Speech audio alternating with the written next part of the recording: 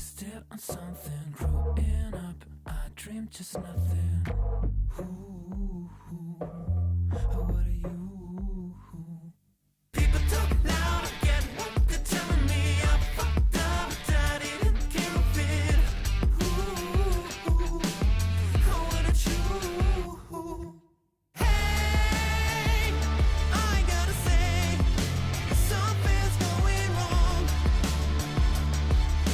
and everything's upside down. I'm falling. Hey, I gotta say, I'm always on a run.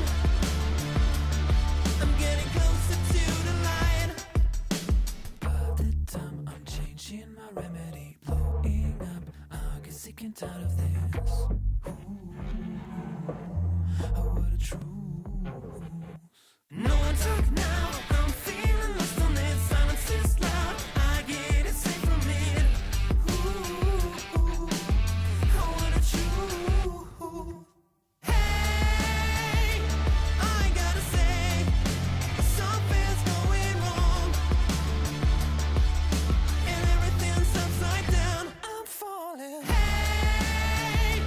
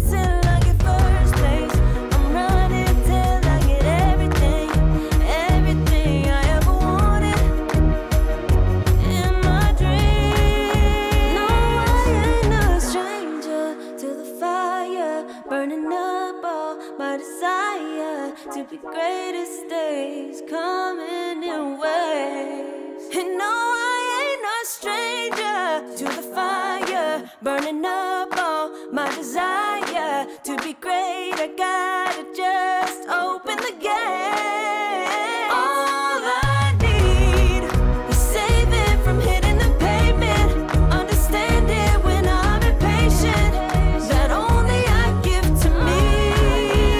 All I need is a little love in lonely places, the strength to stand fear in the face, that only I give to me.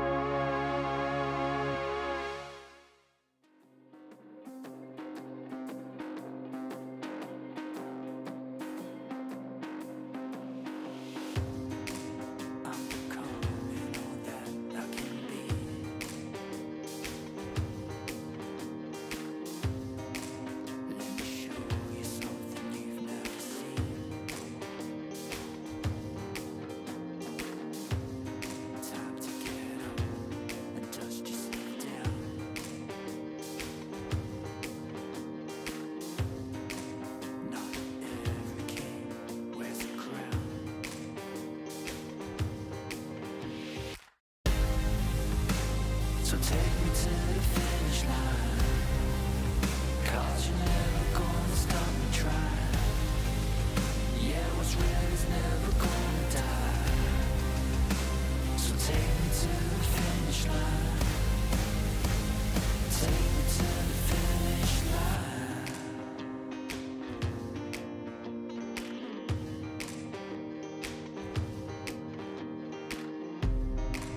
Keep on running till I get to the top.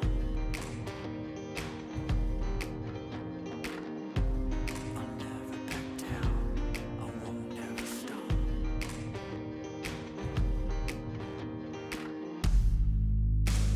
Take me to the finish line, 'cause you're never gonna stop me trying. What's real is never gonna die. So take me to the finish line, take me to the finish line.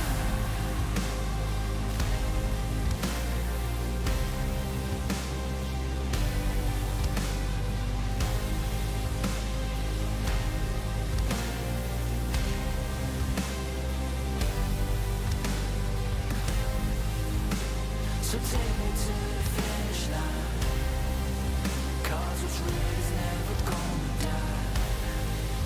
Yeah, you're never gonna stop me trying. So take me to the finish line.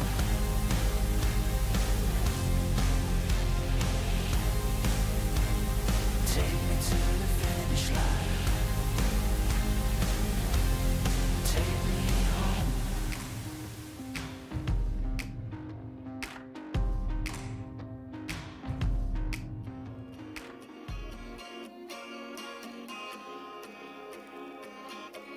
Yeah.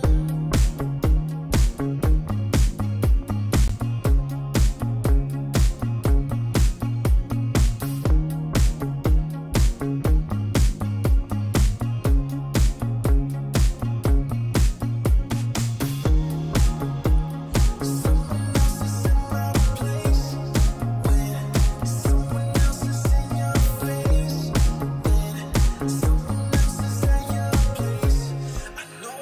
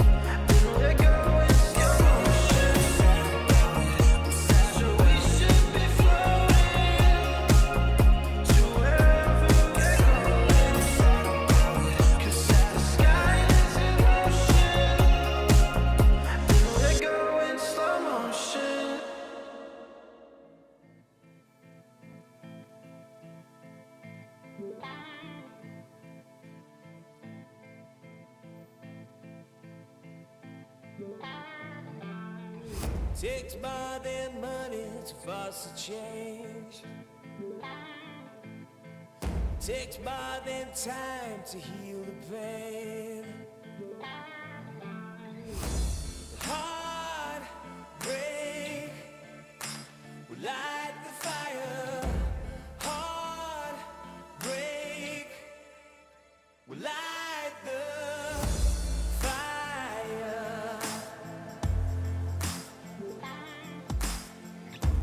Fire will light the fire.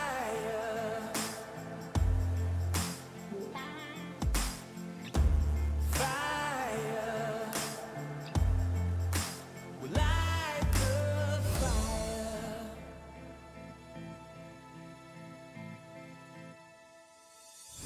Takes more than money to force a change. Takes more than time to heal pain. Heartbreak will light the fire. Heartbreak will light the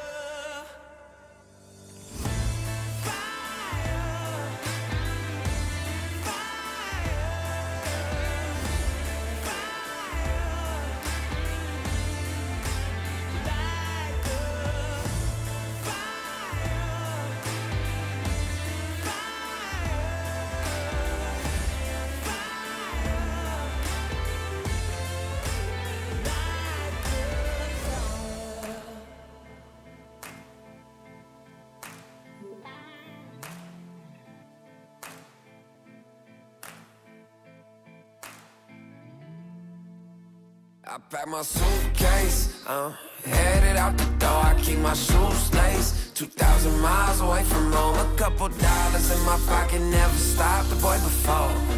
I load my bags and hit the road. Miles past, turning back, found my track, face the fact, she a core one. Never gonna settle for none, stay up every night till I won. Don't want a slow rise now, I'm confident opulence isn't a long ride out. When I look back now, I'm astounded. A quiet boy from old age, but always thought the world was a stage, yeah. I celebrate one last late night, my old life ain't staying. I pack my suitcase, headed out the door, I keep my shoes laced 2,000 miles away from home, a couple dollars in my pocket, never stopped the boy before. I load my bags and hit the road. I'm headed to LA.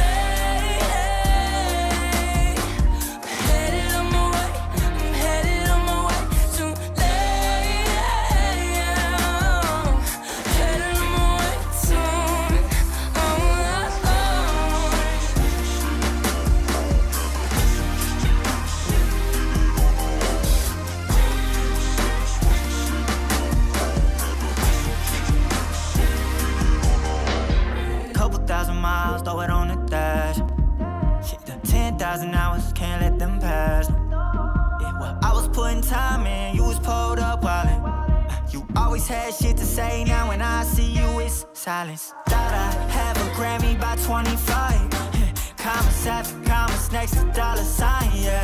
To remind myself why I'm living this life. Look at all the late nights, it'll all come in due time, yeah. Made for the fight, for the pain and the climb, tied to the life I chose. Stay through the night, another day, not a dime. Race against time. I couldn't just lay by and wonder what I could have made mine. I'm closing on the moment, no one's gonna hold me down. I pack my suitcase, headed out the door, I keep my shoes laced 2,000 miles away from home, a couple dollars in my pocket, never stopped the boy before. I load my bags and hit the road.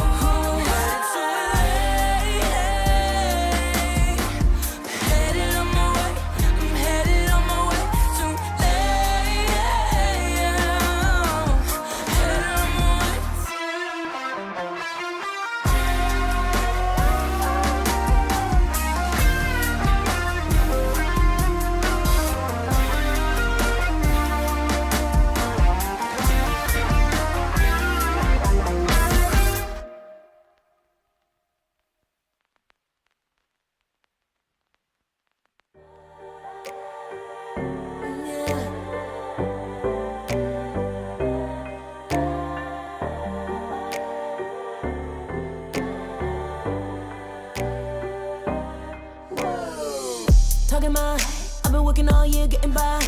Looking for the high, taking all my time. Breathing a new life, feeling fine. Like I don't gotta be something society wants me to strive to be. Got my own energy. So magnetic in the spotlight. Shaping my own world with my own mind. Don't talk about me unless you alright. You gon' see I'm finna real free, protecting my energy. Gotta protect my mind. I'm breathing in new life. It's time that I realize what feels good ain't always right.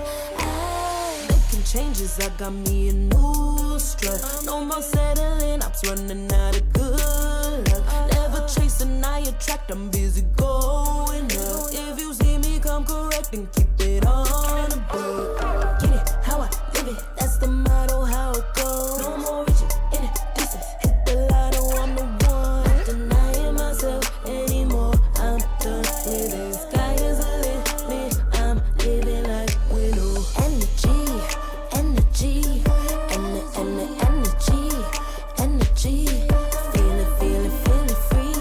Feeling free. Energy. Gotta protect my mind. I'm breathing in new life. It's time that I realize what feels good ain't always right. I'm feeling good, feeling free. Feeling good, feeling free.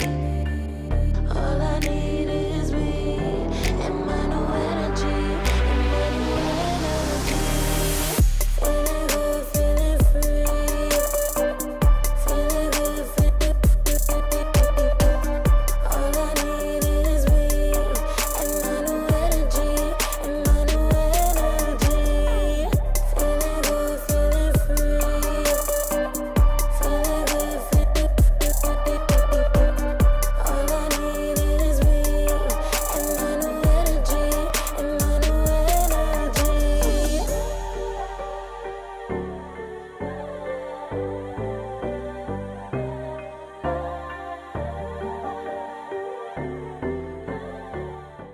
ESL One Bangkok is brought to you in part by Intel Arc, Acer Predator, DHL, Kadia, Monster Energy, 1xBet, and the United States Air Force.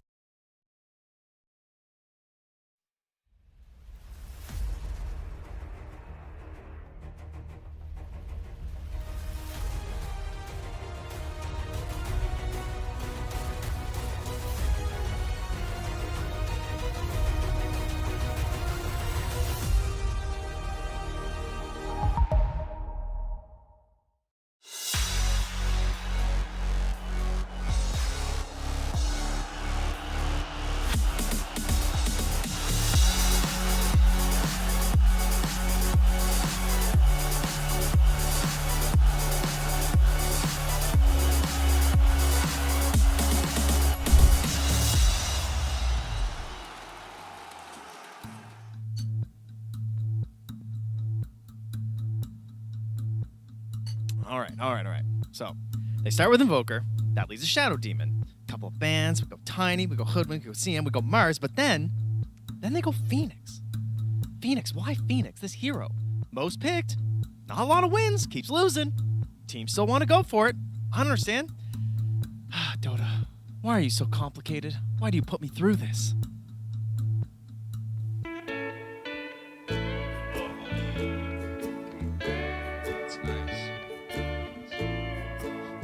Wait,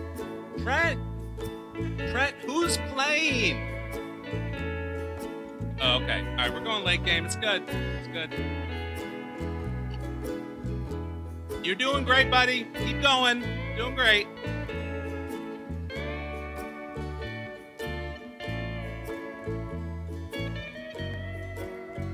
In this tournament, 6-0-14 on the Mars. After that Doom performance in the last game in a bar. Okay, sorry, I cast a curse. That's my bad. That was impressive. I gotta say, That's on me. You sorry. have a gift. They move in immediately, jump forward, blink in. Crick, he's in trouble. Do they have enough? Yes! Look at that combo! Dude. Oh, and the pulverize! Malrine is off to the side. Can they get onto this sniper? Look at Satanic. Yep. He spots Malrine. Whose gem was that? Did he just, they just dropped that gem? Oh, snaking, no! No, I can't be. I'm standing up in the falcon's nest. They say don't enter a falcon's nest when the young are feeding, and Malorine's playing a pup. So what am I supposed to do here? Be quiet. That's a good one. That's a good one. Oh, he's not there actually. I probably should have looked. Puts on sunglasses. We're going kinetic.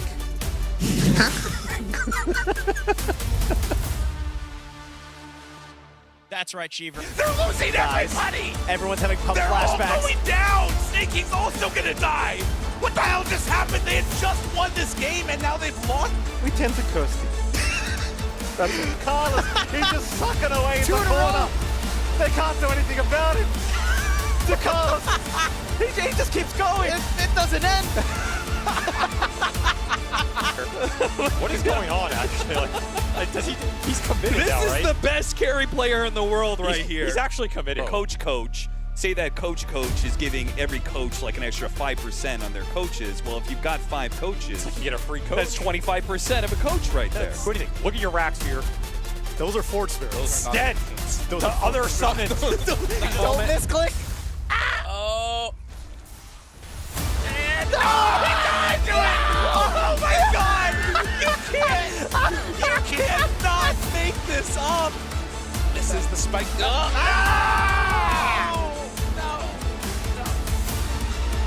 Oh, yeah, nice. There. Oh! Oh, Satanic. He's on to him. He finds him out of nowhere. What a pounce! Everyone's still alive, save somehow. On a slither of HP, walking away as no one's the one to go down. Chrysalis still not popping his BKB. Oh boy. Whoopsie daisies. It happens that quick.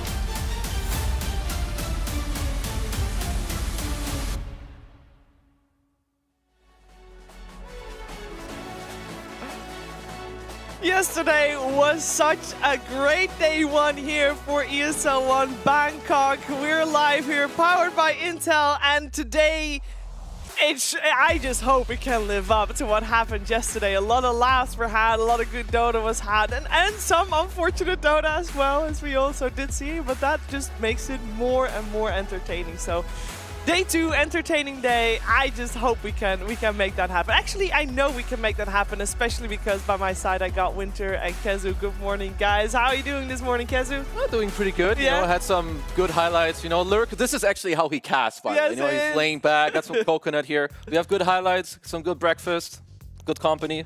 Mr. Winter is also here. Yeah. I also had my coconut today, my daily coconut, one coconut Daily coconut Did you intake. know it has a lot of magnesium in it? It's very healthy. She rambled all the stats this morning. Yep. Hey, now it's true. I know. It's true facts. I tried to, you know, justify the fact that I had 3 drinks for breakfast, which You they're all managed. healthy. You made It's it like, sound very I got healthy. the juice, very healthy. I got the coconut, very healthy. Cappuccino?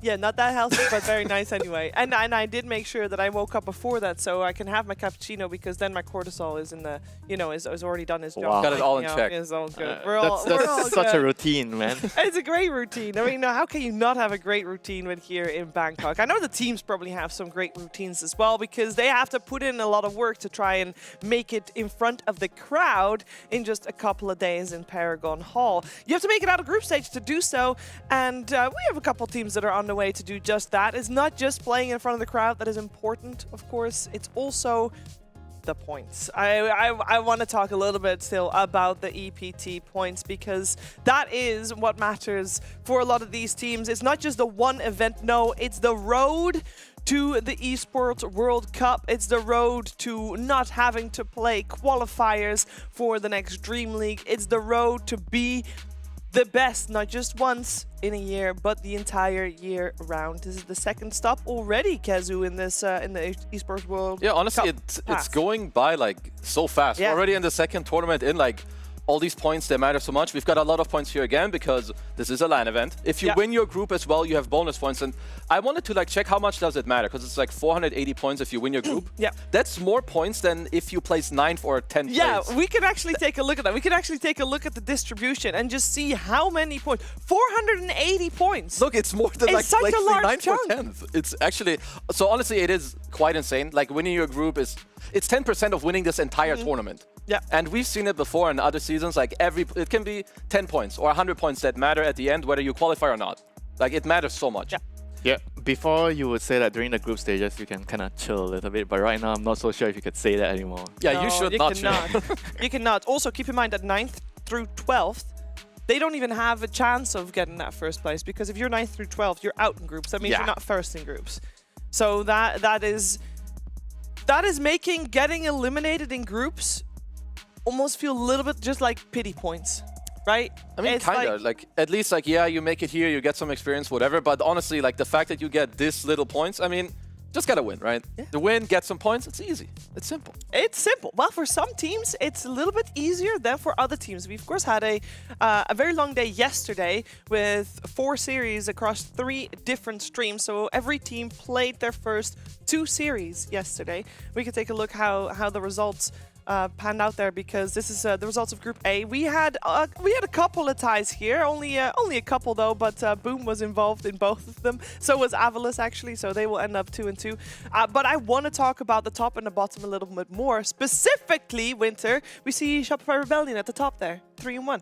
Yeah, definitely a surprising result for me.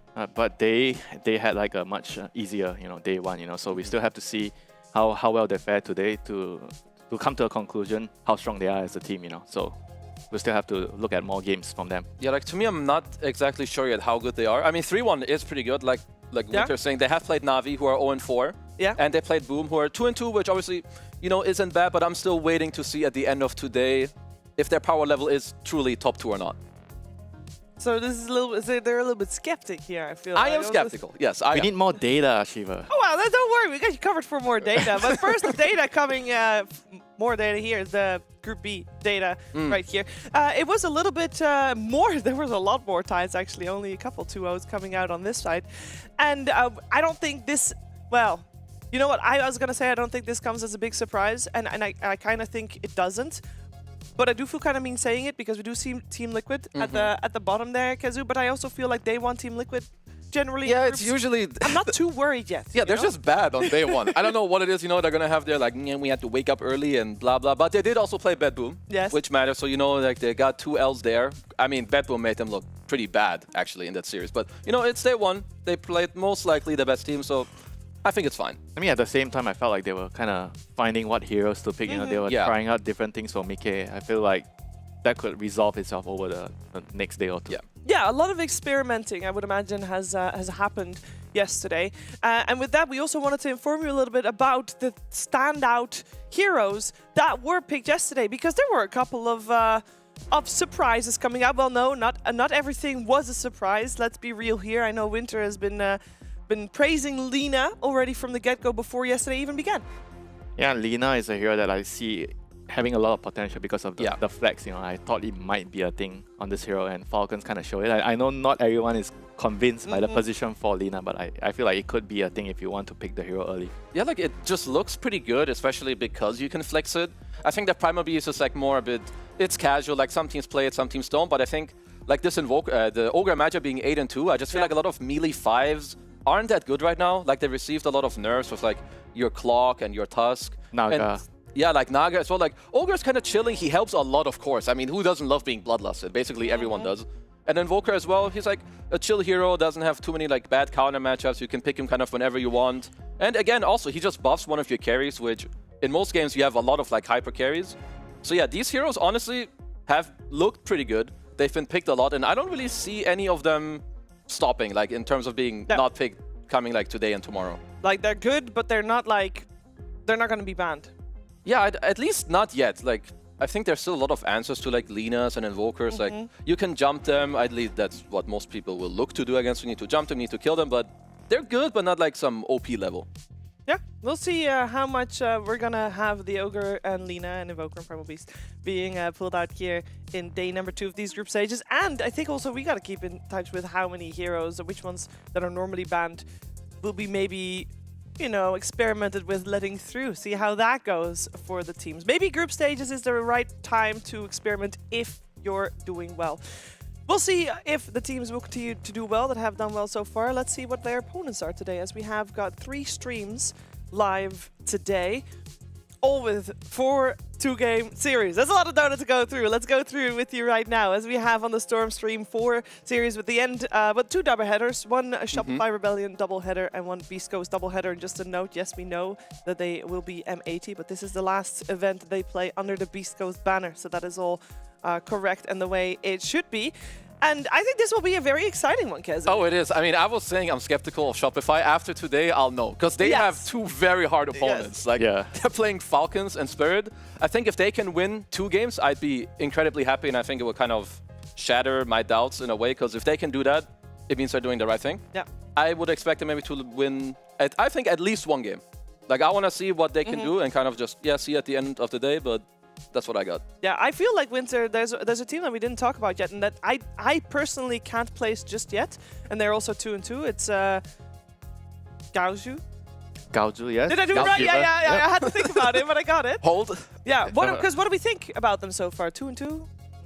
I mean, doing okay, especially being the Fart Studios of China, you know. Yes. Exceeded expectations. Exceeded expectations. I believe they also have a series on the Ember stream coming your way, as that will be our secondary stream. There they are. They're against Paravision today, as Paravision and Na'Vi have a doubleheader on the Ember stream. And we have Liquid going up against Paravision. That's another tough opponent for them.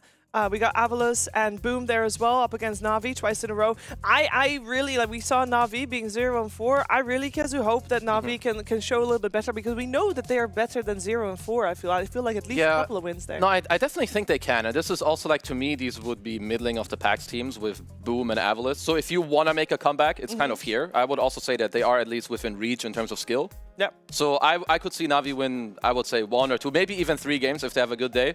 Because, yesterday 0-4. That's not the one, Winter. That's not what you want to do. I mean, their players are also, I think, overall less experienced compared to ours. I think they are. The 5 Owlers players, sure, they are kind of like a new stack, but most of them have already played in a decent team before in the past for the last couple of years. So I don't think they are in the same category. In terms of experience, skill, maybe yes. Yeah. I think they are more or less the same. Very true. We got to take into consideration that for a couple of these guys, this is just a very unfamiliar environment in terms of playing on a LAN at this scale, at a hotel at this scale as well. Just makes everything a little bit maybe extra tense. Let's take a look at what happens on the main stream today. Another 2 double headers. No, that's not true, because the first 4 teams are all different. But I was just thinking about the doubleheader later this afternoon, because that's what I am going to be enjoying. Batches, Miracle! No, I mean, you have to, guys. Come on, you have to. It's just very exciting, Winter. And surely you also look towards the second half of the day very fondly. Just want to sit in the lounge, you know, enjoy some Miracle, Morphling. Yeah. If I can. Hey, they're 2-2 so far. They have delivered. No, they're good. Like, people always like to say, you know, when you're a Secret and Nigma or Alliances are like, yeah, they're so bad. They're not. Like, they're good. You know, one thing I'll add to that, Ogre has a high win rate, right? And they are one of the teams that are picking Ogre. Yeah, and they play Ogre Morph. It's good together. They're chilling. You know, they're vibing. They're also a new team. You know, give them some slack. They have Omar and Noob. This team's good. They're gonna be chilling. Yeah, and they have had a lot of practice as well. So by now, I have high hopes. I just am really hoping that we're gonna see Miracle in front of a crowd. I can't imagine. Let me see. Group B. It's possible. I think it's not easy, but I think they can definitely make it out. I smell some copium here. I knew someone would pull it out. I knew someone was going to... You might be smelling something, or maybe you're smelling someone. That's right, Cheever. Take it. Yeah. Hello? Hello? Hello. I was eating. That's not edible with knife and fork. That looks delicious. Yep. I'm here in the player lounge. And there's no players in here. It's just me, actually. There's also no food, I think, yet. So you're early. What are you talking about? There's food here. There's plenty. Yeah, okay. I challenge you to cut that with knife and fork. I'll do it. Don't make you know I will. But we do have food. We do? Here at the Bangkok Major ESL. Oh, that looks 2024 succulent. A bowl Thailand. of water. Kezu, can we restart? Can we go back a second? Because Kezu interrupted. Oh, sorry. Yeah, just Yeah, be quiet for a yeah, second. yeah. So the Kezu, I can't do it anymore. So we got boiled water here. Got some boiled water on this. Stop laughing. It's not funny. We have more boiled water. I don't think the food is out yet, actually, if I had to guess. And of course, there's plenty of it's not. teas here. What? Teas? Yeah. Can you bring me a tea? Not tea. Oh, that's not good. I'll just leave that like that. Not Tea Governor. He's on the B stream. With, Can you bring me a tea? Who's the other British guy that? Whatever. Nomad. Yeah. Nomad, he's also on the stream. Some hot water. With tea, actually. Yeah, really good stuff here. Content coming out for me. Kezu, stop No, you're laughing. doing really good. You're doing Keep good. it up. Keep it up. Please keep it up. It's actually really healthy to have hot water in the morning, by the way. That's something that clears the You're bowels. forgetting the honey. You're forgetting the honey or the He's lemon. zooming in on me. I bel- don't want to drink this. I It's believe- really hot. It's I really, believe really there's hot. lemon there as well. I suggest you Oh, put should I some put some lemon lemon in it? Yeah, it's very healthy Where's for the the lemon? gut. Oh, I see the lemon. Okay. Yeah. Yeah. Yeah, we got everything here. Okay. And the little jar in between the milks is honey. Maybe you want some honey in there as well. Kezu, you like that close-up of your ring? Yeah, I'm glad like you're that? still wearing it. Can I have it feeling- back, you dumbass? You feeling jealous? Don't swear on the panel. You're a professional. Is I am. dumbass a swear word? Throw the trash. I don't know. Jenkins, is it a swear word? I don't know, man. You know, I agree with what you said about Nigma, by the way. One good point that you raised is people like to shit on these teams, but they're actually good. They're winning. They're beating good teams. Come on. Don't be such a dumbass. Stop lying to us, Andrew. I Yeah. know what you think about that. Backstage, you Bro, flame them all the time. Winter, you can't just shit on every team that there is and call yourself an analyst. You've not said anything positive about any team. Everybody goes to you and says, No, that's not true. That's not what do you have to true. say about the SCA region, Winter? And then you just go, they're bad, and then call it a day. Okay, you can't do that. Not all of us phone it in here. I've heard positive things from Winter Jenkins. Just Thank you, prove it Shiva. without- Look at the panel. Okay, is there anything else you want to see from me here? You want to see the coffee The machine? coffee, maybe, yeah. Yeah, here, Yeah, I'll yeah, put some yeah. coffee in Let's this put it as in the well. water. Go. I'll put an espresso. In the, Oh, hey, that's called Americano, so you're good there. That's with actually the a drink. the hot water and the espresso? Yeah, that's an Americano. Oh, well, I knew that, Shiva. Of course I did. Very good. Normally you not do it the other way working. around, though. I'm going to need I some think help. actually if you do the espresso in last, it's called a long black. For some reason they changed names. I don't know why. I Is don't it- know. Oh, I it's, don't it's coming out real It's coming fast. out. He's panning up to me. Pan back down. It's coming out now. We Oh, gotta there it get goes. the action shot. Look at it. Wow. I shouldn't have Very said good. that. Yeah, there we go. Great. I'm not drinking this. It's Why got- not? Oh, man. It's a long black. Yep. Drink my long black. Save some for me. That's actually not. Okay, no, that's not good. The aftertaste really kicks in. Okay, I will say the lemon is probably not great. I think that needs more lemon. I think it actually needs more lemon. Oh, I don't know about that. Put in a couple of slices. Very good. Oh, yeah, that'll do. That's good. Very good, Okay. Jenkins. Keep it Yeah, up. that's it for me for this check-in, guys. Yeah. Really good. Thank you, Jenkins. Really great stuff coming in here. Thank you very much, And we'll send Jenkins. it back to the panel. Yes, that's us. Thank you very much. And of course, Jenkins is going to be keeping us up to date with what the players are thinking throughout the day. And well, with two people that are also going to share their thoughts with us. Trent and Lyrical. What? Hey. Trent? He's sunbathing again. Yeah. Hey! Just in time. Yeah, we're on, We're- actually. Hey, how's Hey. it going, everybody? Hard day at the office Spirit. here, Gabe. Yeah, we're doing good. Trent, what Yeah. you saw some stuff, right? There was some cool things that you're expecting In from Dota, getting ready for Yeah. the games. Yeah. Yeah, Yeah, the that's what we Dota. do. Yeah, no, it should be an exciting series. You know, I went through, watched some of the games that we didn't get to see yesterday, but luckily we already got to watch Spirit and Avulis in separate series, so we're already a little Avulis. familiar with what they're doing, right? Absolutely, Yeah, Trent. Trent. That's good. Trent. Back to you guys. No, Trent, Trent, I we have need a to- question. We need to talk to you about something. Uh-oh. So what two teams you got coming your way? Spirit and Avulis? And say this. What's the name of the second Avulis. team you mentioned there? Avulis? He's Canadian. How dare you? This is messed up. This is Avulis. This is Canadian stuff. You guys are being mean to a There's, Canadian. there's here. no ooh in there. It was Jenkins that was it's there Avulis. first. You made fun of his Avulis. lemon coffee. Now you're making fun of his boo-boo-less. Yeah, this is really hurting my culture. Yeah, lemon and coffee is very normal in Canada. You know, actually. Trent, just Yeah. make fun of how she says gaozu. Gaoju. As we mentioned. But anyway, I was trying to talk about their gameplay, Yeah, which we yeah, really yeah. enjoyed. Yes. Okay, we talk about their Nyx good. Assassin plays, setting up for the Yeah. Darks here, using it to get the levels. Yeah, okay, panel. Yeah. Grow up, guys. We're gonna All talk right, about we're the trying to watch nails. some Dota. Come on, Trent. And the other Yeah. thing they did was a lot of good mobility across the map. I want to see Dawnbreaker in this series. What I want to get I would to. like that. Both teams. Yeah, I Playing would very like that. well with the hero. Looking forward to seeing and mostly the hearing Dota you guys commentate Mhm. the upcoming series. So thank you Yeah. very much. As I still have one thing to do. Please hold. Please hold. Man, these check-ins are really good. Smile. Smiling? Okay, cool. Make sure you also share how you are going to be watching ESL One Bangkok using hashtag ESL1. That's right. On any social channel. Any. Really, any social channel. We got them all. I got the Blue Sky, got the tweets, actually X, sorry. Got the Facebook, got the Instagram, and anything you can come up with still as well. And while you're doing that, we're taking a quick break, but when we're back, it's time to start talking about Spirit versus Avalos. Avulus. Avulus. Waking up, playing some Dota, it's just been part of my life for 20 years, and I don't think that's going to change anytime soon. Where we are in the history of this game and where it's come from and how much has been accomplished, I think compared to basically any other esport, it's the best. So I'm grateful for Dota 2 as a game because Dota as a culture supersedes where we come from. You are a Dota player first, and I love that. I don't know how to put it together. Ever since I found you, my life just got better. Better than this, better than that, better than anything I ever had. Better than this, better than that, better than anything I ever had.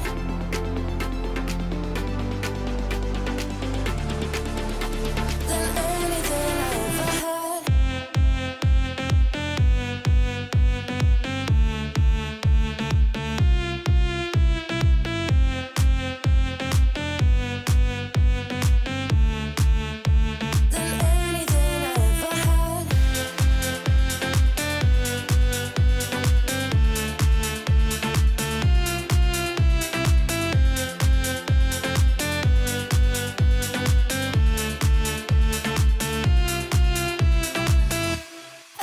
Every time I start to doubt if I'm good enough, looking straight in your blue eyes makes me feel better. Better than this, better than that, better than anything I ever had. Better than this, better than that, better than anything I ever had.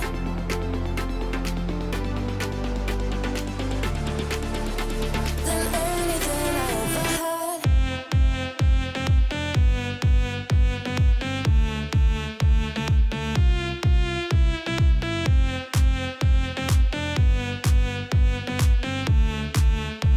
Than anything I ever had.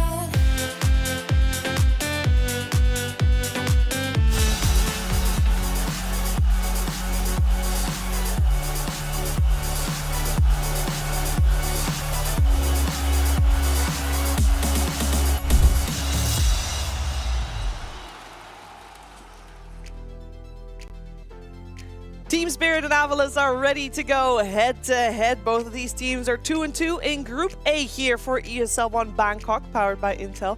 And they're heading into day 2, and they want to have some more points on the board by the end of the day. And against each other, we'll see what they can do. And we're going to dive straight in. So I want to start talking about Team Spirit, but actually before we start talking about Team Spirit, why don't we listen a little bit to Jenkins, who's talking to Maposhka, and also learn a little bit more about Thailand, because I just want you guys to know that the national animal for Thailand is the Thai elephant. Isn't that right, Jenkins? That's right here, Shiver. I'm here with team captain of Team Spirit, Maposhka. How you doing? Very good. You guys had a 2-0 yesterday, and you got 2-0'd. What are your takeaways from both of those series? I think against Sparkons we just didn't play good enough. It was like lack of skill a little bit. But against Navi, everything was very good, like our drafts. I think we outdrafted them in both games and also outplayed. So games was pretty easy. We'll see what will be today. As the heart of Team Spirit, of course, Miposhka, 2-time TI winner, maybe 3-time TI winner soon. You hope? Like, why is it that all of your games are so crazy and so back and forth? Even when you win, it's back and forth. I don't know, actually. I would like, of course, I would like to play without, like, without that comebacks. Just like win early game, win mid game, and destroy throne. And I would like to play really easy games, but every time it happens that we need to do some crazy stuff in games and come back on 20k in networks. Yeah, I don't know why, but what I can do. It's much more hype. I love watching your games. What do you say to the people out there that say, Hoodwink's not a 5, you can't play this hero, it's a 4 position? What do you have to say about that? I think it depends on player. It's not about role. Right now, it's there is no really 5 position player or 4 position. It's more like 4.5, both, in my opinion. So it depends. Like, for example, if you pose 4 player playing some Clockwork and pose 5 playing some Chen, for example, of course, Chen will farm more creeps and more networks, and also it can change if I play some Clockwork or some not greedy hero, and my post 4 is playing Rubik, like some greedy hero. Yeah. So of course he will farm more. So I think it's not really matters right now in meta. It's more depends on hero and players. Okay, thank you very much for the... When I play Hoodwink or Enchantress, I'm the real carry.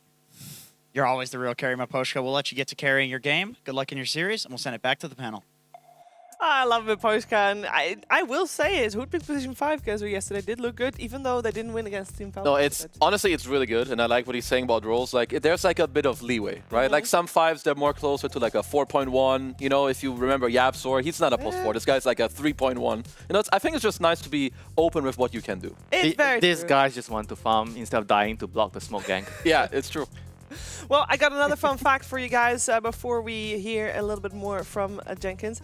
And that is that 16 million years ago, elephants and their ancestors have been, well, for the last 16 million years, they have been in Thailand, which is a very, very long time. Isn't that right, Jenkins? That's right, Shiver. I'm here with Zibei from Team Evolus. That's great. I don't know why I did the Nardwar thing there. What do you say to the people out there that say, Zibei, he's the funniest guy in Dota ever since he was drinking out of the shampoo bottles? He's the funniest guy. Do you think you're the funniest guy in Dota? No way. I will troll a little bit sometimes, but you know, I'm more of a serious dude. When's the next Zibei bit coming out? Like, when are you doing your next shampoo bottle drinking? You'll have to ask my manager. She's taking full responsibility. I'm just a guy contributing to the in-game performance. Just a chill guy. Just a chill guy. Speaking of in-game performance, you guys beat Falcons last night. You were super hype about that. Now that you've had time to process, who is the MVP of that match? Me, obviously, but no, I actually, I think we made some really nice adjustments, like in the series before that, and it like came down to like Stormer and Eki, who made like some like comments about like how our mental game was working, and we made some good adjustments in the Falcon series. Like we were ecstatic after we lost game 1 too, in like our worst performance ever because our mental was so good. So like I really think everyone like stepped up and like really did really well mentally in the Falcon series. Wow. Okay. So out of game stuff. So speaking of that, what did you guys do last night to reset after this match?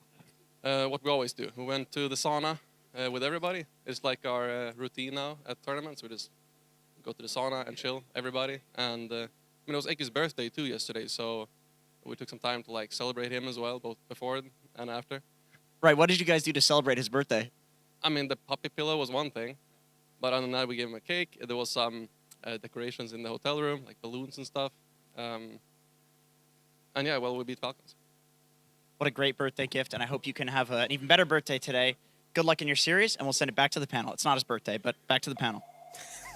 Thank you very much, Jenkins. As yeah, I'm happy that they got to celebrate Eki's birthday properly, and it is interesting to hear from them, Winter, because them saying like even their loss was celebrated because they were doing so good mentally. That's very promising to hear for a team that is relatively new. I mean, you hear this time and time again, Dota is a mental game. There's a lot going on, on the mental aspect. If you're losing but you still have the right mental aspect, it means that you have a higher chance of climbing back up after you lose. I think that's what makes the difference between a tier 1 team and a tier 2 team. When you lose, how you deal with it. Yeah, and I think also like how you lose, if you do end up losing. Like if you look at, let's say a team like Spirit or Falcons, when they're losing, they still make it like really, really hard for you to actually like close out the game, right? Because they understand what they need to do, what to tell each other, guys, what do we need to wait for, what are we playing for, so that they can do that as a new team, and it's something that they are aware of. I think it's like a really, really good step for like all their future coming games. Well, I think Trent's going to be happy. He wanted the Dawnbreaker. He gets got it straight up. First pick coming out. We're in the draft, and Team Spirit got Dire, and first pick, Avala's Radiant, and second pick, and therefore overall last pick. And we are well and truly in it. And I wanna highlight something, because yesterday and also in our highlights, we did see that Eki had a rough time on his Nyx Assassin. Yep. There was also, especially in the game that they won, one moment where he did really well. He got spiked Carapace off at exactly the right time, which is wonderful. But this, like, it's still banned. The Nyx Assassin is banned, and that is with... Okay, it wasn't good. I mean, look at the ban list though. We were talking about his Lion. Yes, and we were. So we talk about his comfort heroes, right? Lion and Bear Rider, and then they pick one and they ban the other one, and they decided to ban the Nyx because they probably wanted to open with the bat. I think that's the logic here. Yeah. Even though he played the Nyx to not like a very good level yesterday, but it's still good against the Bear Rider. Yeah, I think like both the points, especially the one Winter just made with his comfort, all of his comfort that at least we know of and we know him for, they're out. And I think secondary, if you play against Spirit, if you have heroes that are good at playing the map, it's pretty good against them, because they play 4+1. They are gonna split up. They are gonna play in groups. So not having to play against Nyx for Team Spirit is probably pretty good. So honestly, I kind of like their prep, and at least what we're seeing here so far. I mean, Avalus, Zibe is very good on Dawn. Like outside of his Zoo heroes, this is absolutely his next go-to and his best hero. But we had this discussion yesterday about Dawn against Bat, where it could be difficult for you if he pulls the hero out of your ulti. Then it can be annoying. So it can kind of be like a good way of dealing with the Dawn Solar Guardian. Yeah, so I think it's nice for Avalus if they can... Because you don't always want to use your Dawn ult defensively. I think especially against Bat, with what you just said, it's already kind of annoying. And usually you want to have this hero with heroes that go in. You want to have like spirits on the mid lane, or carries that like jump in. Just like heroes that you can abuse. Like you're either going to do that, or you're going to try to end up playing like some turret draft where if you feel like, okay, they're going to jump my whatever, Drow Ranger, if we keep her alive, she's going to kill everyone. Those are like one of the two ways. I like the Magnus pickup. I feel like there was a lot of talk about Magnus going into this event altogether, and I think in our games that we had yesterday, we did not see it. Did you guys see some games where the Magnus went RRP when they have a range carry? So basically, basically in the team fight, he just waits for them to go on his range carry, and then he just pushes them away, so you protect the carry. I did not see it, but that sounds fantastic. I have seen it, because Ari loves it from +4. I mean, the idea is also if you play against a saving hero like Pugna, because instead of putting everyone on the same space, you separate them, right? Yeah. So you jump behind the carry, but in front of the save, and basically you push away the saving guy and you push in the carry. Yeah, I know how it works, but it just still sounds so bad. It's not as bad. It's not as bad as people think. No, I don't think we'll see it here. Okay, I'm not trying to sell it. Especially not with the Lich. I'm a big fan. I mean, at least I think Spirit's first 3 picks look very strong. Like I think 2 things that Dawnbreaker and Pugna don't deal well with is displacement. You have 2 of them. Lich is also like really strong when it comes to laning and setting it up. So yeah, I think Avalus, this double pick is not super easy for them, and I feel like they need to nail this one. They do. I mean, the Lich is just very good into the Dawn in the lane, because you can stop the Starbreaker. I think that is like one of the biggest aspects. When you're laning into the Dawn, you need a support that can stop the Starbreaker. Yeah, it's very satisfying to gaze when... Yeah, I know, right? It's actually... It feels so good. Especially since Dawns are not that... Like, the mana you use versus the mana Dawn uses percentage-wise is definitely feel-good move. I mean, okay, so what do you do here? If you're Avalus, you need to pick your other support and 1 more core. Yeah. I feel like the Pugna is probably a 5, because I guess you want to lane against Bat, which means I think you want to look for Eki's hero, which could be maybe Willow. Yeah. At least though that hero's kind of annoying for like Meg. Ruby? That's the other hero I had in mind. I feel like it's not one of his specials, but... It's kind of good against I feel like those were the 2 forwards that I'm kind of like eyeing. And also another thing to note, like against Magnus, would you consider Spectre like a reasonable approach against Magnus? I think so. I mean, maybe not 16, 17, because the mag can still be open to like other stuff, but overall? Or do you feel like there's a way that they can do it here? Yeah, probably difficult. You could run into like some counters right away. I mean, Spectre in general, I think theoretically is very good against Magnus, but you never For sure. So he can't skewer you in the team fight. Yeah. Out of position. Well, they go for their Invoker. I mean, we saw earlier this morning, it has a fantastic win rate with Shadow Shaman. That's unusual. Shaman did receive a buff. Yeah. Like, what is it, 10 base attack speed? Which is a lot for this hero. And people are going for the Dispel on your teammates. This is the cluster clock. Like, yeah, so you can save your teammates, which is also pretty nice. Yeah, it's very good here against the Bat Rider. You get the Dispel. Yeah, so honestly, I can kind of see it. I think this is But the range is kind of poop, no? Yeah, it's not the greatest. I mean, you get Lens. Yeah, but he's also Shadow Shaman, so...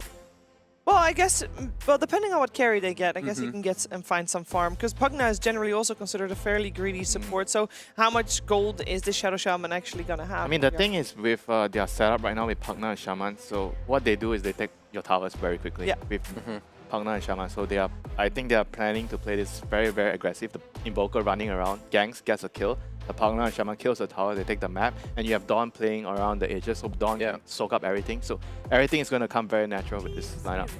The only thing I'm not super sure about, at least for Avalus, is that I feel like this, a lot of the time after laning stage, what's very important is how your mid and your two supports interact together. Like, they're strong as a three-man ball, sure, but that's only until Spirit have items or can go on them. Like, when you lasso or RP or skewer any of these heroes into your own team, they're all going to lose positioning and they can't really save each other unless you're clutch with, what, like a pre-hex or you save the guy instantly.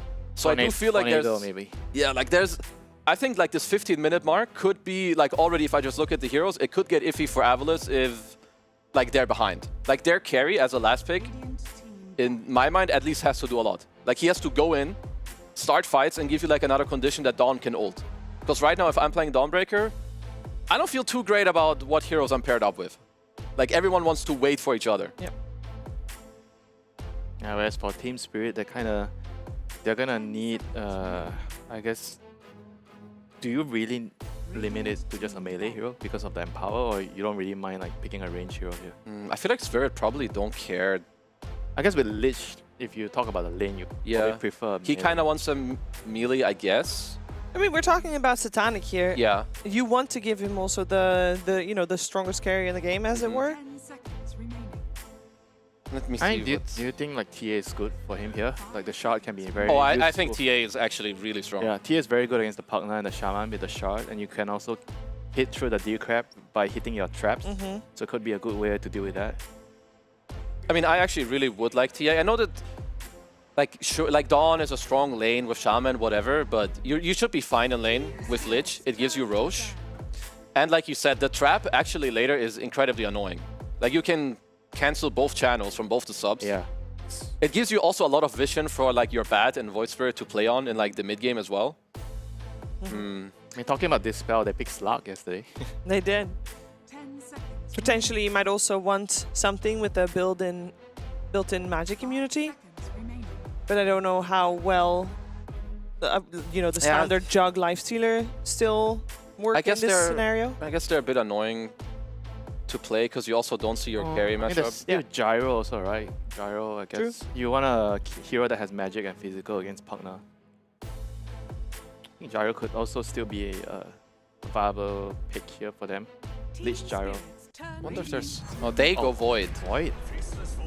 I mean, isn't Dawn like a... I feel like Dawn is like a pretty straight up counter to the Chronosphere. You Chrono his teammates, he just drops the Solar Gun on top of you. Yeah. I mean, I think in that way it's pretty annoying, but I can see Spirit how actually in mid-game, if they don't hard commit with the Chrono, he is pretty annoying for these Radiant heroes. Like you time walk in, you dilate them. Like if you play on a long fight, I think Spirit will nearly always win it.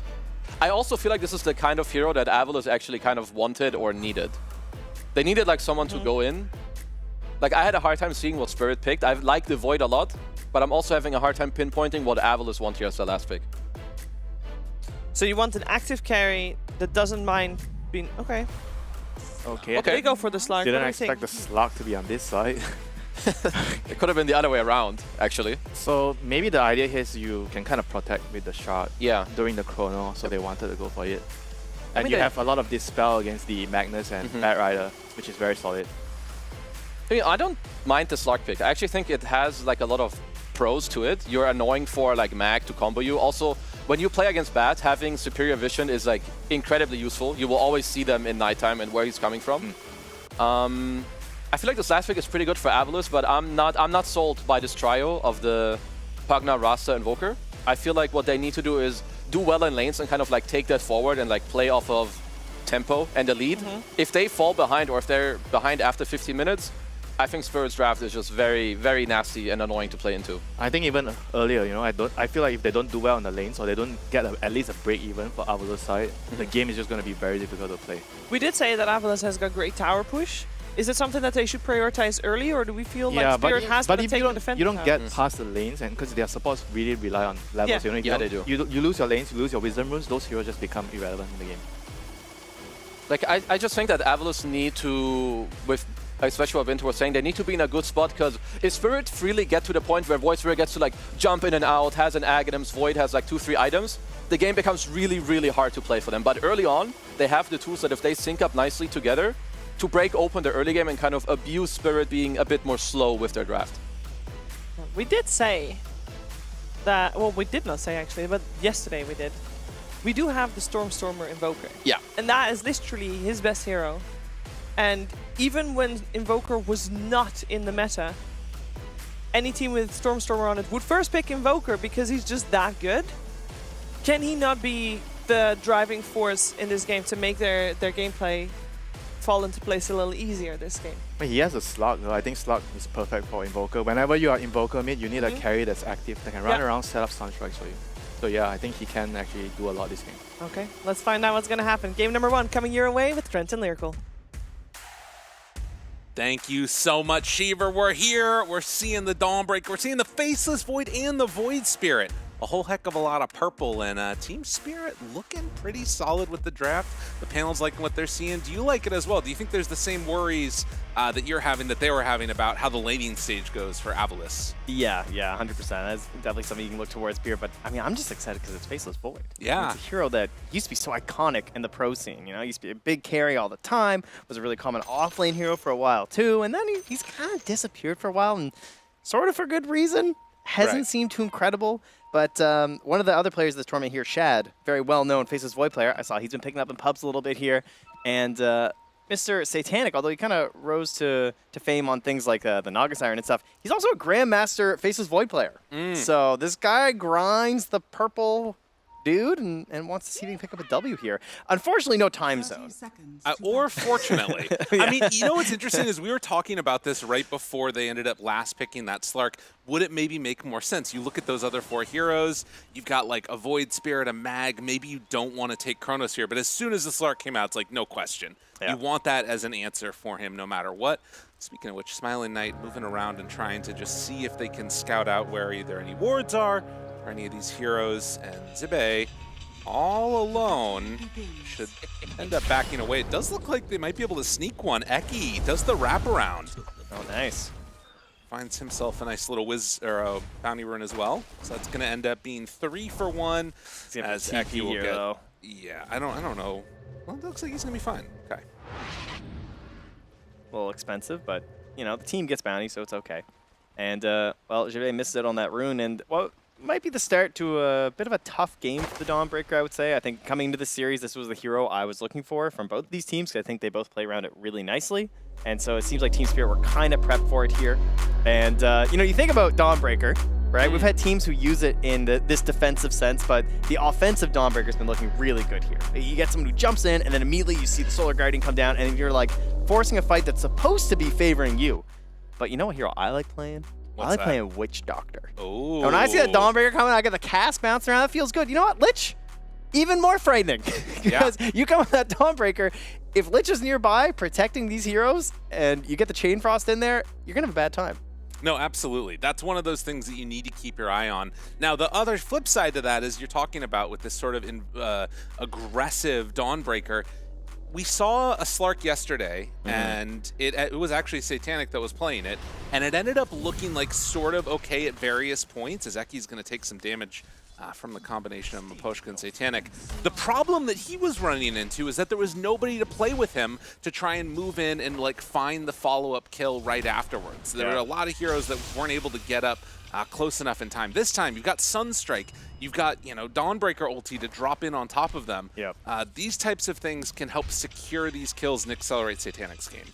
Yeah, it does have a bit of a static support duo in a sense. Like, it's, you know, you have to get like a Blink Dagger or something going for the Shadow Shaman. Don't have a lot of reach. Pugna is going to typically be pretty short, you know, stubby armed for a lot of the game. But yeah, it's going to be the Invoker and the Dawn that really have to do a lot of the heavy lifting there with Smiling Knight. And, you know, him also being a Grandmaster Slark player, this should determine which carries better. Okay. Obviously, between Faceless Void and Slark, we have two masters of the heroes in this one. Interesting. Oh god. All right, well, Snakeo's dead. He's trading a lot down there. Ends up bringing both the offlaner and position 4 from Team Spirit down somewhat low. He's going to come back in with full resources at least, and maybe they can try and play a little bit of bully in this lane afterwards. As level 2 on Mag. Yeah, Snakeo just misses a couple of those CS, but Malik should be fine. Yeah, there was definitely a question coming into this tournament if Magnus was just going to be like the hero of the group stage. A lot of players were practicing it in the support role. We have players playing it in the carry role in pubs. Yeah, people are busting it back out to the mid lane, and then the most common is generally going to be this off lane, more than likely on the hero. So it's I don't know, it hasn't really come to fruition in terms of being like the super most important hero. We're definitely seeing it banned a lot more than we're seeing it picked. But, you know, as some of these other heroes that have been a little bit more popular start to take up some of those banning slots, we might see that Mag start to kind of filter on down. Absolutely. And, you know, a couple of these other, like we talked about, high win rate heroes, Invoker being the one to really watch for there. And Stormstormer, as the panel was talking about, one of the best in the world on it. He is going to be already off to a pretty even start with the Void Spirit. The big difference maker, of course, is you've got that Elitist, which is always kind of a nifty little bonus there for the Invoker out of the mid. Yeah, the Void Spirit has been this like constant counter pick as well for the past couple of years. Just seen as a hero who can go mid versus the Invoker and get off to a good start in the game. But Invoker, again, at a pretty strong point right now, so it's not like your lane gets super shut down or anything as the Invoker. It's more like Void Spirit can try and match some of those rotations around the map and get some good levels going. Bottom, onto Rue. Couple more hits is all they need. Smiling Knight going to... Oh, good flame break, pushback, and then into the salve to get that separation. That will keep him alive. Smiling Knight will claim the Lotus for himself, and now they wrap back in on a Malik. He's pretty far forward. Yeah, he's got a skewer. I'm gonna try and step over here. Another Pounce Leash. Smiling Knight stacking up. It's a lot of agi. Yeah, 9 now. And if nothing else, it's showing how uncomfortable you feel in this lane for Team Spirit if you're allowing the Slark to just continue to beat away at you. So they will get a little side pull off here, and trying to re-Drago doesn't manage to get both of them.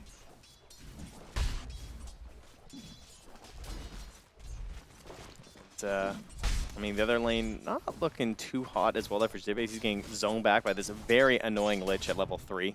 2 points into the Frost Blast, just keep on zapping you over and over again. It's a pretty good exchange for 120 mana. And no real way you can actually trade with it, but they do manage to connect a pull. So Eki's going to get that done as Miposhka's a little bit busy here rotating to mid for the Water Rune. Takes that one away. Should be able to secure the other one, although actually it's going to get taken out by Snakeo. So no bottle refill here for Laurel. That is a little bit frustrating. In fact, Stormstormer, as they move over, are going to try and pressure him out. Take some damage there from the Nether Ward. It's not enough for the kill, but Laurel's going to have to make the walk home. That's a big win. Yeah, that is not great here. And he can deny a lot of this on Stormstormer right now, as you can witness the glorious picture-in-picture here. In case you were wondering how long it takes, it's approximately this long. Yeah. Get all the way back here. Snake goes for TP out. That'll be just fine. Wait, he's under the tower, though. Snakeo ticking down? I mean, he only went back here, so he actually can't come out at all. He has to bring out a salve for himself. Smiling Knight is alone now. Goes up against Rue. Tries to beat him down. And they step in with the Pugna. Nether Blast, not quite enough. Yeah, this is a weird couple of minutes as Miposhka now also going to be found. Zibe able to clear him out as he dies to the neutral creep. Oh, nice. Okay, good use of the stack that he made earlier. Denying himself to it. Should get bonus XP on those. This should go up a level. You know, now that creeps have these levels, right? Like, that's a good point. You know, if they're getting kills, I feel like we should upgrade their spells. Give them some stat gain. Yeah. I like that. There's a ward here right next to Laurel, so he certainly sees Eki there. Oh, he got him with the cold snap and then into the shackle. TP in from Maposhka. Couple more hits. They move forward, try and bring him down. They have enough damage to kill off Laurel. Doesn't quite look like it yet. And with Rue moving in, they're going to be able to bring him down. Stormstormer still in trouble. Does have Ghost Walk ready, but not forced to use it. Went for the snipe. The old cluster cluck not able to save him. Oh, and the cold snap from range. And Seneko takes the haze rune right next to him. That is good. A kill there for Rue, and maybe he can go for more here. It's a little bit of a tough ask. This is, oh my God, this is bold. Seneko, what are you doing, dude? I'm gonna go up here. Oh wow, he's gonna get 2 bounties is what he's doing here. That's really top. nice. Satanic is gonna get pushed back. So yeah, taking another rune from the Void Spirit feels pretty bad for him. In spite of the counter pick, like it's like not the matchup you want. The world's worst bottle. Yeah, honestly. Not getting a whole lot of value in this one, unfortunately. You have those like mythic things of like, you know, a flask that never runs out of water to like a bottle that's always empty. All right, 7-minute mark. Wisdom runes going to be an even trade-off, 1 apiece. Yep. So no shutting down either team here.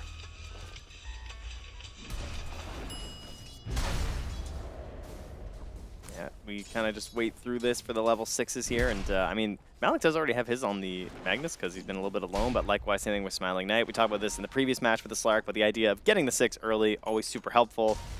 Pretty unlikely he's going to die before 6 at this point, considering he needs like 2 XP, 8 XP to hit it, so he should be just fine. Step up and try and keep the pressure here onto Laurel. They bring Rue over. Start to stack up some of that napalm as Eke makes the move as well. Still not taking out that ward. Yeah, level 6 on Smiley Knight. Looking fine. Radiant are scanning. But yeah, at least at this point, I mean, this is, again, something that we talk about with every Team Spirit game. They sometimes will fall a little bit behind early, or even if they're not behind where you would hope to be at this point in time as the team. Yeah. But then eventually they start to make some type of a comeback happen, and looking to make that happen right now. The Cluster Cluck, the back away, Stormstormer lives through it. Dude, he just walked home to fill that bottle, and now he's going to have to use it all. He's getting that precious, precious water from the well. The Pugna ward is really annoying to play against for any of these mid-heroes. Dire's structures are fortified. Can't really go back into this either, as you know there's the Invoker with the Amplified Damage rune. Look at the differential here. 4,100 to still under 3,000. Sir, it's a counter pick, don't you know? Void Spirit into Invoker. All right, now finding him, revealing these stacks, in some trouble. A couple more punches. Stormstormer trying to find the finish, but they won't be able to get him, it looks like. Eki now being brought low. Laurel moves back in. The Cluster Cluck, and not then again. the kill. The neutrals are just on an onslaught here. All right, so the neutrals have 2 kills. So do Team Spirit, and Avulas have 1. Radiant's middle tower is under attack. It's pretty hype. I mean, and again, like going back to this mid lane, like this is what the difference that supports can make, right? Like you talk about like, oh, you're counterpicking mid because you have this Void Spirit, but if he gets no runes, like he's just that changes the matchup completely. Right, and what's interesting though is that Maposhka did come and secure the rune, but then he took it away, right? And, like, so it was the anti-secure of the rune. Seneko takes down the first tower. And Avulis having a really good time. Oh man, Stormstormer was just denying Laurel right in his face mid lane too. Like even after killing his tower, he still just stands there and just starts denying the creeps too. I mean, Laurel, he's got to do something, right? He's feeling like, I'm level 7, right? I want to try and make a move here. Wants to try and get that active rune, but unfortunately for him, it's bottom. It's a shield rune anyway, and they're going to end up losing Miposhka here. Snako grabbing the tower, and then Miposhka right after. I mean, this is really good. It's just everything that they want so far has come in their direction. One permanent Agi for the Slark. I mean, the fact that he has been able to build up all of these denies for Stormstormer, you have that elitist innate, so he's just building up XP the whole time through. This is one dead mag right here. If they it's get a this miracle kill, if he survives. This feels really bad if he goes down right now. And, well, Dawnbreaker gonna make the move too. It's just everything dropped. Yeah, they can just start pressuring the tower too. Right, this is a siege wagon coming. This catapult is just going to take this tower down. You got Snako too, the Pugna. Oh, perhaps Miposhka will be enough with the help of the glyph. I mean, it's an alacrity catapult though. The alacrity catapult is really good. I love that. That one little value point there in Exort, and They're not going to hard commit though, because like they don't have the Solar Guardian, so they can't just like wrap the tower and threaten like an actual fight after, and they have to be at least a little bit wary of the fact that Chrono could come in, right? Like that is a good situation to set up for a Faceless Void to actually try and make a play, and then combo that with an RP, so they don't want to hand over any sort of a simple play towards Team Spirit. Right. But right now, I mean, things look great for Avulis in terms of the map state. It feels like they just have everything they want in terms of where they want to farm. We saw Jive doing some stacks there on the Dawnbreaker. They look very comfortable. Smiling Knight gonna back out. Still gonna wait for probably nighttime before he makes any type of concerted effort. It's just all gas, no breaks here. Like Saneko's just top, ready to hit this tower. And I mean, this stealing away of XP with Stormstormer nearby, this feels really good. If you can take that one out and just slow down any type of acceleration they would have towards a Blink Dagger on Batrider or anything like that. So drop wards, take the tier 1 tower, another one down. And Smiling Knight is he's getting RP down bottom though. Chain Frost in the creep wave. Is it enough? Is it enough? No. No. Pop's ulti lives through it and now just backs out. Here's what happened. He had a lane ward down. He knew that the Lich was there, and he was just waiting it out that whole time and just felt like, yeah, I can survive this. And he was correct. So now they bait RP and Chain Frost, and that was like your one move that you might have, and you've already lost your top tower. Not looking amazing right now as he now moves in with his Diffusal Blade. They see Laurel right away. Can they get him? Yes, Leash already down. They've got a lot of control. Malik is nearby with the RP. Need to be prepared for this one in case there's a jump. Stormstormer is nearby too. Looking for it. Oh, he gets the interrupt before the Chrono comes out. And they're holding Donald. Satanic. He's thinking about it, thinking about going. Deafening Blast, trying to get the Invoker out of here. Disarmed, running, backing, there it is. Chronosphere down, but immediate Donald! And it just sets up to connect on a Team Spirit instead! They get caught in the Chronosphere, killed off by their own team, and now Zibe on the hunt for Malik. The Sunstrike connects, the Magnus is dead. Just waves walking away. 5K lead right now at 13 minutes. Absolutely brutal. Like, the spells are just out of sync right now for Team Spirit, right? Like, they use the Chain Frost and the RP, they don't have it. They're imagining the symphony of skills where they hit Chronosphere and then everything's easy set up after, but they just play this whole fight out waiting with the Dawnbreaker, right? Yeah. Jibe doesn't rush it. He's just like, I will insist that you Chrono first. And it was just over. And here's the thing. Unironically, a situation where time zone would have been better. If they have time zone in that fight, it actually maybe can work for them a little bit. But this is the window where things don't feel great, and you can see they're hyped up. I'm ready. Making it happen. I'm ready to press R. Right, because they have RP at that point. They've got the Void Spirit. He can make his move out of there. But as it stood, it's not comboing together with Team Spirit right now. Going ready? Well, they're already ready. Miposhka got that side lean when he plays, eh? He's off to the... Kind of looks like he's turning his back to Satanic. He sits with the lean. It's like, dude, you just Chrono me? That's our team. I mean, again, Miposhka talked about in his interview with Jenkins where he was basically saying, I don't know why we're always down 20K. I don't know why this keeps happening, but we're trying. We're going to figure it out. And they somehow make something happen and they pull it back. The question is, are Avilis going to give him that opportunity? Are we going to see another Team Spirit crazy comeback? Like, as it stands right now, this is a pretty substantial lead. It is. It's a big lead for 14 minutes. But, you know, if I were to ask for a lineup to have some comeback potential, this certainly have some of the big markers, right? We got lasso plays around the map. We got ourselves RPs, Chronos, Chain Frosts. It can happen. So Will, there's a way. And you think right now, Malik, just getting his Blink Dagger done, how different does that last fight look if he has a Blink? You know what I mean? Like, there's definitely an opportunity there. But a smoke up. Will's going to make the move through the gate, see who they find. Oh, Rue. Hello, hello. Rue being hunted. And there's the tornado. This one's too easy. Yeah, it's okay. I mean, that's the hero you probably want to lose anyway. It's either him or Maposhka. It's fine. This is what supports do at this point in the game. Losing or winning, honestly, you're just trying to find the more dangerous wave, right? To try and get yourself towards your Blink Dagger. That's the goal. Satanic, oh, no. Wait, he really wanted that. Are they actually going to get this? Sunstrike combo, connection dead! Satanic goes down. And he pings, he thought there was vision, but it was just Eki walking around the corner.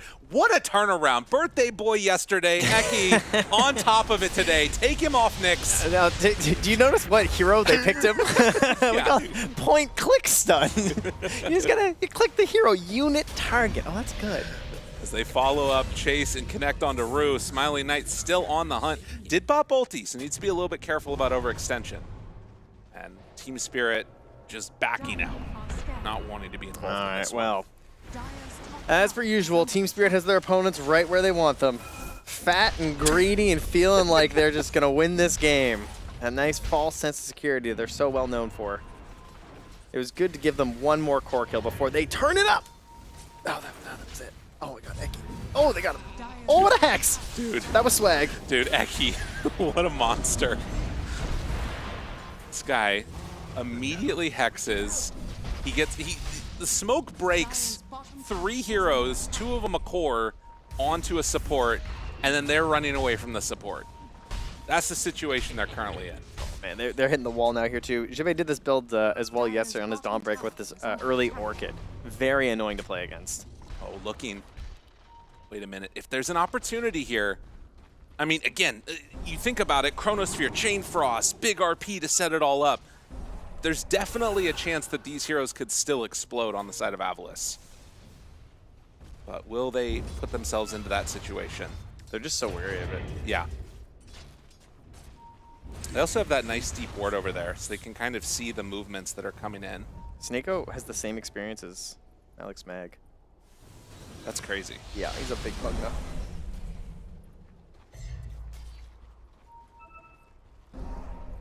8,000 gold lead now at 17 minutes.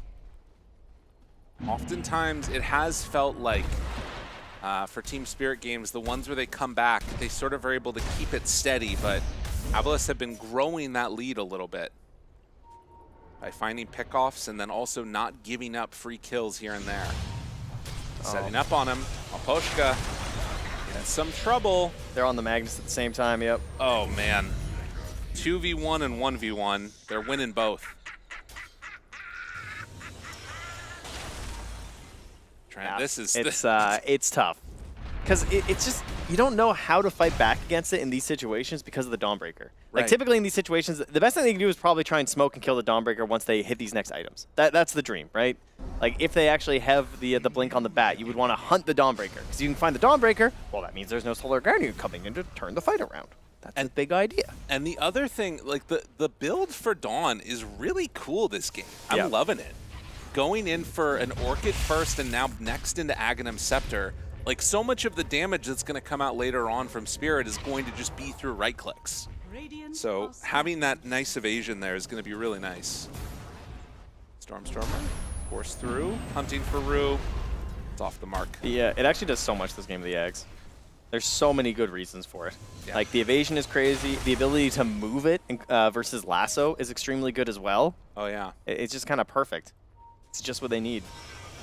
Somehow, their first pick countered multiple other Team Spirit picks. Oh no, Satanic, he walks through, setting up the Sunstrike to open, finds him. Ooh, didn't get a second bounce there. No Aghanim. Okay, here we go. Lasso, Orchid comes out a little bit late. Eki, still living. That feels so All right, bad. it's okay. Just get out. This is fine because Solar Guardian is down. Now they're going to smoke and they're going to try and force a fight with Chrono and RP. They're going to have all their spells. That's exactly what, like, that's the only play here. So they're all gathering up. There's the smoke. Yep. Go find a play. Now there was a good ward that was kind of deep there from Avula, so they might know this is coming. And Eki's just trying to feed. Runs in, breaks the smoke. Hello, hello. Jumps away. They find the real one now and then go for him for the kill. Seneko deciding to turn. RP's only one. Now they catch them both. And with the Chain Frost, that's going to be more than enough. Still holding on to Chronosphere, though. So 2 supports dead. A little bit of signs of life here for Team Spirit. 45 more seconds until they're going to have the Solar Guardian back up as well. But yeah, you just have that Aghanim Scepter finish, so you have the double pounce potential. Their hunting is going to be even better now once Solar Guardian returns. But Team Spirit have taken that double support kill and trying to pressure this tower as they get tornadoed. Stormer jumps in. They get the silence immediately. Is there any save? Skewer not going to keep him alive. Alec not able to keep his Faceless Void up. Yeah, and he sacked himself for that too. Like, he was basically guaranteed dead when that happened. Another instance where this Orchid is just so nice. Poshka running away. They do have leaps. One time. Still 6 seconds. All right. We got one. That's the comeback. That's the turning point right there. I mean, to be honest, that's the Team Spirit highlight. It's not been a great game for them so far. We got a fan cam with just Maposhka hiding behind the tree. Looking stressed on camera. Well, 21-minute mark. Oh, that's so bad. They're going to lose their wisdom. Yep, that's a painful one. Coming in, but it's a bit too late. It's a good warm-up game. Yeah? Yeah. That's what it is. Think that's how they see it? Man, when you're throwing snakes on just the creep wave up top, I think Eki's feeling pretty good about this one. Oh, yeah. He's having a nice time. Now, if they end up needing those snakes and they don't have them, that's where you feel a little sheepish. Well, you just say it was a misclick when you were trying to farm. It's really smart. Radiant's bottom tower is under attack. So the big problem, again, that they have to find a way to work their way through now is going to be that Dawnbreaker ultimate. Aghanim Scepter done, having the Orchid completed. If you take a big fight, they're in trouble. Stormstormer out. Satanic gets the jump. Now Smiling Knight looking for the hunt down, but catches onto both of them. What a Chronosphere, but Smiling Knight is no longer in it. Did he get pulled out? Oh, regardless, it doesn't matter. Yeah. Things looking rough. 2 dead already, and yeah, this is completely out of control. Zibe does get found. Now the buyback coming from the Lich, looking for Seneko. Trying to get that kill, they're not getting it. Zibe, just get out of the base. Easy peasy. Oh, they try. They almost had the counterplay there, but Zibe comes down and immediately just Orchids the Lich, so no Chain Frost. I wasn't Plus, he's sure. only level 9. Did Shockwave pull him out of this? No, he runs to the right. Oh. Yes, it did. Yes, it did. Oh, that feels bad. I mean, he was solared anyway. I don't know if it would have mattered, to be honest. Yeah. Like, I think he had to turn to the Invoker either way. Well, a tough situation there.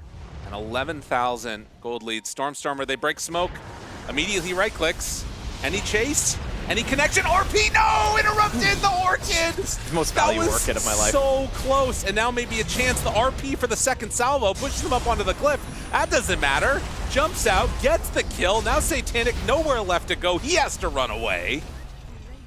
The big fight for Team Spirit, and it is all falling apart again. Trying to make something happen with the Ice Spire and the Chain Frost, but yeah, at this point they're just so tanky. Like, it's not gonna be enough. But they have to make that move when Solar Guardian insta, right? Like, yeah. There's no other play for them there. Don't worry, it's back up now. So now they can do no more moves. Man, this Dawnbreaker, though. Yeah, good hero. The plan did not work. I mean, it kind of goes back to, as the panel discussed, like lanes and everything, right? Like, getting ahead with either of these lineups feels so good because they're kind of like win more lineups. Yeah. Well, still, high ground can at times be the great equalizer. And for all the things that are really good about the Avalice's lineup, their high ground pressure is not the greatest. Well, from their cores, it's not insane, but they do have Pugna and I guess Shadow that's Shaman, true. which is kind of hilarious. That's fair. Maybe that's just the answer. But it does mean, like, it forces your opponents to commit, but they also have Lasso, Chronosphere, and RP, so... Right. Yeah, like, you don't want to casually go high ground. Poshka running. Get out of there, buddy. You're in trouble. Eki on the hunt. Does his Blink Dagger get broken? Well, it is for a moment. That was cool. Trying to... Oh, my God. The Sunstrike right nearby him. And there it is. The Hex. And Smiley Knight comes to say, hello, sir. So much space, though. Galaxies of space. Gotta look for the bright side. Trying. It's tough. Not easy. And should be, I assume, a Roche pretty soon here from Evil's. Just, you know, it's gonna be nighttime. It's gonna start making its way up there. Do you think you start, like, I don't know, maybe going for Shivas or these, like, minus or healing reduction things for the side of Team Spirit? Like, what's the answer for this? It would be nice. Okay. But they just can't. Yeah. That's kind of one of the problems with itemization versus heroes compared to counter picks. Because counter picks, you know, they work without gold. Itemization doesn't. Yeah. And if we look at the top, they have less gold. So it's hard to buy the items to counter the enemy heroes. So they gotta get the Dota kills 2. first. Yes, 20 kills to 4, to be precise. Now, if they can manage to find a pick-off here, that'd be pretty hype. It does not look like that is happening, though. They use the Solar Guardian aggressively to secure the kill onto Laurel. I don't think they needed Solar Guardian there. Man, that level 10 talent of plus 0.5 second pounce leash feels like an eternity. Yeah.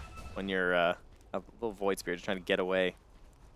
You know, I will say this is maybe an opportunity. As soon as this is an opportunity. As soon as the Solar Guardian is down like that, you know, make a move with Void Spirit up. They'll have about a 30-second window. Because they have everything up, don't they? I think so. They do. As long as they don't die right here. Rue blinks back, TP, gets away. I feel like this is going to be the best chance that they have for a little bit.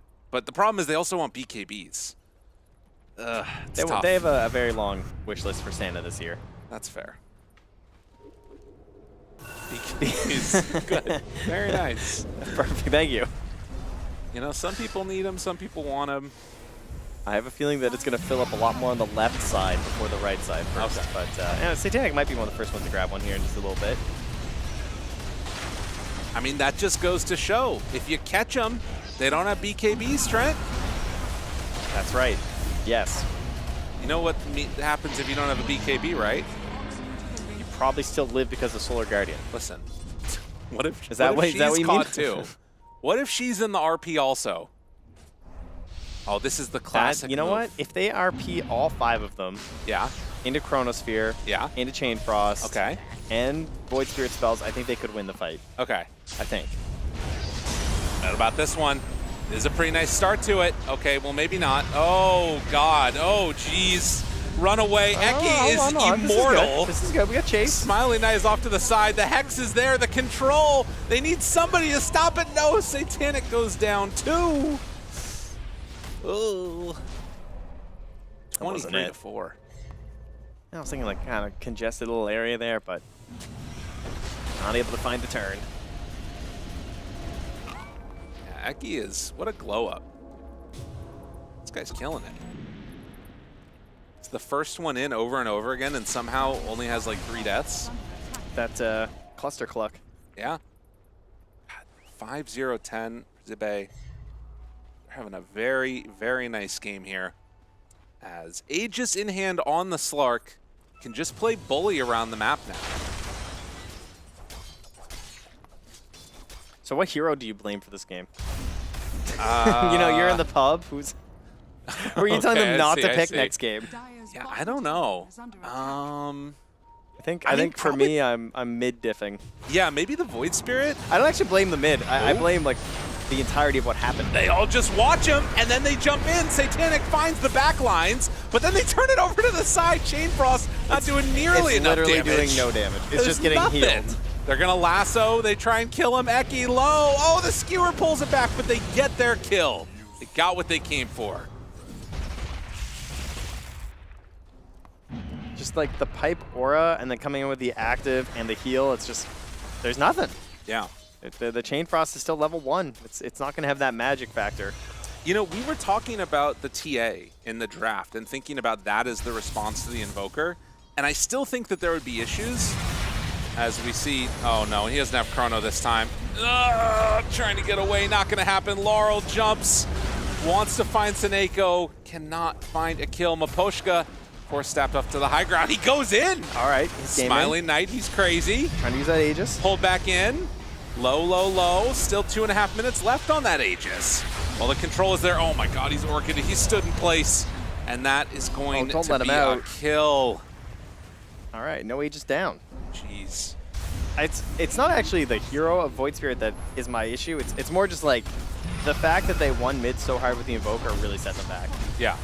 Because it was just all these support rotations mid doing so much work. Like they were not able to match it. Even though they kind of had good ideas early. Like they had this ward on the high ground. They tried to like counter some of these ganks in, but they didn't punish them quite hard enough. But now this is just a Slarky Malarkey game. Oh yeah, Smiling Knight's in. All right, surely. Let's see, can they do it? He's still feeling very, very confident. Satanic looking, wants something here. And he is going to be fine. So full lane of racks down, 21,000 gold lead. Avalis say, we don't need our heroes to hit high ground. We can just throw out the Pugna and wards and all the rest of it. Or they also can just dive fountain, that's fine too. The BKB and the Manta are just so important. Okay, there's the Manta used now. That's Orchid 1 though. You gotta watch for Orchid 2 from Jinbei. The hunt, the hunt, the hunt. Tries to find him. Poshka, fine for the moment. Malik went for the skewer to pull out. Now the jump in. Ooh, thinking about it. The heals are there though. The cluster cluck and Smiling Knight is full HP again, Trent. Yep, still 50 seconds on this Aegis as well. Does not appear to care even a little bit. Don't think he should. That's fair. Jumps in, pulls, good damage, waiting for the RP, but the Orchid is there again still. All right, here we go. They get their kill. This is their moment. Are they going to be able to get it in time? Satanic thinking about that Chronosphere. Not dropping it as of yet. Waiting, waiting. This is how we drew it up. Rue ready to the side, jumps in, Chrono down now. Do they have enough damage? They caught the Dawnbreaker. They still just do not have enough RP. Second salvo, and there comes the Solar Guardian. Has to run away. Even when it was exactly what they wanted, it was not enough. Avalis run forward for more. They find and kill the captain, but Pochka goes down. Eyes on the prize, tier 4 towers. That's gonna be GG. And that really summed up the game there. When you finally manage to hit this Chrono that actually has the Slark and the Dawnbreaker, you go to target the Slark and he just gets decrept. And you're like, right, there's a whole other layer of defense that we have not even been able to come close to addressing this game. This one was a snowball. It got out of hand. Stormstormer's just like, oh, that was something else here, guys. I think he's looking a little worried right now because he's wondering to himself, am I going to get to play Invoker again ever? Like, are they just going to ban it out now? And look at him. Oh, the team rallying around Eki after what ended up happening yesterday. The Shadow Shaman, it was a solid performance, Trent. Yeah, very nice. Like, hero that he's on the rise. Might see a little bit more of him there. And Team Spirit, not exactly the same emotions. No. On this side, on this booth, Maposhka trying to talk to the team, trying to figure out exactly what went wrong. And maybe try and figure out why are they falling so far behind the start of these games? Oh, this replay is okay. That's drinking all right. like so that? I just do that and I play Invoker like that. Why did you Great. drink it like that? Thank you. Well, maybe we'll never know the answer to those questions and many more, but we will be able to hear the thoughts from our esteemed panel, as it is going to be Avalis taking game number 1. It's very important to stay hydrated, guys, and that's exactly what happens if you're very well hydrated. You play very well. As we saw from Stormstormers Invoker, I will say though, this game, we talk a lot about comfort when it comes to teams being relatively new with a 5-stack coming to a LAN like this. I think this was peak comfort for Avalis, and it showed, Kazu. This was such a smooth game from them. No, they played so well. I was absolutely wrong, like in the pregame, how I thought this game was going to play out. I think Spirit, sure, they made 1 or 2 mistakes, but even if they didn't take like this bottom fight, this game just seems like it would be hard. Like most times that you're just going to play it out. Like, the way they move together, you go 2 steps to mid, you take over the mid lane, your Slark gets defusal, they instantly go into the enemy triangle. I think also Zibby with, like, perfect itemization, his early Orchid into the Ags, then the Pipe. I'm very, very impressed with what Avalus actually ended up doing in this game 1, because I feel like they did very few mistakes, Winter. Like, I don't know if there's that much you can pinpoint, but yeah, I have to say I'm just impressed. Yeah, I mean, on the side of Spirit, I think after the game we kind of felt like it was really slow with the Faces Void, Void Spirit, and Magnus cores, and we were kind of critical about the itemization of Lar, on the Void Spirit, because I felt like going Manta first kind of slowed everything down to a point where, because the Axe is an item that you would really want this game because it's very, very useful against their heroes, the Partner, the Shaman. Yep. And if you delay that item, it kind of makes it impossible for your team to fight. You're very reliant on the dagger from Magnus. And I also mentioned after I saw the Faces Void finishing up the draft, like Void into Dawnbreaker is going to be a problem in the game. It absolutely was a problem. Like, every time he chrono, there's a Dawn ult. Also later when you have like this Ags on Dawn, Void doesn't really deal damage until he has an MKB, so everything just ended up being very, very slow. And I will say that I think the Smiling Knight Slark, not only did he play really well, it kind of looked like this pick was perfect. Yeah. He's going to have a free lane, he gets a defusal, he goes in, and Spirit rely on initiation, so having this nighttime vision, honestly, yeah, I'm just really happy to have seen what Avalus got to do this game, because like you're mentioning, their comfort, they play really well, they itemize perfectly. This is a very, very clean game of Dota. Yeah, the smoke when he got the default, I think that was the smoke of the game. Was it about 13 minutes? Is that one? Yeah, that was. Yeah, They went into the nice. triangle, they got a kill, and Stormstormer showed up, and he had a very crucial cold snap tornado to stop the chrono, because the chrono could have been huge there. Yeah. And they kind of, I think, ran away with the game after that. Yeah, I think when you look at the Avalus, you already see that none of the cores died at least once, right? And of course the supports have some deaths here and there. It's just the story of the game, because if you look at Spirit, they got the Mag, they got the Void. These are big team fight ultimates that should at least be able to get one core kill at some point, right? And they just couldn't. And then that's credit, I feel, to the positioning of both of the supports for being able to just save when needed. And I know that Zibbe also did a lot of the saving on his Dawnbreaker, but that's just, I mean, I thought I was very impressed. No, they just did very well with like how they were helping each other with the items they built, how they're just saving with like the Crab or the Cluster Clock, then they Pipe and Donald, like whatever it is. And it just goes to show that I think Spirit's draft was a bit too slow. Yeah. Maybe next game they'll swap it up like a little bit, because yeah, that didn't look good, Winter. Yeah, Faces Void plus Magnus, I think traditionally this is like the slowest type of like dual core you can have in the game. That's why I was really critical about the Void Spirit's item choice. He needed to kind of be the one that balances everything out. Just rush the Axe, or even just get maybe just a Witch Blade, a small item, and then get your Axe and try to fight around that. Is it not also, because you've got the Void and the Faces Void in this case, and the Magnus as course with the ultimate. You also have the Batrider as a position 4. Maybe a Lasso should have been able to do something there, or why didn't that make something happen? I felt like it was also because of the, I think around 6 minutes when the Partner and the Shaman, they went mid and they killed the tower. That kind of made everything very difficult, right? Because you have all the stacks. When you're talking about Batrider as a hero, the way you get your dagger is usually with the stacks, right? But they lost the stacks when the Slug came in and stole everything. So that was like kind of a big deal for the Batrider. They lost their stacks. They lost, like, they never had a real nice transition into the game, because they needed Mag Blink or Bad Blink to start the game, but it didn't really happen. By the time they have it, they're down like 5k gold, 6k gold, and now everyone is problem solving. There's a Dawnbreaker Orchid, so your Void Spirit buys Manta, and everything is just like going downhill so fast. Yeah, and at that point, I also feel like Team Spirit, they just don't really have a lot of map to play on. And if you want to control that map, you're also talking about a vision. And when it comes to vision, Winter has Arcadia. What of the game? Well, vision is not exactly what you... So Shaman shows up, you know, level 1 Fog Lightning, can't really clear the camp, so he just uses his wards to farm it. I mean, Aki had a rough day, you know, yesterday was his birthday, kind of missed a couple of stuns. Today is his day to have fun, drops his wards, farm 2 waves of creeps, you know. That's when you know you're having fun. If you have the luxury of dropping wards there, you're doing pretty good. You're doing pretty good. Let's see if they can do pretty good next time round.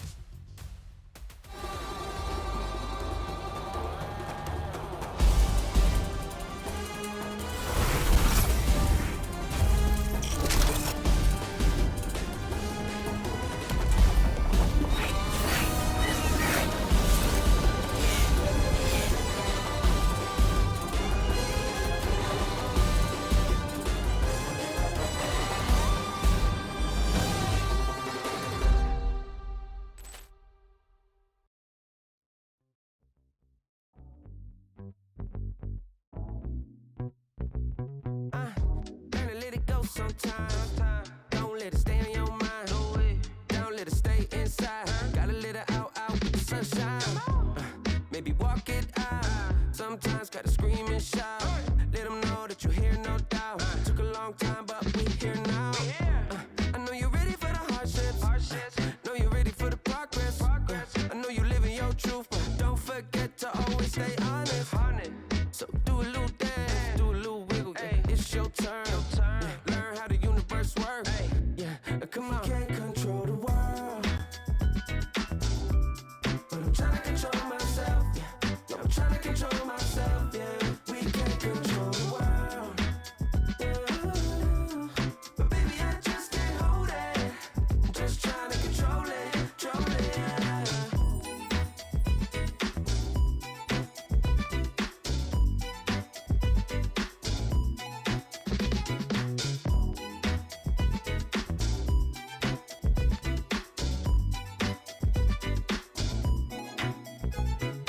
We gon' celebrate like we never have. Slow wine with your better half. Never hesitate to get the bag. Money talks and we always chat. That's why hard work and dedication can get you to a better place, better space. You ain't got time to be wasting, but don't chase it. You can't control the world, but I'm trying to control myself. Yeah, I'm trying to control myself. Yeah, we can't control the world. What we doing? But baby, I just can't hold it. I'm just trying to control it, control it. Yeah. Just trying to control it. Hey, just trying to control it. Yeah. Let it out, let it out, let it out, let it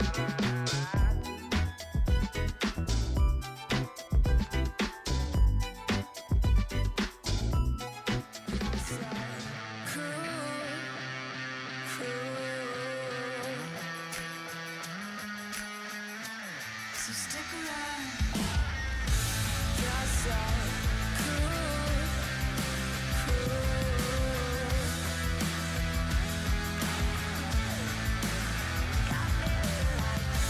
Just so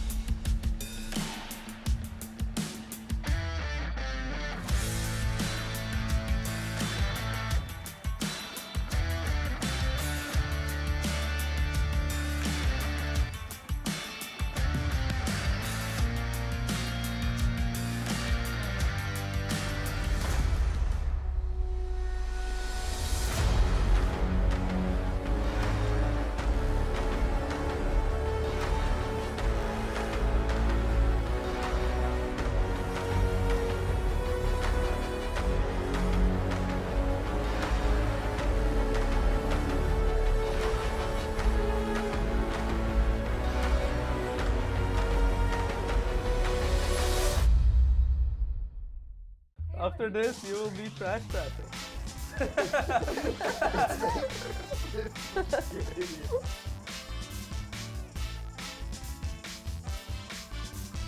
Hello everybody and welcome to Pimp, my profile, where I am joined by Avulus's Eki and Stormstormer, and they've already loaded into their Dota profiles, and we're gonna see who can decorate the other person's better. You guys ready? Absolutely, absolutely. When I already see that this guy names himself German for me, then I don't know what to say. This guy is gonna get owned. Dude, but doesn't your whole team like name themselves something like that? Yeah, he's called himself German, you know, my carry Lasha, he called himself like Chatter, I don't know. Like in the game they call me Trash or Prime, you know, I'm setting it up. Okay, we need to cover this and this up because he only plays this. Ah, yes, of course. Of course. Ah, you're choosing Voca, Bliat. Okay. No! Stop spoil. There's a lot of things that he plays. Okay. That are we working with here? Yes. Okay, yeah, I'm trying to make a good scene for this shit already. So, You're very nice to your teammate picking, you know, a hero he really likes. Okay, so. Ah, okay, Batraida. A nice player. No! No, Bliat. You guys know each other pretty well, huh? Of course we do. Okay, so. How can I represent Sunstrike? Sunstrike. Is there Are fire? you doing the Volker? No. There's other heroes who have Sunstrike. Stormstormer. Obviously. I like the unicorn. The unicorn. Which one? That's not a Sunstrike, but that's like. Oh my god, they actually, it kind of is. He's getting like. Alright, this is good enough. He's getting like punched in the face by that. Let's look at Eki's profile together. Okay, so. You idiot. So here we have my favorite Invoker player. Clearly you can't see the quads or the wax balls. They don't exist. Naturally. Because that would mean he can't really split push and hit creeps. I see the thumbs up on X. There is a thumbs up on the X-Hard because, you know, he's sunstriking and collecting that cash while I'm doing everything in the game. True. He's also a very important point, you know, the wine just circling around. This is what he does for the first 25 minutes of the game. Mine has significantly less elements, but the message is pretty good. It's basically him saying, I fuck off, exhibit, I'm out, and he's just screaming help. Looking to block it. And it's a pretty good message, I think. Off we ride into the sunset is good. It's, you know, yeah, it's pretty accurate. It's classic Avalus moment, okay? I think 10 out of 10 for accuracy. Yeah. 3 out of 10 for art. Yeah, but he's trying to blame it on me with the other screen saying I tell him to come for a rune. And this is the requesting a rune. It's deep lore. Yeah. He requests a rune gank, and then as a result, this guy dies on the offlane. That's true. It's unfair. And you know what? Since we're a democracy here, you guys can decide who the winner is. Eki, support us. Yeah! Eki is the winner! Woo! All right, guys, thank you for joining us for Pimp My Profile, where we hope you had as much fun as we did.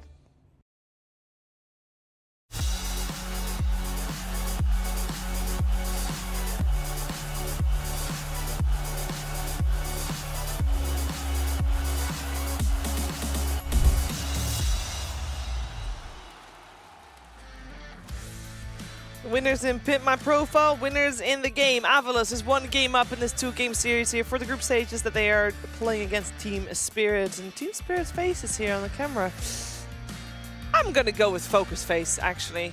Because they're just in the zone. They're just in the zone. That's always a nice way. You know, if you're not too sure, are they angry or what do they think? But, you know, they're a good team. They know what's up, you know. I'm sure Miposka, even if there is something else, he's like, guys. Oh, yeah. You know, this wasn't great. Next game, let's play our heroes, do our stuff. Let's feel good. Because, yeah, you know, we know they're a great team. Didn't show as much in game 1, but I feel like that also has a lot to do with Avalus, because they were super chilling in this game 1. Like, that one looked way too easy for them. Yeah, I mean, sometimes you hear people saying it's good to go into the game without having too much of expectations. I think the look on their faces kind of felt like, at least for me, they were expecting to do well in this series against Avalus, and it ended up going the other way around, you know, so they were clearly very disappointed with that. And now they have to try to problem solve, you know, on the fly. What do we change? What did they change? I do remember yesterday when we were looking at Team Spirit versus Falcons. It did end up being an 0-2 for Spirit, so Falcons was able to beat them. But the difference between game 1 and game 2 for Spirit was still very strong. I feel like they had a way better showing in the second game than they did in the first. So I am trusting in their ability to adapt against Avalus. Also, I feel like their game was so smooth that it should be, in theory, easy to stylistically pick it apart and basically make sure that they don't have that smooth of a time again. And if you were to do such a thing, Kazu, where are you going to go with that? Are you going to change up the bans? Are you going to change up what you're going for yourself? A bit of a combination of both? It might be a combination of both. I feel like one thing, at least if I look at Avalus and especially Invoker, I feel like there's a lot of mid players who aren't too comfortable. Like, the hero is good because of what it gives you, but also I think there aren't that many counter picks to it. Like, Puck is like the most common one. Like, I think Void Spirit, yeah, he's fine, but he's not like, it's not really the type of hero that you're going into the game and you're like, hell yeah, I want to go play Void Spirit. So I think like you can take out their comfort, but it also naturally will, I think, give you more. So that's at least one of the heroes I would be kind of looking at. And I think then secondary, your 3 and 4 role is so important right now that if you have 2 heroes that need to farm Dagger with Magnus Bat, I think your game can slow down a lot. So I feel like they should swap up this combo. Yeah, I think they need too much of the same things, you know, in the game. Maybe you could see a different outcome if you do really well in the lanes in another game. But in this game, they kind of didn't really do so well. So a lot of the weakness got exposed, you know, by this Avalus side. And I feel like if you're talking about yesterday where Team Spirit, in the first series, they lost to Falcons 2-0. And in both games, they actually opened their draft with Monkey King. So they only made adjustments in draft in the next series where they ignored the Monkey King. So I don't know if they're actually going to do the same thing. You know, they keep everything similar in the in the same series and they only adjust later, you know, depending on what they feel like is the problem here. Which sometimes I feel like you don't really have a lot of time to adjust, so a lot of teams kind of, they just try to put a band-aid on whatever they think is wrong, you know, without moving around the big pieces too much. I mean, see here, okay, this is, so they ban out the Ench. Ench hasn't really been a hero that's been banned a lot, at least for the game yesterday. Yeah, honestly, I could see Avila's first pick Invoker. One of the reasons is that I think, from what I've seen at least lately, I think Mag is pretty good against this hero. Just kidding. Okay. Fuck, it's like just straight up like flip-flop around. They banned it out themselves and then pick up the monkey. This is so confusing. I mean, I like it in a way that they probably... There's also a highway where you're like, okay, if they leave Invoker again, they're going to have a different route this time around. So instead, you just kind of swap it up. You do something different. So you go with the monkey yourself. They're one of the teams that can flex it, and they do play it pretty well. Yeah. So now it's kind of... For me, it's more on Spirit to actually look for a good response, because I know Monkey King as a core is incredibly strong. We just haven't seen it yet, what it should look like. I mean, the changes are already done here. I actually didn't realize they swap up their draft. So last game, they were targeting Eki on Spirit's bans. And this time around, they chose not to, you know. I think everything is kind of normal. The Elk, the DK, the Chen, they've been banning Chen a lot. The Pugna is the only one that I feel like is actually a legit change, because they kind of got like pressured a lot by Sonaker's Pugna, taking towers left and right in the early game. The previous game also, they went for first pick bat and they felt like they needed to ban out that Nyx Assassin before they first pick bat. Now that they second pick bat, are we expecting that Nyx Assassin to be... Like, they only have one ban, right, in the next phase, and do you really want to give that to the Nyx Assassin? I mean, you must be thinking if the Avalus wants to go for their Darkseer Nyx again. Yeah. Because they picked it yesterday in this... Two times in a row, yeah. In this junction. Yeah. I mean, it also depends a bit what Spirit want to pick. Because when you're second pick, the third and fourth pick you have in the next phase are very important. And if you can, you want to like pre-plan what you want here, because Avalus will end up closing the phase in the second phase. So like if, let's say you want, I don't know, Beastmaster, you could ban something like a Gyro, or same if you want Enigma, like whatever it is. So I think here, this ban could tell us a little bit of what they do want, because now if you do see Monkey like this, you need to try to create two lanes for this hero that he doesn't want to go to. So both in the mid lane and in his own safe lane. I mean, the mid lane is just... it's not easy. It's not easy though. I think it's only like some Viper, some cheese hero. Yeah, you need like a nuclear matchup. That's what I like to call them, you know, the near unplayable ones. Your Huskars, your Vipers, whatever. I mean, I think players have gotten really good at playing the nuclear matchups. Yeah. I mean, I think Morin is the one that comes to mind, where whenever he's so good. He's playing like an impossible matchup, a Spirit into the Huskar. He's really good at itemizing, go boots early, pull the creeps, and running around, pick up runes and killing.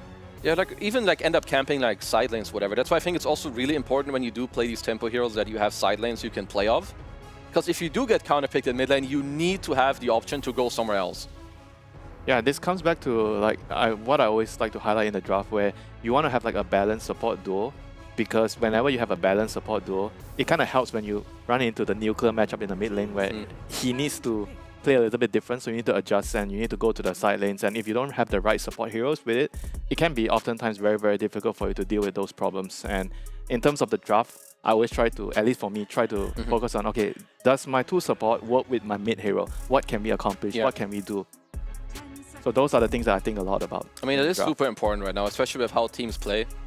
It's like a lot of this 1-3-1 type split once your lanes like break down. Yeah, they kind of got really pressured because of that in the last game. The Pugna killing the tower with the Invoker. And there's nothing much others could have done there, you know? Yeah. Interesting. So they go straight up, Okay, so the idea here is they basically don't want the monkey to go mid. Yeah. And others goes back for their bread and butter. So they don't think it was a problem yesterday. I mean, good for them. I think this is a very, very hard thing to do. Losing 2 games. No, one game. With one game with the same... Yeah, one game with the same... I mean... And almost losing the next game. I will say some moments that Eki had with the Nyx Assassin, I don't blame you for thinking that they lost. This takes a lot of courage. You know? It does. I admire that. It does. This is good. And again, we kind of want to highlight that this is it's a younger team. It's very easy to like get discouraged from 1 or 2 bad performances with a specific draft or on a specific hero. Yeah. I like and dislike the sniper out of phase. So yeah, I understand, okay, you know, it's pretty good against Monkey King, but I think it's also not that easy to craft a draft later on that is good against sniper. Like anything that can that allows you to run at him is good. Like Nyx, Darkseer are all very annoying heroes. Also, Monkey and Darkseer work really well together. They synergize well. They can play the map. They can play fast. They play off of each other very well. So I feel like Avalus are very happy with like their first 3 picks. Creeps pushing in, then the Monkey can find pickoffs. But then again, I want to come back to the 3 versus 3. If you look at what Spirit has already, Clockwork, Bat Rider, and Sniper fighting for the runes, really strong. It's very hard for you to fight into that. I don't know if you can come up with a pick that can kind of solve that problem. I mean, Nyx itself is like already not a very strong hero when it comes to fighting in the rune. I mean, so at least what I can see for the bottom lane is that Spirit, I mean, this is a heavy double counter pick lane. Like, Nyx is going to go around, pull some waves. You're very happy with Clock, like mirroring him. Ursa should be free farming, like at least in this type of matchup. And you now have a lot of heroes that go in for the Sniper because it was very crucial for them. Like at this point, Sniper is most likely going to be your game-winning hero. Like you need to make sure that people go in for him, give him all the vision and all the info that he needs. But then again, you ask yourself this question: is Satanic gonna be comfortable in this type of setup? Because usually he's the middle. He's the game winner. Yeah, he's the middle of everything. He's the game-winning hero. Everyone's playing around him, and now he kind of has to play for someone else. Yeah. Okay. I'm not saying that Ursa is a bad pick here, but I'm just thinking in general how this team likes to play. Is this gonna be a good dynamic for them? Yeah, I will say it's not one of the heroes I've seen him play too much, but he is obviously very talented. And this, Ursa is one of the heroes that if you have good net worth, I feel like it's good enough as long as the game can be played in a way where you get some ages, you keep going in. I mean, the thing I'm trying to focus a lot more is when you're playing certain heroes like this, Ursa, or when you have a sniper mid, you have to be able to look out for the mid TPs when you're mid laner, which is more important. More important here. You have to be able to know when you should sacrifice your own game and TP and help him, even if sometimes it might look bad for you to do it. Yeah. Okay, and right now they go for the puck, which kind of also gives them like extra catch. So it's going to be very, very aggressive with the puck, clearing waves and catching on the side lanes. They have I think this is a pretty good hero into the Clock and Bat, because usually it's very hard to catch the puck with Clock and Bat Rider. You are locking in the Monkey towards the mid lane against the Sniper, and I feel like that's going to be a sad lane. Not against Sniper, my bad. Against the... I mean, you're locking Monkey to the safe lane, at least, like against now. Against the Bat and whichever hero is about to come. Yeah, they're actually banning... Okay, you ban out the NS. I mean, other heroes I have seen that, in my opinion, work pretty well against Monkey carry is Beast is one. And obviously then the other ones you can have are a lot of the range heroes that do well. But I don't know how much I would like that more. I think Spirit kind of want another melee hero that I think locks down the map and locks down your team fight. Because otherwise, yeah, you're going to be... Sure, you have two supports like your Bat and Clock, you have Hookshot. But Ursa is going to need time, Bat will need time. And I feel like if I'm Spirit, I would kind of like some auras. They need a cheap hero that can fight early. I mean, Aura is like, I feel like it's not really even, like, at least for me, not even like the highest priority. I want that hero to be able to play the lane. Because when I'm looking at all my 3 cores, right, Sniper's not going to move. Ursa's not going to move. So the last hero needs to move. If the last hero doesn't move, then it's going to be very hard to juggle my heroes around the map. And I'm removing CM and Oracle's a kind of nice ban, considering they're thinking about helping the Bat Rider with his initiations, and Soneko really likes to play this hero. But for CM, I think the CM would speed things up in a way where it might be difficult for Spirit to hold the game together. So I kind of like those bans. I mean, I guess the other good thing for Spirit is that they have ultimate last pick, so they see the 5 as well. Like they'll see the whole lane matchup. Lycan gets removed. Malik special. They ban all the Knight heroes. Well, let's see. Suneko's pool is not... I mean, he played, Shadow Demon? Yeah, it's bad. Like, a lot of the 5s that he generally plays are out. Like, his best hero is definitely, like, SD, Phoenix, Chen. I mean, I suggested Jakiro yesterday. I still like it with Nyx and Darkseer. Yeah, honestly, I think it's pretty good. It works with his playstyle because he likes to, I think, push out dead lanes a lot, shove out waves, gap farm. I think the hero kind of suits the way he likes to move on the game. Disruptor. That is a hero that we mentioned yesterday, actually, with the same combination of the Darkseer and the Nyx Assassin, because it is a classic. It's kind of decent counter to the Bat. It's not like a reliable one, but sometimes you can remove the lasso or dispel the lasso. I mean, I think it's pretty good also against the Bat. You have the combo with your Darkseer later, of course, as well, with the vacuum static. I mean, it's also good with like Monkey King and Nyx scouting around, so it's easy for you to get a glimpse of, I think that's going to work really well for Avalus. And right now for Spirit, they have to find that moving hero to tie the whole draft together, what is Malik gonna play? There's still like Primal. Primal kind of. Yeah, I can't find too much. I was thinking Primal before the Disruptor as well. I do. Tango, maybe? This hero doesn't move, but I still think that the Beast at least gives you areas that you can play in. But Beast and it's needs annoying to for the farm. subs. He needs to farm a lot. If I mean, I think it could work, but the early game could be very, very hard to pull off. Yeah, it's more, I think, on area control if you play with Beast. I mean, at least Sniper should give... Wait, so if you go Beast, do you go for the Helm build this game? Yeah. And you try to control the area? I think you need to go Helm. You don't need the Axe to get Roche anyway, because you have Ursa, so I think you kind of have that. That's true. I mean, What about this? Some of the standard ones, like the Mars and stuff, that can just fight with level 6. Oh, or Enigma. Okay. Another Malik special. I feel like that kind of makes... It's like an in-between, maybe. It's also a little bit slow. The matchup into Monkey King, I feel like Monkey King is not like the worst carry against like Enigma. You can kill the summons with your jump and your stun. Yeah, I wonder how they want to play the lane, because I think you need to go on the Eidolons like kind of right away. Monkey is not bad, but he's not the best. Like maybe you do like you Thunder Strike stun right away, you run in and always kill them. Because I think top lane is definitely like a skill-heavy lane between the bad Enigma. I do feel like they should win. Like especially if Avalus make a small mistake, I think that's something where it can get very much out of hand. But I feel like Avalus are pretty happy once more, I think, with what they got. Yep, I agree. I think Spirit once again have a very greedy tri-core setup. I think the top lane, the Enigma's lane is going to determine a lot. If the Enigma comes up on top, or if he loses the lane, he's going to decide a lot of how much they can do in the game. You know, if the Monkey King gets a good start, he's going to be running around and killing everything. So are we feeling that they're gonna have a similar pacing as last game for both teams? AKA Spirit is gonna be hard pressed. I mean, I think Spirit are probably a little faster, maybe just because of nature of lanes, because I think Sniper should do well mid and Enigma's probably okay top. But there is definitely a way where if Avalus do well, you're gonna see a repeat of the first game. Because if they're ahead with the heroes that they have, I think it's gonna be very hard for Spirit to fight back. Maybe compared to last game, they have a little bit less tower pressure. That's the one saving grace for Team Spirit. That is true. Like their subs aren't really gonna just run over. There's and no just keep spirits from the Shadow Shaman. There's no Pugna, and there's no 4 spirits. We're gonna find out what's gonna happen though. It's over to Trent and Lyrical for game number 2. Thank you so much, Sheever. And the panel, we are ready. We got the Darkseer back again with the Nyx Assassin. Can't stop, won't stop, Trent. But then they lay it down at the end. They give us the Enigma, the big black hole. It's going to be crazy. It's a lot of team fight all over the place here. You know? I was scrolling for movies on my flight over here because, you know, we're going across the world. It's a lot of flights. I did actually watch Batman Begins. You know what Alfred says. What? But, you know, what do we do? We fall, Bruce. Oh, we get back up. We get back up. When you miss all those Nyx stuns, you get back up, buddy. I like that. That's good. You know, it turns out it's actually his dad who says it first in the movie. Oh, yeah, that's a good point. Yeah, and then Alfred says it later. Yeah. There you go. What a guy. Yeah.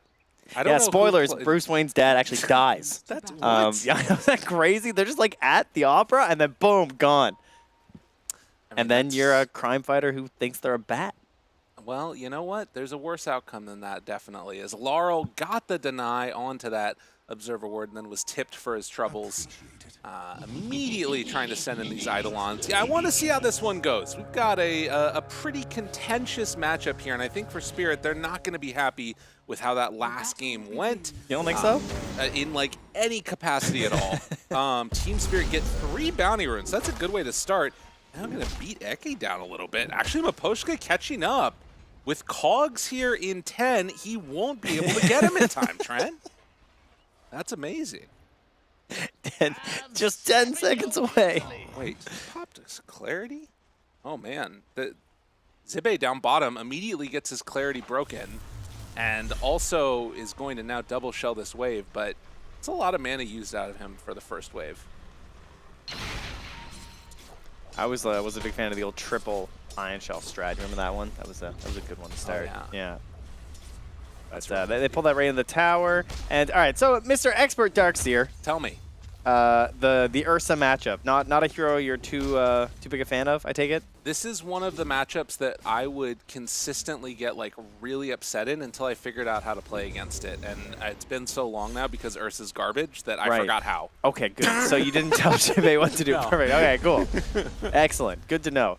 I mean, ideally, obviously, you know, Surge, you don't have the smallest cooldown, and then obviously if you get stacks from the bear, you can be in trouble, right? Right. Am I summing it up pretty well here? I think so. There's a lot of potential to kill. There's a lot of like frustrating things like, oh, good body block to keep his creep alive. Or never mind, it's gone. Yeah, and also like he can kind of just later on kill the creep that's on him as Seneko is going to go down. First blood, Rue takes that kill, and like we talked about, Smiling Knight immediately trying to take down a few of those Eidolons if he can, but not the easiest time in the world. Yeah, I mean, there were some concerns, as you heard from the panel, in terms of how these lanes go, and yeah, so here was the issue. You have Monkey King, then they pick Sniper, and then you send in Puck, which also not a great matchup versus Sniper. Oh, God. Stormstormer. Yeah, not a good one. No, it's not a fun time. You know, you are going to get peeped a lot. It's not going to be enjoyable. It's going to be one of these much more based upon the actual rotations and moves that you can make.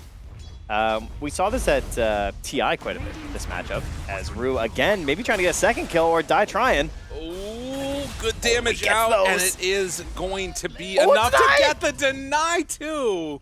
Rue, pretty cool there. All right, neutrals, more kills than Vulas. Getting them. But we saw this matchup a lot at TI with the Sniper versus the Puck. And one thing we saw from Nisha was he went for the curved orb. So that he could still farm and get away. But I saw early in this group stage, he didn't go back for it, even versus Sniper. And again here, we still have the Jostling Grip. So no cool, you know, curving of the bullets here today. I mean, the mid matchup is looking to be a bit of an issue. Now, this is the constant. It's what we've come to expect with this matchup.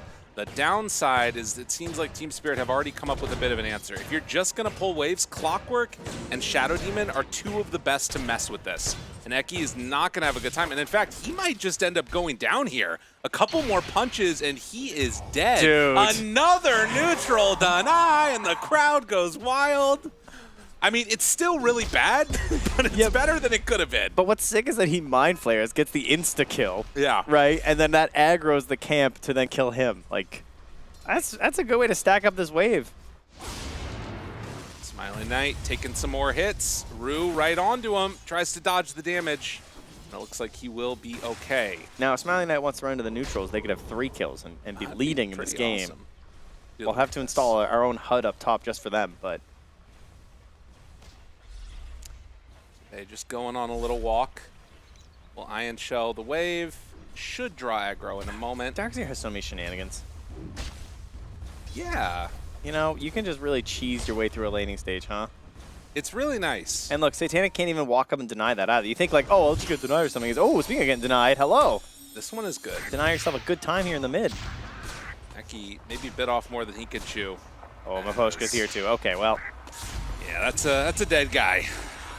But does at least ensure that, well... That Stormstormer gets to cast orb on one wave. Yeah, that was nice. That's good. We're trying to find, you know, silver linings here. Oh, and immediately they're checking for the stacks, too. That's the way you get back in this matchup. Yeah, So I mean, we know what they're going to do, right? Surely they watch some replays prepping for this, and they're like, okay, so they're going to Iron Shell the next assassin. He's going to go, and he's going to sit there and farm it. So let's just not make that easy for them. I love Clockwork. Hero got nerfed, sure, but man, he's still great. Doesn't even go up high ground, just forces Zibe all the way back. And the freest lane in the world for Satanic. Oh, he was too late for this. Oh, he barely got the stack on that Darkseer. That was good too. All right, game save. Up top? We have not talked too much about Disruptor, but Disruptor, one of the maybe to fans newer to the game might not realize Disruptor used to be one of the absolute most picked apart heroes in Dota 2, particularly in Eastern Europe. That was like the Disruptor region. Every single team had one. They loved the hero. They loved busting it out all the time. He's kind of disappeared a little bit from the pro scene in more recent years.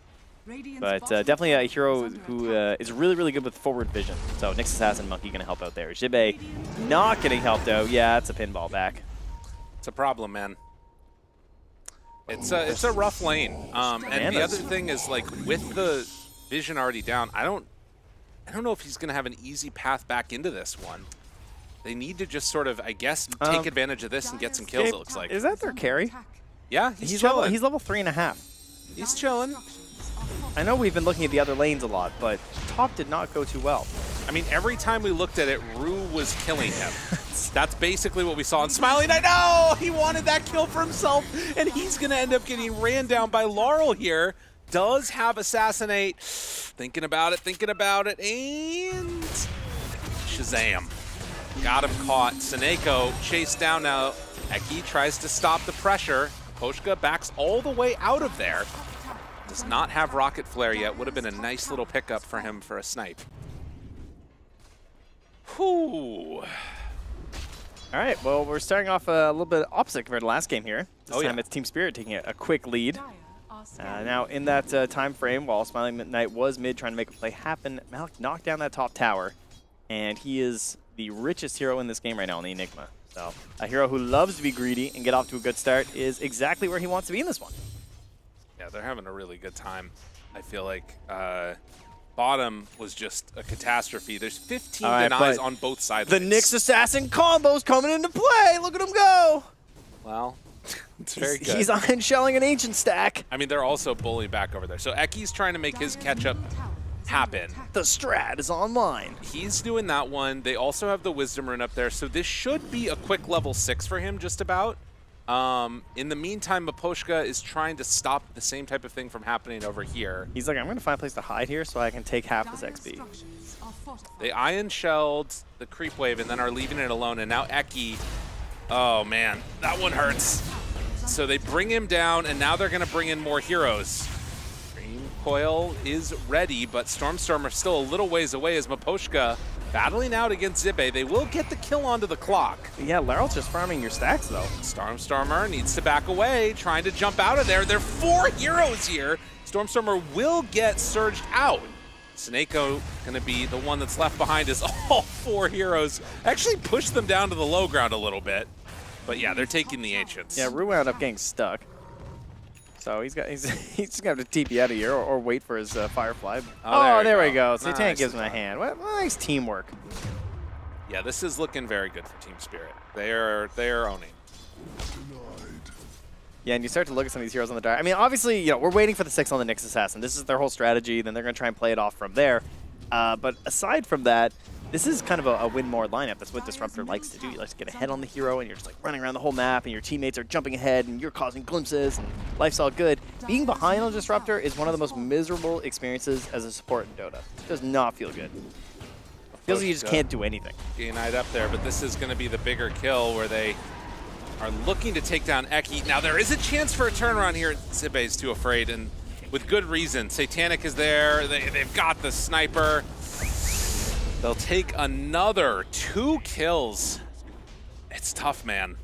This is pretty devastating. Dire's bottom tower is under attack. It really does feel like a replay. We're just swapping sides here. Oh yeah. I mean, with Poshka, he's just jungling his way to level 6 as well, so there's going to be even more control over this map. The flaw that you would find in a typical game like this for Team Spirit might be like, oh, the sniper can't be protected or something. They're able to get on top of them, but I mean, the whole issue is the Vulas don't have a way to get into fights yet at all, and by the time they do, defensive options are going to be there from Team Spirit. Like, they're going to have this protection for the sniper. I mean, in a lot of ways, it feels like you could black hole the sniper every fight just to protect him. Just preemptively. Yes. Yeah. And like that, they would win the fight with that. Like, you do not need black hole out of Malik in this game to win. No, Satanic on that Ursa. You know, Pochka here, he's getting 6 on the clockwork. Ursa's getting the Battle Fury. There is at least maybe a moment where while Ursa's not farming, maybe this Diffusal Blade could come online for Smiling Knight and try and find something. Of course, right now he's just trying to finish a Magic Wand. So, you know, and he does. Yeah. First big item completed. Let's go. Oh. Scary, scary. TP's coming in. Eki with the ulti. Looking and hunting. Malik would be a huge get. Aposhka there too. They do not have detection down here. They do actually by the small camp. Oh, there is one hidden there. Never mind. So if he takes one step the wrong way. But this, you got to get this kill. Now He's right there. He sees him. He sees him. Oh no. Eki backs out. Oh! Malik knows what's happening. No, just don't move. It's fine. Just don't, it's okay. It's okay. It's fine. This was over before it started. Just don't break your invis. Dude, he's rubbing his head. He's like, God dang. Close one. That was very close. Like, I'm going to snipe some couriers. Meanwhile, Stormstormer. Whoa. You don't see that very often. The only item components of Battle Fury, Ursa killing a puck. Yeah, that should not be happening like that. All I know is he had 0 mana. And they find Smiley Knight too. Jeez. Yeah, they do not manage to turn this around. Feels really bad, but Eki is there, and the clockwork hook shot in, trying to keep Malik alive. Not going to happen. Instead, is this going to just be another kill foisted into the favor of Avalis? It looks like it might just be. Smiley Knight dodges the right clicks. Maposhka's still in some trouble, and they manage to bring him down. Not the neutrals. Okay. Oh. Smiley Knight gets it. Gifted from on high. Man, it would have been nice to have a black hole there. That's true. Can't believe the Ursa managed to find a kill while he's just farming Battle Fury. I don't know what happened down there. We'll figure that one out later. It's a replay watch at that point.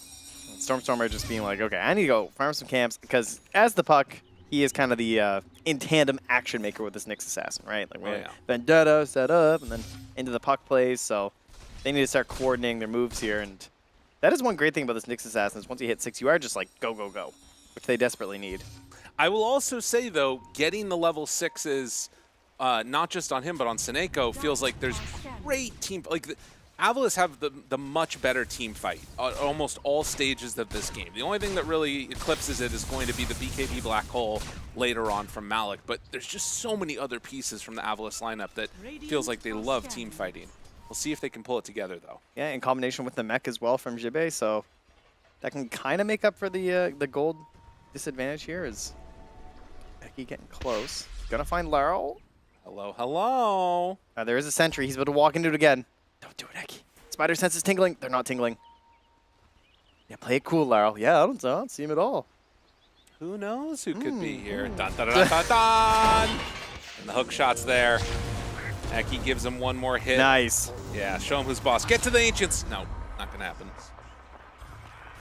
Yeah, I mean, these are the risks that he just has to take. Although, I mean, he didn't really have an ally there, so I'm not even sure.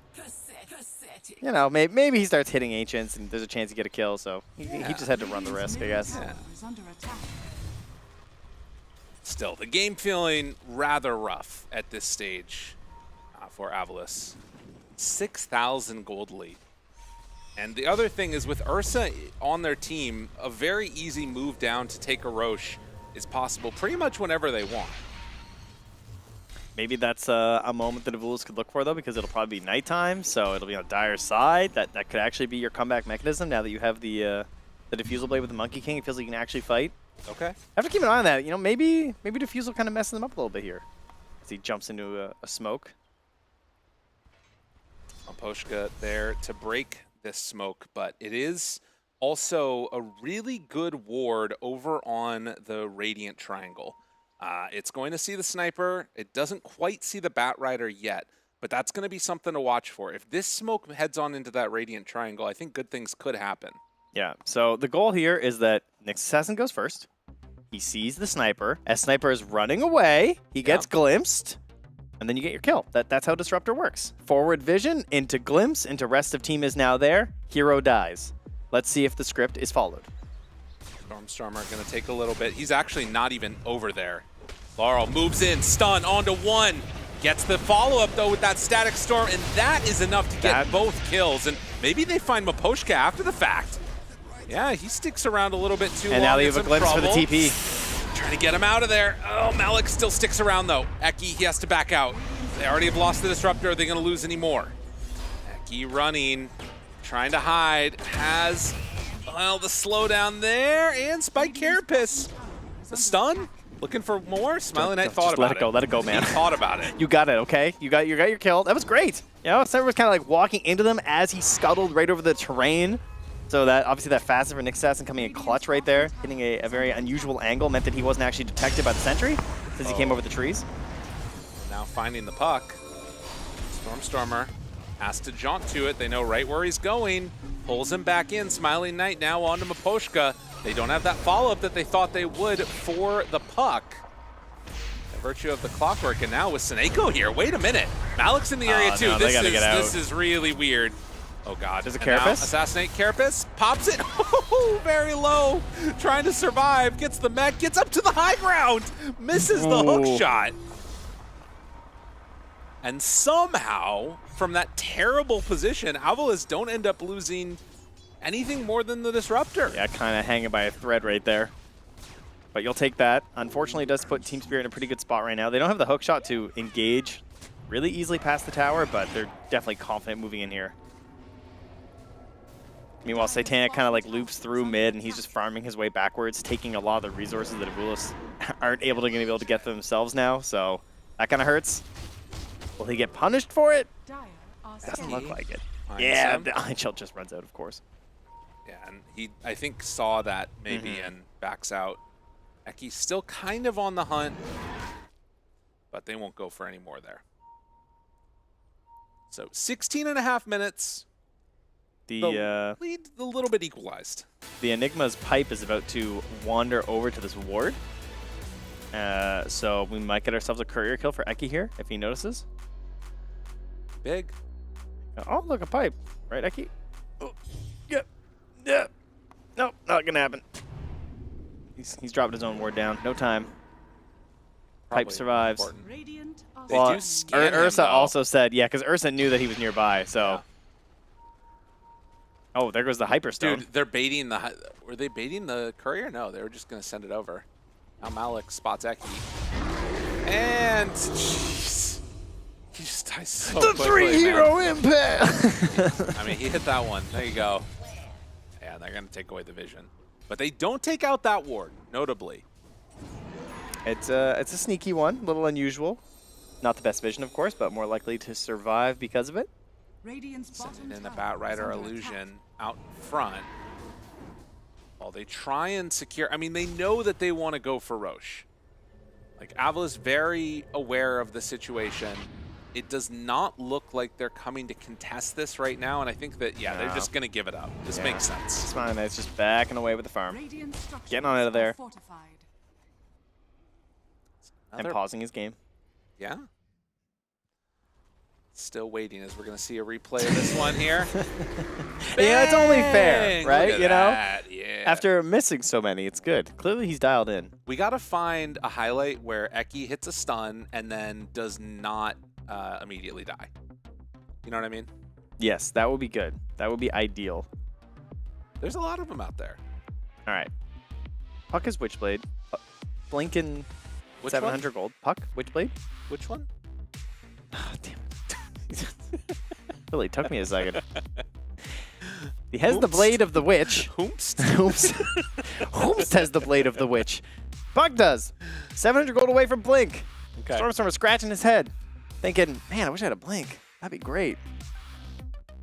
I mean, it is a little bit tough right now trying to identify what their pathway out is from underneath this. And again, you think about how important this is at this point. You get extra points for, obviously, the EPT points for getting placed higher in your group. That's right.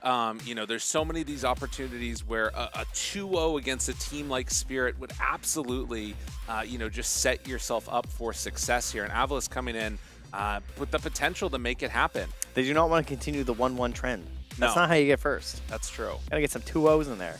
It would be very, very nice. And I think that this is reasonably a game where they can make that happen. But I think that a play like this right now, where you're giving up Roche, you're saying we're not going to come and contest that, play for the late game, play for the high ground, play for the Aghanim Scepter Disruptor, you know, a Blink Dagger on Darkseer. These are the types of things that you need to have.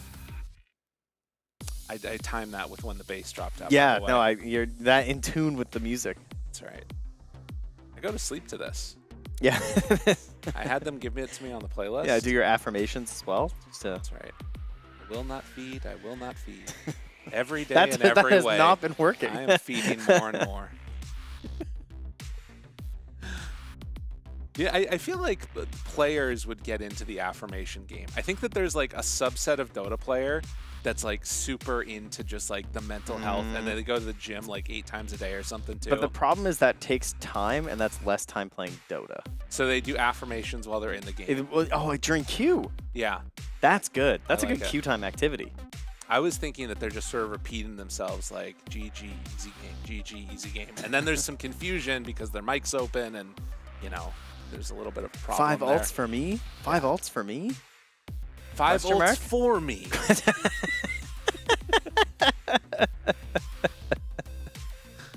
You got to put the right emphasis. That's right. We got to change that. Yeah. Got to change our situation. It's really good. And I also feel like, you know, the other thing that I love about these matchups in particular is that you've got a good mix of players here, right? You've got some that are old as hell. Maposhka, this guy's ancient. He's crusty. He's falling apart almost, it feels like. Yeah, and then almost you as got old as us. Can you imagine? I know, it's crazy. Yeah. And then you got Satanic out there. This kid's 17 years old. I'm sure that, you know, nobody on this team, Avalis, is more than 20. They're all like 11, except for Stormer. Yeah, of course. I mean, he looks a little bit older. Snake is kind of old. They're actually all out. He's They've been styling around though. for a You while, see that you know. jacket right there? You can just put it on, you know. It's got to warm up. Got to keep it hot here during our little break. That's fair. No, I think that we do have all 10 players in the lobby, but they're trying to sort out what the issue is right now. So don't worry, the game's going to be back underway in just a moment. This is the face when you go puck against the sniper in mid. Feels pretty rough. Yeah, so it wasn't the funnest time. And this is a replay, just so you guys know, we're not back. Just to be clear. Oh my God, look at him go! Whoa! The 2-minute mark. Yeah, I mean, that lane up there, Rue just really had a good time with them. This is very convenient in case you guys missed it. Yeah, that's true. Yeah, you guys see exactly how we got here. You can also hear us a little bit through it too, which I like. That part's nice. Oh, did he have Mischief here? Yeah, that's what I was wondering. Because I know it did get nerfed. Because now it's only 0.1 instead of 0.2. But if that were if that's what messed it, well. Anyway. I think he used it earlier. I'm thinking he probably just didn't have it, yeah, but I didn't have time to. This right here, I was like, oh my God, I want to be Dark Seer Lever Slicks, lay down the wall, right in that angle, vacuum back, everybody dies. That would have been so sick. And like this moment also for Zibe with Dark the Seer Knicks. players. Let me tell you something. That moment right there, I was like, okay, they either need to like all in and kill at that point, or they end up, you know, dying for nothing. But there's a chance maybe you get double Ion Shell, vacuum, Nick stun, bang, bang, bang. One of those other guys dies, but then you're like giving up your life for it. I think that's one of the problems is that like these players want to live when they make moves in the game. Right. And I'm kind of cool but dying. You're fun to just die, yeah, okay. Like that's what you tell yourself. That's an affirmation if I've ever heard one. I'm actually trying to die to enable my teammates because then I get less experience. Exactly. Well, no, then they get more experience. Yeah, That's what you say. Sorry, yes. You don't get less, they get more. Yes. Got you. That's the way that you phrase it. That's the way that you sell it. Just trying to help you guys out. This was so sick when you got into that. Yeah, whoever added the Earthshaker innate now, where he makes that little totem thing. Yeah. They're a real Earthshaker player because they feel that pain where like it feels like you start these fights, you get this sweet Echo Slam, right? Yeah. And you cast all your spells, and everyone's at like 10% HP, but then they all turn and kill you. But then your allies kill all of them, and you get none of the XP. Well, not anymore. The Spirit Karen's crazy. Gotta love it. You know, I also saw a moment in this last one where we got to see the power of Nyx's sense. Dude, wait. Sorry. Oh, wait, you did? Actually? Yeah, When? because, all right, so again, for anybody that doesn't know, Nyx's innate is that he can detect heroes within 350 units of himself. Right. When he was going through the trees to try and find the sniper, that's how true. he knew where the sniper was. That's true, yep. I was like, how's he going to get vision of him? And I was like, wait, Nyx's sense. All right, now, hear me out, guys. What up? So, teams. It's just us here. They're doing these. No, they're listening. That's true. Okay. That's why I said us. The players, I mean. Oh, yeah, players. Okay, Earthshaker, Spirit Karen. Okay, we're getting some Earthshakers in these games. What if you're support Shaker and they're doing stacks and you just kind of like run in and feed?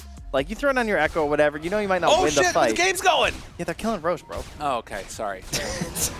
All right, you're not even listening. Listen, if you die disrupting their stacks, you'll still get all the XP. Yeah. That's good. Yeah, I like that. Steal the stacks. Well, Laurel is now going to have the Aegis. Y'all for sticking with us through that slight technical difficulties, but the game is now back underway, and it is still feeling pretty bad for the old Avalis here. The plus side is that, Dire's top tower well, is they under attack. They have wombo combo. This is fine. This is actually fine. Puck's going to have blink soon. They're going to be approaching towers. The Aegis is on Sniper, who you're going to try and just like disable and kind of ignore anyway. Try and blow up his teammates around him, then he just dies twice. Usually my strategy is ignore the sniper too, and it doesn't go as well. But I'll trust you on this one. It's fine, man. There's a lot of sentries down here. Eki, good luck, dude. There's sentries everywhere. It's got it. They see him. Oh, jeez. Run, run, run, run, run, run, run, run, run. He is going to actually head down south. Oh, he got it! Oh, let's go. Zibe going for the second item shard. I was thinking about this. This actually is so good against the Ursa. It's really hard for Satanic to chase down. Your blinks get broken. The only problem is it's only good if they're like running away from you. So it's not great for fighting, but it's great for like extending the game to longer time. Well, I mean, if they can't chase you either. Right. So, I mean, that's pretty good. It can muddle up a fight a little bit, I feel like. There's no slow resistance on the bear. It's true. So I do think it's good. I just think that like also just setting sniper up to hit towers, which feels a little bit rough. Don't need to chase too much if they can't run away. He is good at that. Oh yeah. He is hitting that tower. Eki, what you doing, buddy? There's 3 heroes just like not moving for Avulis. Smina is just like farming a camp. Jibe's farming a camp on the other side. Eki's just waiting for a wave. I like this. This is good. This is good Dota right here. Ooh, that's a good courier kill. Love to see That's it. a fat courier. Got so much good stuff there. They're cutting waves. Oh no, he missed it against creeps. It's okay. He'll be able to clean it up. Well, the problem is the Nixth Sense doesn't work on that, right? It's That's a good just point. Heroes, so it can be difficult. They can keep catching these waves though. And 20-minute mark, Team Spirit, are they going to take away this Tormentor? And Wisdom Rune. Yeah, could be nice. Yeah, that's the ultimate snowball into victory, is stealing the 21-minute Wisdom Rune while also securing your own. The problem is if they stick around for this, they won't get back for their own. And the other problem is if you try and escape afterwards with Team Spirit, that is where Disruptor comes into play. And speaking of which, Disruptor is coming over here. They're flaring the Wisdom Rune here too. Oh, Sineko. Oh, that was a good try with the ward too. Can't quite grab him. It looks like the vision is not there. Meanwhile, Avilis, they're going to go and take the other Tormentor. Oh, wow. I actually didn't think they'd be able to kill this. Can they kill this? I don't think they can. Eki is dropping low. Oh, no! No, this... Oh, Baboshka. The snipe. Yeah, like, someone needs to stay for the Wisdom, surely. Oh, jeez. So shockingly, they actually get both Wisdoms, though. Hey, let's go. So that could have been worse. No one covering it from Team Spirit, so Sineko able to sneak that one out. Dude, the Rocket Flare kills are just, it's a classic. It's a feel good, you know? Unless it's you that's dying, obviously. No, that part's not great, but all the rest of it. All right, here we go. The big wombo combo. Let's see it. That flare slow, too. They're coming out smoked. Chase. No scans left. The chase. They just used it. Okay. Marl is there. Smoke getting ready to be broken. They find him on the... Oh, no! They're going to get the glimpse. Dude, oh, the ward. Get the glimpse. They're not going to get the glimpse. Oh, that feels bad. I can't believe that they left the sniper dangling. Coil? Never let your snipers dangle. And jump in. Vacuum. Stun. It's only on to 1. He was able to get the concussive grenade off. Malik walks back through the wall. He helped them out. He made sure the wall hit someone. Oh, jeez. Okay. Hook shot. Now lasso and pull away. Black hole. A bunch of different ultimates used. Eventually, they kill Stormstormer. Not how they drew it up, I don't think. Oh, no. Once the initial concussive grenade escape happened, kind of felt like that one was over. Oh, no. Sineko. Jeez, all right, man. big Wukong. Buyback. Vacuum. Big vacuum. Stun. Huge hit. The Impale's not quite caught onto Laurel, though. They need a little bit more damage. It was good, but it wasn't good enough. Oh, he was just a little bit out of range, and yeah, buys the Blink Dagger immediately. That would have been 3 heroes dead instantly if they could get the full Impale hit onto all of them. Okay, but improvements. Yes, right? They held the high ground. We have the Blink Dagger on Darks here. It's showing off the big threat. We have this damage from the Monkey King. The potential is seen. Oh, that was so close to getting the other 2 there. Yeah, that could have been crazy. Man. Well, unfortunate, but like you said, signs of life. Yep. That's a pretty good looking fight for being down 13,000 gold. It is indeed. And Stormstormer is not going to die again until it's an actual team fight. He won't get picked off. That's a personal guarantee. What the hell are you doing, How can he die? What are you doing? He can't die. He's too good. Are you trying to curse him? No, like, I'm what's just going on right I'm now? explaining why they're going to win. Okay? Trent. 13K down. Trent. He can't die. God, Trent. Wait a minute. Maybe you're right. Maybe you're right. Maybe you're right. He can't die. They will not kill Stormstormer. Buddy. He's going to clear every wave across this map, right? You know what's crazy about that? Because Zibe got the kill with Ion Shell, all 3 of them get golden experience. God, you are such a Darkseer player. Oh. Oh, baby, that was so good. Oh, it's actually so good that the Darkseer got so nice. 672 gold across the map. I'm just imagining myself in this. No, I can hear it. Look at that. Wait, we got to see Zibe. We got to see. He's gonna look really happy after that moment. You're gonna see. Yeah, he's gonna be stretching out there. Like, oh yeah, that was good. That'll be good. That's what you want in this world, you know? Look at him down there. You see that smile? Look at him. Yeah. Can't even wipe it off his face. No, he's just too happy about it. He's like, guys, do you see that Ion Shell? That's pretty sick. When that was happens. good. So their total damage of the Ion Shell was 36, by the way. I just want to make that clear. Look, it did 36 damage and he got the kill gold. That's so sick, dude. That is not the definition of sick. I love it. How much damage total was done? 1,906. 36. That's pretty cool. If only we had Snake in here, he could do the math for us. I know. You know, if we could, I think we got to ask him in the interview, how nice did that feel to get that kill? You know what I mean? Well, like, yeah, but, you know, they might lose. They might lose this game. Probably not going to feel that great about that if they one lose, kill bounty he got. You could do an interview with Zibe anyways. Just, I know you feel bad about the loss, but tell me about that kill, man. No, that's not going to happen, though. Clearly, the puck will carry. It's a good hero. I mean, look at it. Parasma, Octarine Core. Definitely feels like they've got the tools to do it. It's just, will they have the time? Like, I feel better about this as it goes later and later. The courier has that really lame item for Laurel. It just got delivered here. What's that? He bought a BKB. Yikes. Wow, very cringe behavior, I have to say. But eventually, like, you're up 10K and you buy BKB Snakeo's, on Sniper? Snakeo's going to go Aghanims, though, so it won't matter. That's right.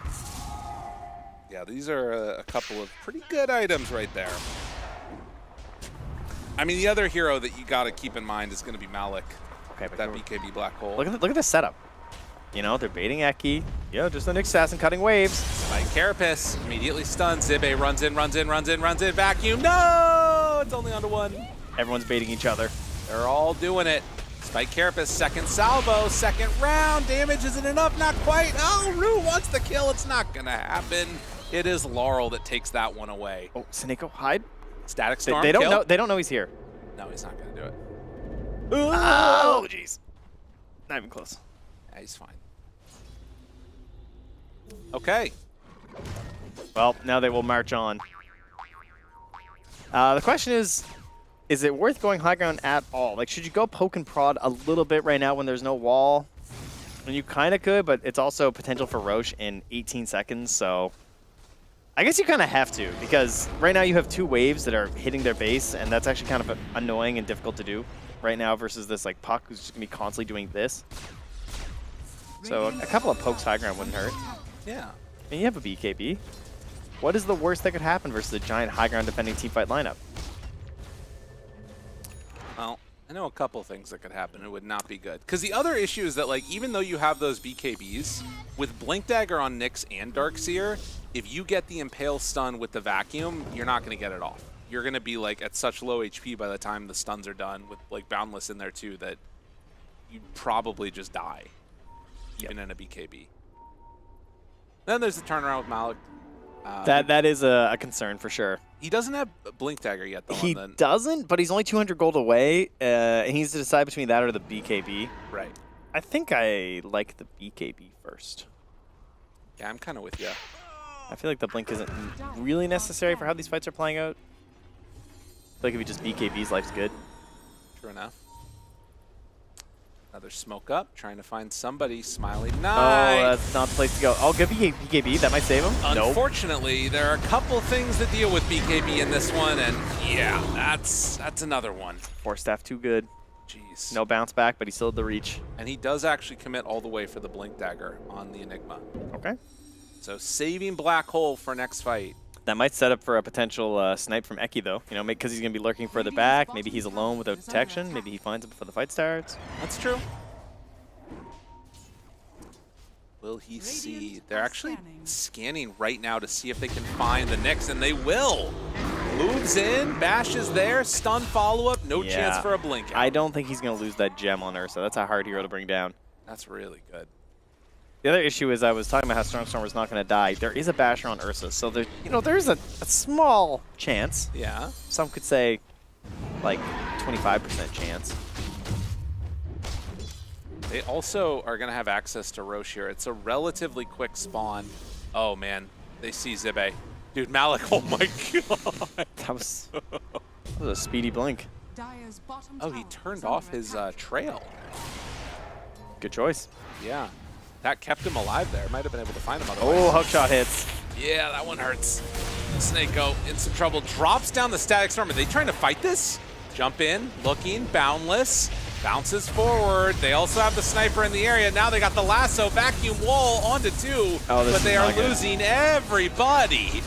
Laurel off to the side. They run in. They want to kill Laurel. He has BKB. Laurel stood his ground. Yeah, and they commit. Oh, jeez, man. And Stormstormer is also in trouble. Whoa, my goodness. What? The flare vision coverage was crazy from Aposhka. Okay, he should have lived there. They all died. The flare showing where he ends up orbing to, so then he just gets sniped. Like, there was actually a chance for maybe he's a turnaround play. But too much coverage there from Team Spirit. Really well played. Team Spirit. I mean, to me, that felt like it was desperation from Avalis. Like, oh, yeah. You're making this play. You're like, okay, Static Storm, maybe we can get like a return kill, and then you're all in at that point, and you just lose everybody. And they didn't even end up needing this Aegis that you would have expected to go high ground. Right. I mean, they have not secured the lane for themselves fully, but you've definitely secured Roche if you want to go for that. Well, after that, BKB Laurel now has a butterfly as well. So, makes things a little bit tough for old Smiling Knight. Does not actually start with an MKB, as you might think. Next facet to be unlocked for sure. Okay. What would you take? Simeon Stride, or always have MKB mischance? No damage, no bonus damage, but you just, you're guaranteed not to have the mischance. You guaranteed to have True Strike? Let's say all the time. Always True Strike or Simeon Stride. I feel like I'd probably just take Simeon Stride anyway, because I feel like they just never build evasion. Simeon Stride's kind of crazy. Yeah. No, I think you're right. But we're not really carry players, so there's probably carry players screaming right now. That's fair. Jump forward. Of course, their natural habitat is just to be screaming all the time anyway, I suppose, so not really much different than usual. Does he know? Does he have the Nyx sense? Oh, no! It doesn't matter! Why did he even throw the stun? That's what I was just thinking. I was like, it was at redemption. Least all I was thinking was he can't miss the stun because he won't need it, and then he throws it anyway. Listen, with every Eki Nyx game, there's like good and then there's bad, and that was good. That's what you want to see. All right, well, high impact player. There it is. Thank you. He covered the dodge. Covered the dodge. That's what they call it, right? You're into those fighting games. The option select? The option select. Okay, yeah. It was a meaty impale. There you go. So smoke up now. Only 9 kills for Avalis. And trying to get away is Stormstormer. They get the Shiva's Guard completed on the Darkseer. They're still getting these items. And despite the 19k gold lead, it's not an insurmountable lead given the heroes that you have on this lineup. But it's pretty tough. Also, Sniper Illusion to get created. He's got a butterfly now done on Laurel. Sure does, buddy. That's it. That's the Darkseer brain once again coming into play. I actually like it when my opponents have butterfly. It makes my illusion better. We're winning now, guys. They're fools. These are unironically things I've heard you say before, by the way. When the butterfly comes in, that's actually good for us that Medusa has butterfly. It's 10 minutes butterfly is like really good timing for, Guys, my illusion is crazy. They move on in and they find the Monkey King, blow him up. Satanic gets that kill. And Laurel gonna set his sights down to the south. Eki, Carapace out, and gets doinked. My goodness, that's a big doink. He hits very quickly, Trent. He is ho-ho and ha-haing. No Monkey King for 40 seconds. The other issue is that, like, if there's only one hero there, it doesn't feel great to vacuum him. That's my... Oh, jump, stun, done. Look at that. In and out. That's a snipe right there. And a testament to how scary this can be if you don't react. All right, 1,500 gold. He could sell for eggs soon. Look at Satanic over here. This guy's ready to battle. He wants to run in there. First hit, Abyssal. Thinking about it, not going for it. If they get one team fight win, Snako can have Agnes. He's 1,600 gold away. He can sell his arcanes. There's a hope and a dream. Jetpack for the Clockwork. And still they're chilling. Batrider almost at BKB himself. Yeah, there it is. And Clockwork Ags too. Oof. Yeah, Jetpack into Ags. That's quite the upgrade for this Clockwork. God, they just need more damage. Everybody's so tanky in Dota now. It's crazy. Yeah, I think the only thing that salvages this is Disruptor Ags. And like... And somehow hitting it on them. Because like you fully commit for the Ags, but then, actually, you need the full vacuum stun and then... Then again, Trent, there have been some technical difficulties. Maybe they'll just... That's the same. Maybe that's the solution. All right, we're starting off with a lot of copium here before the Nigma doubleheader, I see. This is good. You gotta prep the squad. Yep. But now Satanic just going to push out this top wave and then get themselves set for assaulting the high ground. Laurel being protected by Miposhka. Eki, the wraparound. Wait a minute now. This is a chance. BKB reaction. But Laurel, look at that illusion. Look at that little illusion. It's not hitting. It was not hitting. Oh God, and there's Stormstormer dead.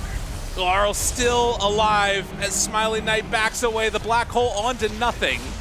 Do they have anything else in the tank at all? No, they do not. Chosen for the Boundless, not where he needed it. And just like that, Avilis's hopes of winning this game dwindling very quickly. All right, that was kind of crazy. That was a sick BKB. Yeah, that was nice. You gotta give some credit there on that one, and a great recovery there as well. Rue jumping right in, just immediately jumping onto that puck. I mean, Stormstormer really had no choice this game. He had to go like all aggro, right? Like he's got the Phrasma, he's got the Agnems. He has no defensive tools. Right. So if the back gets on top of him, he's just done. Last Rack's going down. Team Spirit, they have not looked back once in this game.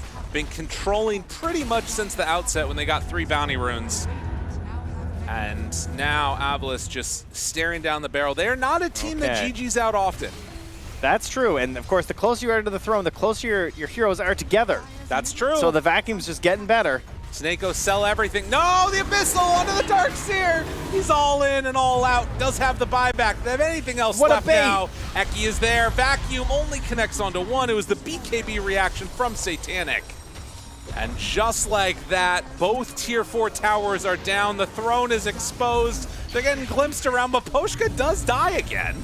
That's a little something something. Now Smiley Knight on top of Laurel. They get the lasso off. Good damage out. The interrupt is there, and they manage to find the kill onto Rue. Now trying to chase down Laurel. They got to back out, running away. Throne's still exposed to the Satanic on Laurel. Yeah, that's a hard one to deal with. Eyes on the prize, taking down the throne. The buyback comes from Stormstormer. Eki, he tries the stun, can't get it in time.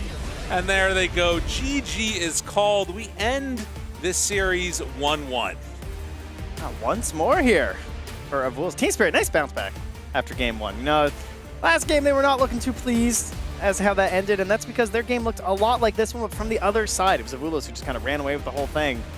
And they certainly recovered very well mentally. And they really stomped this one. I don't think there was ever a moment where I felt like Avulos was going to be able to turn this without... It would have taken a complete miracle and also some sort of a big mistake from Team Spirit, but Avulos, they played pretty flawless game one.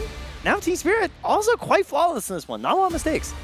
All I heard from all you said was miracle, and I just got a little bit excited there, Trent. But we're getting ourselves ready here as we head on back to the panel, getting ready for the next one. It's 1-1 Team Spirit Avilis. There's a whole other series before Lyrical will get to see Enigma Galaxy play, but yeah, it's getting a little bit ahead of himself, but this is indeed a tie. We got Team Spirit and Avilis both taking one win. That means Avilis has tied every single series they're at, and both teams now still on a 3-3 record. There's a lot to break down because I know our commentary team just said that there weren't a lot of mistakes or were not any mistakes coming out from Team Spirit. I think we just saw. We're watching one right now. There was one. No, I mean, this game also had, I think, like a lot of, well, not a lot of back and forth, but like a lot of in terms of entertainment. Like we saw like a lot of good spell usage, then like some overplays. We see like some rocket snipe across the map, but I think like both games were very, very one-sided. Like Spirit basically dictated this entire game from start to finish with like their lanes. They go mid, they get the mid tower very early. Monkey King rotates mid, minute 6. They take top tower as well, and like a 6k deficit at minute 10 against this Spirit draft is really, really hard to kind of come back to with the heroes that Avilis are playing. Yeah, going back to the first game, I think this is like exactly what happened, you know, for Spirit. They lost control in the 6-minute mark, and in this game is a little bit different because the Monkey King, we kind of expected him to do a little bit maybe worse against the Enigma, but he did okay in the first couple of minutes, and when he needed to go to the 6-minute rune to fight, and then he died, and the Enigma took his tower. So basically, they lost 2 towers out that move, and then they lost Roshan shortly after that. So that was like completely, your whole map got collapsed, you know, and they kind of couldn't really do much anymore after that. One thing that I really like from Avilis, or specifically from like Smiling Knight, because we're saying that his game wasn't easy, they lost map, he didn't have like a very good early game, but when this guy has a timing, he always makes very good use of it. Like his scoreline is still 5-5-3, like when he got this defusal, they smoked into the enemy triangle and like still made stuff happen. Like I think it's very clear to see that they individually still know what they can do to like strike back. So even though they lost, sure, whatever, I still like seeing that type of stuff to know what you have to do in order to at least give you a chance to come back in a game. Yeah, but I also feel like for Avilis, the issue that I've been seeing that they have in the draft time and time again is like the support heroes, you know. I don't feel like the Disruptor was like on top of my list this game because the early game is very unstable. He actually died like twice in the lane. It's so volatile. Yeah, the hero is very good if you're doing well, you get your levels, but when you're not doing so well, you make a mistake in a lane and then you're like always behind, and it doesn't feel good to play Disruptor in this type of game. And again, you know, I always highlight the rune fights, the 6-minute rune fights, the 6, 8, then your Wisdom runes. If you don't have the right heroes to fight there, you're just not going to be able to do much, you know.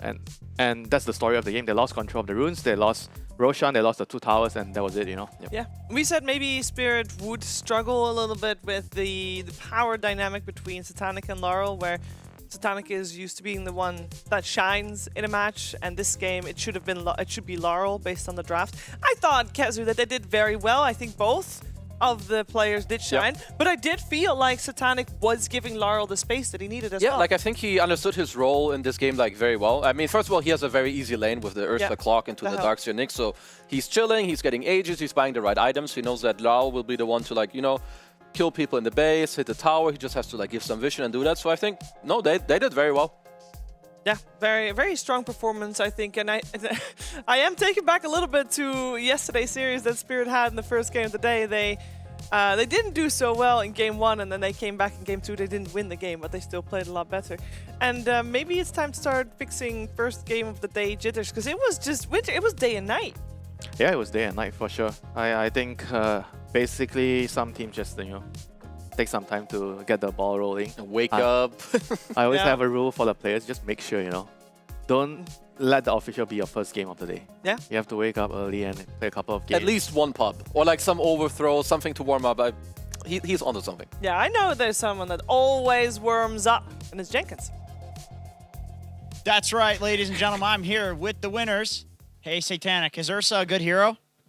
Fine. It's fine. Thank you very much. I'll let you get to your lunch. Laurel, my brother, how do you feel being sniper versus Puck? Do you feel like a bad guy for that? I guess he picked Puck into my sniper, so it's bad. He's bad. Like, he don't respect my sniper, so I show him how to play sniper. Yeah, you did show him. Even when you were running through the river and the Nyx assassin comes, you just kept peeping him. You weren't afraid. You're not afraid when you're sniper, are you? Yes, I just like this hero. When I have a good game, like, it's always easy. I was planning to harass your entire team, but they really skedaddled out of here. So always leave very fast. That's okay. What did you guys talk about between game 1 and game 2? I mean, always we talk about draft. I mean, the first game, like, they have unreal good heroes, like Pagna, Invoker, Dawnbreaker, like this trio, maybe also Shaman. They like come meet and just hit, we just even cannot react. So we just talk about on the drafts, yeah. No matter how we play, maybe we can play better, but we need to play very like, very good, but it's hard, always, yeah. What are you gonna go do now? Wait next game, that's all. Maybe watch some games, just chill. No pubbing? Oh, no. Maybe no time, I don't know. Maybe if time? No. Okay, well, congratulations, my friend. I'll let you get to your lunch, and we'll send it back to the panel. Yeah, he does not have time. He does not. I can say that right now. It's abandoning time if he plays a pub. I don't even think he would get through the draft almost. Yeah. I think for Team Spirit, Shopify Rebellion is waiting for them already, and Avalus will be facing Na'Vi for their second series of the day. So yeah, no time for pubbing. It is very refreshing to hear, or not refreshing, but like good to hear Laurel talk. You know, game 1, the draft was just, well, he didn't say the word atrocious, but when say it for him was atrocious. They couldn't deal with it, and they would have need to like play the best they've ever played if they were having a shot. He basically said the enemy heroes were too strong. Yeah, he said they had an unreal good hero. Unreal. He did say unreal. That's like, that has to be on like on the top of his list of how good they can I don't want to flame my drafter, but they had unreal good heroes. Oh no.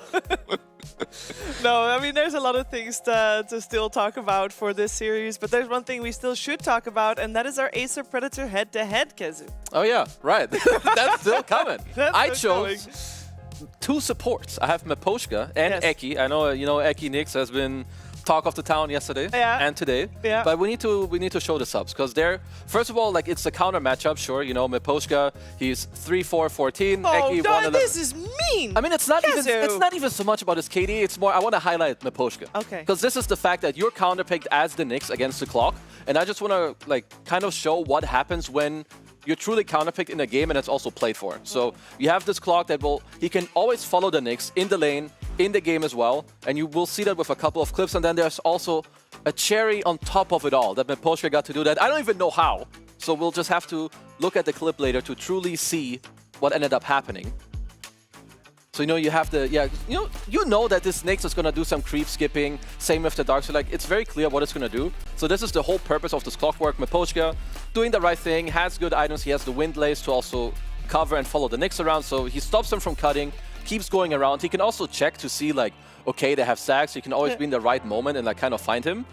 And I believe after this we will have the clip of where we have like the Sniper Rinsky coming around. So I don't even know if he knows that they're doing this right now, but he rockets like above, like the Torn didn't die. Like, but he just gets the snipe here, and I feel like this is just like an insanely nice play. It's a strange flare because the flare is obviously too high to be checking out if there is... I think he was checking for the Wisdom Rune because it was 21 minutes. They went to the other side of the map to take the other rune, so he just wanted to see if their rune is still available. So he wants Block to his keep skill, that. you know, yeah, sometimes because normally you flare like, hey, are they doing Tormentor? Yeah. You flare on the Tormentor. Because even Eki threw him the tip after, because he's like, bro, there's no what the hell way. is that? Very good, which by the way, I have to say it. Yeah. This was the 3rd game we saw Eki play Nyx Assassin. I know they won one of the games. Is it time? It's not his fault this game. Oh. I'll be the first to say it. Okay. Yeah. No, we're defending. Yeah. I mean, Why? there were clearly more problems with the other heroes, you know. I think they are... for me, the position 5 hero was the key problem here. Okay. Nyx, you kind of need a hero that's more stable in the laning phase for you, because Disruptor and Nyx, they're both, I think, equivalent in the lane. They're weak in the lane. You need to do like some creep skipping, pull creeps, and to get past your first few levels and you get the levels. And I don't think you can have two of those heroes in the same draft. If you have Nyx, you need like a 5 that's a lot stronger. Jack Hero, Undying, whatever. It's also, I think, sometimes rough when you have heroes that share the same counter. Like as a Nyx Disruptor, both need to play off of good map state and being ahead and applying pressure. Whereas if one of them fails, the other will as well, and now suddenly you have 2 liabilities in your draft, which is not great. I mean, to make it simple, okay, sometimes you can see Nyx and Disruptor working really well, but you don't want those type of heroes that, it can only work well if our early game really rolls well, you know, off the lanes, you know. But if it doesn't get good for us in the early game, then there's going to be problems, because with Nyx and Disruptor, I think even in a 50-50 game, you don't lose your lane, but you get okay stuff out of the lane, but you might still have a hard time, you know. You don't want that. So we're okay with seeing more Nyx Assassin in Ecky's hands. I think everyone is okay with it. From an entertainment perspective, is definitely very value. So we're looking forward to seeing that happening. But we're not going to have Avilis in our next matchup on this main stream, because we are moving on to 2 different teams. We got Boom Esports and Team Falcons coming at you next. Waking up, playing some Dota, it's just been part of my life for 20 years, and I don't think that's going to change anytime soon. Where we are in the history of this game and where it's come from and how much has been accomplished, I think compared to basically any other esport, it's the best. So I'm grateful for Dota 2 as a game, because Dota as a culture supersedes where we come from. You are a Dota player first, and I love that.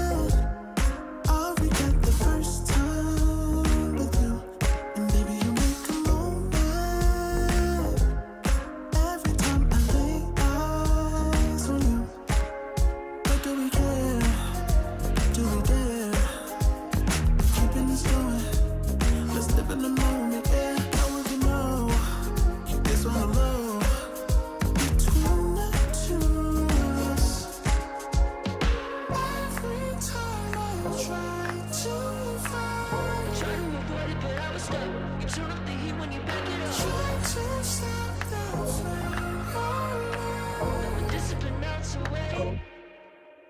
You either give in or pull away. We have the will to choose our fate. Whether it's wrong or right, I'm holding on for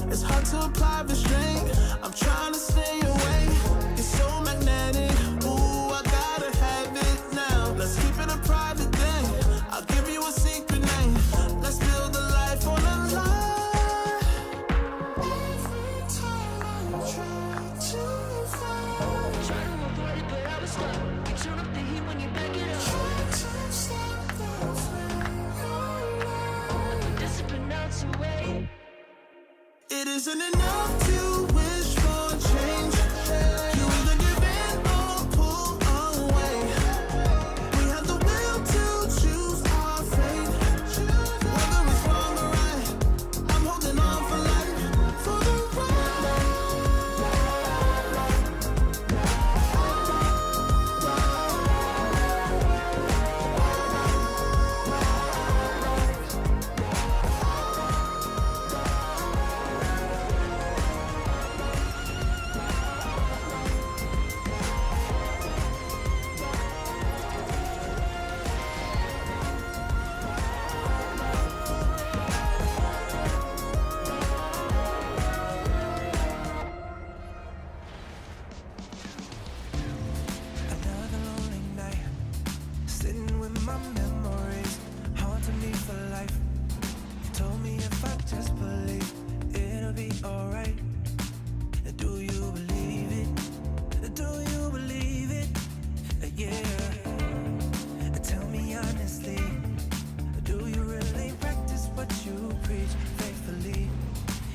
doesn't make you wrong or right.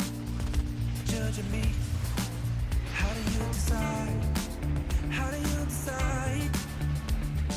Why you wanna lead with fear when you could go and lead with love? I'ma just stay right here, cause I can never give enough.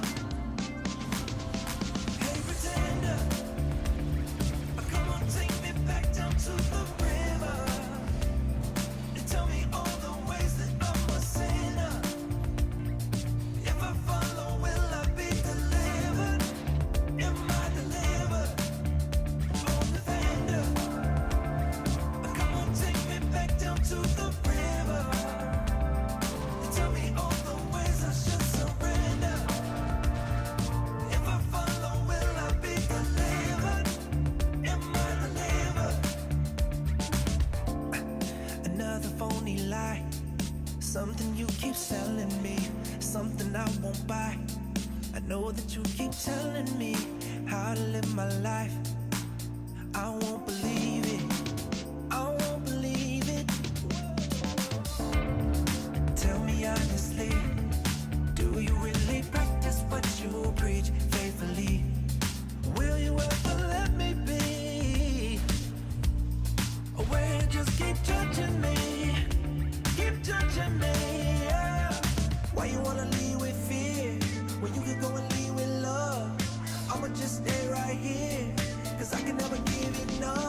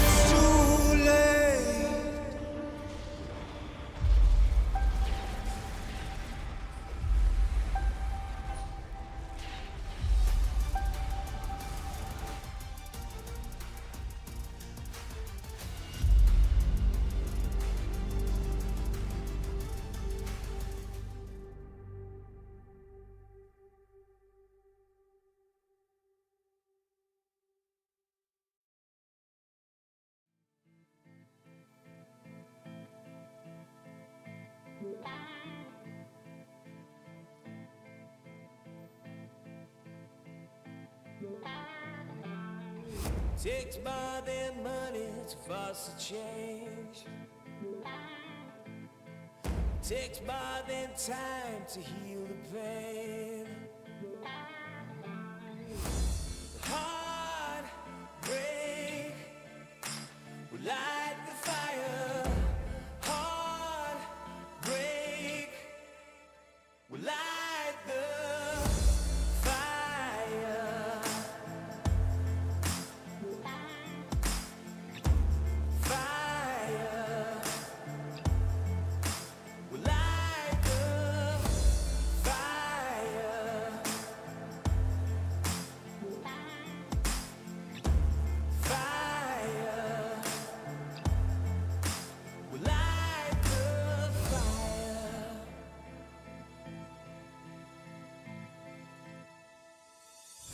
Takes more than money to boss a change.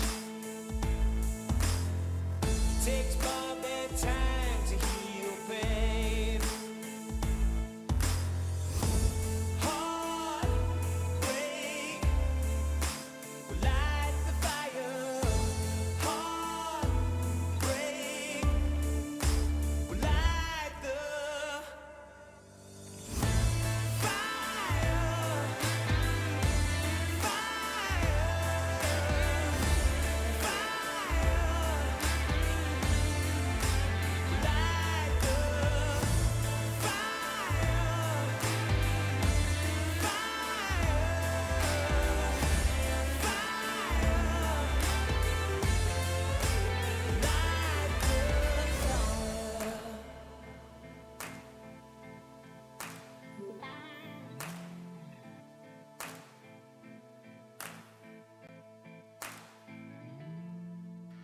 You're so cool, cool.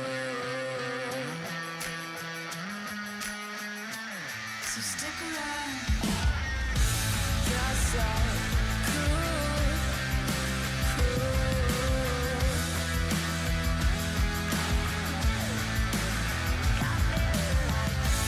You're so cool, cool.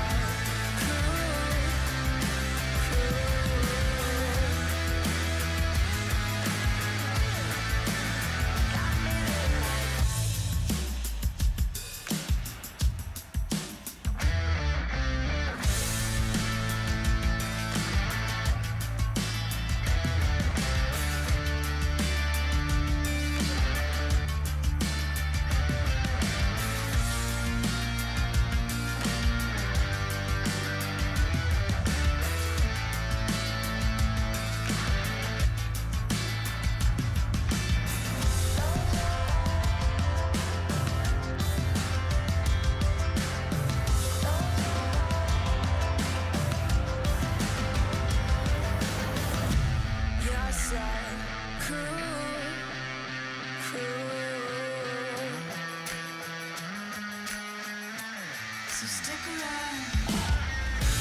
You're so cool, cool.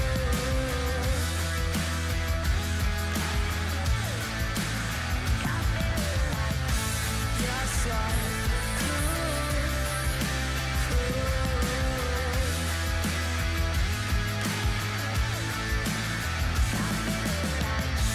You're so cool, cool.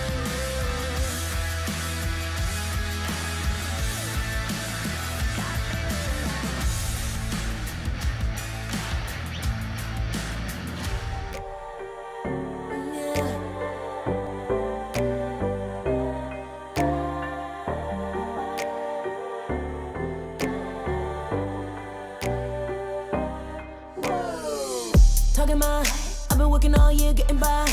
Looking for the high, taking all my time. Breathing in new life, feeling fine. Like I don't gotta be something society wants me to strive to be. Got my own energy. So magnetic in the spotlight. Shaping my own world with my own mind. Don't talk about me unless you alright. You gon' see I'm feeling real free, protecting my energy. I gotta protect my mind. I'm breathing in new life. It's time that I realize what feels good ain't always right. Making changes, I got me a new strut. No more settling, I'm running out of good luck. Never chasing, I attract, I'm busy going up. If you see me come correct and keep it on the book. Get it, how I live it, that's the motto, how it goes. No more reaching in it, distance, hit the lotto, I'm the one. Not denying myself anymore, I'm done with it. Sky is the limit, I'm living like widow. Energy,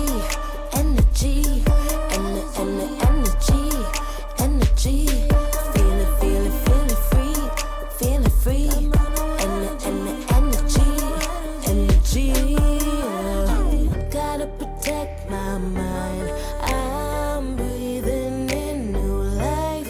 It's time that I realize what feels good ain't always right. I'm feeling good, feeling free. Feeling good, feeling free. All I need is me and my new energy. Feeling good, feeling free. Feeling good, feeling free. All I need is me and my new energy. And my new energy. Feeling good, feeling free. Feeling good, feeling free. All I need is me and my new energy. ESL One Bangkok is brought to you in part by Intel Arc, Acer Predator, DHL, Kadia, Monster Energy, 1xBet, and the United States Air Force.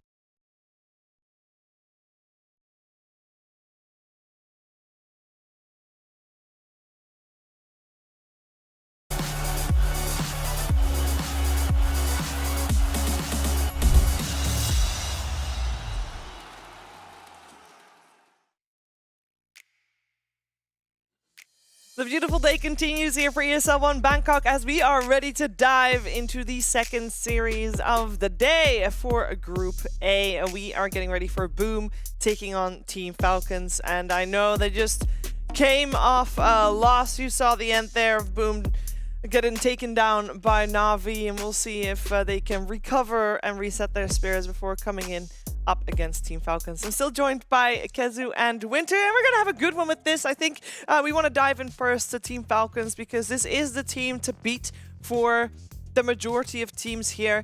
They are having a stellar performance. They've had a great day one as well. They also were able to 2-0 their opponents earlier today in Shopify Rebellion, and I believe, Kezu, I mean, you were gonna look especially on that series because you had your question mark with Shopify. Yeah, I mean, Falcons just look really, really strong. Yeah. Like, they're now 5-1. They had a bad showing at Blast where they only placed, I think, what, like 7-8? Which for them is not that great. So every team that plays them here, you know, they're a little bit unlucky because they were bad last tournament. And when a good team like that gets such a slap in the face, oh, trust me, they get real mad. Well, they practice. if I'm the other teams, I want to play them early. Yeah. When they're not ready. Yes. When they haven't fixed their problems. Like, they're feeling good right now. Like, they're 5-1. We all know how good this team is when, like, they're ready. And I feel like they're kind of... They're getting back into speed. You know, they know what heroes they want to play, what they want to do, and they're just getting... They're getting in the groove, Shiver. They really are getting in the groove, and I feel like that is a scary territory to be for any team going up against them. If you were to judge based on the 6 games they've played, they have dropped 1 game to Avalanche yesterday. Can we pinpoint any weakness that we feel like was one of their problems coming out of Blast that they might not have fixed here yet? I feel like their mid game looked a bit shaky yesterday, right? Like their early game was very good, but then they had like some throws later. I don't know if they fixed that today because the games I didn't see, but that would be the one thing I would say. I think even from Blast, I remember sometimes the carry heroes that they are trying to slot into Skitter doesn't really, because the patch changed, right? So they have to adjust and they have to move those heroes around. So I think at Blast that was kind of the problem that I saw. And in the first couple of games, the mid game where heroes are not supposed to be in this area are farming in the wrong areas, and that kind of caused them problems in the first series against Spirit. Yeah, one of the things that caused them problems as well is the man we'd like to highlight at this point, as we did have some funny moments yesterday. Yeah, we all know Amar's he's a spicy little guy, right? But the stuff he does, he is so good on the heroes he plays. Like he's exceptional on like his Doom, his Timber, his Razor, his Viper. Like the list goes on. Like 8-2, 13. His hero damage is very high. I think one thing I want to highlight with his KDA is he's very good at going builds that allow him to be unkillable. It allows him to play areas that maybe other players wouldn't because they don't have those items. Like on Mars, he will go Yules into BKB, no blink, because he knows he's against some Ursa. This guy can't kill me. I can always BKB TP out, because they're very good at maximizing and farming. And this guy, for me, Amar is like the best Dota player right now. I mean, not to mention, my favorite part about his game is the laning phase, because he does the creep aggro thing. I think no one does it better than him. Yeah. He is like the best, like the way he draws the aggro and gets that small little bit of advantage of the lane, and he kills you after that because of it. Yeah, he's so good. I mean, the trouble that he caused yesterday was being a little bit too close to the fountain. When the game was already on lock. But let's be real, this guy yesterday especially had a phenomenal day with a very, very few deaths. Only a couple of caster curses here and there caused him to lose his life. But yeah, he's had a phenomenal tournament so far. We'll see if that continues today as well. As we're going to hear some words from a very important member of the Team Falcons lineup, and it is none other than AY2000. I'm lucky enough to be here with the wonderful, the one and only Mr. 2000. How are you doing today? You're on the verge of playing another game after a first day. How you feeling? Pretty good. I think the series was like pretty solid from us. I like that like we made mistakes, but didn't really change how we're looking at the game, which I think is a pretty good sign for the team. Absolutely. Love to always be able to maintain that consistency. You know, I wanted to ask a little bit about the mentality of how you feel about coaching. First of all, you talked to me at one point about Ted Lasso and loving the TV show Ted Lasso. Can you just talk a little bit about what you like about that and how it sort of relates to Dota, if at all? No, I mean, Ted Lasso as a show is like I really like the show. I think it like came at a good time with COVID and stuff. But I think there's a lot of lessons for coaching in the show that like it's sort of affected how I view coaching and like how you want your players to develop. I think a lot of it is just like on your outlook about like what really matters, like what's important to both like the team and how you interact. I think like Ted Lasso does a good job with a lot of those lessons. Awesome. Well, in the spirit of that, I have something for you, and I was hoping that you'd be maybe willing to wear this little mustache during the draft if you would want, or even just right now for 1 second. It just So can you give us the best Believe team in the style of Ted Lasso? I don't have my phone to look. No, looks really I don't good. want to do that. All right, that's fine. Thank you so much, Ali. We'll cut it for here. Prepare for good luck. Best of luck. You look great. Thank you. It is Back to you guys. a good coaching style to take inspiration from. For people unaware, his style and his philosophy is to make your team be the best they can be without focusing or worrying about winning or losing. And I think that's, if you're all in the best you can be and all happy and in the great mindset, I feel like Winter, the wins will come regardless. If you have the personal skill as well, let's add no, that. it's true. There's some truth to it, Winter. Take it away. Yeah, there's some truth to it for sure. You know, if you're already at this level, everyone's. I think everyone understands what they need to do in the game. So you have to figure out how to get 120% or 110% of each player and try to maximize it. You know, because it's gonna come down to that small little detail that decides whether you win or lose. And going in with this type of mindset puts a lot less pressure on the players.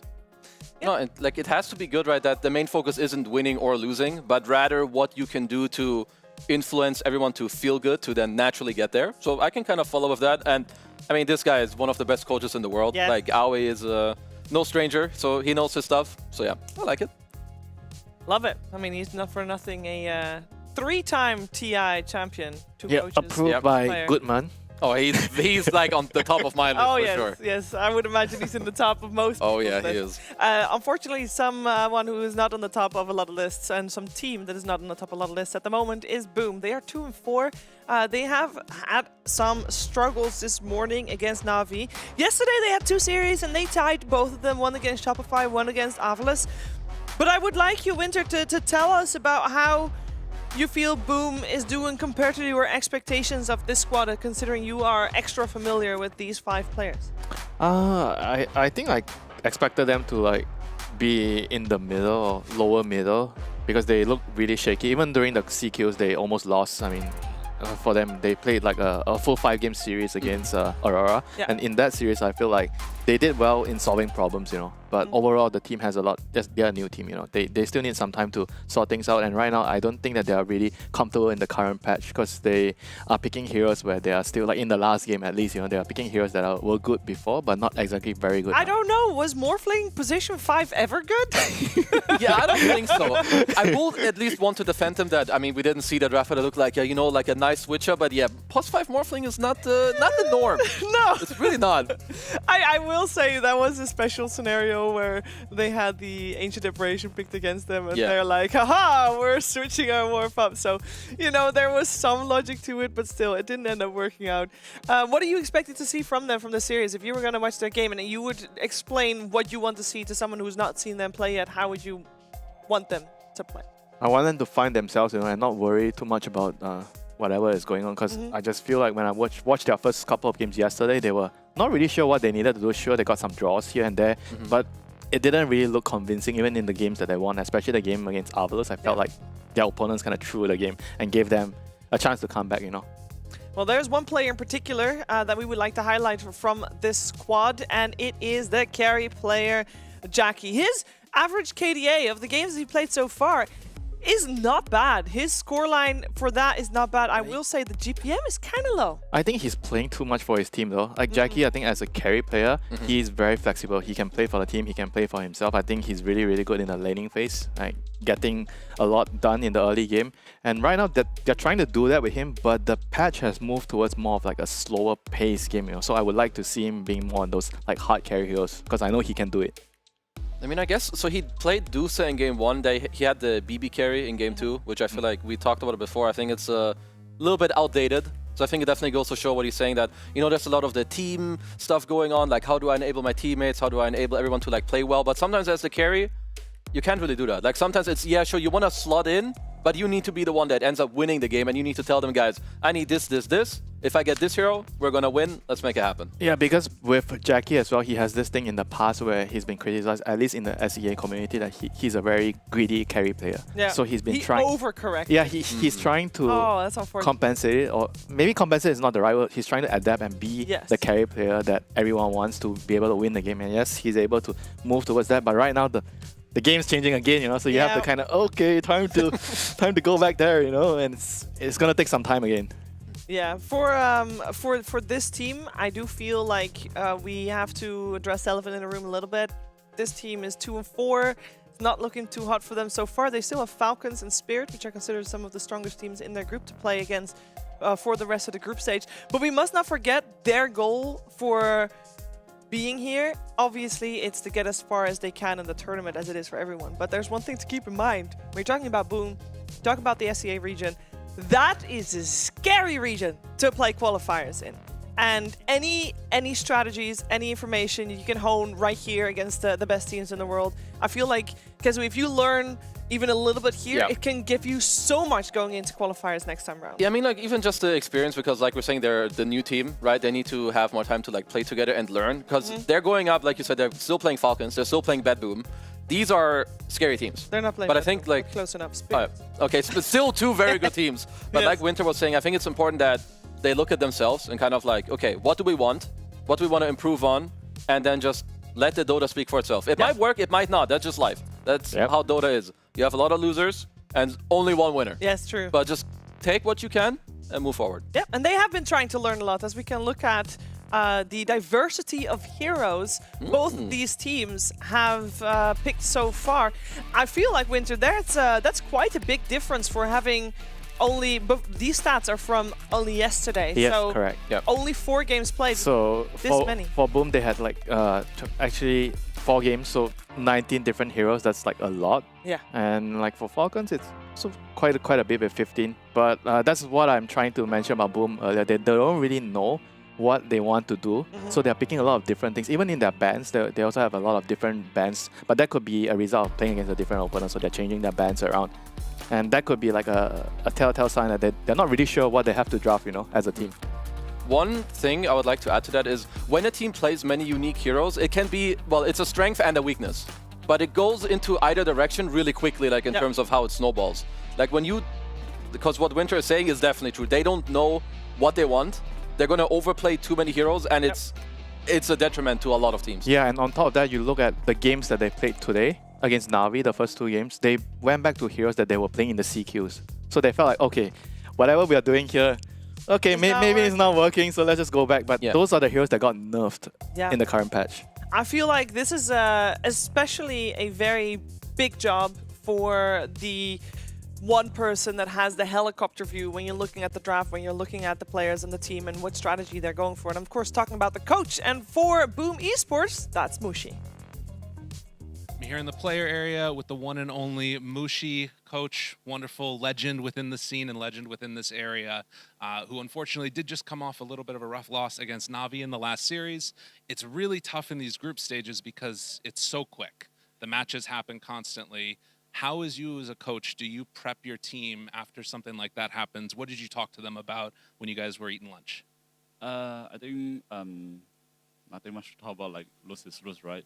But I think what I can do as a coach is I just prepare how to draft against Falcon, and I hope my team can put the emotion away and just enjoy the game for the next game. Yeah. Absolutely. And then just one other real quick question. I'm a guest in this region. You've lived here for a long time. Is there any food that you can suggest that anybody that's coming here should try? One type of food you really like? One type of food I really like. Actually, I'm sorry, I'm not really. And like in Bangkok, everyone likes spicy, right? But I'm the type of the guy cannot eat spicy. So if you ask me what type of food that I like, not really my country of the food. All right, well, thank you so much. We'll try everything then. That's the solution, right? All right. Thank you so much. Back to you, Sheever. Thank you again. Trying everything in terms of food. That's what Boom is trying everything in terms of heroes. That's a great solution to go for. We don't really know what we like. Let's have it all. I really hope they come out of this series that they just played and are able to come out in a way where they can put away the emotions, I feel like. Because that's really difficult to do. It's hard, but it's just one of the skills you kind of need to have, especially in these group stages. They're so long. You play a lot of games, you play a lot of different teams, so at the end of the day, the best thing you can do, and what Mushi was saying, is he's going to prepare. He's going to tell them, guys, we're playing Falcons. They maximize a lot. They're going to play very slow. So let's play to our strengths, play on our pressure, and then just take it from there. Preparation is key. There's 2 other people that have been preparing for this upcoming series. Let's check in with our caster duo right there. Hey, John AMLP, how you doing this morning? Afternoon. Not very well, Shiva. I just heard that Boom picked +5 Morphling, so I'm feeling a little bit depressed. Can I just say as well, we did see Mushi earlier. Yeah. He was trying to act happy in that interview we just saw with Lyrical. I've got to tell you, he looked like he aged 40 years. The makeup lady's doing fantastic work. It's been a depressing time, and he said he didn't talk much to his team. He was talking a lot, let me tell you. It was a very loud experience, Shiva. Very loud. Yeah, it's not the hottest times for C, right? Like Shopify's not doing too hot today either. We chose +5 Morphling. John, what do you expect? I mean, from the region that was running Bristleback 5 in some of the games that you absolutely hated. It's on brand for us, I guess. Yes. Right? Nothing too different. I mean, look. They're a South American team coming back to C. Yeah. Right? It's a new adaptation. I think they have a new CEO called Gary Onko. Yeah. I don't know who he is. Yeah. He has a new team. Yeah. It's new faces, new region for them. It's an adaptation. It is. That's it. Okay, what could this team do to put a smile on you guys' faces? I'm not used to seeing you like this, guys. Hopefully not lose, Shiva. That's what we want. Just stop losing. Please, Boom. If they're listening, they'll win. This is very simple. This is good advice. Stop losing. Stop losing. I think that's good advice. Yeah, just beat Falcons, yeah? Yeah. That's simple. That's all they needed to. It's that simple. Of course, we're not biased, Shiva. We would never Of be course. biased to No, anything. I'm Yeah, not, leave the no. biasness to me, you know. What do you mean bias? Winter is one of the best boosters of Southeast Asia. The CDPC, that was our best stuff, Winter. I missed that. Oh, thank you so much, John. You were a big lover of C. You had a lot of good You words. sure were, Winter. Weren't you very much of the tough love department? Yeah, I think they're being sarcastic. All right, guys, we'll come back for you when the game has begun. And that is actually pretty soon because I believe the draft has begun for Boom versus Falcons. It's, of course, a 2-game series. It's not the last series that these teams will play in this group stage, but it's the second to last for Boom. They'll play Spirit tomorrow. For Falcons, they'll play Na'Vi tomorrow. There's a lot of attention we had just focused on Boom because they are the team that we look towards to step it up. Yeah. Because Falcons has already delivered so far. They're 5-1, and they are looking very good to punching in their ticket to staying in the upper bracket. Group stages is 2 teams going to upper, 2 teams going to lower, and 2 teams getting eliminated. That's the way the group stages work. And look at that. Falcons is like, Morphling? Nah, no support Morphling. We're going to band out. That's, they're scared of it. They're scared of the +5 morph, of Yes. course, not the carry morph, because, you know, carry morphing's kind of trash. +5 morph, they just didn't play good enough. I mean, should ask 9 class about it. I mean, +4 morph, I think, is actually good. That one is actually good. You're playing with some tiny Earthshakers, but either way, Hero's not in the game. But I will go to what John and MLP were saying, that, you know, Mushi had a conversation that was maybe more heated. I think him being the coach of the team, he probably knows maybe what they need and how to talk to his players. And sometimes an ass whooping is needed. You know, just like get people into place like, guys, come on. Like, I don't know exactly what he was talking about, but he probably knows what he needs to tell them because they're 2-4. If they go 0-2 here, they're not looking too hot. No. So hopefully, you know, the talk is good. Just get people in the right mind, get them prepared for this game. You've prepared the draft and your band's what you want to help you feel good. No Amar Bristleback, no Amar Doom. Let's just play some Dotes. I mean, I can tell you from my experience, he's very good at making you do what he wants you to do, you know? You better follow it. Well, so then hopefully what he wants you to do is the correct thing to do. Is win. Yeah. Yep. But let's see. At least in terms of bans, there's not... I mean, maybe Boom's bans aren't the most normal, but they're more like player-specific, like team-specific. Yeah, I guess the Bristol is team-specific. I think I mentioned this as well earlier. They change their bans according to their opponent. Some teams, they always have that set-in-stone hero that no matter what, we're banning this couple of heroes, but for Boom, it's always changing for them. I think Doom is one of the ones that are always similar. They don't really like to play against the Doom. Yeah. And they're opening their draft with Magnus, which... are you a fan of replying with Rubik right away against Magnus? We saw, like, I think 1 or 2 games yesterday, some teams do that. I feel like it depends a little bit on the team. I think if you have a good Rubik player, it's fine. I'm okay with it. I feel like it's not maybe within Falcons, like... Okay, then let me ask you this. If you reply with Rubik and your enemy does support Magnus, do you feel like the Rubik loses a lot of value because of that? Not necessarily. I think at least like if I have Rubik, the only thing I just don't like is... I think if they draft more heroes that can jump me and not just a mag, it's still kind of annoying for you. But if you just get to play some chill game of Rubik versus mag, you're pretty happy. But yeah, they just kind of answer with like a strong lane. You have good team fight. Like if you go in and egg on the ground, it's still very hard for like mag to counter initiate. He would have to skewer people out to, of course, dodge the egg. So Falcons are pretty happy with their response. Yeah, at some point with the axe, late game, always good against Magnus. I think it's also very important that Stinking gets like a hero that can farm, you know. I know it sounds a bit gimmicky when I say something like this, but I think for Falcons to be doing well in the game, I always like Sneaking to be on like the type of hero that can scale, a greedier hero. Whenever he plays like something like a Clockwork, I just feel like the game doesn't really feel so good for them, you know, if he can't really shuffle out waves and scale. I mean, I think also for them, they have like more... Like, sure, they're playing like +1 to 5, but they have like designated roles of what their heroes should be doing in the game, I think. Whereas Snaking is like a lot of the, like, take the dead lane, push out waves, get like 1-2 support items, and go with your mid. Same with Crit. Whereas, like, I think Skeeter's like the to-do shitter, you know, you're a blink stun guy, I get blink dagger, I go smoke, I make stuff happen on the map. And Amar and Melreen, I think, like, they're more, you know, they're the new guys with the insane skill. Let them get what they need in order to win the game. It's like some clear cut, you do this, you do that. I mean, would you say that there are 5 cores in this team? In a way? I would say Crit is maybe the least core of them all. Like, I would put Snaking in there. I think they just all very much know when they can get away with greed and when not to. Like I think they're very good at like balancing of who can do what when in order to maximize. Yeah, I want to add something to that as well. I think Dota, inherently, you have a lot of rules in the game, but the top players know when to break those rules. Like when to break out of it. Yeah, at a given time, you know. And if you do it at the wrong time, it can be very bad for the whole team. Yeah, and in this case, for Creative, fills the gap that Amar has depending on what Amar plays, he fills the gap. Generally, he's the catch, I would say. He would be... the hoodwinks. Yeah. Everything. Or in this case, okay, the shaker. the shaker. Okay, shaker. Which could be the flex. It could be. You talked about the... It was Skeeter, right? That pubbed the carry Yes, Earthshaker. it was. Not saying they'll play it, but it's... Are you buying it, though? No, I need to see it first. But I mean, if someone comes to me with this idea, yo, carry Earthshaker is really good because whatever, you know, it's a good laner, it's good against Zoo, and he rushes Blink, which is kind of what Skeeter wants to do, because it is always what he does in their games with DK, with Wraith King, with Alchemist, whatever. You know, maybe it's flex to mid. Yeah, I think it would and be... flex to 4. Crit has also played it. Yeah, it's... I mean, I feel like it's a Falcon style. They have so many flexes. Yeah. It's insane.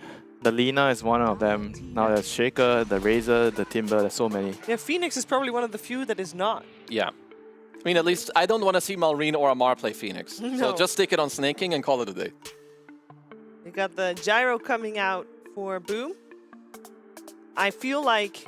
Gyro Mag. Yeah, it's very classic, but I kind of feel like we should still... Nah, there we go. It's the full lane. It's Yeah, clock into Earthshaker. Yeah.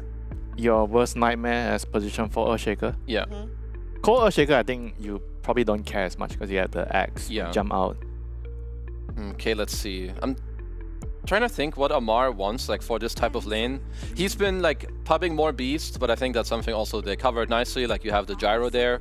Earthshaker is probably your 4, so it's clock. I mean, they obviously prepared this because they banned Razor as well. Needs to be a range hero? Is that? I mean, he could be. I feel like he doesn't necessarily have to be. I think they're one of the few that could make a double melee work. That is interesting. It's also another flex if they do want to, so there's a high I'm chance. sure one of those heroes are not a flex anymore. Yeah. Well, one of the ranged heroes that Amar still plays is the Viper. Yeah. That is still in the pool because the Razor got removed already. I mean, honestly, they might just play double melee, but I feel like here they're gonna reveal to us if the Shaker is 1 or 4. Yeah. Like they're either picking their 4 to keep the Or Pango flex open. I think probably the Pango is going to be their... The Pango is probably going to be their offlaner. There's the Zeus sorry, from yesterday. I'm interrupting you, Winter, because you told me that Zeus is great against Clockwork because you can just jump out of the I told you that. I actually told you that. So this is telling me that Zeus might be position 4. Shaker is mid, Phoenix is 5, Pango. I think likely Pango will be off lane because you can run away from the Rocket Barrage and you can survive this lane. So I feel like there's a high chance that the lane will be Zeus and Pango, Shaker will be mid, and Phoenix will be 5, and they'll last pick a carry hero. I mean, it's crazy, yeah, no, man. I think They have right. so much team fight here. You're right. And so much flex. Anybody could be anywhere other than Phoenix. Basically. Okay, so if you're Boom, you just kind of need to look... I'm looking for a mid that just does well into these heroes. I could be looking at maybe... Puck? Yeah, Puck, Storm. Maybe Storm with some Orchids. I'm not too familiar with what Mac's best heroes are. Like, I know he loves the spirit heroes, the Pucks. Ooh, Wait, what? unusual. Okay. We don't see a lot of Snapfire. So it's Snap Snap is 4. 4 with Magnus, I guess. But why are they using the 18 pick for the support? Yeah, I'm not sure. That is strange. I feel like this is like, conceptually, you shouldn't really pick your support here unless you feel like there's nothing to replace it. Does that mean that there might still be some flex coming out of Boom that we haven't So what? They want the Snap to kill the egg, so maybe the Snap is a mid hero? Is that a thing now? I feel like Snap is just a 4, right? It should be. And then you're 23 and you're mid. But Yeah, but why? I kind of agree. Like the 18 pick, you pick the most valuable hero, which when you have a core and a support left, it's usually the core role, which means you're midder.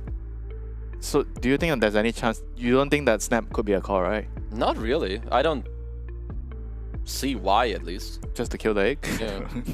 No, for people at home, Boom Esports have first pick, which means they don't have last pick. I mean, usually the Snapfire... Strategically, this is the best position for Yes, them, right? correct. Protect. At 18.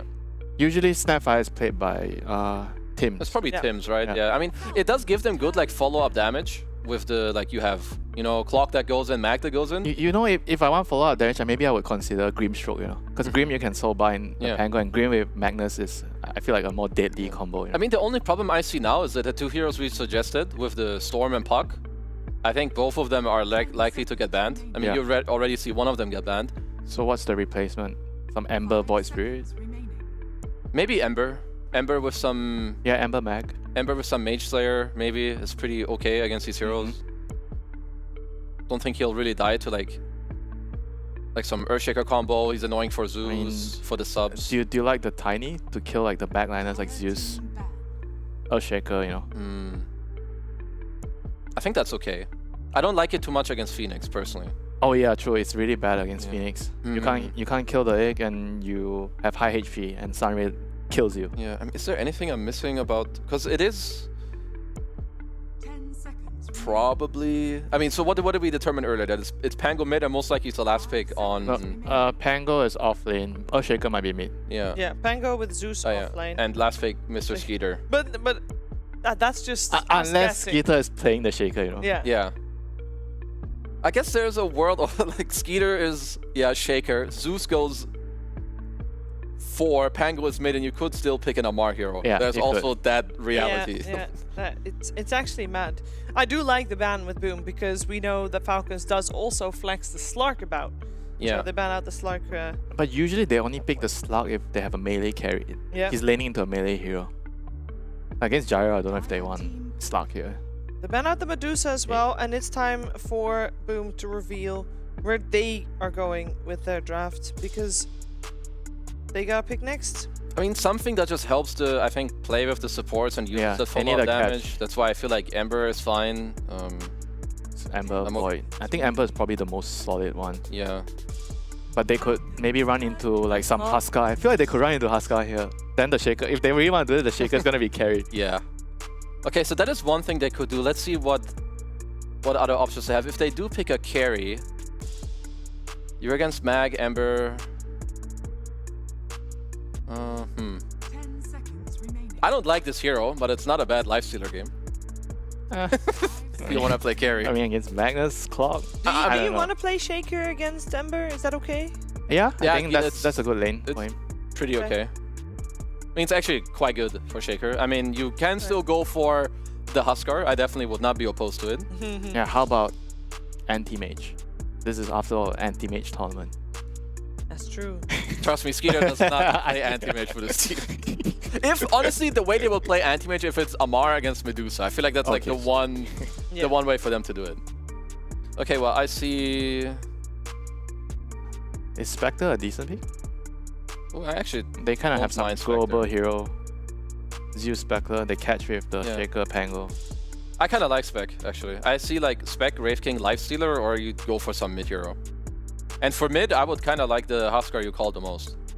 Yeah, they have a very, very crucial decision here to make. Like, if they want to play more on map... That's a good call. Shaker carry. Okay, so what... Yeah, it is. Okay, so what can you do here? Because, okay, when you do play this, it is obviously very hard for your Ember to play into. At least one thing for him is that Falcon supports are not the best at going mid. Because, like, sure, you lose the lane, but there's no, like, Nyx, Tusk, Clock on grid that's going to run mid. Zeus, Phoenix, not the best at rotating, and you compare that to what Boom have. They have the Snap plus the Call, which I think on paper they are stronger at fighting at the runes. Like, provided your Ember doesn't really get dumpstered too hard in the lane, which he probably will. Because maybe there's something Boom can do with like the subs where you double go mid, or maybe you just full sack your Ember and like play off of side But lane. the thing is, he's not like a primer, you know. I feel like it's harder to do that with an Ember than a primer. Yeah. It seems like this would be a very difficult game for Boom based on draft. Only difficult for the Ember, I think. Okay. the side lanes, I think, should be fine for them. That's good. We have not yet seen the Shaker carry, but I actually believe in it, because I think at least in terms of what they want Skeeter to do for them and for the draft, he achieves that. He has a good lane. He's going to initiate with Blink. Malrine is... I just see Malrine having a very good game. He has everything else around him with like Pango Roll, Earthshaker, Blink. They're going to get first ages. I feel like Boom, they need to cook. That's what I think. I think Boom need to cook to win this game. Well, if Ember is going to have such a difficult lane, but the side lanes are okay, how much freedom do we feel like Tims and Johnwell have to rotate mid to help out? Or is that mid lane so lost that you don't want them to help it out because it's not worth I think at some sacrificing? point maybe the Ember is going to be demoted to a support, and one of the other supports are going to go. He's going to go there like the Snap to get the level. That's why they picked Snap 18. They knew the mid was going to be so bad that he can carry. Big brains. Big brain big move. brains. Looking ahead of that one. I mean, that is a possibility. Who knows? I do feel like this is it's going to be an interesting one because I don't think I've seen Shaker carry other than in pubs, and it is different in pubs, right? It definitely is, but I still feel like it's so like normal for them in terms of what they want, because even like Snaking, he plays like these weak supports. You want like, I mean, Shaker's pretty self-sustainable. He's a nice laner. He's chill. And he's a dagger hero. Yeah. Fits all the boxes. Ticks all the boxes. Yeah, what did I say? Fits? You said fits all the Yeah, boxes. whatever. I mean, if Throw it it away, fits, Shiver. it sits. That's also one of them. Sure. Let's find out what's going to happen. Game number 1 coming your way with MLP and JohnX5. Oh, thank you so much, Shiva. We are getting into it. Game number 1, Falcons, Boom Esports. Jonathan, it's going to be a hell of a matchup here. What are you thinking, though, with these 2 drafts on hand, but a POS1 Shaker? Is that how confident Falcons are? Yeah, no, I think it really does work out conceptually. I do not like this lane for Mac. We've seen Mac have to deal with Huskers before. We've seen Mac play Embers for so many years. Yeah. It just doesn't feel good. And it feels like the heavy lifting really has to come out from Zhao and Tims here, along with FBZ, right? Like, we saw FBZ smiling at the end because he knew Mac was going to get shafted. But he has to make sure this Magnus pays off in the end, right? You hit this blink timing, you try to dominate that lane up against the Shaker. I think that lane matchup is still rough as a melee matchup, but it's workable. A little bit of poking on mid. Oh, right. Maureen can just walk right through the cogs. He's got no mana pool. Yeah, isn't that great? That's fantastic. Zhao found out the hard way, I suppose. Anyway, here we go. We'll see if there's an early fight to break out here between these two sides of these parties as Maureen will have to tip over. Would you rather have the smaller cogs in that case if you're worried about Husker? Would you take that trade-off? No, I wouldn't, John. Fair No, I enough. wouldn't. Absolutely not. Snake being chased down by FBZ. He's going to be just fine. Looks like they should be able to secure the bottom bounties on the side of Boom Esports. Falcons will try for the top. And it's going to be a 3-for-1 trade the way of Boom. So already a nice start going to the laning stage. Talk to me about the mid lane, John. I mean, you've got Maureen and a you've got Maureen and a Husker versus Mac on an Ember. How do you win this if you're the Ember? You don't. Spirit? You don't. You don't. Yeah. You sit back, you try to farm. The one good thing for the Ember is you've got Empower later on. You can catch up with farm. The Mage Slayer buildup is pretty damn good in this game if you can find that farm at a good time. Laning-wise, you just play very defensive, which is not really what you want. You can already see Max losing so much HP.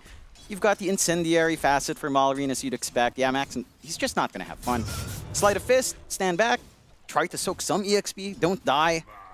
That's the best you can hope for. Maybe you can stack your side camp if you manage to shove out somehow, but that's really it. Yeah, I mean, it literally looks like it's just going to be Sleight of Fist spam here from Mac to try and secure CS where he can. But apart from that, it's going to be pretty rough as Marin is continuing to posture very aggressively. Looking at bottom lane, FBZ and Tim's going to be up against Snaking and Skidder. Now, theoretically, this should still probably be a pretty good lane for Skidder, considering he is up against the melee matchup of the Magnus. Tim's could cause some issues, but you've got Snaking behind him, so chances are Skidder's still going to have a semi-decent time. Though I say that, Snaking now being jumped, but he'll be all right. Yeah, I mean, you can see that threat coming out from Boom. I think this cookie combination, if the lane is just shoved out from Skidder, can be devastating from the side of Boom. You can still threaten on Shaker. Feels like he's not the biggest threat until maybe level 4 when he has level 2 Enchant, or level 3 if he decides to bypass the Fissure, which you can on Pos 1. You do have play here. And again, for Boom, this at minimum should be a very equal lane in terms of farm.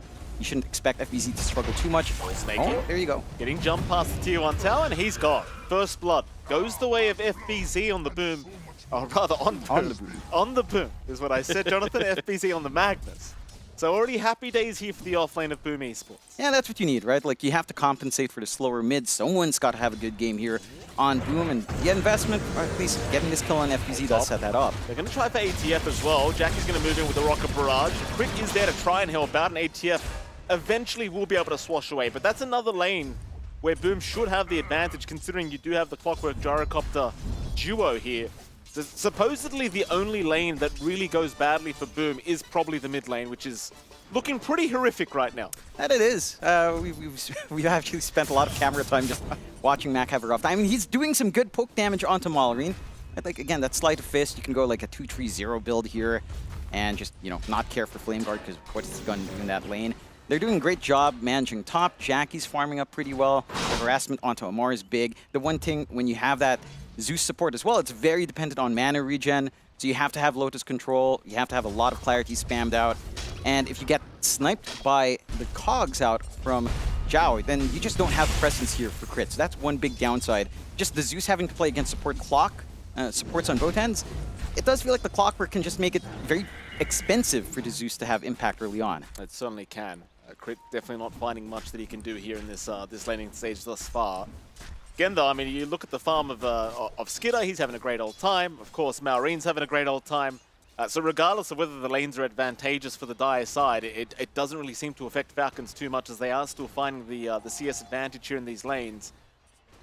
Apart from maybe the top lane, but even that's still going pretty well for ATF. Jackie's still behind the Pango at the moment. So happy days all around here for Falcons. It's like Mac's actually going to go and skip the creep wave now and try to drag it back a little bit. But I guess this is the only way you can actually contest Malrine here, because he's just finding no CS on this Ember. Yeah, you have no choice. Maybe if you can start to clear out some camps as well. He does have Sleight of Fist at 2. Level 3, it's a little bit more damage, but just going to drag back, try to find some farm. You're not going to mind this on Malrine. And again, trying to get a rotation out onto mid feels like wasted effort when you can win out these side lanes a lot harder. So Boom's just going to enjoy the side lanes a little bit more. You can see some aggression out from FBZ. They still have the cookie ready. You have enough stick charges in Skitter for it not to be a threat, though. And again, level 4 now has the value point in Fissure. Looking for these plays can be a bit tougher. Oh, nice skewer. Skitter's been caught. There's a cookie set up there from Tim's, but they don't seem to have enough follow-up damage to really secure the life of Skitter. So he's going to be okay to walk out. A very nice Fissure, just kind of making it awkward for FBZ to get some right clicks in. They appreciate the aggression already coming out here from Boom down to this bottom lane.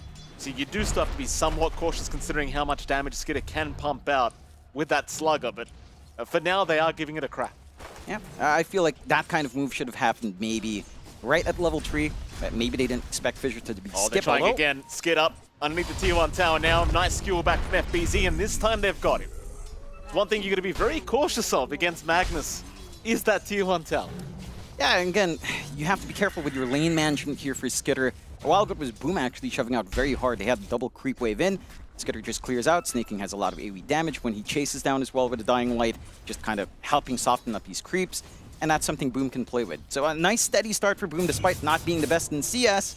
They're finding kills. Again, the one lane that hurts is Mac, but I don't know if it's really... He's 12-0, 37-24 for Malrine. Yeah, it's what you expect. He's not dead. I mean, he might be soon, because Malrine's level 6 and Mac's level 5, so... If Malrine does get a life break off, it is going to be pretty tough for Mac to get away. In fact, Crit's rotated over here into the mid lane.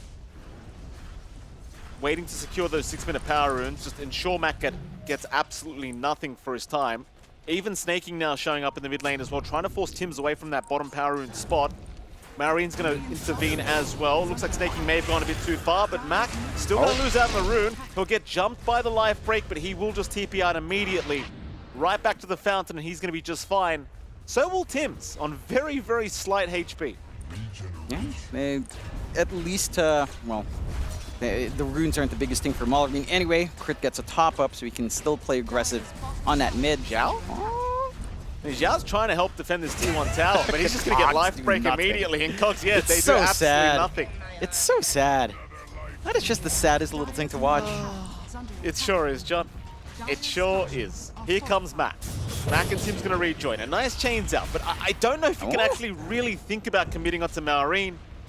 I mean, he does get to 45 HP, but they don't really have the damage output to finish the job off. Nah. Does have a 17 charge magic wand as well.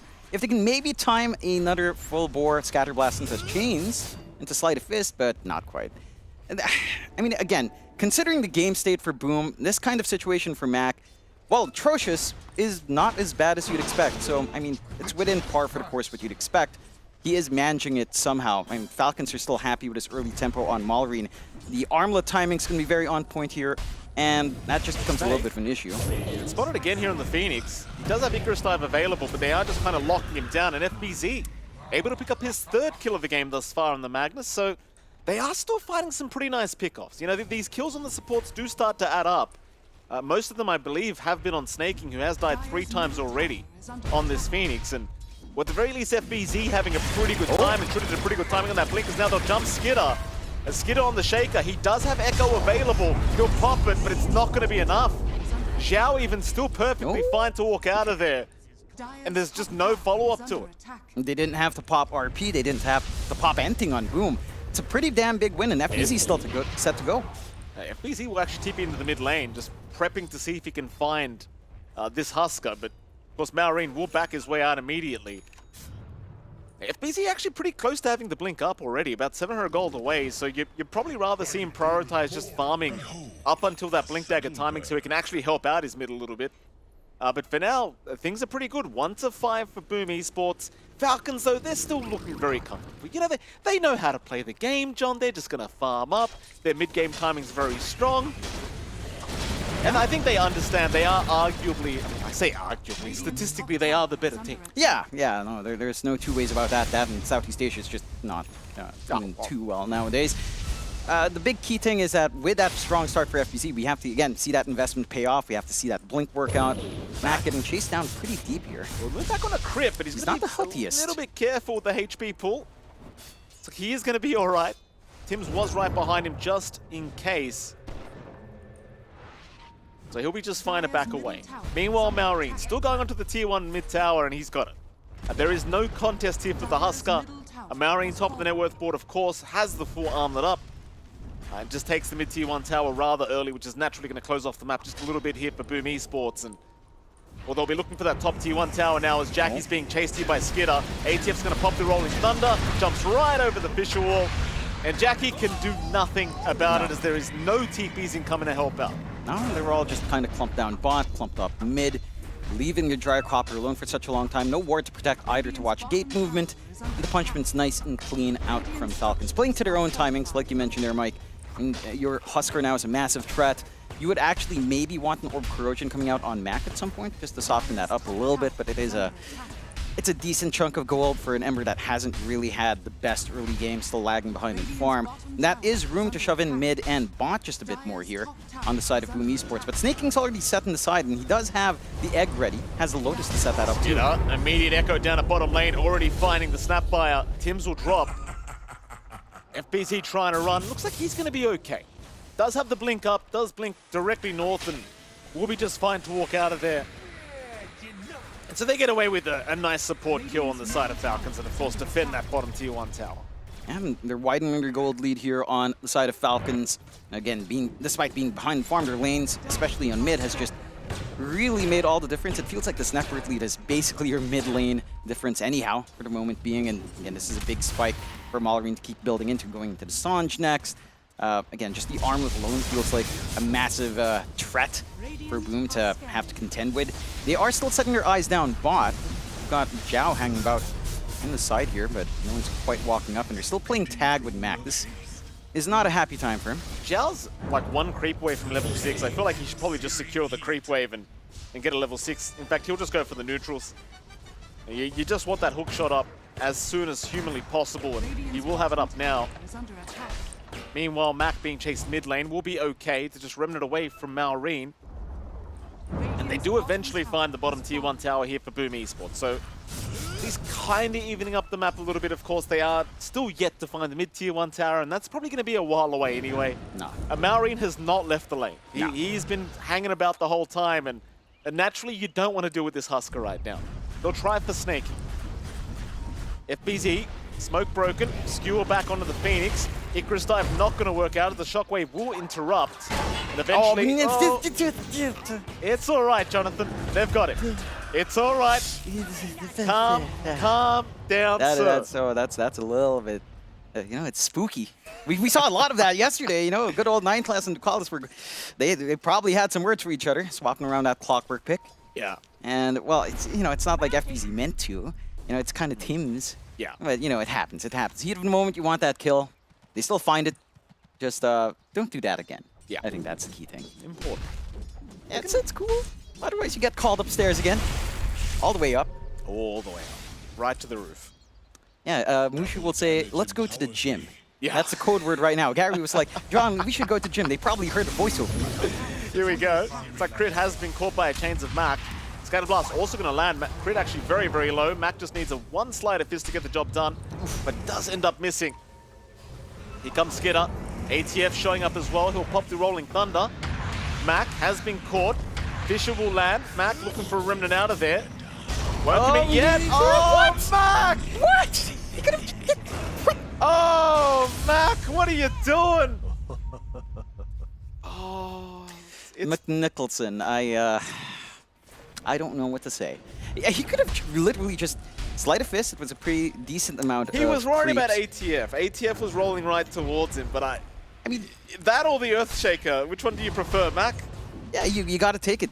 Like, nice kill for the side of Falcons, so they find more. Yeah, bottom lane, Malrine finding a very big target on FBZ, and FBZ, of course, is just completely dead. Malrine doing fantastic work here down at the bottom lane. And it's a free Husker game. There's no contest. Oh, yeah. There's no contest. Malrine's just going to go for a free Roshan now. And props to Falcons. I mean, we were all questioning the Pos 1 Earthshaker, John. Who cares? You've got a free Husker game. Yeah, it's all about playing to that tempo for Falcons. There is some scaling left. I would say scaling for Boom is pretty nice if they can somehow keep farm parity. Right now, it's not too bad. 2K lead for Falcons, 14 minutes in. It's a nice chunk of change, but again, most of that is on how badly this game has been going for Mac so far. Not able to really clear out Roche yet. See if this starts to pan out for Boom with a smoke. They've got Jackie showing up with a Crystallis on hand. Oh, very nice from Zhao. We'll land onto Snaking once again. So they're going to find the Phoenix another time. But here's the thing. Snaking's kind of used to playing like this. Yeah. He's tanking the gank for his team. This is good Pos 5 play, as bad as it does look. He's doing his job. Yeah, and he's doing a good job. And that's all you want, right? You buy space for that Shaker, you buy space for Amar to just solo push top because they're committing down bot with 3 heroes. You let this Pangolier hit its timings. You've got the full Echo Saber up for Amar. You can just go from there now, get really tanky and disruptive with more damage coming out. The side of Boom, I mean, again, this game isn't unplayable as it scales on, but it does become more of a Jackie show and a lot of pressure in FBZ to look for actual Blink RPs or Blink skewer backs at minimum, to really get the isolation they need to kind of clean up. Because when it comes to team fights, both sides have some pretty good utility when it comes down to that slam egg for Falcons, the roll. You've got the scouting potential with Zeus support on... Excuse me, rather, FBZ. Here comes Mac. Chains are out onto ATF, but there's just no follow-up. Like, you've got no damage right now. Poor old Mac's just trying to farm a Mage Slayer as his first core item. That's all he's got going for him, John. It's going to be a while until he's kind of useful, rather. Excuse me, maybe a bit of a Freudian slip there. Yeah, just a bit. But, you know, I mean, it's a really good Mage Slayer game. It's just, again, a very bad Ember game overall. Yeah. So it's just a matter of trying to get that timing. At least FBZ's popping out max and power onto him. Again, we'll see Boom with another smoke. They've got a good angle onto top. There are some preemptive wards here from Falcons, but smoke shouldn't break in that area. Oh, Malrine's going to try for Roshan once again. Here come the rotations. Tim's going to have his smoke broken onto Crit. Oh, nice skewer dodge from Crit. Here comes ATF. FBZ, he'll get a nice RP, but there's going to be zero follow-up to it. He'll just try to run away, but the chase is on. FBZ's still alive. ATF now the target. Meanwhile, Zhao holding everybody else back. ATF, though, still man-fighting, finally will go down. But Malrine's the big problem. Nobody wants to touch the Husker. I mean, no one can touch a Husker. Really good position out from Zhao, finding those 3 in the back, cutting them off. And that RP from FBZ was actually perfectly timed. Like, he was really gunning for that edge, just stalling for time, get his team on top. It does pay off. He gets to live, they get the core kill trade on Falcon's end. Jackie gets some activity out on that Gyro, who is #1 in net worth right now. Like, this is something we always talk about with Jackie, but even in a rough game, he will find a way to get farm, and it is coming out here. The Roche will still be surrendered to the side of Falcons, but Zhao is back up with the flares coming out. Not that you can really snipe anything here right now. And that's going to be a nice secondary life for Falcons to play off of for Malrine. And they still have to find answers for this Husker somehow. And again, it kind of stems back to how much more can you get maybe from Mac and when exactly Jackie's going to be ready. The Ag's not too far off, at least, so farm pace kicks in. We're going for the BKB Daedalus Satanic next. And it's just a longer game for Boom. They have to ride through these power spikes right now on the side of Falcons. I wanted to Snaking here top lane. Tim's just trying to hang around this cliff, ensure there's no wards being placed. Snake King just going to go for the immediate deal ward on the sentry that was placed by Tims, as now Malrine will show his face. Doesn't quite get in range to actually get the life break on anyone though, so we'll leave them be. But they want the T2 top tower, Jonathan. Seems like Malrine should have no problems taking this one out, as Tims has been caught by Crit and Snake King, and he is gone. So that should just be the tier 2 top tower to drop. Again, I do not believe Boom are in any position to try and defend. No. Again, they just have to sit back and try to farm up. Again, considering game state, Falcons lead, again, it's not that big. It's just 1K. A while ago at peak, I think maybe 2 to 3K lead for them off the back of all of these engagements. You take a look at our graphs, Boom does have a higher win probability somehow. Maybe Dota Plus doesn't exactly know who Falcons is playing up against, or who Falcons is, you know? But hey, the hope is there. Why'd you have to do that, John? I don't know. Why'd you? Since when were you the toxic one? Since the CDPC, Michael Phoenix, it changed me. I was there with Winter. I was going to say, you spent too much time on that panel with Winter. That I did. You know, Neil was trying his best to make us happy, but... Yeah. That was... It's not easy. It's not. Shout out to Neil. Good on you, Tsunami, for trying. I've tried to, Tsunami, trust me. It's not easy. Oh, like this game isn't easy. No. Well, it is for one team, John. That's true. Back. Chains out onto Malrine. They are landing quite a bit of damage, but keep in mind, he does have 2 lives. Skewer is there, but Malrine says thank you very much. Or maybe he doesn't. First life gone. Skidder, he's in. Echo committed. FBZ gone. Mac will... No, he will not get away. No. Crit will catch him with the Thunder God's Wrath. And so you got the Aegis, but that's all you really get. And I saw the skewer, John. I was like, okay, he lands the skewer. He takes the Aegis out. Now what? I mean, I guess it's one of 2 things for Boom. It's that you didn't have to pop RP. Sure, you die, but you take away Aegis, so high ground's not really a thing for Falcons for the next few seconds. Respawns are still low. So strategically, that kind of move does make some sense, even though it looks pretty bad. But you take away Aegis, you prevent high ground, you prevent any further deep excursions out from Falcons, and you buy time. Without having to expend anything major outside of, well, your lives, which are pretty major, but at least, you know, Mac's not worth a lot. FBZ is dropping down in net worth as well, so in reality, as long as Jackie doesn't die, you're fairly happy with anything to stall this game out at this point. That is kind of the strategy, I think, here for Boom, is like, guys, just buy the carry time, let Jackie do his job, here we go, they're going to find Crit. Crit will just jump right towards Jackie, and Zhao will actually end up securing the kill himself with the cogs. And that is the one thing, I think you kind of mentioned the win probability, and now it has gone back the other way. But I think it is just the gyrocopter effect, and probably the Magnus effect as well.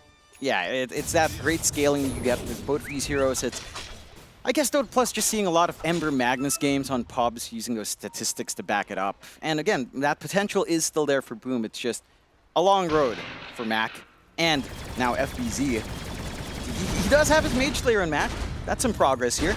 Into the BKB next. Yeah, I mean... Eventually he'll find some gold. Yeah, I mean, Malrine's got an armlet SNY and is farming towards the BKB here, Jonathan. It's a, you know, big difference here between him and Malrine, I'll tell you that. Zhao will pick up the shards from himself through that Tormentor, but Falcons, they have smoked up. They're running right towards the dire side Tormentor area. Look, Mike. Yes, John? You know, there's a saying, comparison is the thief of joy. Mac doesn't need to see Malrine's items. He's like, oh, you know, I've got my items. That's slowly coming in. He doesn't need to compare. Tims. Still okay. Snaking and Skidder are eventually going to see him, and that'll be a nice freebie here for Skidder. In fact, make that Snake. Yeah, get that support tax going. I mean, a little bit of investment in Phoenix goes a long way here, as long as you find Tims every time. Egg is just going to be free to go, and Jackie focusing on the Egg is maybe not the ideal when you have to deal with a Husker as well. 3K lead building up for Falcons at this point, starting to knock onto those tier 2s, clearing out the map, forcing Boom into a bit of a chokehold onto the high ground.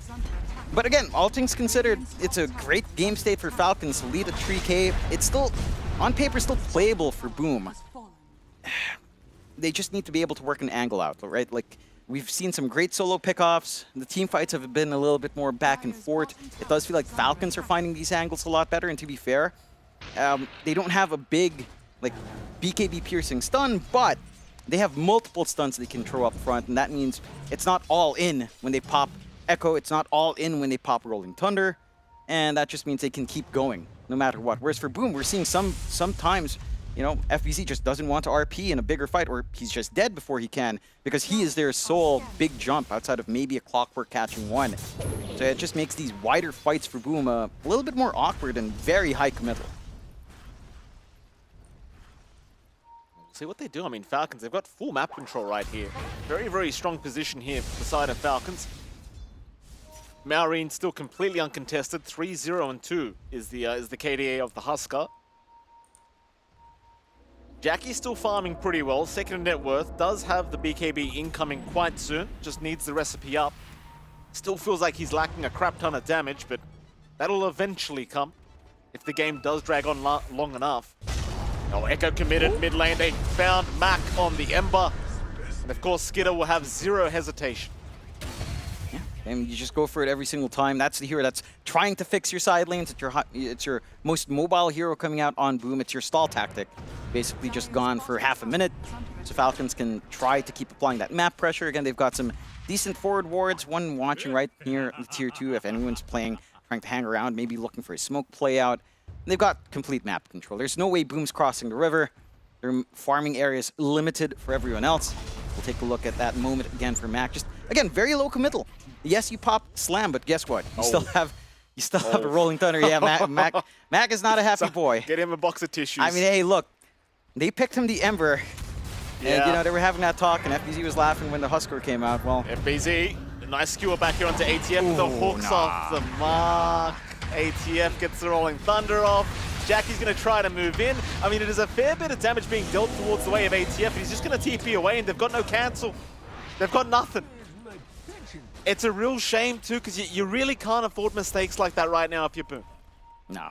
You have to, if you find that kill, again, it gives you a few more minutes, evens out the game a little bit more. Maybe you can gun for more. Blink RP's still ready here on FBZ. They're going to try for Maureen, perhaps. That's a big, big boy. But can you get it? They're going to try. RP's out. Maureen in trouble, but the BKB's now out. Can you take him through this BKB? I think the answer's probably going to be no.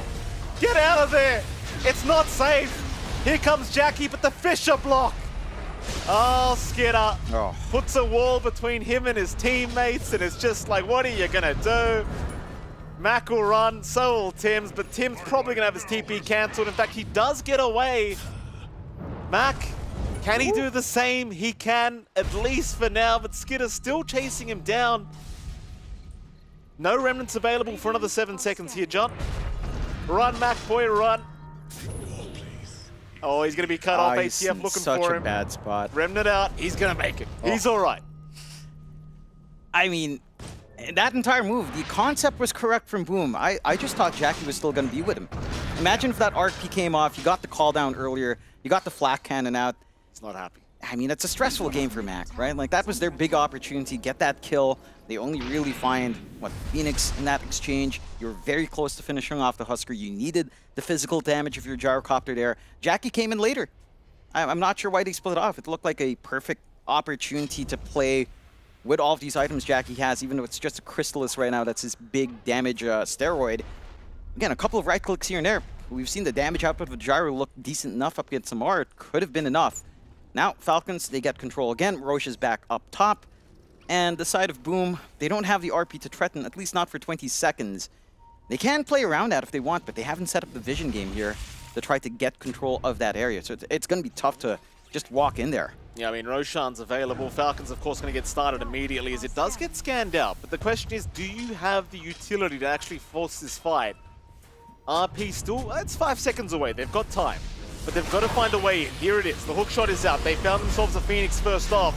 But Snaking is still perfectly fine throughout all of this. He has not dropped yet. And Jackie. Oh, Jackie's in the middle. Oh. RP's out from FBZ. They're going to try and force this fight. But Jackie's just not life-stealing enough. Or is he? No, he's not. Maureen's got him. FBZ also to drop. Still trying for Maureen, but there's just no chance in hell. There is zero chance of killing off this Husker. Zhao's gone a boot. The only survivor was Mac. And Roshan, of course, will go the way of Falcons. Just like that. The timing was just off for Boom again. They plant these wards. You already had the wards planted by Snaking earlier, so they saw that entirely under Sentry Vision.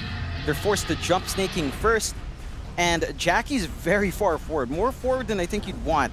using himself as bait to get that RP out from FBZ. The idea is solid, but he doesn't have enough damage and sustain without the full Daedalus Satanic to cop through all of that committed onto him at this point. I think you have to take measured fights here out for Boom, try to draw them out one by one, or if you get big RP like that, you can't use your gyrocopter to start. You know, it has to be someone else baiting, or you get the angle out from FBZ, which is a lot of pressure. It's not the easiest thing to do, but you can't afford to have your gyro in the firing line like that. No, you cannot. Tough time so far. 12k advantage now to the way of Falcons. Still no real contest. I mean, the big problem is still just going to be Malrine.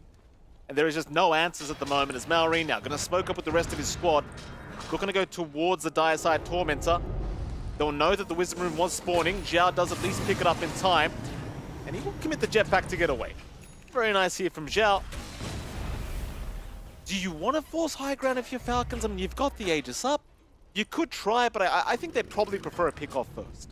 I think you're fine to do that if you want. Like, you've got Slam coming back off cooldown, you've got Egg coming off as well.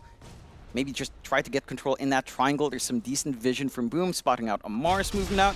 So it's a little bit hard to just step into the position, and, you know, on Boom's end, they're just working out what they can. We have that full Daedalus still a ways off, mind you.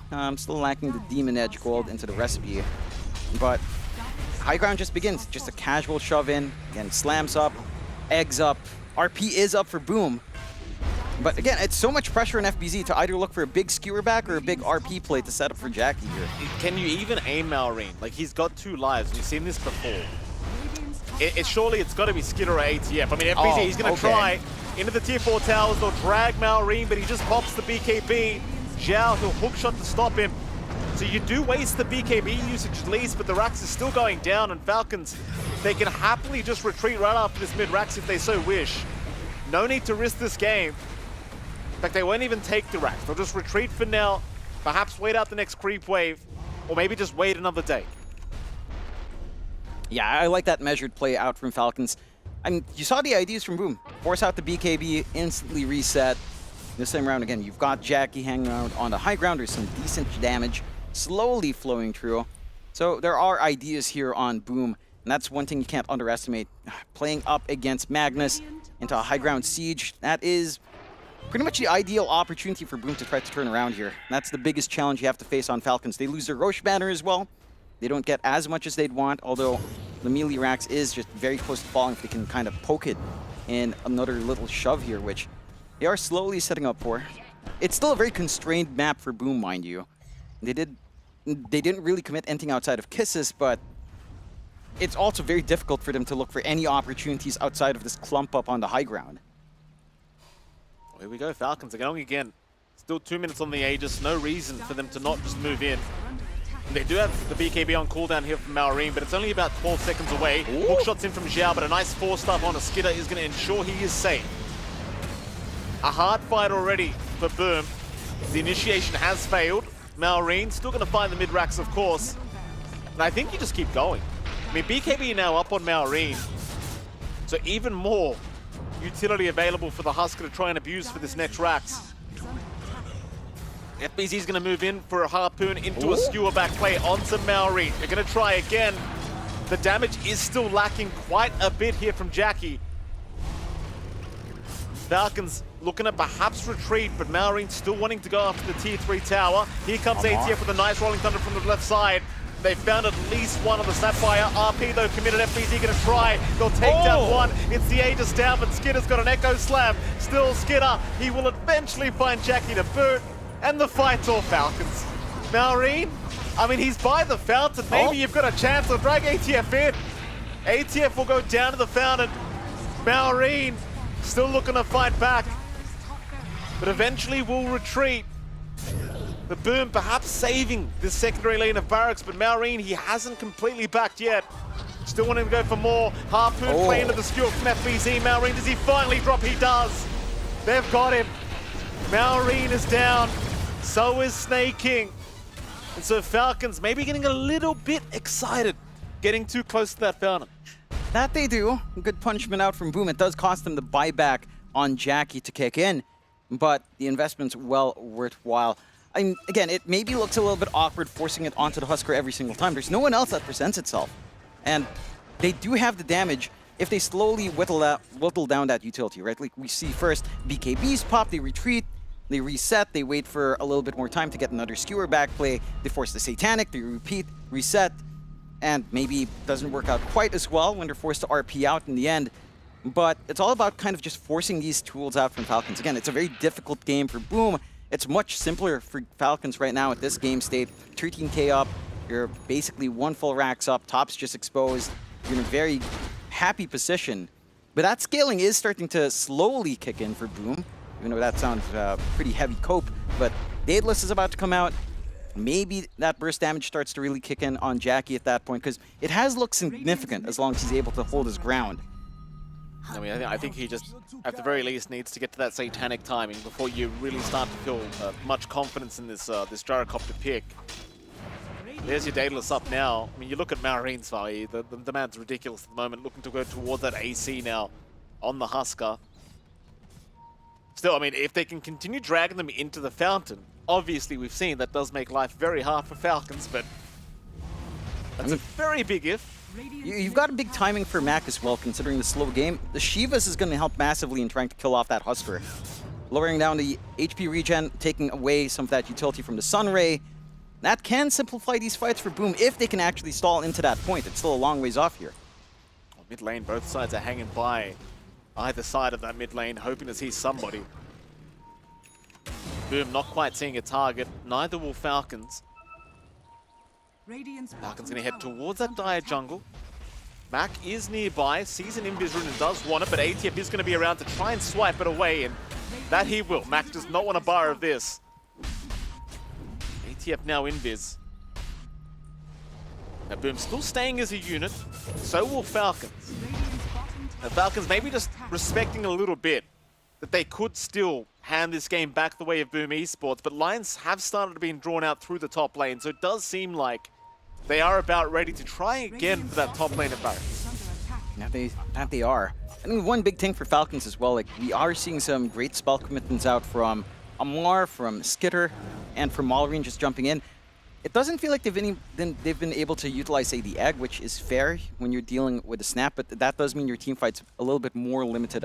I say limited, I mean Slam and Rolling Thunder is already big, but without that Egg to back you up with a shard here on Snaking, it's a little bit rougher. Maybe they're just solely focused on Sunray. It does feel sustaining Malrine up front is pretty much the call.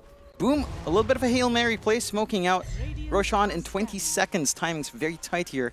Still going to be up top. They really need to pick off here if they want to have any hope, though. I mean, they've got to try. Next Roshan just a little bit too important, I think, to give away again to Falcons. Well, they might find a crit. Jiao is going to have his smoke broken, snaking around the corner as well, but both supports have already kind of left the building. Rocket Flare going to give vision over snaking, but he's almost daring them to move in. Sort of 4-staff away mid-harpoon as well, so just not getting caught by FBZ. Roshan, it's going to be a long respawn time at 2.5 minutes, so plenty of time for both sides to try and get some vision down around this area. Of course, Falcon's going to make life very hard by pushing in that top wave and forcing a defense to come from Boom. It's either you hold the Roshan pit or you hold your high ground. Mac's going to rotate over to try and do it himself, but there are 5 heroes on that low ground ready to go win him. So I think everybody's going to TP back. Here comes FBZ, but the skewer back play is not going to work. Nice roll up from ATF. Yeah, and that does surrender control in that area. They do manage to plant some cheeky wards here on Boom. Nice one watching right by the Lotus at the very least. So they can maybe get a read if they just walk through that casual area instead of the ramp. That Roche is happening. Again, they still have their own ultimates to play with. RP threat in the pit is probably your second best area to fight for the side of Boom Esports. You always have the vision from the flare, so you can always kind of play off that. Again, still a little bit longer left for that Roche. Falcons being very patient, and they're doing all the right moves, forcing a response out from Boom, cutting them off from just trying to work the map, not giving any opportunities out for these smoke kills to actually pan out for the side of Boom.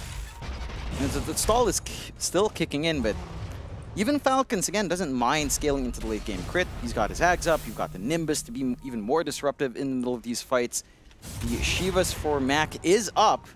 So you have some answers for the Husker now available, at least. Some answers for this overwhelming healing coming out from Snaking's Phoenix. The issue is if Mac can actually utilize that to the max, because buying out the Shivas also means he doesn't have buyback. Right. Yeah, you have to be very careful right now in December. I mean, the only person with buyback on the map right now for Boom is FBZ. In fairness, Falcons only have Skitter and Snaking's buyback, so there are only literally 3 buybacks available on the map for both sides combined. In fact, make that 2 now, as FBZ's lost his buyback gold to whatever he just bought. I think he was going refresh. Okay. I mean, right now, I feel like you just go all in anyway. You know, Yeah. considering the state of the game, if the rest of the team doesn't have buyback, chances are you don't need it either. Yeah, I mean, yeah, you might as well just get your last piece in the puzzle going. Only lacking the Tiara of Salamene. Secret Drop Courier is at the ready.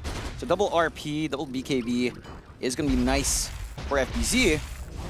They just really need to find these opportunities. FBZ's been very good in looking for these skewer backs. Even the RP plays have been nice. His decision making as to whether or not to RP Amar or not, depending on the situation, has been pretty damn good. Roche is up, and the side of Falcons are getting that work done. They did manage to clear out the ward as well. Not going to take too long here if you're not going to run in on Boom. It looks like they just surrender it. I mean, I think that's fair enough. I just don't think they're anywhere near the position they need to be in to try and contest Roshan. And you see Falcons, it's the way they spread out with their supports just to cover the south and the north side. It's very hard to actually close in with the smoke. No. Props to the Falcons, of course, as usual, playing absolutely fantastic. That they are. Boom's going for the next best thing, trying to pressure onto the bot, into the 1 tier 3 that they've managed to expose in lane. And that might sacrifice their racks. They still have some TPs on hand. Can try to respond and play defense, but look at that setup. Crit under smoke, plants a very deep obs ward. This defense just becomes a lot harder for Boom. And they're just set to surrender. They're like, all right, can't really fight there. Maybe they respond into this triangle. We've got a ward set up. We can look for an RP, double RP play. FBZ has not shown in any creep wave since picking up this refresh. So it's going to be a pretty big surprise from FBZ if he does manage to find the right angle here. That's 1 lane of barracks left. The Boom Esports at the very least pushing the bottom racks, and they will actually secure a melee barracks for themselves. The Falcons could still try to push in. There are creep waves nearby in the mid and top tower, but they've got to wait just a little bit. Backdoor protection hasn't kicked in anyway, so it looks like Maureen is just going to get started on the tier 3 tower. FBZ ready for the skewer back plays, but they've got to deal with Maureen twice once again. They'll drop the Roshan banner. Maureen continuing to move in. Tim's trying to burst the banner down, but it is not dead quite yet. 1 hit away. Harpoon into the skewer. They've got Maureen the first time by the looks of it, and they do. Still, the mega creeps should be incoming soon because everyone else is focusing down the racks. Maureen, can he survive? He'll try and life break out of there. He's dropping pretty low. Maureen, though, looking for the man fight against Jackie, and Jackie's the one who needs to get out. He'll walk out. He's fine. FBZ, he's in for another RP. Maureen's been caught in that. Echo committed by Skitter, though. Maureen's still not dead. He's found Tibbs. Xiao is gone, but Skitter and Maureen both dying to Mac. Oh, Mac found both of them. ATF's gone a boot. They're whole. The high ground remains alive, Jonathan. There are no mega creeps incoming. Now, hanging by a sliver, only the melee racks left. Very impressed with what Mac decided to do there, right? He gets the refresh off. He only skewers back. He doesn't look for the double RP. Amar doesn't look too impressed. I mean, again, they got caught off guard. Mac was FBZ was very disciplined to not reveal that refresh until the moment where they could actually play off of it. So you can maybe be a little bit more disciplined now on the side of Falcons. There's still no... Hookshot blocked off by the Centaur. Unfortunate there for Xiao. What can you do? Yeah, we've gotten a lot of clockworks being blocked here in ESL One Bangkok so far, Mikey. Away we go. For whatever reason. High ground. Do Falcons want to commit these 2 buybacks they have? Maureen does not have enough gold. You've got ATF, you've got Skitter, both of them can commit, but they're about 25 seconds away each for this respawn time. I think you can hold. I think it's really risky. You should know there's no double RP, no double skewer back play for FBZ, no fountain to be scared of, as that was what he was gunning for, the isolation. Oh, here we go. Who have they got? RP, FBZ, once again, both supports being caught. They're going to take down Crit.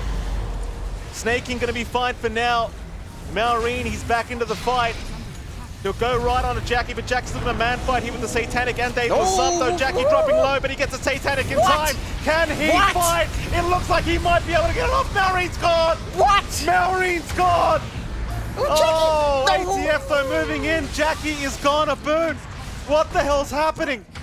They've caught FBZ. FBZ, he is dead. Oh my god. Oh, it looks so good and it ends up so bad. Buybacks incoming. FBZ will commit. Jackie, I believe, has zero choice. He'll probably have to commit Taboo. That he will, but he's holding back, maybe trying to bait the side of Falcons into thinking he doesn't have buyback. You do have your refresh coming back up in 40 seconds, but you don't have RP here for FBZ. Again, he finds the right targeting there. Isolates out the supports, forces them to make a play. Oh, here we go. Divine up for Mac. Here we go. It's the end game here. Enough games, Jonathan. Let's get serious here. Divine up. Mac, he's had enough of being a support. He wants to be a core, and here we go. He's finally made it. Congratulations, Mac. Yeah, I mean, this is it. This is make or break. Again, we talked about the scaling from Boom. It's there. It's just they only have Arax to kind of defend. And it's a very tricky position, but this is a lot of damage with Empower. Like, you have to respect this from Mac. If he manages to sit back, spam out, it would be lovely if he was level 25. Skidder, he's got a refresh orb up, John. Double Echo Slam going to be pretty intimidating here for Boom to try and deal with. And Skidder's been very good at landing these 2-3-man Echoes every fight. I mean, props to FBZ for these big RPs as well, but the Echo follow-up is pretty scary to try and deal with when your team's completely surrounding the enemy that you've RP'd. ATF's going to move in the front line. 1 melee barracks left here for the side of Boom before Mega Creeps are incoming from Falcons. Mac, he's going to try and chip away, but they are going to give up the barracks. Mega Creeps up. Falcons, they're going to play it slow. They'll go for the Tormentor instead. Unwilling to risk getting skewered. Oh, FBZ, hold on a minute. Wait. FBZ. No. Oh, he's lacking the vision. Oh. That looked like a five-man RP if I've ever seen one, Jonathan, but he will not find the angle. No, I mean, no one else was ready to back him up with that smoke play. So I'm just looking for a little bit of a straggler in the side. Not quite enough showing up. They have stalled long enough for Jackie to be back in the game without buying back. They're going to smoke. They've got to make this work on Boom somehow. If this keeps dragging on, I mean, you can take care of the Mega Creep, sure. But it is a bit of an opportunity because of those forced buybacks as well. Haste Rune going to be picked up by Mac. Radiant are scanned. They really want to catch somebody before these creeps get to the base, but they're incoming now, and it looks like they're going to have to just cancel the smoke. That'll be about it. Looks like we are playing the slow game now, 45 minutes in almost, and well, of course, Falcons, they're in a very nice position. They can sit back, they can farm, they can relax. You know? I don't think this is that relaxing when the probability's at 61 to 39. It's not exactly one-sided. It is playable in as oh, it's very playable. In as copium as that sounds. It's not the worst game state for Boom. Mind you, it's not a very easy game state. There's a lot that has to go right. FBZ, there's so much pressure on him to keep delivering these isolation plays, these skewer backs, these RPs. And there's a lot of pressure for Jackie to just be able to pop the Satanic at the right time when he can get those hits off. And for Mac to just not die because of that Divine. If Mac dies, this might be over. Although, to be fair, if Mac dies and you trade around the Divines, goes to Jackie, the game is kind of back from there. So hey, that's a thing. What are they calling Big Mac now, John? Oh yeah. Mind you, that was his nickname when he was hanging out with Alphon on Geek Fan. Well, we know why Alphon gave him the nickname, John. I'm not going to say why, but I think everyone knows. He's copping shots. He's not even in this tournament. Shout out to Alphon. I mean, the first time I met the guy was at McDonald's in the Philippines, ironically enough. Yeah, when you went down, yeah. That was and I believe he actually had a Big Mac, funnily enough. Yeah. He had something. He had something. He had a Coke Zero. That's, It's healthy. Well, it's trying to be healthy. Well, it's really? the attempt that counts, no? Water exists, John, Yeah. Anyway. I can't talk, can I? Here we go, mid lane. Yeah. You said it, not me. Dirty Mike. Dirty Mike and the boys, what SVG calls us. Shout out to SVG if he's listening. Oh, I forgot. He bet me 50 baht. I wouldn't say that in the intro. Oh, there goes my 50 baht. Yeah, you didn't see it. Actually, it was 20 baht. The cheapo. How dare he? Yeah, well, you can deal. What can you? Yeah, I mean, I like that Falcons is just being very conservative, waiting for next Roshan. A minute until we see that up. And Boom for their part. I mean, if the smoke pans out, again, with the Divine up, with the damage they do, with forced buyback earlier, they have an opportunity to try to rush the tier 4s. Here we go. I mean, they're smoked up as 5. Boom want to try for something. They're out of the base. Double RPs available. Falcons, they are prepped and ready, but they're on the low ground right now, just hanging around the Roshan pit on the dire side. Snaking has been spotted, but Snaking's kind of just the bait play. Snaking wants you to jump in. He's happy for you to jump in. They'll see him again. Very enticing is the fiery bird. But Boom, they're not in the mood for chicken right now. No. They need to run into the Lotus areas now. He's going to find Zhao. Zhao just pop the cogs and run. Meanwhile, Mac doing a lot of damage with that slider fist, forcing the egg out. So they've forced one. ATF with the Rolling Thunder. That'll be another big skill, but they've caught FBZ already. Echo committed FBZ, and Big Trouble commits the RP. Can he get another? He can! Melreen! Melreen's gone! He has no buyback? Melreen has no buyback! 800 away! ATF in the meantime trying to fight back against four. It's not looking too good for him though. He's down a bird. How does Melreen have no buyback? He's 800 gold away. Uh-oh. Well, Roshan is available, ladies and gentlemen. And for the first time, I believe Boom Esports should be able to secure. That they should be. That was just such a messy set of events. It almost felt like Amar was getting impatient because Januel was doing what Snaking was doing, right? He's the bait. No one cares if the clockwork gets caught out at this point. Like, he is just there to draw attention away, maybe get a good hook shot and a cogs off to block off that fight. But the key thing now is just to let FBZ and Jackie and Mac play their game. Roshan's gone. They've got the Ag's Blessing on hand as well that they can pass around onto FBZ. So he's got the Horn Toss utility now as well. Someone called Collapse. Yeah, it gets a little bit scary. I mean, props to FBZ. He has been delivering the goods on this Magnus. Almost reminds you of the time where they were playing on, when he was Enigma Galaxy in, what, Snow Rui or something. He looked pretty damn... He was playing a lot of Magnus there, too. Yeah. So that momentum's been carrying through with his return to Boom and with the South American org transforming into a Sea org as well. Incredible work. It's been looking good. Incredible work by Gary Onko. Not an easy transition at all to come to SCA as a South American team, but he's done the Lord's work, Jonathan. You think he'll slap us when we see him? Gary? Yeah. No, he'd never. He has us on mute. He loves us. Yeah. Yeah. I'd ask you to do the imitation of Gary, but he'd probably get pretty upset. Oh, not for the cameras. No. In another circumstance, sure. Maybe we can do a tri-cast with him, which sounds unethical. Love you, Gary. Why did I pause there? I don't know. Well, you paused because you ran out of things to say, Jonathan, which is not very professional. Like, I don't want to just keep praising Gary. I want to praise Falcons as well. Praise Owie. Make it even. Owie's watching.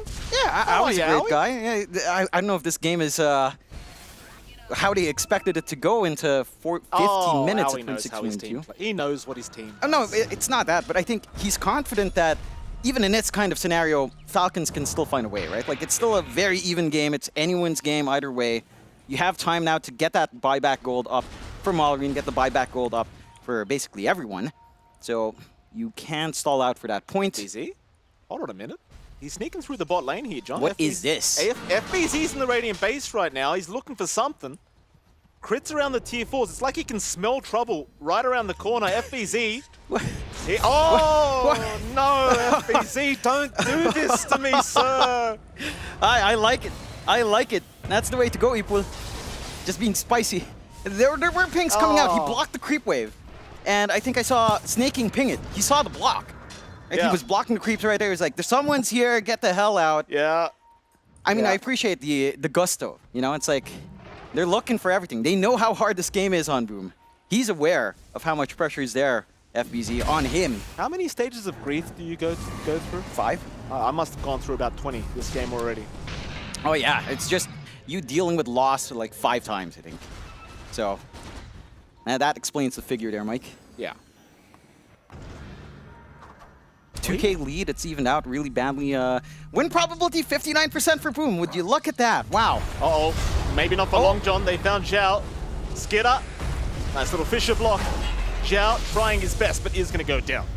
It is just a pos 5 at the very least.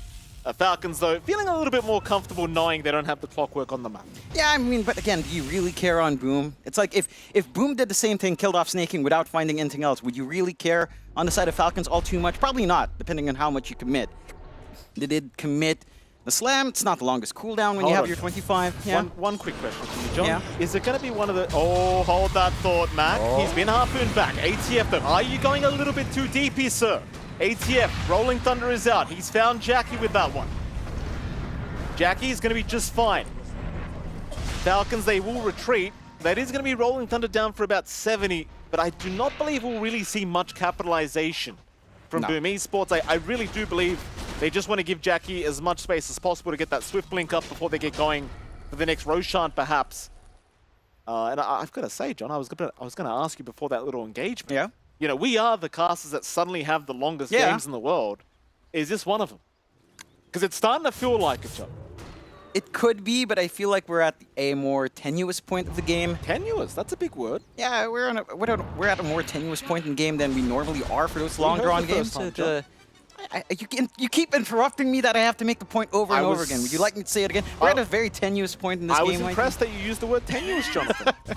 Oh, Skidder, he jumped in FBZ. That's a big target, but he got the RP off. Skidder, he'll be dragged back to the low ground. This is not good. Is he going to go down? Skidder, no, he'll get the BKB off in time. Meanwhile, Malreens is fighting back, does take down the Magnus. FBZ already gone. Jackie now looking to run, but a nice vision. No, it actually blocks the way for the team. So FBZ down, immediately commits his buyback, of course, to get back towards his team. The high ground's exposed. It is certainly exposed. Mac is around to try and defend, but he needs to get back to his team because ATF is trying to chase them down with the Rolling Thunder right now, and he knows Jackie's around the corner. Having a look, Jackie's got 10 seconds to the Aegis. Not long. Not long at all. Can they time this one well? Jackie's still being held down.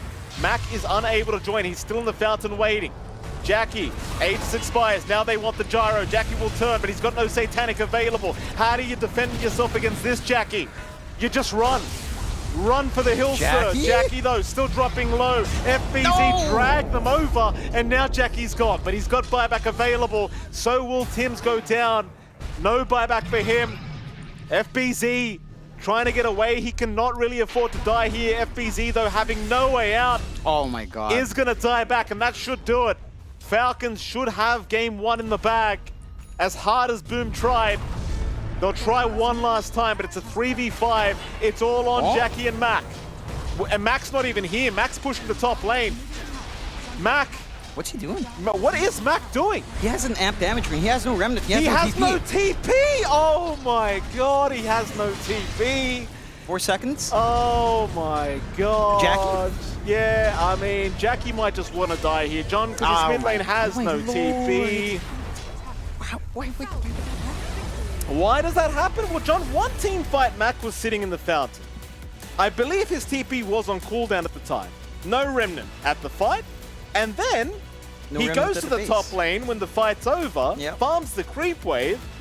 Issue is, Falcons finds 2 diebacks, and then they just move high ground and take the base while Mac's not there. Yeah, that's, I mean, look, it was a good showing from Boom. Falcons still showing us why they are among the best teams, of course, out there right now.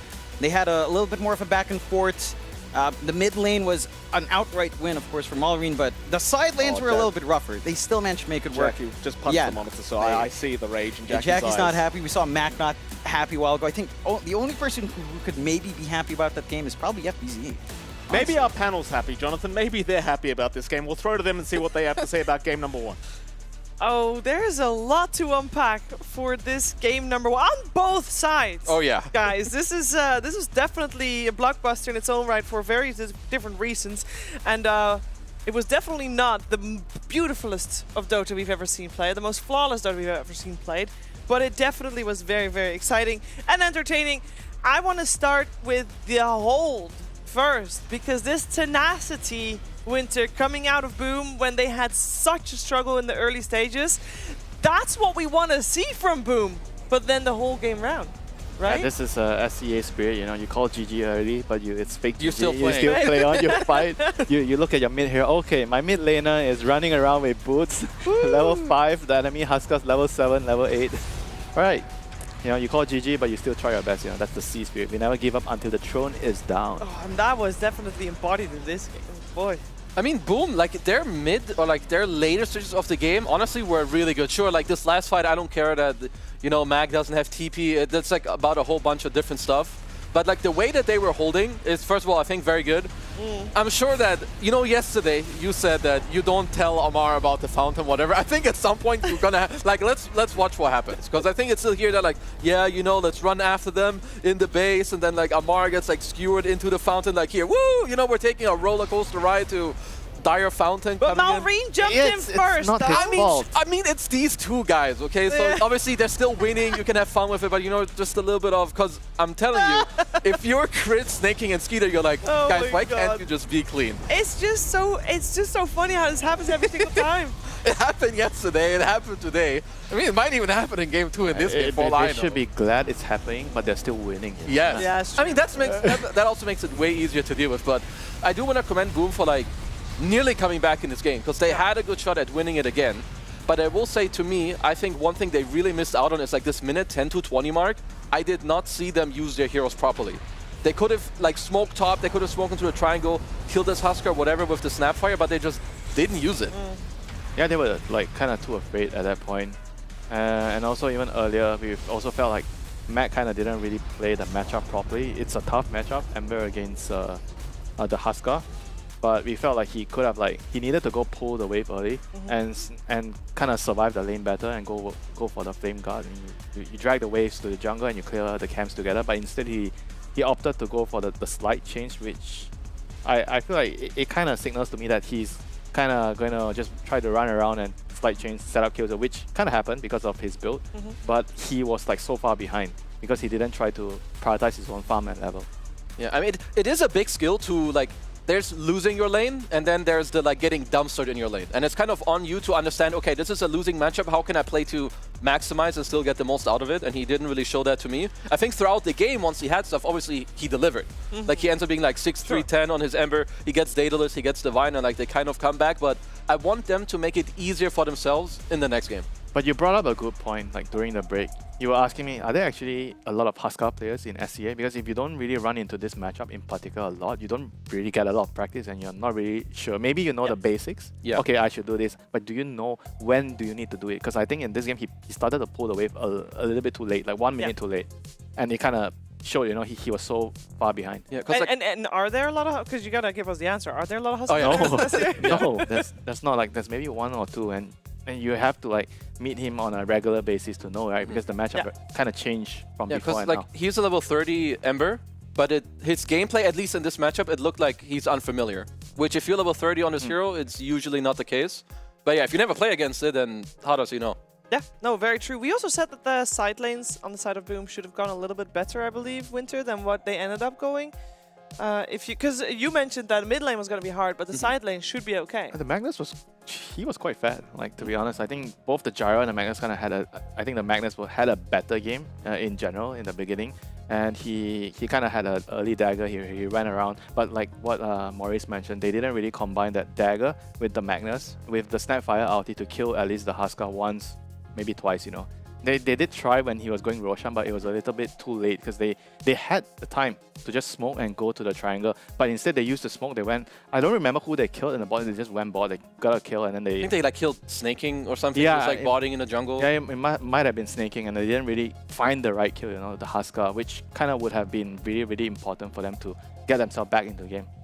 Yeah, it's just like when you have these moments and opportunities to like get into the game nicely, like, you know, lanes are done, you get your blink, and this first move is really important. And to me, with what they did, it's just like they're not looking at like the correct thing in the game. It's also because of the hero. I think I'm a Snapfire player, so whenever I get my first ultimate, especially in a situation like this, my mid laner has a bad game, it has to count. The first ulti has to count. I think in the game, even we were talking about 15 minutes, he still hasn't used his first kiss, so that was really, really bad for them.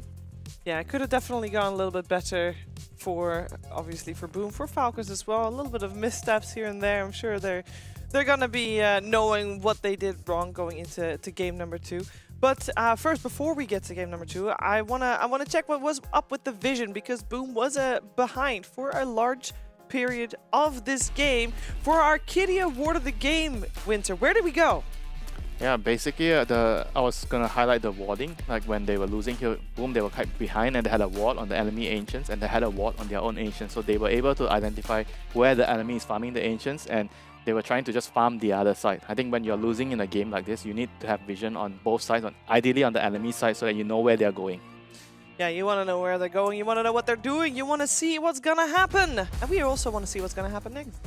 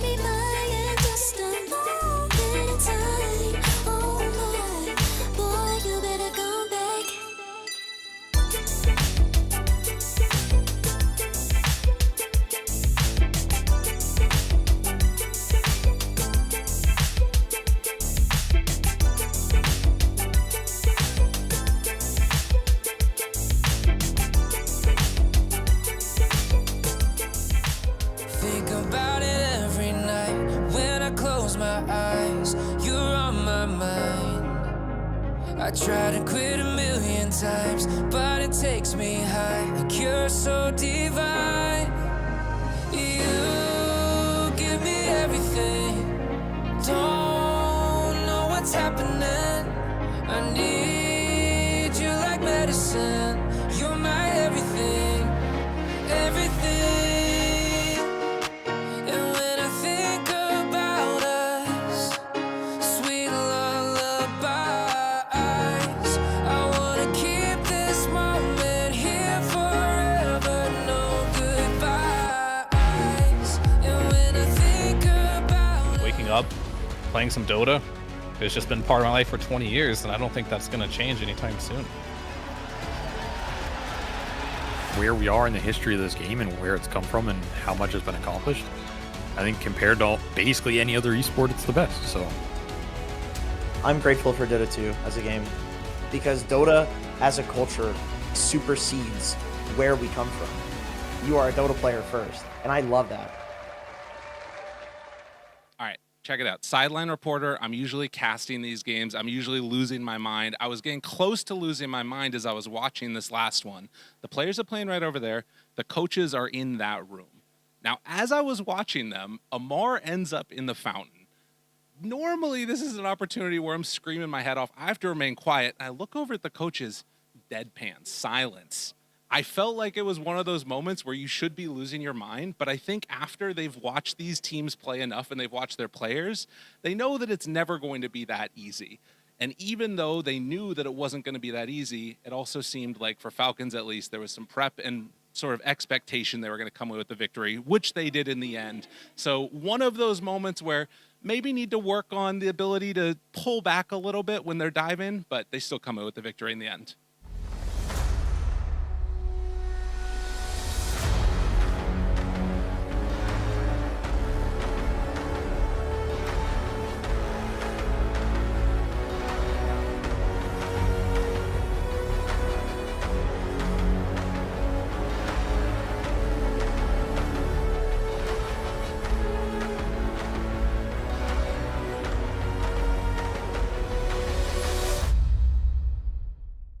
Team Falcons has quickly become one of, if not the most stable team in the world of Dota, not making a single roster change since their formation and maintaining an incredibly high level of play. The roster is the same as always: Skeeter, Malrine, ATF, Crit, and Snaking. With an incredibly calculated and precise playstyle, Falcons has won an ocean of events throughout this year.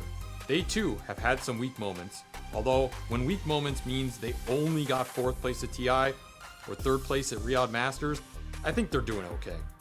However, as we've seen with countless teams over the years of Dota, everything has its end, and the bigger you are, the harder you fall. How long are Team Falcons going to be able to keep this up? Surely all the other teams will figure out how to beat them soon, right? They can't keep getting away with this. Will Team Falcons soar high above the competition in ESL One Bangkok, or is this a starting point for something new?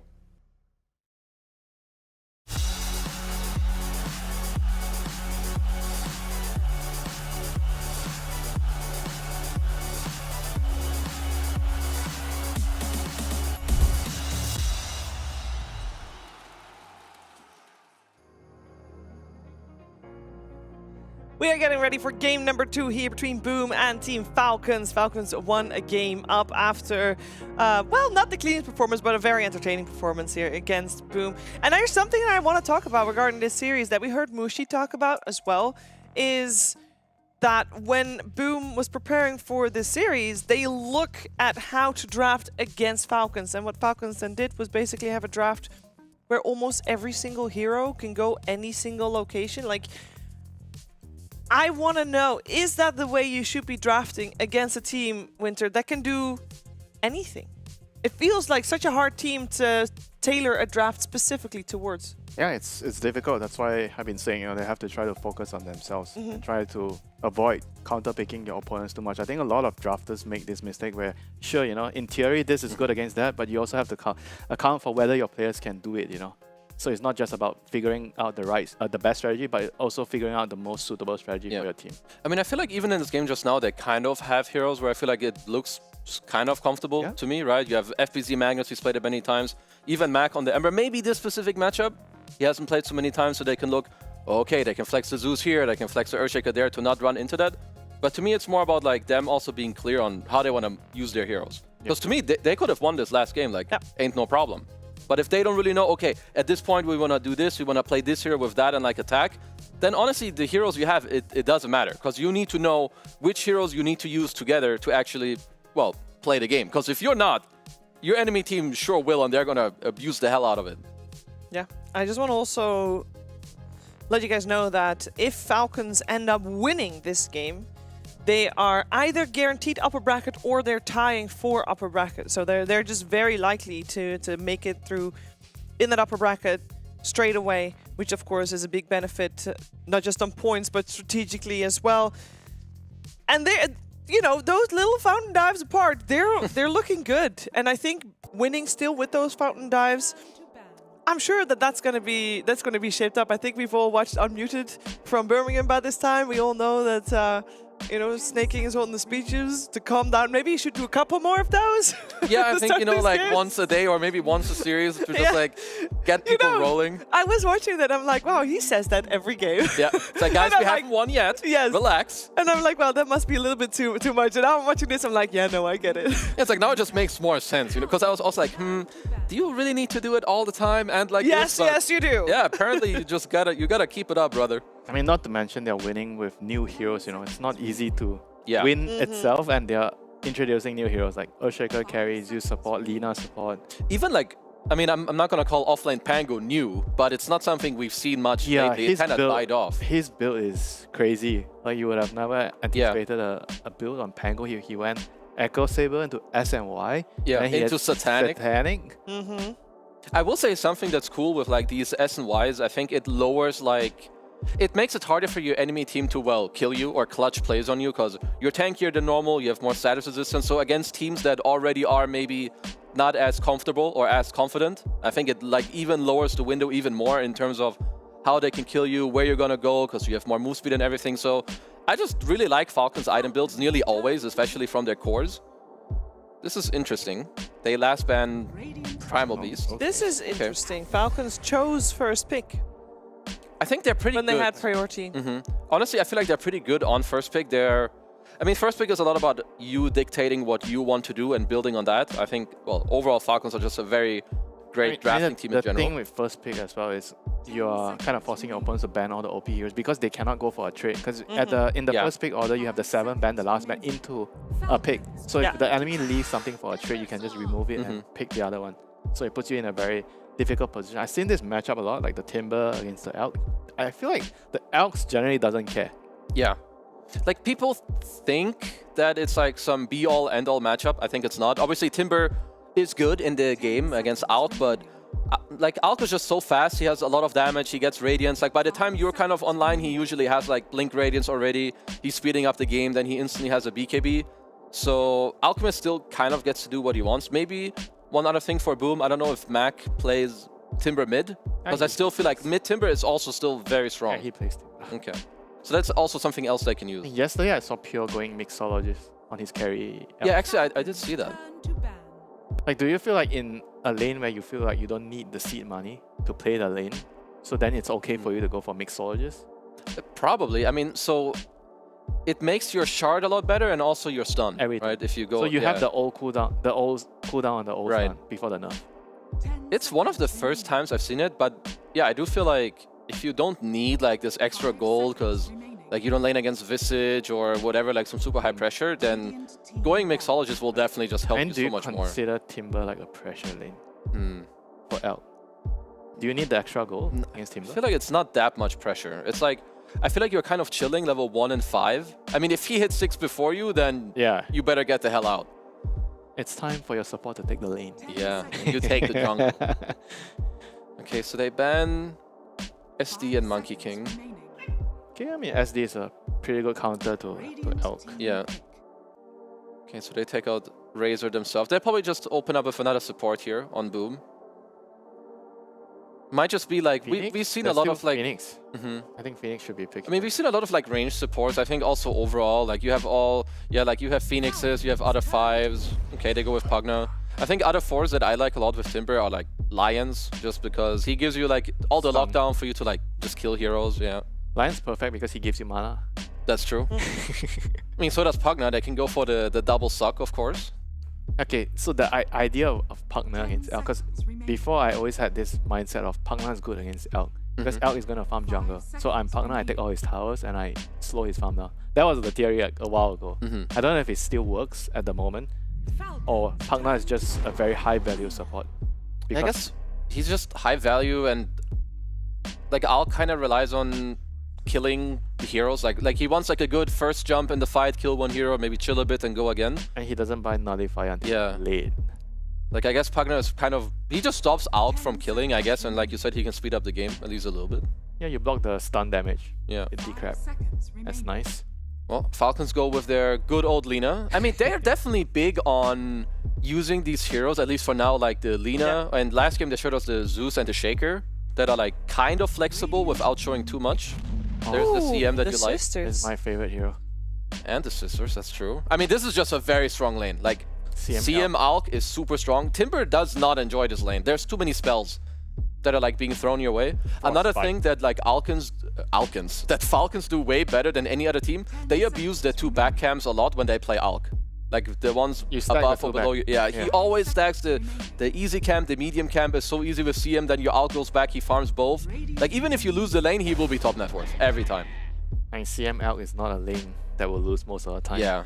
So with that in mind, do you want to change Timber's position, or is he gonna be sacked there anyway? I think like Maurice mentioned, it's probably better for the Timber to be in the mid lane. You get your levels, you get ahead, and then you deal with the Elk later in the team fight. You don't try to deal with him in the lane, because I think a lot of teams, what they already realized is Elk can't really be pressured in the lane. There's no point like picking a lane just to try to slow him down, you know.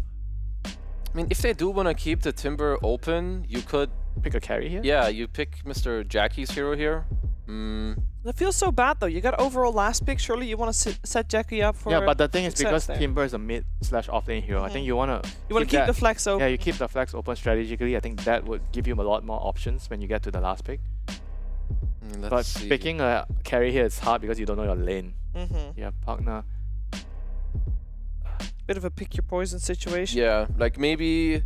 I mean, there is also a world, at least for their comfort, where they might just man up and put FBZ Timber offlane. But I mean, either way, you have to pick a core here that's blind. Yeah. So you either have to man up and one guy just understands and sees what you need, or you maybe, pick your carry. I mean, this is like the most this is a better one. Open blind pick carry. I will say I'm not the biggest fan of Gyro overall, unless you have purpose into like Beast or Enigma or whatever. But when you run into the situation and you want to abuse the draft more, it is the safest carry to pick at this point. 10 seconds remaining. Okay, so should they just keep... I guess you keep the Lina flex open, you pick your off laner here on 18. You counter the Gyro's lane immediately. Mr. Amar. I mean, is Centaur still like a good lane matchup into Gyro now? I think it's fine. Something else that I could see them do is maybe just Mars. Yeah.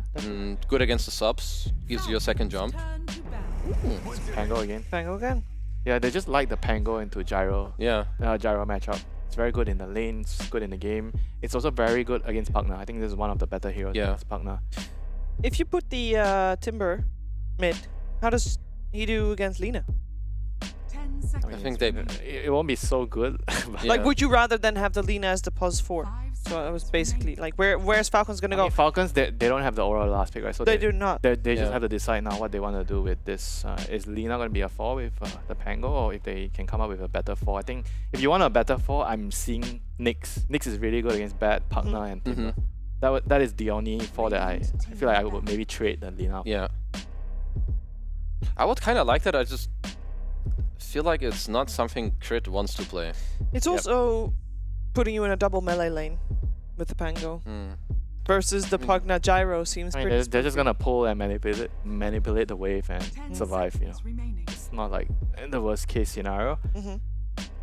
But I think I agree with Maurice about Crypt probably wants to play the range hero now with the Pango. Yeah, he's like more the range 4, I give follow-up damage, I go with Malrine, and we kill some noobs on the map. I mean, so what else would you consider here? Like some other range hero? You would always consider the Hoodwink when you're talking about crit. Yeah. I just wanted to put that out there, that both Hoodwink and Willow are both still in the pool. Oh, they still ban Mars because they think Pango could be mid. Or which, Lina okay. could be mid. Mm-hmm.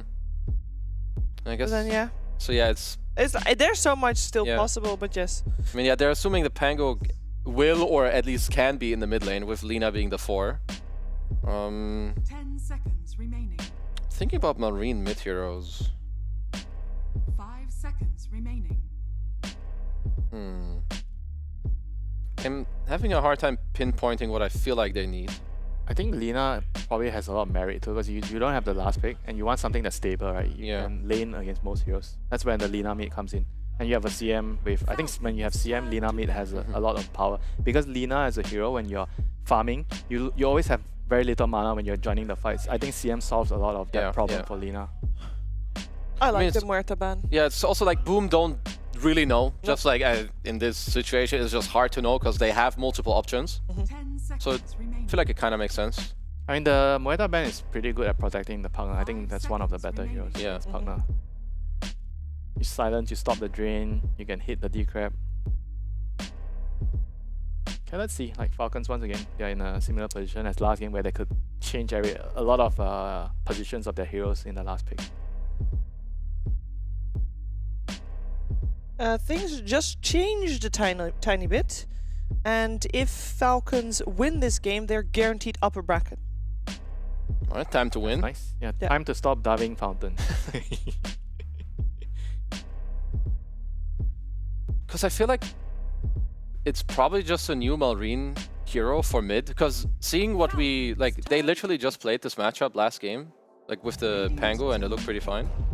Earth, the Earth Spirit mid. Yeah. That's also another hero that's really, really good against the partner. So I think now you definitely put the Timber mid. You put Timber against Earth Spirit. Yeah. You pick another hero against Elk. That would be my assumption here. I will also put it out there that Crit is one of the best Earth Spirits out there. That is true.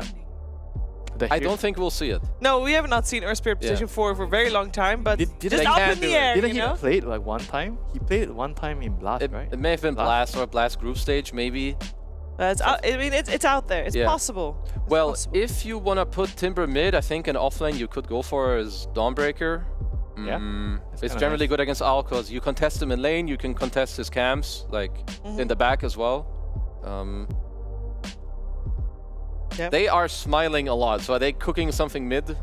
I mean, do they want to return the favor and Huskar the Earth Spirit? I think they don't, because... I mean, if you do that, they'll just put the Lina mid. And Earth Spirit will be 4. Okay, so they go very normal. One of the most normal mid heroes you can go for with Mr. Tiny. Yeah, this is very, very good into the CM and the Lina support duo. These are definitely supports you can feed off, and pretty sure it was yesterday where Mag had like a crazy performance on Tiny, which kind of like brought them back in one of their games. Let's see.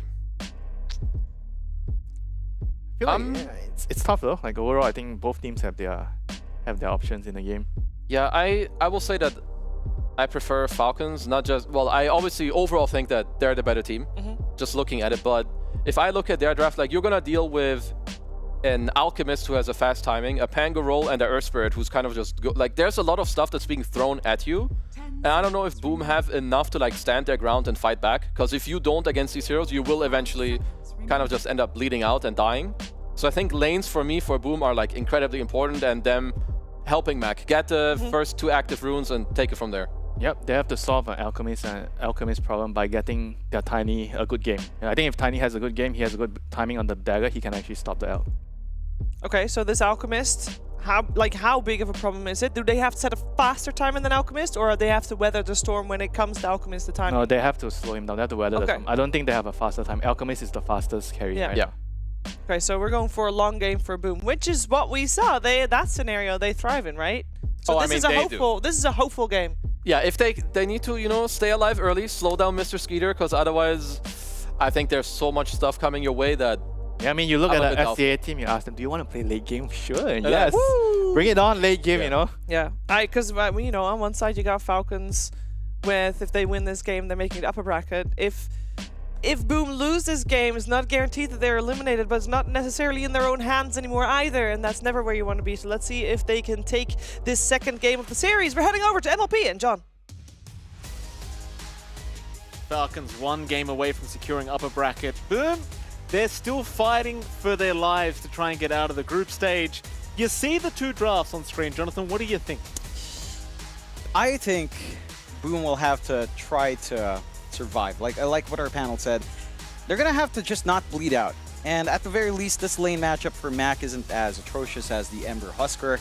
So you should expect Mac to actually have a game and sustain true that. It doesn't feel like the side lanes are better than they were in the last game, though. Like, that was the one big saving grace for Boom, right? The side lanes were really good in the first 10 minutes, honestly. You were getting a lot of early kills from FBZ. You were getting a lot of farm out on Jackie. He had a solo lane up against Amar, very manageable because of all of that action across the map. It doesn't feel like you're getting those same conditions on the side lanes. So now, this investment on Mac having this Tiny, that's where you need to look, right? Like what the panel said, quick blink timing here can kind of make all the difference. You can start to feed off of a squishy Lina, a squishy CM quite nicely. Your safe lane coming out for Boom, Jackie back in Gyrocopter, I think that's fine. Look at that mullet. I mean, not just the mullet, but you know, the emotions, they've reset. You know, we were walking past these boys a while ago. Yeah. And, you know, Nate was there, manager Nate, formerly of Blacklist, formerly a caster that I worked with. Yeah. Nate was like, oh, you know, Gary's giving the speech, we're going to win. Yeah. And the confidence was there. And I think the emotions are reset on a level plane. So let's see if that's enough to kind of get Boom over the edge here.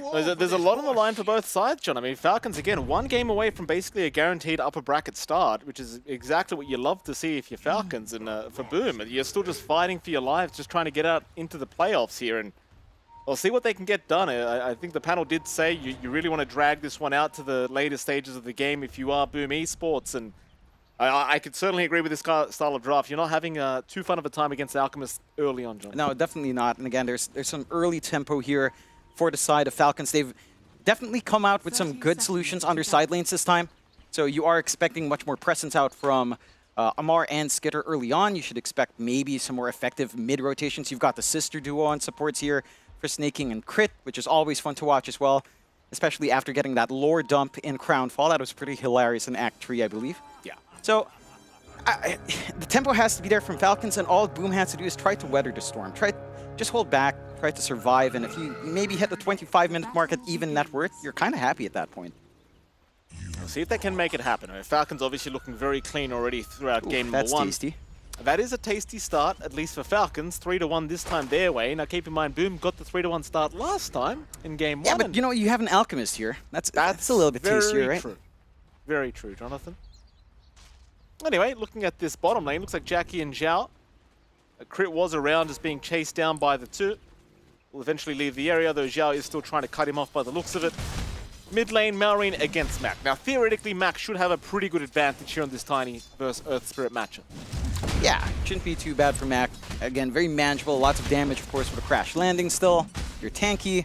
Every single time Malrine comes out to harass, guess what? You've got a great innate. With that craggy exterior, you don't care for the right click, so you tend to win that out as well.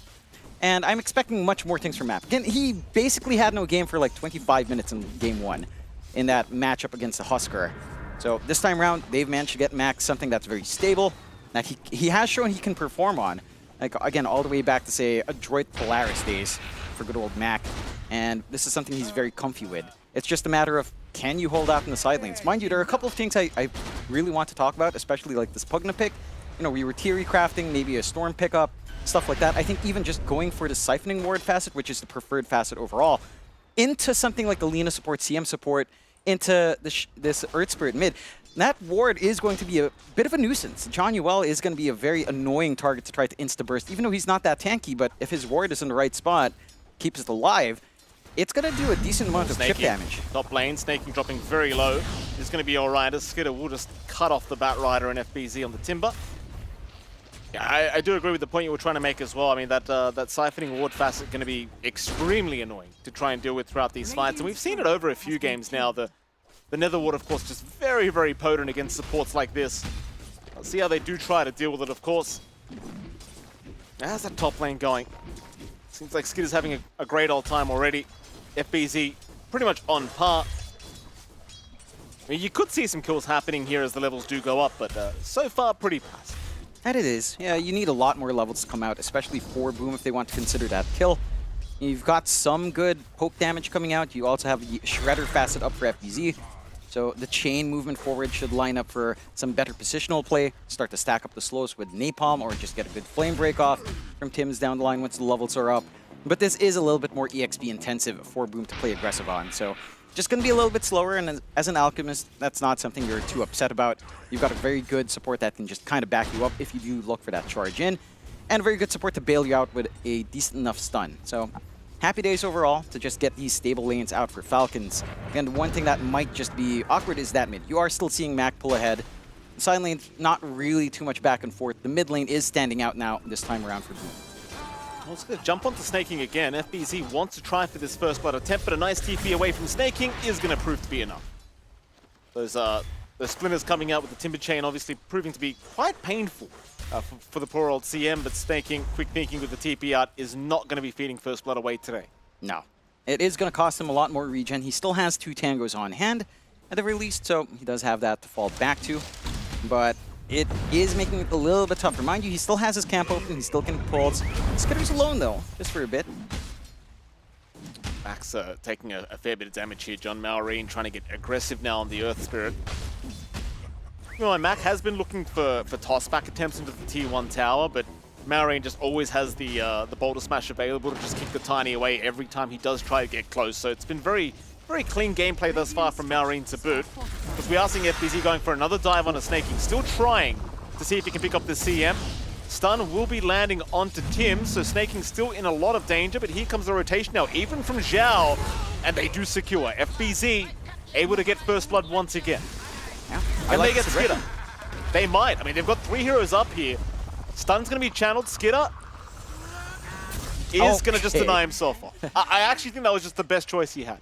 That is. He's going to be missing 20 seconds of creeps. That's a lot of time for FBZ to just work this big creep wave for himself and get some decent chip damage onto that tier 1. But it's a great rotation out from Zhao. He's not going to walk back through the gate, just look for the reset. Maybe an opportunity down if you can jump onto Jackie, but it's not the best of times for Crit, right? Like, he's got LSA, he's got Fiery Soul to try to get some right-click harass when he can spam his spells out, but the Gyrocopter can stand comfortably enough in the back that you don't really have a direct threat. Like, Amar can put his body forward, but you don't have the smoothest setup to try to line up with that Lina, and the Lina can't really just set up for Amar either. So it leads into a very passive lane for Jakku, which again, solo-wise, he's very comfy in. He's got his jungle to play into, no forward vision here from the side of Falcons. Again, a very passive game that you don't mind too much in Falcons, but you really don't mind in Boom. Again, they're looking to turtle this kind of start. It makes sure that your turtling can last a little bit longer. At least the foundations for it are being built up. Certainly is. Skidder still finding plenty of farm, though, I might say, on this Alchemist. Still top the CS board and just has been stacking up a lot of the small caps, so he is able to just secure those with Acid Spray very quickly. A bit of aggression onto Jackie, but he's going to be just fine. Just has to play a little bit safe because Zhao is twin gating back up towards the top lane again. And it seems like the priority is just going to remain on this tier 1 top tower.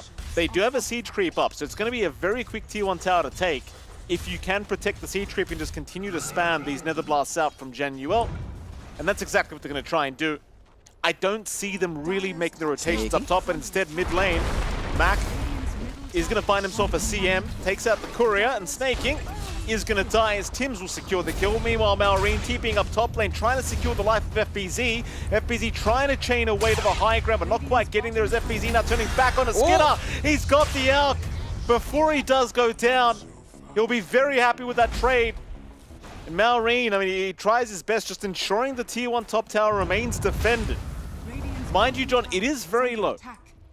That it is, and that it's also that tempo that's important for Boom. Yes, there's a little bit of a turtle strat going on, but at the same time, you kind of want to stall out this Alchemist's big timings, right? You were talking about how much Skitter's getting early on. He's not really building up a lead. It's very early for the Alch to kind of look for any sort of big network lead, of course, but you tend to at least be within number 1. He's a few hundred gold behind, not the best situation for Skidder. Zhao is just constantly an issue here, and that just kind of stems back to maybe this pause for Lina. I don't think you're getting that presence out from Crit that he normally does with Amar and pressuring a lane. There's no pressure on Jackie. He's left alone, sure, he's playing in his bottom jungle a little bit more, but he is farming, and you're not stopping the gyro early on, as long as he doesn't shove out too far. It's still stuck at level 3, and that's right after the Wisdom Rune was taken by himself, so that just kind of goes to show you, he has given a lot of space to ATF to secure his quick level 6, and I mean, props to him, ATF is about one creep away from having level 6 up. We'll see if we want to try and get a little bit aggressive here down in this bottom lane once that is available. Maureen's going to show up trying to pick off the Pugna, and Zhao has been caught.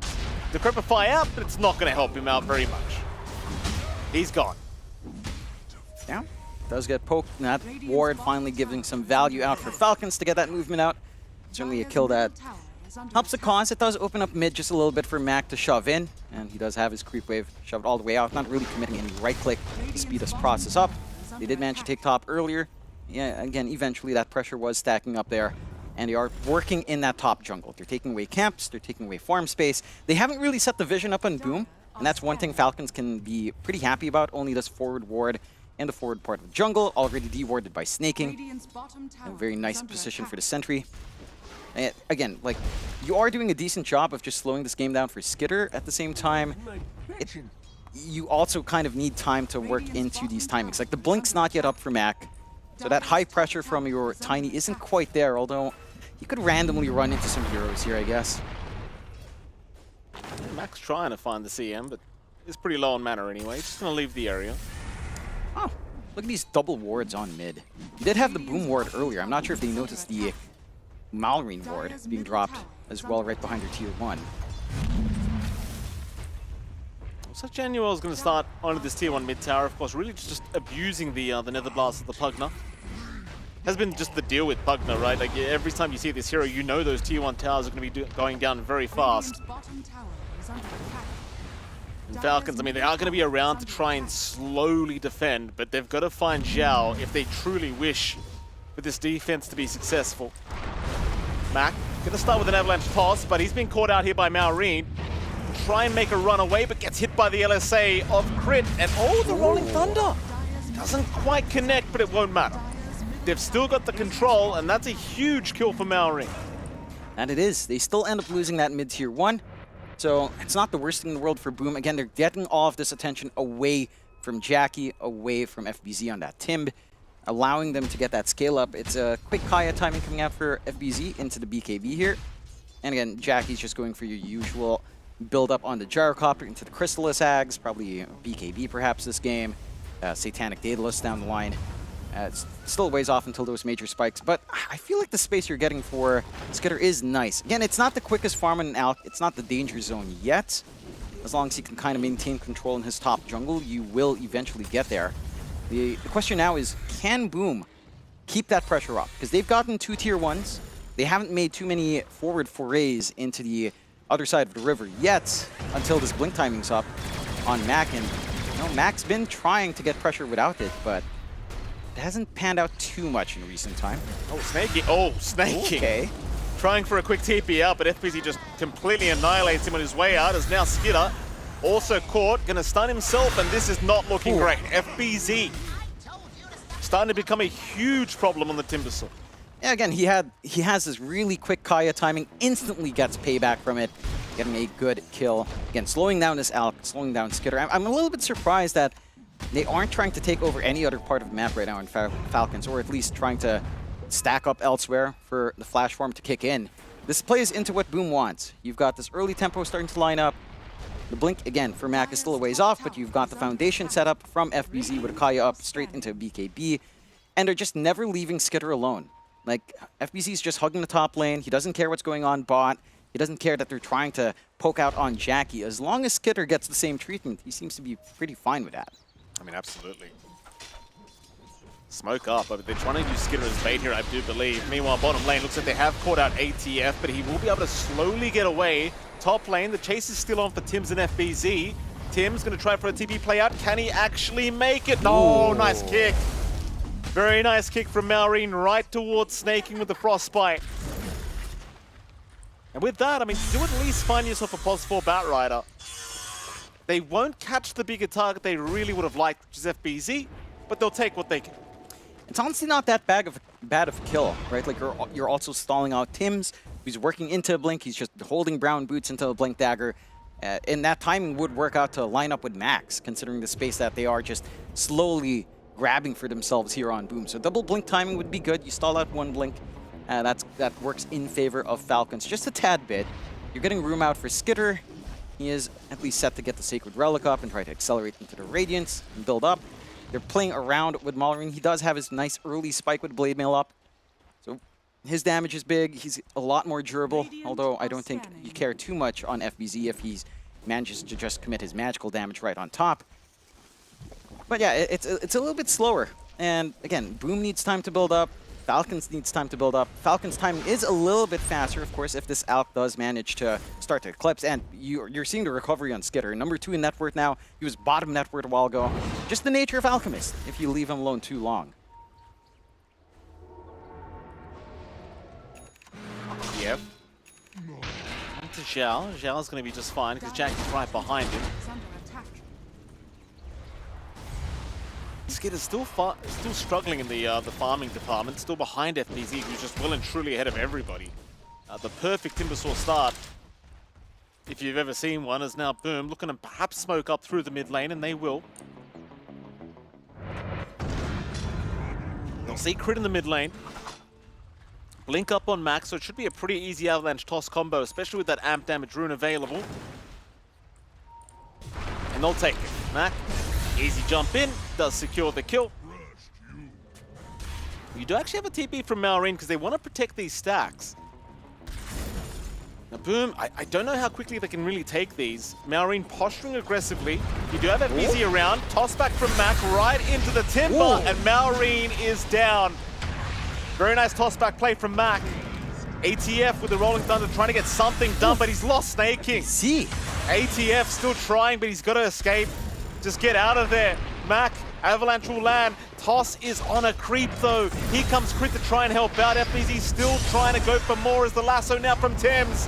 Finding ATF, and ATF is down. Oh my god, Zhao. Zhao saving FBZ from the swash with the Decrepify, and they'll even find Crit. Oh my goodness. Is this the effect of the Gary speech? Yeah. Yeah, again, we saw him, you know, Gary's a very emotional man. He was very calm. He said, look, you know, he was saying some inspirational stuff. The team, while we were walking away, they looked pretty dejected. When we walked back, you know, they looked pretty rallied, except maybe Jackie sitting down, but he does that a lot. Yeah. You know, so he's a sad boy. It's looking good. I mean, this is a good start for Boom. They're finding the way they need to play. These blink timings are lining up. Double blink timing we were talking about is online. You're building up on Jackie. You don't have a lead on Skitter, although he is recovering. He's not ahead in the Alk, right? Like, when you're 2K behind with an Alchemist draft, you're not that happy right now on the side of Falcons. And I'm not seeing the investment in this Lina pick as, you know, flexing it into the pause 4. It's not doing much yet from Crit. Theoretically, it's a lot of damage, especially with a slow burn facet, but he wasn't able to really set up for Amar in lane, so no pressure. Again, the Gyrocopter was solo for pretty much 7 minutes early on, and nothing could be done to Jackie. Well, Max having a look for Crit, but Crit sensing something was a little bit awry, does back himself out of there. 2K net worth advantage now for Boom, and again, it really is all on FBZ. Keep in mind, they are up against an Alchemist, so this 2K advantage is absolutely massive. Skitter having the full Radiance up now, looking towards the Blink next to try and get active with the rest of his squad. ATF going to be chased down. Avalanche going to land just in the nick of time, but Malrine will roll in and pops the Magnetize immediately. And Mac, he's going to be left behind. So Falcons finding a very important kill. It does take them a while, but it's going to give them a pretty big boost here for Malrine. They're even looking for a little bit more. They won't find Jackie, though. Does back off in the nick of time. Maybe not expecting the CM to be swinging by there, sneaking in the right position to get the slows off. Mac didn't even bother popping his wand at 14 charges. They are getting good space out. Again, you leave an area of the map up against a Pugna, he chips away. Tier 2 mid down to 400 HP by Zhao's will alone. Again, once you start losing some of these tier 2s and Boom starts setting up even more forward vision, things start to get a little bit awkward. There is still room coming out for Skitter, but like we've been talking about, there's no lead yet, although he will eclipse it now. Malrine, Tims, he's going to jump in for the lasso bottom lane. They've found the Earth Spirit. Malrine, he doesn't really have much mana. He has enough to roll, but of course it is going to get blocked off very easily. very deep, though mid lane now. Mac also getting caught. This will be a nice trade for the side of Falcons. It does take them a little bit, but they'll get the job done. Still, here comes the cavalry, looking for some kind of trade. ATF gonna move on to Tim's, but he gets knocked to the high ground. And nothing will come of it. The Boom just looking to defend that tier 1 tower, and of course Falcons just looking for a quick trade. We'll be more than happy to escape with that. Yeah. Again, it's a good hit and run for the side of Falcons. It's not a small kill by any means. You're stalling out this Echo Saber BKB for Mac to come out, for him to really start to dish some damage. It is, again, fairly annoying to have to play into Craggy, but you do have the bodies coming forward. It does feel like you are surrendering a lot of map space elsewhere. Look at the wards from Boom. They have this good ward behind the tier 2. They're looking. They know the Earth Spirit TP there, but they had Lasso on cooldown for another 10 seconds, so they couldn't really try and go for the jump in. They also can't just stop Zhao. Again, just tier 2 gone completely. First tier 2 of the game. 18 minutes in. Not too bad for a solo Pugna to do. Again, you're just working this map. Again, the wards are nice and aggressive. Behind that tier 2 a while ago, still maintaining that jungle ward on the top, and now looking for that smoke. Lasso is back up now. Well, they'll see crit with the Dragon Slave. That might just be the easy target to secure, but he does have Maureen and snaking right by his side. Max going to make the jump in, has found himself a leaning with that avalanche toss, and of course crit will just have to slowly... Oh, that's a nice lasso. Oh. That was a nice lasso. Even the knockback onto Maureen, making sure the roll does not connect as FBZ trying to get in for more damage, is taking a fair bit himself though. Maureen does go down, but it's at the cost of FBZ. Zhao gone a boot. Falcons now, they really want to prioritize off this. Mac getting caught. Mac will go down. And Boom, I mean, they find 2 for their trouble. Jackie. They might give up so much more as Jackie's been caught by the stun of Skidder. He's going to try for the TP play out, but it's not enough. He is gone. That is a very heavy cost. And Maureen will let FBZ know about it. I mean, that was kind of on FBZ. Like, they get a good attempt going. They try to burst down Maureen, but he doesn't land the tree. No. It just misses on the edge. Might have had enough burst. Instead, he's walking up, doesn't get the kill, and kind of baits his team. Like, they're all scattered up. Zhao's right on the high ground. And they already committed early on. Very good punishment coming out there from the side of Falcons, and Boom. That evens out the game for Falcons, and that is not good news up against the South. FBZ doesn't think so, John. He wants to jump on Skidder immediately, and he does a lot of damage with that Whirling Death onto this Alchemist. Eventually, though, Skidder, of course, going to be able to... Ooh, does he get away, Mac? He won't see him. And a nice TP cancel, but the Blink was on cooldown anyway for Mac, so chances are he wouldn't have reached with the Avalanche. So suddenly, Falcons back in the game. Skidder's looking very farm now, only escalating from here. And that's kind of what it is. Against a team like Falcons, you make one little mistake like that, you lose a few bodies, and all that advantage you had suddenly just goes right down the toilet. Yeah, you got this BKB timing out for Skidder with a Radiance up. A lot harder to burst down that Alchemist. You have to think twice about what your lasso target is here for Tim's. They'll go out with a smoke again on Boom. See if they find anything. Crit. Still not having fun. See you later, Crit. Not much the poor man can do. It is what it is. It's just the hit. Ooh, Skidder. Tim's who will land the lasso. Jackie's going to be the follow-off damage, and so will Mac. Skidder annihilated here by Boom. That's what they need, right? Like, again, punish the Alk. We were talking about timings earlier. I said around 25 if you're even network, you're happy on Boom. That condition still holds. Amp damage up as well on Jackie. With a full Ags up, they can slowly chip away in the high ground if they want to. Slowly, I say. It's very early as well, John. There's not any buybacks apart from Crit. That's a little bit far. Kickback, Maureen, and pretty good stride as he does get the kickback onto Jackie. And that's a shame. I mean, you're still only 21 minutes into the game. You could probably afford to take your time. They'll lose their carry. They'll lose Zhao. And it just seems like the rest of the team wasn't really there anyway. Yeah. Where were they? They were back. They were in the triangle. I feel like you do that play if Mac and FBZ are happy. Jackie just maybe feeling a little bit too excited with the amp damage rune, doesn't respect the kickback, and just gets punished hard. Doesn't have his BKB done just yet either. So again, another nice back and forth working out for Falcons this time, dragging that network lead back their way. Boom. I mean, to be fair, we saw Falcons kind of getting excited in the Fountain last game, and they still won. Maybe this is Boom just trying to repay the favor, even out the game a little bit more. I would not take that risk up against Falcons, though. No. No, sir. Falcons, they love what they're seeing here, John. I mean, again, this game is to secure their upper bracket position. Oh, yeah. This guarantees them upper bracket immediately on day 2. Boom, they're the ones fighting for their lives right now. I mean, it's not a guaranteed you're out if you lose this game, but it sure puts you in a pretty bad standing. So they certainly would at least like a draw if they can.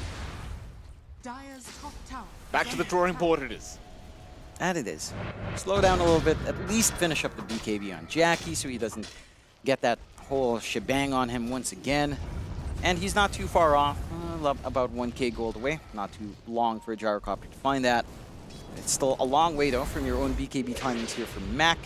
Ags isn't too far off for FBZ. And that's going to be a big one along with a shard. So next time around, FBZ could be the one to put his life at stake to push.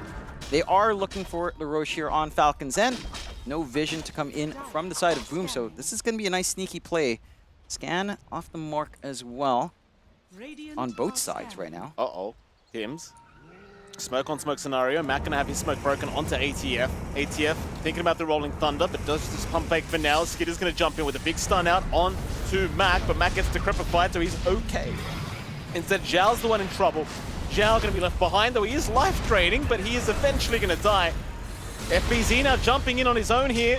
FBZ forced the BKB, unable to burst down Skitter, rather snaking in time. A very kind of messy engagement here from both sides, but it seems like Falcons are going to be the one to get away with the kill. Nobody being lost.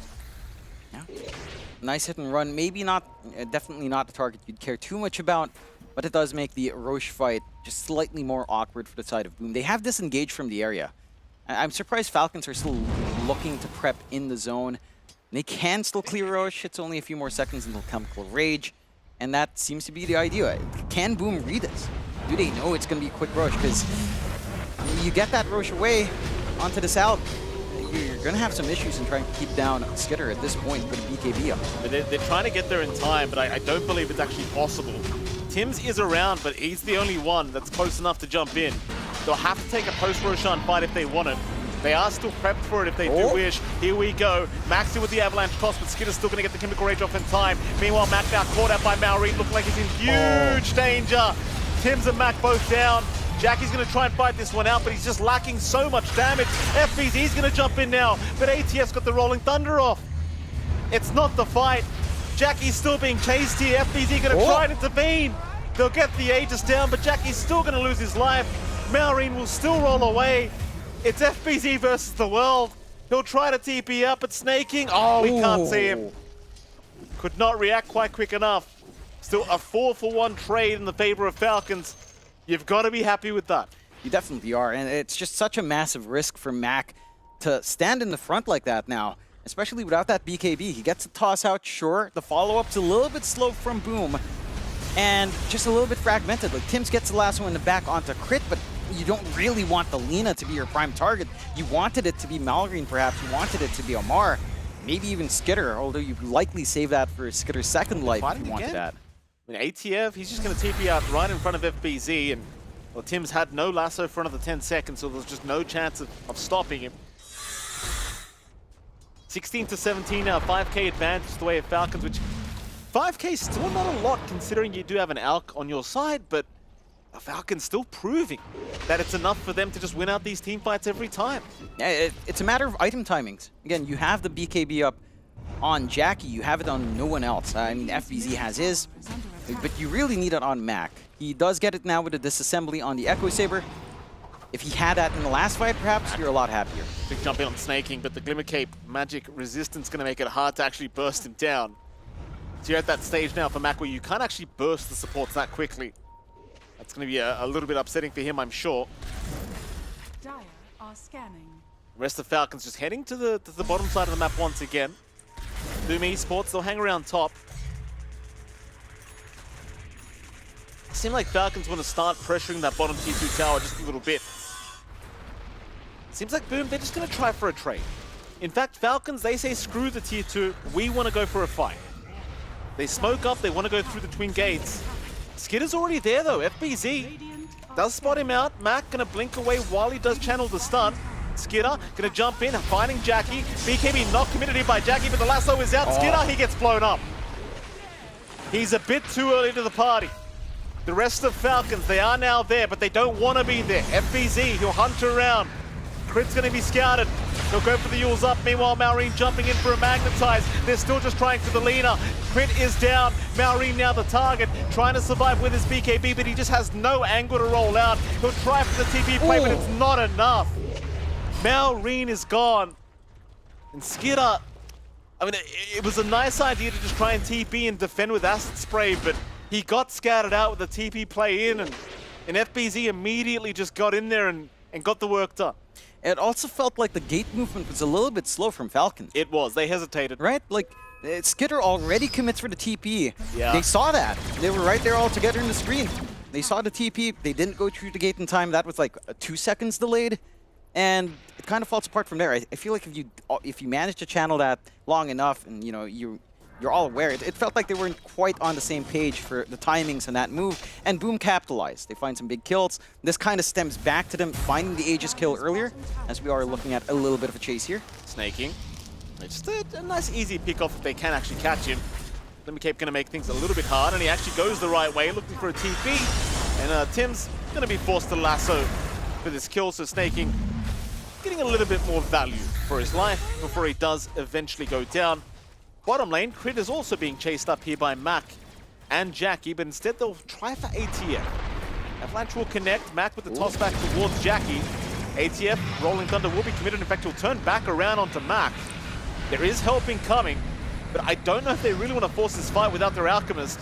Skidder is trying to TP in, but it is taking a fair bit of time. He'll finally join his team. And Boom, I'm not sure if they want to fight with that FBZ. I mean, that's where all your damage is coming from right now. Yeah. Did manage to gate back down. At the very least, mana not the healthiest, but does at least have the Soul Ring to pop and just turn it on, swapping things in and out. The Ags timing in FBZ now being up. We saw it in the last fight. Just that huge durability he has and the damage output he is pumping out when it pops is massive. Great. Isolate Tim's. Misses the Elite Strike Array though. Bit of pressure from Mac with the Avalanche though, making it a little bit hard for Crit to actually time it perfectly.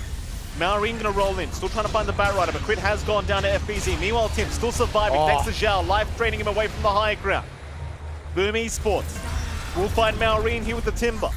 Maureen in trouble. Meanwhile, towards the south, Skidder's being chased down by Jackie. A nice lasso out from Tim's. Skidder in a world of his own right now, needing to just find a way out of the situation, but there's just no way. They'll grip him. Maureen trying to find a way out. In fact, the toss is in. It's still not enough. Skidder is fine. FBZ, he'll just settle for snaking instead. Maureen really saving the day with the geomagnetic grip, just dragging the out back quite a bit to allow him an escape. And the silence timing as well, right as FBZ is starting to set up, moving forward with that blink, cutting off that burst damage, does provide an out here for Falcons, saving all of their cores. Still, again, on Boom's end, a 5k lead at 30 minutes in up against the Alk. You're feeling great. Net worth-wise, Skitter's, what, 700 gold, 1,000 gold ahead of the next 2 cores from Boom. Not really the margins you're looking for on the Alchemist either. Again, Boom's just playing a lot more steady with her aggression. They're playing together as a unit quite well. John Uel is a massive issue in the back line, and that's where the decision-making from Falcons has to kick in. Like, are you going to try to expend a lot of resources to spot John Uel early? Are you going to fall for the bait, chasing down these cores while Life Drain is still active? It's a hard call to make. And this is Zhao without something like the Aether Lens just yet, just the Psychic Headband. With the Aether Lens up, further Life Drain range, further decrep range. The saves have been pretty big here from our little Pugna. They certainly have. Pugna really proving to be quite a strong support right now, I'll tell you, John. Liking what I'm seeing. The Falcons still just remaining on their high ground. They've lost that net worth lead again. Mana with a full Satanic up on the Pangolier. Just wanting to sustain himself as much as humanly possible throughout these fights. I can appreciate that. Again, we saw it in the last game. We saw how hard it was to burst down a Mar. And he's kind of going for that same thing. Just front line on the Pango, stay alive even outside of the role. And just waste resources onto this one hero. Really big flank around here. Very big flank indeed. They might find Tim's. Be a decent start to this fight if they can catch the Batrider. Tim's going to break the smoke and blinks out immediately. Now Ring, he's going to try to roll in. Tim's still keeping tabs here. Meanwhile, Skidder He's going to jump in on his own. There's going to be a lasso out onto Crit, so Crit is already down and Skitter needs to run. This is not the fight. He'll pop his BKB. He's going to have to try. Crit is brought back and trying to get back into this team fight. Zhao has been caught, but the Glimmer Cape usage is going to save his life for now. And it seems though Falcons, they might just need to retreat because they've lost another in the CM. Skitter being chased again by FBZ. Meanwhile, ATF trying to fight Zhao, but Zhao is just life draining away. He's just not dying. Zhao stands his ground. ATF the one in danger. ATF is gone. Oh, man. You're not stuck in with me. Well, you know what? I screwed that up today. You know what I mean. I know what you mean. I mean, it's... You gotta love Pugna. All right, yeah. You know, if you're playing Pugna, we saw it yesterday where we got like 3 full channels on the drain. Oh yeah. This time, just standing your ground, getting the drain off. I have to say, Pugna's innate is probably the funniest thing in the world. It's great. I think one must appreciate just how silly it is. You could blink while TPing, force staff while TPing. It's great. Decrep while draining, doing all that fun stuff. It's hilarious, and that hilarity leads into the high ground. The buyback from Crit not really doing much. One set of racks gone. Damage is there for Jackie, but the Daedalus flying out now. And boom, they've hit that foundation. 16k advantage, 25 to 17. 1 racks left standing for the side of Falcons. And we're just not seeing Skitter be enough yet. Like, the damage field's lacking right now. The BKBs make it that. The burst play from Malrine isn't quite there. Target prioritization has felt really iffy. Tim's drags her attention in the rear, while Skitter's once again exposed in the front. It's a little bit too fragmented here from Falcons. Crit again, caught out by the lasso of Tim's. They've just been very, very good at ensuring Crit just does not have a game in this game too. Just so much priority here by Tim's to ensure the lasso always connects onto the laner before the fight really begins. And it really does make it so hard. You're lacking so much control, you're lacking so much damage. And now, I mean, Roshan's going to be the next objective here for Boom Esports, but it's still about 10 seconds away. We'll see if they have the patience to stick around. They're setting up for it on top now at the very least. Maybe just not taking it quick enough. That does provide a little bit of an open angle here. Jackie sees him. Malrine, Avalanche, toss is out. Mac finding the perfect target, and then Malrine is gone. Now Roshan just basically guaranteed. Yeah, I mean, we were talking about the way this draft works, what they've prioritized on Boom, and how important it was for Mac to have a game. And he has that game. He got that blink timing, as the panel said, as Kevin and Winter were saying, you know, getting this blink timing is really important. Mac finds it, and it just goes from there. He's been very on point this game. Of course, it feels like all of Boom have kind of course-corrected quickly from game 1. And again, into that free Roshan. Going to start walking in a little bit of time, but they should have enough damage to get that secured here for good old Jackie. Easy. At this stage of the game, like, what do you even do if you're Falcons? It's starting to feel like you're just lacking way too much. The Alchemist, it had its moment in the mid game, but it was a very, very short-lived moment. And at this stage, like, he just hasn't got the farm to really contest FBZ, and he hasn't really got the farm to contest Jackie now either. No, this Nullifier pickup is in the right direction, but it feels like the idea has to be, you find these backline supports, and you can't afford to use Skitter as bait. Right? It feels like this Alchemist is just not with his team. And the fight split into Boom's advantage. Like 4 heroes chasing a Bat Rider who blinks out of a smoke play. You're trying to chase down the Pugna, but you're all split apart, so the damage isn't there. You need all of these moving parts to work together on Falcon's end. And now they get a free, nice, steady siege here. Skitter jumps in. He wants the Pugna. Zhao is gone. That's a good start. Jackie now in danger. Might lose his first life and does. Meanwhile, Mac taking a fair bit of damage. They've at least got snaking down, but the buybacks are incoming here from the CM. Jackie now forced to fight back. Skitter, he's losing a lot of HP here. Skitter, can he get away? The grip again from Malrine, but it's not enough. He is gone. No buyback. No buyback. He brought out the Nullifier. He has no goal. How do you defend when you don't have a carry? I don't think you do. You don't have the Magnetize up for another minute. Expended, of course, in the last fight. You did have to buy back on Zhao, but it's really a low committal buyback coming out here. Oh, Max in. Crit is gone. Just bursted down. Jackie, they're trying to do with Jackie, but Jackie's got a Satanic Upjohn. He's got no problems here. Tims will lose his life, but they'll find the dieback on snaking, and now Malrine will also go down as ATF. It looks very, very done to me. Falcons will call it. They call it. They will call it. Boom Esports will force a draw here up against Falcons. And Falcons, I mean, again, they were 1 game away from securing upper bracket in day 2, but, well, they're going to have to find that win elsewhere. That they will. And Boom, they get to keep their hopes alive just a little bit more. You know, not in the danger zone, in a much safer spot, at least getting a draw. Would have certainly hoped, especially after that last game, Look at that mullet, Jonathan. My good. I mean, it's amazing, yes. He's wearing it proud today, John. That he is, but you know, you look at the expressions in Boom. They're not the happiest they could be as well. They know what happened in Game 1. They course correct in Game 2. Is it enough for them to feel secure? Not really, right? So there's still a lot to work on for Boom. For Falcons, maybe getting caught off guard a little bit. Maybe, you know, going for this flex Lina was a little bit left field. And again, there is an idea with Lina. I don't think it's necessarily bad, but it felt like the lane was just not the kind of pressure you normally see from a Namar lane. Like, the fact that the Dryer Copper solo for like 7 minutes tells you there's an issue there.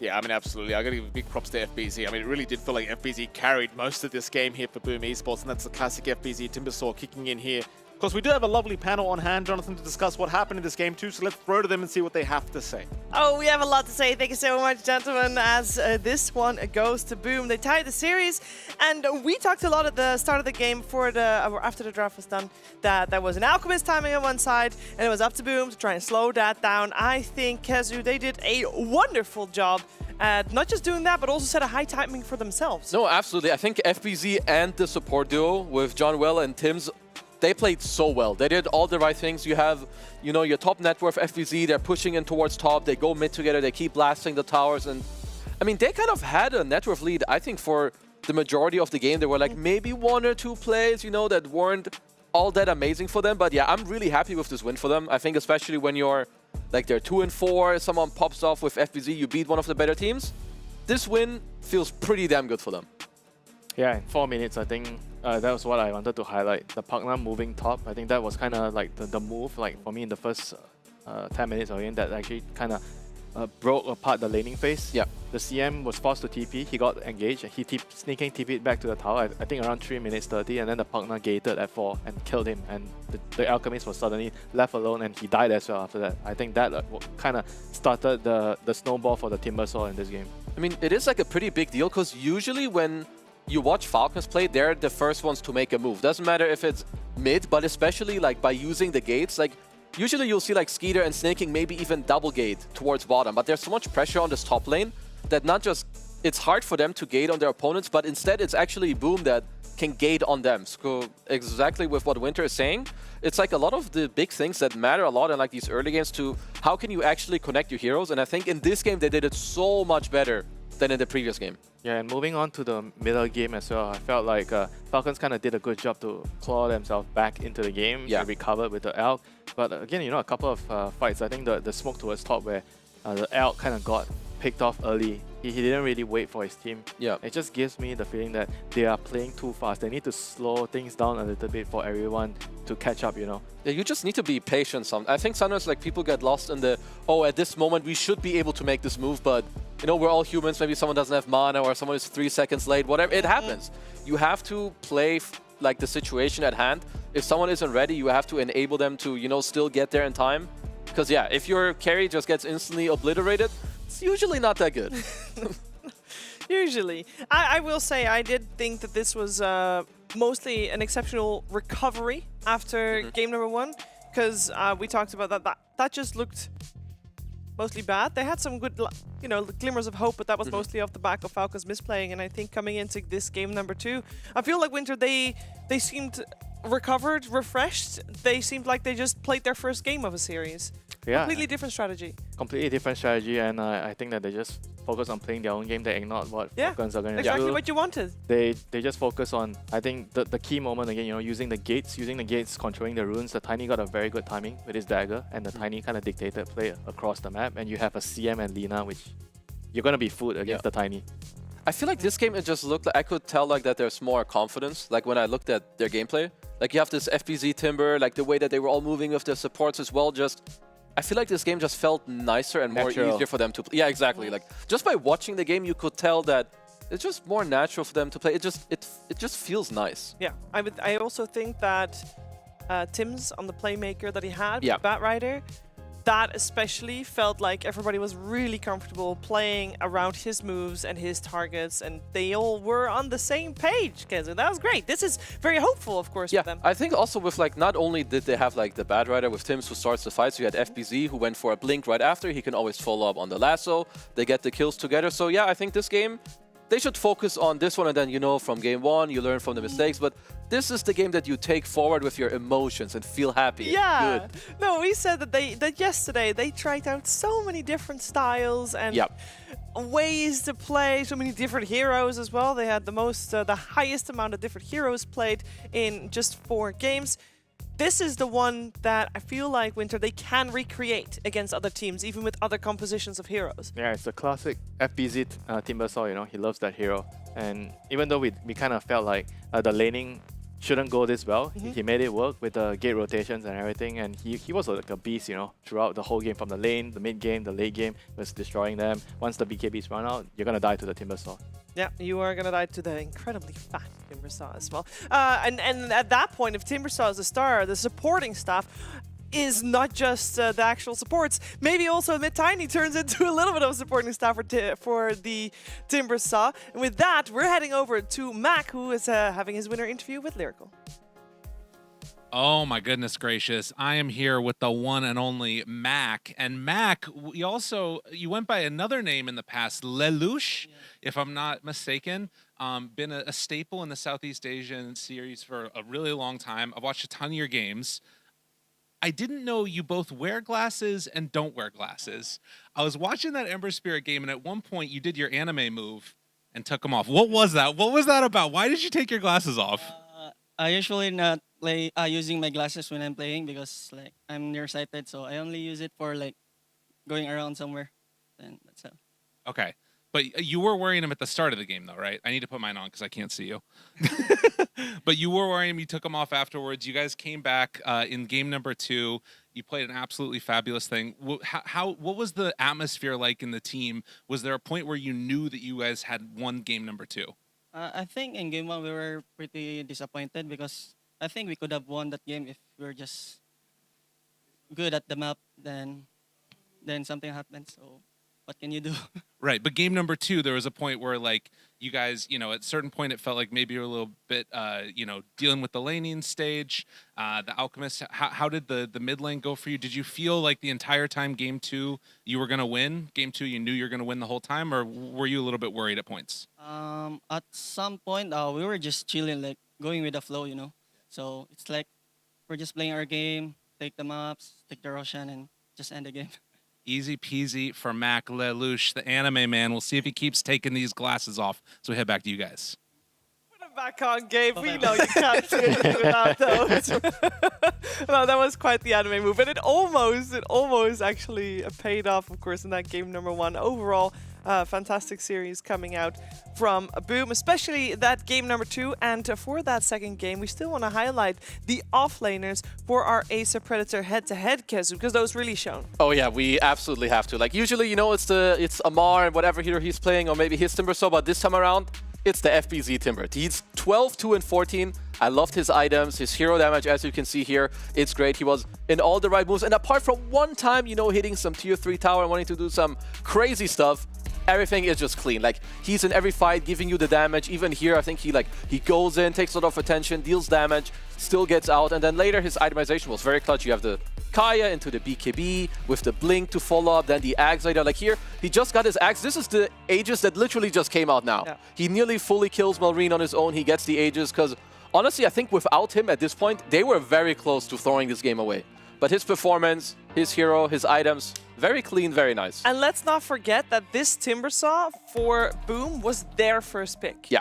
This was a lane that was set up against him with the Crystal Maiden and the Alchemist, and we said how strong of a lane that was going to be, and that Timbersaw was going to struggle maybe a little bit. No struggles. He had a fantastic game. And with that, it's important to note that there's no one guaranteed anywhere. That's what's happening right here. Group A, all the teams only have one more series left to play. Let's see first what happened today in Group A, and you can also potentially get a little bit of a peek what's happening later on today. This is what's happening on the Storm stream. We had a 2-0 Falcons taking out Shopify Rebellion there, and then we had a 1-1 between a Spirit and a Shopify. And then Beast Coast doubleheader after that. When we look at the Ember stream, we had a Na'Vi doubleheader, and they did take their first victories today. It was against Boom on the receiving end there. And then Avalos just now was able to 2-0 Na'Vi, even though the second game was incredibly close. Looked like Avalos was going to have another tie, but this is their first non-tie in Group A. And let's take a look at the main stream. I know you're already waiting for that doubleheader for Enigma Galaxy after this one, but we did also have two series just now with Avalos and Spirit tying the series, and another tie with just now Boom 1-1ing Falcons. And that leads us to a group stage standings that is incredibly tight. That's just how I'm going to mention it, because it's like anything can happen. Yes, we know that there is a team that is more likely to go out and there's a team that's more likely to go to upper bracket, but those middle teams, anything can happen, Kazu, anything. Yeah, honestly, it's really competitive and close with what we can see. And you know, Na'Vi, obviously, they're not feeling too great. They need to, like, what? They need to 2-0 and hope that Shopify and Spirit don't win at all tomorrow. I don't know exactly. There is a chance that if Na'Vi 2-0 and either Spirit or Shopify, because it's gonna be Falcons versus Na'Vi tomorrow. Just want to point that out. But if they 2-0 Falcons, then they can still be alive, maybe. Yes. I mean, this is the group where we thought things were going to be pretty straightforward. The other group That's is what going I to be thought, complicated, but right now this group is complicated. it's incredibly complicated. There's a lot of scenarios that can still happen, and that just gets amplified by the game we just had with Boom taking down Falcons in that game number 2. And we could show Group B if you want to. There's no games. Yeah, there's no games played for Group B yet today because all Group B games are played towards the end of the day. There you go. This is all very nondescript. I'm pointing towards the wrong way. There we go. All very nondescript because anything can still happen. This is all, we know that... We just gotta wait. Yeah, day 1 Team Liquid. Who knows what's gonna happen day 2? Day 1 Beast Coast. Who knows what's gonna happen? You know anything. We're gonna figure it out though. Because it's time for Group B to take the stage. It's time for the second panel to take the stage. So enjoy from us, and we'll see you later. Stick around for some Enigma Galaxy doubleheader.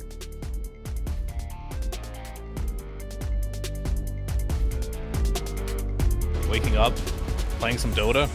It's just been part of my life for 20 years, and I don't think that's going to change anytime soon.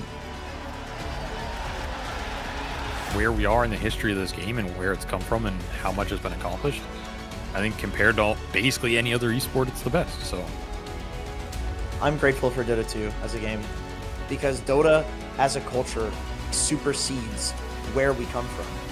You are a Dota player first, and I love that.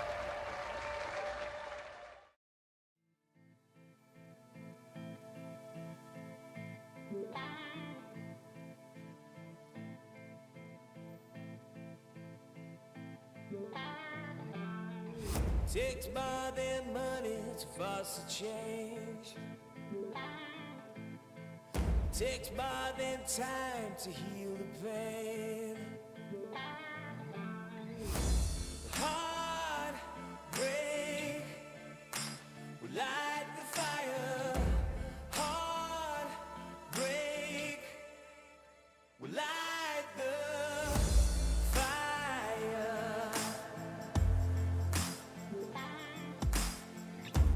Fire will light the fire. Fire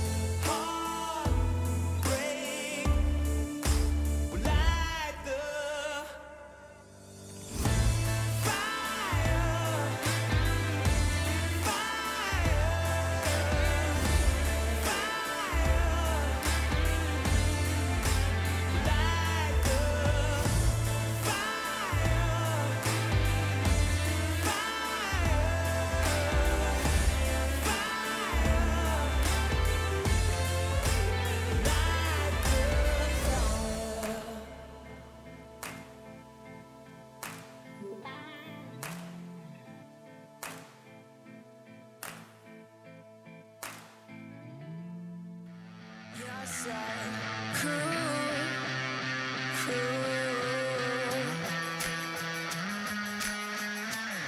stick around. Yes,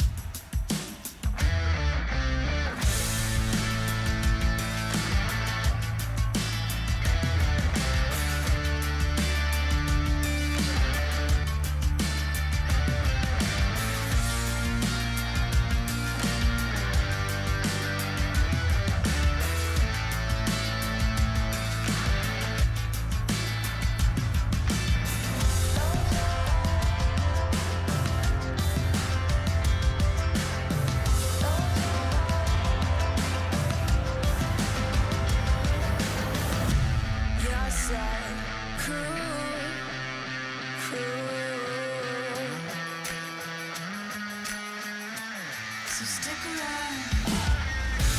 Yes,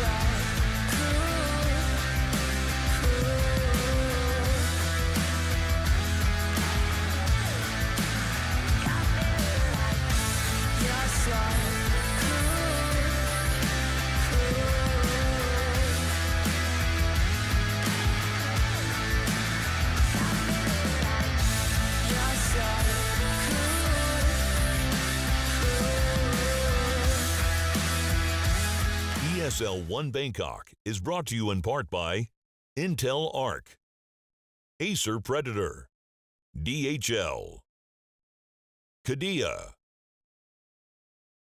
Monster Energy, 1xBet, and the United States Air Force.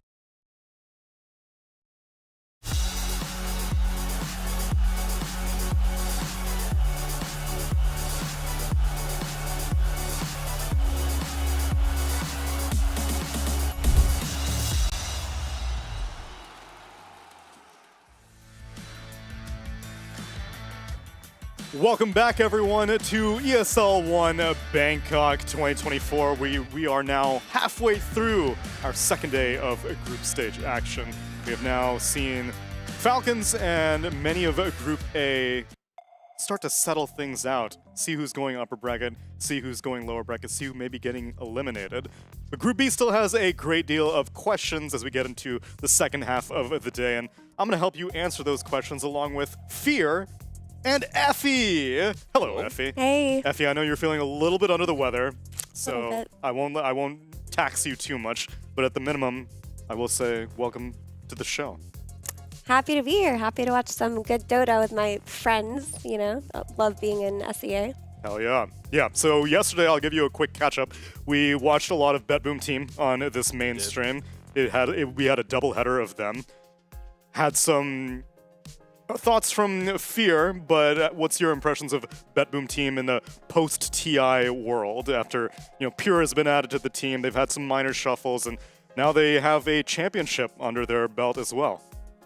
And I've been really happy to see their progress. And I mean, if you look at the way they've placed in the last 3 tournaments they've played in, they've gone from 3rd place to 2nd to 1st. Yeah. So, they've had a very gradual improvement. A linear to the top. improvement. So it's been fun to see. Like, obviously, they have arguably the best carry in the world right now, and their play is centered around him and very fun to see because of that. Yeah, that was one of our main points of topics as well, is because we saw Liquid take on BetBoom team yesterday, and my question to you, Fear, was that, well, shouldn't the TI winning carry automatically be the reigning best carry in the world? But Pure has very quickly staked his name on that throne. Yeah, I mean, definitely. And the way we always kind of like talk about teams that are the best or the players that are the best, they're always the best at that patch, right? And a patch can change, and then all of a sudden, a lot of things can change for either a team or a player. And Pure seems to really be enjoying this patch for himself. It seems to favor a lot of the heroes he likes. He loves the Morphling, he loves the Alchemist, he loves playing like big, quirkier heroes like the Meepo as well. Yep. So he has a big hero pool, which definitely helps him. But more than anything, it feels like he as a player has just gotten the confidence to evolve into this beast of a carry player. He also just seems to have carries that he likes in every patch. So there are a lot of players that you look at in Dota and you think that, okay, this patch really favors them because their hero pool is everything that's good. But with players like Pure, like we've seen throughout their careers, he was exceptional in almost every meta that he played as a carry. Like if he's not playing these Morphlings and these Meepos, he had patches where he was playing carry Pudge when carry Pudge was popular, and he was the best carry Pudge. He was playing carry Lush. So there's a lot that he has done throughout the years, and having someone like that on your team is always going to be invaluable. It's just the tip of the iceberg for his pool, although some of his teammates, it seems that the pool may be a little bit more tricky for them, such as Kiyotaka on the mid, who actually got a chance to speak to him a little bit earlier. That's right. We are here with BetBoom. I got to ask you, you have so many Invoker games. You have 1,500 Invoker games. We also have another Invoker spammer here in Stormstormer. Who's the better Invoker? Me, of course. Yeah. He's got 3,000 games of Invoker. You still think you're better? Numbers is not about skill. That's a good answer. That's a good answer. So I got to ask you, you know, BetBoom, obviously, Blast went well for them. How did it feel? Did you watch the tournament when it was happening? Yes, I watched this tournament. They play very good, like we on Dream League. So I'm just trying to play like them and not try to fall back on this tournament. So I just try my best. All right, sounds good. Time to get your own win here, right? Yeah. Sounds good. He should feel confident because BetBoom team, despite going 3-1, they claimed that it wasn't a satisfactory day one. Could have been better, which fundamentally, yes, it could have been better, but 3-1 is pretty damn good. No one else really did any better than a 3-1 first day, but I suppose there's always room for improvement. And there's also room for improvement on the other side of the coin, which is their opponents, Nigma Galaxy, because Nigma split both of their series yesterday. It was a 1-1 split against both their opponents, Beast Coast and Gaozu. Today, it's going to be a far more uphill challenge for them because first, obviously, they are taking on BetBoom team, and then later on this stream, you will also see them taking on Liquid. Now, I know typically, Fear, you are quite apprehensive whenever you see players have to take role swaps, and Noob has had to take one of these role swaps. He has been pretty much exclusively known as a mid laner as far as I've seen his progress on Quest. Yeah. And now he's being thrown into the offlane. Yeah, I mean, I even talked to Samel about that one too, and he was like, it's fine. He pretty much plays offlane heroes from the mid lane anyway. And I was like, it's not really that simple, I don't think, but sometimes players will feel that way. And he had a rough tournament, I think it was at Wallachia, where he debuted his offlane. It didn't look really good, to be honest with you, but it's been improving, and as it should be, every single tournament. Is this going to be the tournament where he's finally up to par and can compete with all the other teams? We'll see. Yeah, I think this is the stage in a player's transition where you would expect them to play a role competently enough. Like, we don't expect him to have the experience under his belt that, like, players like Miro, for example, have played offlane for their entire careers or their entire times playing Dota do have. But it's been a lot of months. It's been quite a few tournaments. There's been time to gel. There's been time to practice heroes in your pubs. So this is when we should expect him to show up. And if not, that's when concerns will be raised. And you got to hear some thoughts from Sumail, but we also got Cap, who spoke to Sumail as well. That's right, I've got Sumail here. Sumail, I know you're not a big fan of interviews, so I'm going to try and make this as painless as possible. Talk about stuff you do like. Like, what have you been up to? What kind of music you've been listening to lately? I've been listening to a lot of Weeknd. Okay. All right. Anything, I know The Weeknd. Can you suggest something that I should check out? You know some of my tastes, right? I was lying. I don't listen to Weekend. You were lying? Why would you lie about that? I don't know. I wanted to sound cool, I guess. All right, what have you actually been listening to? Not much. Okay, all right, fair. Your podcast, I listened to it before. Shit, when are you going to come on to the podcast? I know you and Aiden have talked about it. Soon. Yeah. What's holding you back right now? Busy schedule. What is in that busy schedule? What have you been up to? Outside of Dota. I'm not talking about Dota. Outside of Dota, what have you been up to? A lot of naughty things. Yeah. I have a feeling I shouldn't ask you about that. You shouldn't. All right, fair enough. We'll close out the interview there. All right, how legitimate do you think those answers were, Fear? Because when he said, I've been listening to The Weeknd, you said still. I mean, I'm pretty sure he used to listen to it, unless I'm wrong on that one, but it's a very eye-opening interview. He really let us know a lot about the inner workings of Summel and how he's thinking and how busy he's been. So, yeah. Busy schedule. Very busy Things schedule. are booked up because time on Enigma is time spent constructively, right, Fear? Because we took a deep dive into what Nigma's been up to since the organization's formation, and it has been not really setting the world on fire. Yeah, I mean, they've had a lot of roster swaps, but just in 2024 alone, they had one good tournament there, 3rd place. But you have to keep in mind that was the tournament when all the other teams were taking a break, no Gaming Gladiators and stuff like that. So that was one of their better ones. 2023, not so great either. 2022, not so great either. And then 2021, still not great. And I'm like, Nigma, they have to be good, right? So I kept delving to find it, and the last tournament Nigma has won, and their only tournament they have won, Tier 1 tournament. Tier 1 tournament was in January of 2020, and it was a Tier 2 tournament, a minor. Sure. So I think a lot of fans should really temper their expectations for this team. A lot of them are probably remembering the Liquid of old from 2016 to 2018. Unspeakable results, really. They were grand champions. But this roster right here, maybe this will be their breakthrough going into this. Croaky going to the coach role. Maybe he needed time to settle in. Of course, they made role swaps. Noobs going to the offlane. We're all waiting for Nigma's moment to show up and have a podium finish. And I'm hoping this might be the tournament for it. Yeah, out of all the iterations of Nigma, I would take it that the most significant change is Kuroki going to coach, because we had the Mikey era, the Mind Control era, the ILTW era, the ATF era. There have been many, many Nigma players, but the one constant throughout all of them was definitely Kuroki on support. And now that has changed, Mira, do you think that this is a Nigma that can return to glory compared to all these other roster swaps that I mentioned? I think this one has the most promise of the last maybe 2 or 3 rosters we've seen, for sure. And like we mentioned before when we were talking about role swaps, I do think that is the biggest question regarding this team right now is, can their offlane play up to par with other Tier 1 offlanes? Because I don't see much of a performance issue coming from the 2 other core roles, or I didn't in earlier tournaments. But honestly, when you look at their performance last year as well, they had to fight versus Quest in a lot of these qualifiers to go to tournaments, and they would lose to Quest quite often. So in a strategic move, they've coached Quest players, they've united as one team, and now what they do have is LAN experience. When they weren't going to LANs last year, they're going to be going to all the ones this year. And if they can consistently play mid-tier in the first half of the year, then I expect them to own at the second half, because what you do need is experience more than anything playing against other Tier 1 players in current metas. You can't just rely on your past experience to carry you through this. It's not how Dota works. I'd like to add as well, on top of Noob, getting used to a new role, I think Kuroki also has to get used to a good point. Role as well. Because when I first moved from player to coach, it's way different, right? You don't have the same experience at all going into that. And it really also is a secondary question of motivation, right?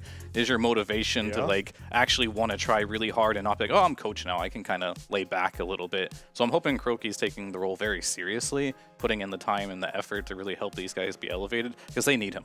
Well, we can take a look at maybe some of those strategies that Kuroki has been cooking up with our Wisdom Rune presented by the US Air Force for this first series, because it pertains to physical damage. No, it pertains to creeps. It pertains to how many neutrals that these teams farm. And both of the teams that are going up in this matchup, BetBoom versus Enigma Galaxy, they don't really spend too much time in the jungle. Yeah. It's only absolutely if necessary. Yeah, Falcons, Liquid, Alveolus, they all love the jungle, huh? But I think in general, Enigma, they've always had a play style, especially going back to Croaky. They want to play aggressive. They want to get in your face, they want to fight, they want to take the fight to you. I think unfortunately, over the course of time, farming has become more prevalent, being more efficient with that. So like they'll have this own strategic talk to be like, should we go play what, you know, Falcons is playing? They're the best at just farming, getting creeps, especially in your offlane are very fat. Or we're going to play our style, get really aggressive on the map and play a more aggressive approach. Yeah, this Wisdom Rune is actually very interesting because this is like the lowest by a significant margin, and like a lot of these teams play aggressively while still farming as well. The two that come to mind are Liquid and Falcons, who are known as aggressive teams. So you shouldn't just pigeonhole yourself into, oh, we're never going to enter the jungle. This to me indicates that they're actually just not stacking enough, because a lot of the early jungle camps that you clear are like, you know, quadruple stacks in the triangle that your mid laner will take early, and that's probably something that Enigma Galaxy haven't been doing. That's a good point. This isn't necessarily indicative of like how much time they're spending in the jungle, because if you do have stacks, then your numbers get inflated, For sure. and you're probably spending less time overall. Yeah, I would say this actually says a lot more about stacking than it does about hitting creeps, because everybody hits creeps in Dota. Yeah. Yeah, and it's also nice to see that both ends of the spectrum of Falcons being on the super high end, BetBoom team being on the comparatively lower end, both are proving to be championship teams, so it's not 100% guaranteed that one idea would bring you success. Yeah, I mean, definitely not. I think if you do like stack and you are efficient, you're probably going to have higher chances of winning games. But the risk reward for just like being aggressive is going to be a lot riskier than rewardy, because oftentimes they can block you from doing that. You die being aggressive, then all of a sudden now they have that whole stack to farm and they've killed you. So you have to play very, very carefully. And I think most of the teams right now that have been successful over the years, they'll take their early game, the first, you know, probably 15 minutes to just have some time to themselves, you know, and the creeps, not really make a move until they hit a timing. Yeah, that's a good point. Like, when you think about triangle stacks, you have to make sure that you don't lose your side lanes hard enough where your triangle can get invaded. And like Falcons, the team that has the most cleared, have probably the strongest lanes in this tournament. Yeah. So maybe Enigma don't feel comfortable enough with playing 4 stacks if they feel like their lanes can go badly at any moment. It may have been why we saw Falcons just lose that game against Boom whenever their jungle gets invaded. It's something that they don't typically have to deal with. And while I appreciate both of my panelists' insight, I'm also curious what my casters for this upcoming series are up to. Mike and John! This is a tradition at this point. You always have the bat chest. Yeah, look, Nigma's playing today. I've heard your panel. I heard Fear talking about tempering expectations. I think he needs to temper his attitude, right? Let's get it straight. That's right. Nigma's Not gonna gonna happen, win the buddy. easiest 2-0 victory here up against BetBoom. They've never going to recover after those interviews I did yesterday with BetBoom, so I think Nigma's got this one in the bag. Point. I mean, you never know. Maybe BetBoom goes back and they actually do the Kataomi Crystal CM, Maiden. Yeah, Kiyotaka CM. Shut I'm up, sorry, it's the John. Kiyotaka Crystal Maiden that we want to see here, right now, on mid. I thought That's the only win condition. player that you're interested right now is Miracle. That's why you're bat chesting right now, You're right? damn right, Tsunami. You're damn right. I don't care about anybody else. Miracle's going to carry this game on his own. I promise you. Yeah, no matter what he's playing, because we saw him do like some clinks yesterday. He's off the beaten path a little bit, but you have faith no matter what, right? 100%. No doubt in my mind, if I was a betting man, it'd be all on Nigma. All on Nigma. No doubt. Well, you know, that's one opinion. I mean, I got the shades on. One can huff the copium. And again, you know, Kiyotaka could play CM mid. Thank you, Michael Phoenix. Our Shut up, John. Yeah, what are you doing here? Go report. What are you doing? Oh, shut Yeah, up. why did I we should take be you with off fear. interview, Mike? You were killing it. What are you doing back on the desk? Not to say that I don't enjoy your play-by-play. I think you're a man of many talents. Yeah, I don't know about that scenario. All right, we'll stick to your expertise in the game then, Mike and John. We'll look forward to your voices in our game number 1 as we need to get ready for this game number 1. Time is ticking, and BetBoom team versus Enigma. We talked about the players. Fear, were there any of the heroes that you had in mind after we have 1 day of Bangkok meta to shake out? Any surprises that came your way? Surprises? I mean, is it specific to the tournament or toward the players? For us, I guess it would be specific to the tournament because we've mainly been seeing BetBoom games. Right. I mean, I guess my biggest surprise is CM is so popular right now. I was mainly just baiting you into talking about Crystal Maiden. I mean, I was going to go either the Kiyotaka route or the Crystal Let's Maiden stick with the route. Crystal Maiden then. Yeah. There's something more surprising here. Oh? Enigma, who we are covering right now, they played carry Earthshaker yesterday. Maybe you have That's thoughts true. about they lost. You have thoughts about that? They lost with it? Yep. That is shocking. I would have never guessed that. Would you I put did it hear. Aftershocking. Hey! Very shocking. Hey! It is now. But I heard that also other players are experimenting with the carrier shaker. Skeeter was also experimenting with it in pubs and apparently winning with it. So I would love to see a team play it at least once so I can judge it in a professional setting. And then we'll see from there. You know, I wouldn't mind it if you had like a secondary carry coming from like either your offlane or your mid lane, you know? Like something like running a TA mid potentially, or maybe something like a Dawnbreaker who builds right-click damage from your offlane, but if you're relying on it solely as your only carry, it sounds pretty bad. Yeah, probably not going to work. It's a lot like... It's a mixed damage type of carry. It's kind of like running Pudge in a way as a carry. A little bit different, of course, because Pudge could actually carry a game. I don't have enough data to truly judge the Earthshaker, because you can technically cleave, which will give you farm potential with the Aghanims, but not sure if we'll see it this game. I'll go more into it if we actually do end up seeing it. And there he is, Kuroki. He's got the old school. He's got like a notebook. He doesn't even have the papers. That's true. Usually we see a bunch of printouts. Oh, he's a This old man's got his soul. Trapper Keeper out. So just a little bit of research. In Dota Pro Tracker, only 34 matches of carry shaker have been played. That's it? So No. if we say some players are experimenting, this is very experimental. And the win rate is actually 50%, but it's 34 games, not a huge sample size. It's pretty cutting edge technology. But it's basically only Skeeter that's been pubbing it. Yeah.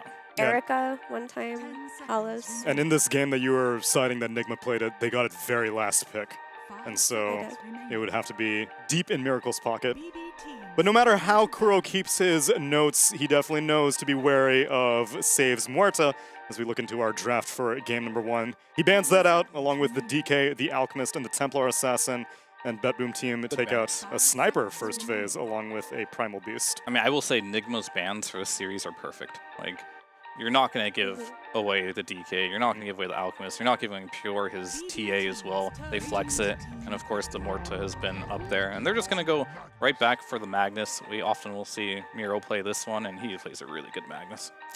Yeah, the question is, do you want to give away this Magnus to BetBoom? Because I would say this is the team that popularized this pick. Like, it was the darling, or one of the darlings, of the Blast Slam tournament, but at Dream League, it was actually BetBoom that brought it back into the meta, and they brought it back as a 1-2-3 flex. Like, they played it as carry on Pure, they played it mid on Kiyotaka, and now they're playing it consistently on Miro, so this is probably the worst team to give Magnus to right now in this tournament. This is why this team's so good. Like, what do you let through then? I guess you have to leave the Morta. Maybe that will be an adjustment if they lose to it. It's just at a point right now where I think BetBoom team are so good on so many heroes, you have to, like, pick your poison, right? Unless there's a hero between those four that you think they should have given instead. Because, yeah, their Mag, I agree with you, is incredibly good. No, you are right. I think having to ban Muerta versus BetBoom is not something you'll see versus a lot of other teams, just because Save plays it exceptionally well, whereas it looks lackluster. Well, we saw the Liquid game yesterday, Fear, where Liquid's approach against BetBoom was to let the Alchemist go through. And so Nigma banned out the Alchemist. As a result, Mag goes through. Liquid said, let's ban out the Mag, let Alch go through. And then BetBoom weren't first picking the Alch, even though it was available. Yeah, but I think that was series specific because Liquid don't play Alchemist. Right. I think Liquid might be the only team here that does not play Alchemist. And I think they really abuse that as a draft advantage. And we even heard Pure after the end of the interview, like, I don't know what they're thinking. They ban Doom and don't pick Alch and give me Alch. What's going on, guys?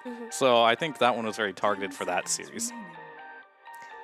As a response to the Magnus that Nigma let through, they take Shadow Demon, which, like, yeah, we've seen some nerfs on the Shadow Demon, but ultimately, like, Disruption as a tool to save whoever gets RP'd is always going to be helpful. He's going to be a support that can stack the triangle, which we talked about. Maybe Nigma needs to work a little bit on their stacking game. Yeah. Shadow Demon does enable that. Yep, definitely. Also, when you play Magnus too, you kind of like to stack Empower, Solar Crest, all these buffs on one target. Shadow Demon can take care of that quite easily. Just purge their carry later on. And we're going to see the Monkey King. This is a very, very hard counter to Magnus, and not only mid lane, but the side lane as well. So it's a very popular pick. They could flex it. So far, Enigma's draft does look good. Yeah, that's true. You don't really feel comfortable at any point laning Magnus into Monkey King, but if there is a team that I think will comfortably run bad matchups on their offlaner, Bedboom team is one of them. Like, we saw them pick Sand King yesterday when Morphling was just available versus Liquid. They went for it anyway, and Miro was like getting ultra kills, even though on paper he shouldn't have had a lane at all. And if they're exceptionally afraid of it, they can always just send the mag safe lane, and ain't no way Enigma's running an off-lane Monkey King. Yeah, I mean, the more I think about it as well, maybe this Muerta ban is a bait, because I still think Save is like one of the best bat riders in the world right now, and he gets this hero against the Monkey King later in the draft, and of course they have a CM as well, but moving on from that, it is now glossing over it. Now it's Enigma's turn to pick. They have some issues they have to deal with here. Like, I think this does oftentimes give you the opportunity to be like, okay, we can have Miracle play the Monkey King. It's likely going to be an offlane Magnus, knowing Bedboom team. I could see it as a carry too, but I personally think if you're putting Pure on Mag carry, you're kind of like in a good spot, just because he has so many other heroes that I feel like he can just 1v9 the game with, like a Morphling, a Meepo later pick, whereas Mag, it doesn't scale that well. And I feel like Pure, just because he is so talented right now, if you give him a hero that can take over the game, he will do it. I would agree with that, but I think, like I mentioned, Miro does not mind playing into bad matchups. Yeah. And if you give Save a hero he excels at, like you mentioned, the Bat Rider, you're not so scared of this lane anymore if it is going to be a Monkey King safe lane. And also, this Bat Rider is another layer, because if this Monkey King does end up going mid, which maybe not because the Pango comes out, you can just flex Bat Rider to mid and play him there too. Interesting. Hoodwink. Huh? I mean, they have been playing it at Omar, so like this is a hero that kind of in my eyes like has not looked good, and I think the golden standards, right? If Crit's not picking it anymore, it must not be that great anymore. So I have mixed feelings, and the hero doesn't feel like it has an item build right now that's really impressive now that Gleipnir has been nerfed. You can go for more supportive type of builds, but that's kind of like the whole toolkit of Hoodwink. You want to scale at some point with the Acorn shot, and your laning is supposed to be really good as well, but the laning's a little bit worse, the scaling's a bit worse, so it's kind of fallen out of favor. I think Hoodwink's still actually really good, because her laning is still very solid, even though the Facet got nerfed. A lot of teams are still running it, and Crit ran it a lot at Dream League, and nothing's changed the hero since then. They've just been doing something new with their Alina. Yeah. That's why we haven't seen him play it yet, but I think he'll run it back at some point in the full tournament. circle. Yeah, and if you look at Hoodwink versus CM, like, Hoodwink should be able to bully the crap out of the CM that you hate, right? And that's like, that makes the hero really valuable. No, I've definitely played a lot of games where Hoodwink solo kills CM on the side. Just one blood grenade and a couple Acorn shot bounces. He's dead, and no surprise to see this one. One of what I call the big three carries of the patch right now, and those will be DK, Alchemist, and Morphling.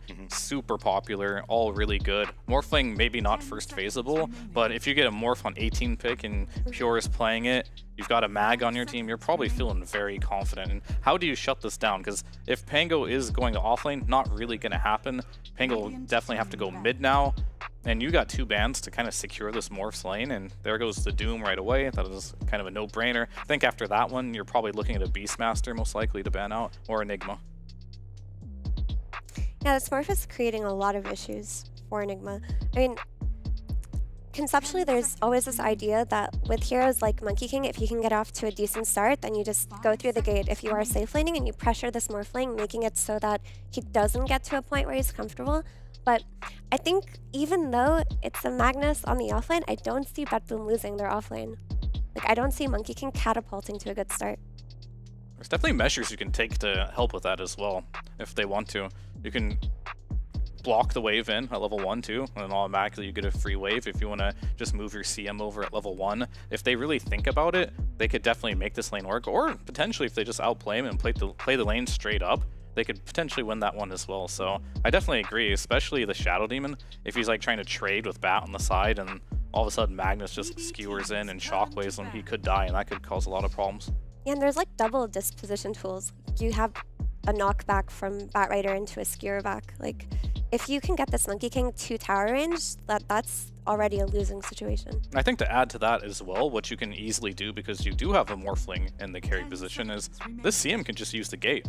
At any point in this early game, just go to Monkey King's lane, and Monkey King cannot play versus 3 heroes. Like, he can barely play versus 2 heroes. I don't think the hero's super strong right now. They did nerf Jingu a while ago, which made his level 2 spike a lot worse, so he needs more levels now. But he's never been able to play versus 3 heroes, so that is something that could be very difficult.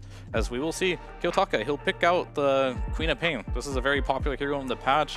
Doesn't have a lot of hard counters. Outside, I would say Puck is probably the worst. Lina is also very bad. So maybe a Lina might come out. Both have already been checked off. Oh, Lina's gone? Yeah, so there you go.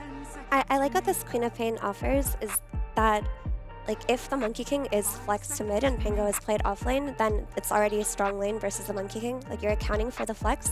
But also, Queen of Pain isn't threatened by the Demonic Purge. She's a hero who just blinks around. She doesn't care, and it's not like she's buffed up with items or anything. She does her damage purely through magic, so she deals with that hero very well.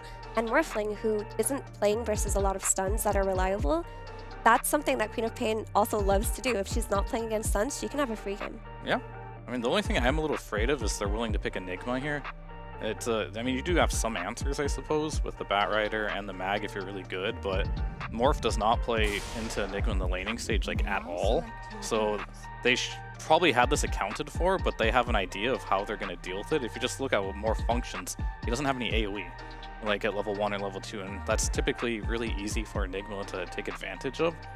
But Fear Maiden has it. That's why Crystal Maiden's so good. Well, the thing is, like, if they can manage the first couple waves, which is going to be very hard if there's Hoodwink, they could probably use Waveform and Nova to kill them later on. But you're versus an Omar Hoodwink. He's not going to let you just right-click these Eidolons down. So I do like this pick a lot. It feels a little bit cocky not to ban it, but they had to ban the Puck because they wanted the Queen of Pain. So not a complete outdraft in my opinion on either side, but they really have to deal with Enigma.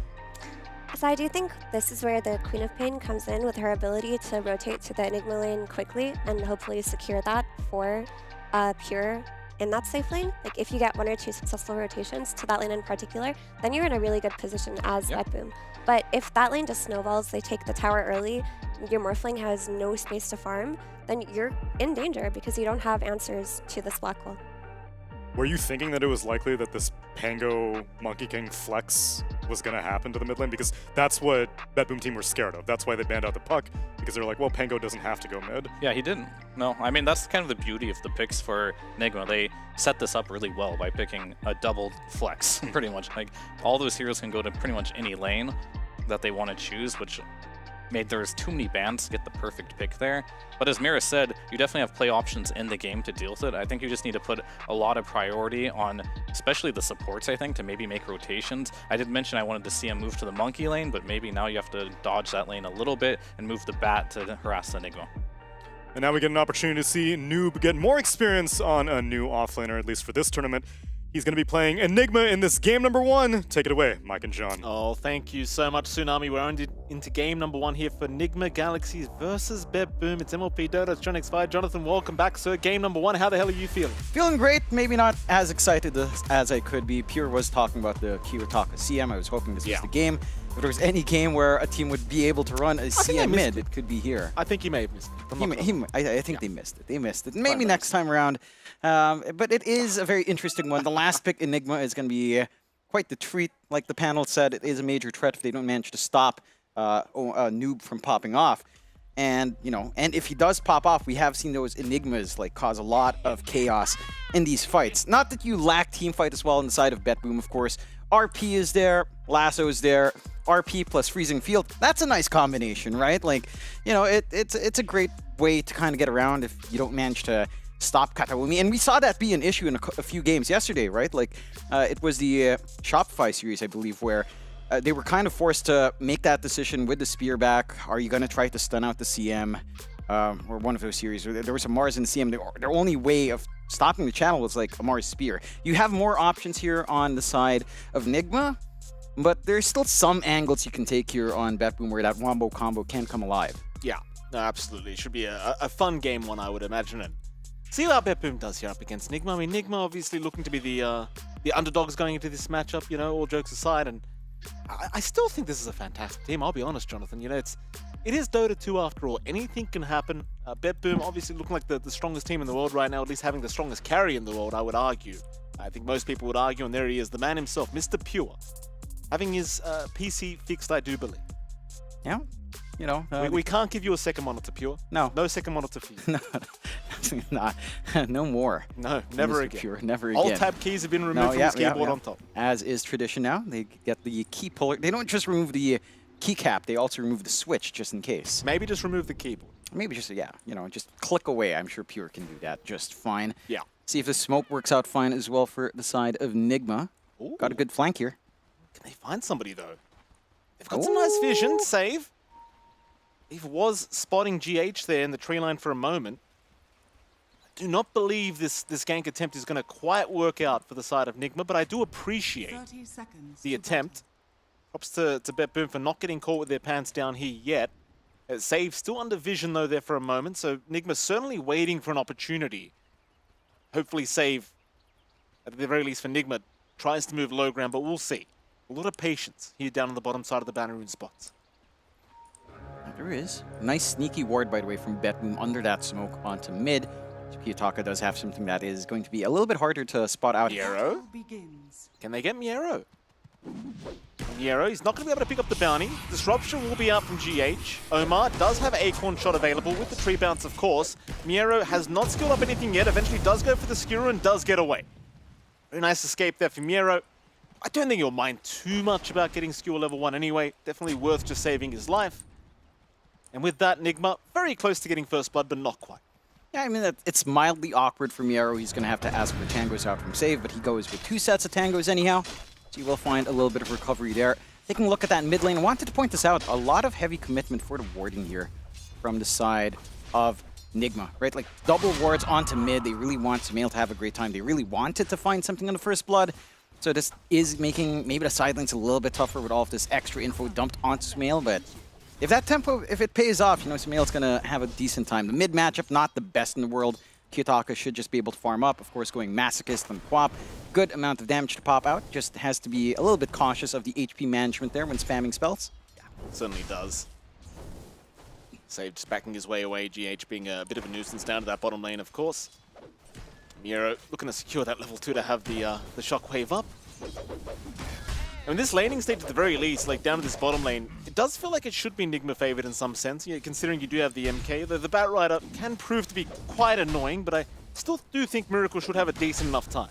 I think this lane can be really scary once you say hit level 3 on the Bat Rider. Skewer backs with Flame Breaks is a lot of pressure, even on something like the Monkey King. Disruption save is going to be the key part here for GH. He's got to be able to hold on and try to interrupt the skewer back, which is not the easiest thing in the world to do, depending on your position here. You are seeing quite a lot of deep aggression already from the side of Betboom, shoving in hard and just clearing out fast. So making it slightly awkward for Miracle to just sit back and farm, lagging slightly behind in CS. The top lane going pretty decently so far for Noob. Pure, of course, having maybe a slightly slower start, just having to be a little bit careful against these Eidolons, and of course Omar with the Acorn shot. In fact, Pure's going to jump in. They want to try for Omar here in the Hoodwink, and Omar is down. Karaomi able to secure first blood himself on the CM, and Noob also looking to be in danger. But they won't have anything like wave form, and they did not have enough mana for Crystal Nova. Meanwhile, bottom lane, Save also in danger. He's going to be able to just kind of fly his way out of there. The Shadow Poison stack's not going to be enough to quite finish off the kill. Not quite. A lot of skirmishing already, and I do like seeing how Nigma is playing lanes and how Betboom's playing the top lane, although. You were kind of just waveformed in for a creep, but doesn't really seem like there's going to be much punishment. Omar still yet to hit level 2, so did not have the Bushwhack available to just lock him down. Pure just going to be perfectly fine for now. How's the mid lane going? It seems like they have forced out Kiyotaka, so Sumail at the very least having a pretty decent time. That he is. Maybe a little bit better of a time than you'd expect here for the Pango. I mean, you can sit back. Quap does not enjoy poking, although. Top lane, a lot of damage being dealt to the Enigma now, but Omar will be able to save with the Acorn Shot Bushwhack. Yeah. just poking out Pure. It is a tricky lane, of course, to try to manage. Clearing out the Eidolons can be annoying. You have to put yourself in the firing line here for Pure. Kataomi can slow them down at least. They're not the tankiest early on, but the level 2, level 3 Eidolons tend to be a different story. Kataomi, though? They may have Kataomi. Plenty of damage coming in, and they do. Pure, he's going to jump in with a waveform. That could be a little bit dangerous, Pure. Whoops. That'll be a double kill to Noob, and Pure maybe just getting a little bit on the excited side. Yeah, much too excited there. Again, these Eidolons at level 2, they hit decently hard. They are tanky enough to last through some nuking damage. And you can see the power of that Enigma again shine through. So far, laning phase for Enigma actually looking pretty sharp. Again, Sumail on mid, having a better time than Kiyotaka, a little bit slower for Kiyotaka. That's something that... Who was talking all about this yesterday? I believe it was Fear, kind of always pointing out. Kiyotaka sometimes has some rough games in certain matchups, and Sumail is certainly showing off here a bit. Top lane again, they have caught him out with a bushwhack. Pure's going to waveform in to try and force him away, just trying to take out these Eidolons. So he's taking a substantial amount of damage himself, but does have some stick charges and a healing loader, so is going to be just fine to reset. Because the main priority target is just constantly the CM. Just the much easier pick off if you can land the initial bushwhack, and they have certainly been trying as Pure again going to waveform forward, trying to get rid of these Eidolons. With the healing lotus and stick charges, he's very confident. He just constantly reset. There's really nothing to be worried about for Pure. Yeah, just playing on edge, trying to slow down what Noob is getting out of the lane. They're doing a fine job of it. I'd say you're still finding farm. Not the best farm, mind you, on the Morph. This will stall out some of those initial timings for you. But yeah, you're not really being bullied out outside of that one overly aggressive waveform forward. Again. Try again. Yeah, just the Eidolons. Just wants to clear them out constantly. Just easy CS here for Pure. And of course, without the Eidolons, Noob can't really do too much in this lane. Thankfully, he does have them off cooldown once again. Let him continue. I mean, Pure, just every time waveform's off cooldown, he'll try again, it seems. I mean, it's kind of scary to do that into a Drums Enigma at this point, though. There's a lot of right-click like that. I don't remember getting caught out. Pure is okay. Noob trying to really punish him here. Just continuing to go forward, but he's all right. The Miracle now showing up. Oh, there he is. Yikes. Get your bat chests out. Miracle, he's going to find a double. You love to see it. Yeah, you really have to appreciate that aggressive gate out from both bot laners here from the side of Enigma. And it pays off. You get that early activity. Again, you can play with the early drums from Noob. You're going to go for the siege already. Why not when you got drum charges on hand? This is giving a lot of free space out for Miero, of course, to farm up in the Magnus. That is a little bit of a trade-off you're going for, but I like this early aggression anyhow from Enigma. They can start to cut off the top lane. They're slowing down Pure. DPs are incoming. Save. He's going to show up. They are going to try into GH. You've also got Kataomi around, but there's a lot of heroes here from Enigma. Boundless Strike onto 3 from Miracle, and now the cavalry. It's incoming. They can still fight. Pure's still healthy. Kataomi does go down. Miracle still trying to man-fight here against Pure, but Miero has shown up. Enigma, do they want to keep going? Pure, he's low. He's going to leave, but Miero has no choice in the matter. 3 down for Bet Boom as Enigma continue to dominate. In fact, Pure's not out of the woods yet either. Omar will chase him down, but Pure looks like he will survive as Enigma continue to push down this tier 1 tower, and they've got it. Again, it's just all of the synergistic combinations for Enigma. They've got the Shadow Servant facet for GH, so he gets illusions when people die. They've got the drums timing with the Eidolons, and that the Monkey King can play off of as well. And it just leads to this entire collapse up top. Again, you're giving free space out for Miero. He is farming up on the Magnus. He's slowly going to work his way into a fast Ags first, queued up here. Tarka going to try for Noob. Noob, he'll pop the drums and try to run, but eventually he will die. Does get the Eidolons out beforehand at the very least, but that's going to be about it. He's gone. Nice pickup here from Kiyotaka. Yeah, finally getting some activity out from our mids. Samel. Blink's on cooldown for another 7 seconds here. This should be an easy one for Samel. And it will be. Samel finding a pretty important pick-off here onto the quad. Yeah, and again, it's a really impressive early game coming out from Enigma. Bet Boom just a little bit slower off. Maybe not expecting such heavy aggression, needing a little bit more time to really be online. The Quap just does not feel like it can really commit hard until you have some spell lifesteal up. Tries for the deny on the amp damage rune, will be okay. Meanwhile, Omar does end up going down here to Kataomi. Kataomi barely surviving with 60 HP himself. And it seems like Enigma Galaxy already looking to try and secure a mid-tier 1 tower for themselves, but it's just a bit of chip damage. While they've got that amp damage on GH, just getting it out while Kiyotaka was still TPing in. Meanwhile, though, Pure! Oh, no. Oh, Miracle. Oh, no. There he is. If you had any doubts, ladies and gentlemen, the man is still very, very, very good. That he is. And again, they're playing off this vision from GH from that rotation through the gate earlier. It's a Monkey King with Simeon Stride. Can be all across, hunting down constantly. They've done a great job of just slowing down. Oh boy, they've got another. Omar catching Kiyotaka now. It's 10-3, 3K advantage. And yeah, call me a prophet, Jonathan. I keep telling people, you know, I know when teams are going to perform. I try to tell this panel, fear doubted me as usual. Look what happens. You're welcome. I mean, look, we're 9 minutes. Welcome. No, we're 9 minutes into a game, Michael Phoenix. It's 10-3, John. 3K advantage. We've seen teams do certain things later on. You know, playing it like a ball sport. Such a negative Nancy, John. Get it together.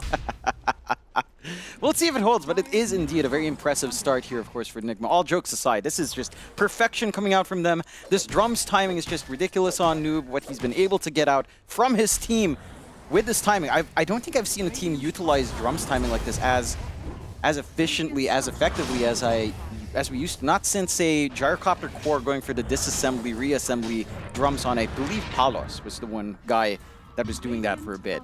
And once he got drums, they were running around with it. Same thing goes with Noob. Right? Like, he gets drums, they collapse top, they just run around, keep forcing out these kills, building effortfully that way as they catch one more. Well, they have. Kiyotaka is around the corner, though.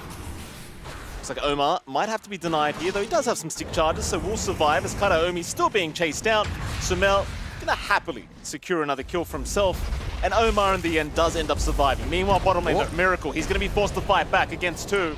Here come the TPs to try and help out. Sumel very quick with the TP down towards the bottom lane, but they may not really find much out of this. Save's the only one left. GH trying to break the gap. Miracle doing plenty of damage, and well, I suppose with the Shadow Poisons, they should be able to keep the vision up. Save will go down. Sumel securing his third kill of the game. Yeah, again, activity starting coming out on our Pango. Diffusal timing starting to line up here for Sumel as well. Catch Kiyotaka once more. It's just Omar poking on mid, but you have to also appreciate how much damage Hoodwink still does with just Blightstone and the tree bounce trick shot on hand. Tongue twister every single time. There are still timings for Betboom, right? This blink timing for Miero is going to be big. You need a lot more time for Pure. He is going into the Midas for recovery. But we've seen Pure in these situations before. Not in Betboom necessarily, but in his time in other teams. Yeah. We've seen him go off to a rough start, get Midas, AFK farm for 10 to 15 minutes, and come out and carry the game. I think Nigma has to be hyper aware of that tempo, of leaving Pure alone. Absolutely, Pure. We have seen it many, many times. And again, most people have been calling him the best carry in the world right now. And even with a couple mistakes here and there, it really doesn't seem to matter with this man. If you give him the time, he will make the game happen. In fact, you can see he's actually gone into a Midas build-up on this Morphling. So already looking to make the comeback net worth happen. Bottom lane, Enigma Galaxy, they have smoked up around Miracle, trying to find themselves a nice, juicy target. They'll try and see if anyone's farming those Ancients to the right side of the map, but Pure is, again, just farming the left side. Doesn't really have enough, I don't think, to farm Ancients at the moment. Has opted to buy the Midas anyway. And so they're not going to find anyone there. Instead, they'll infiltrate the Dire Triangle. Nobody farming that area either, so Betboom doing a pretty damn good job of just staying away from Nigma while they're strong. In fact, Noob is the one being hunted.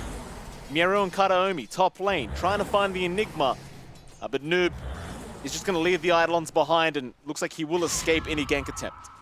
Yeah, it's a bit of a shame for the side of Betboom. They've got that fresh blink up on Miero, wants to go hunting with it.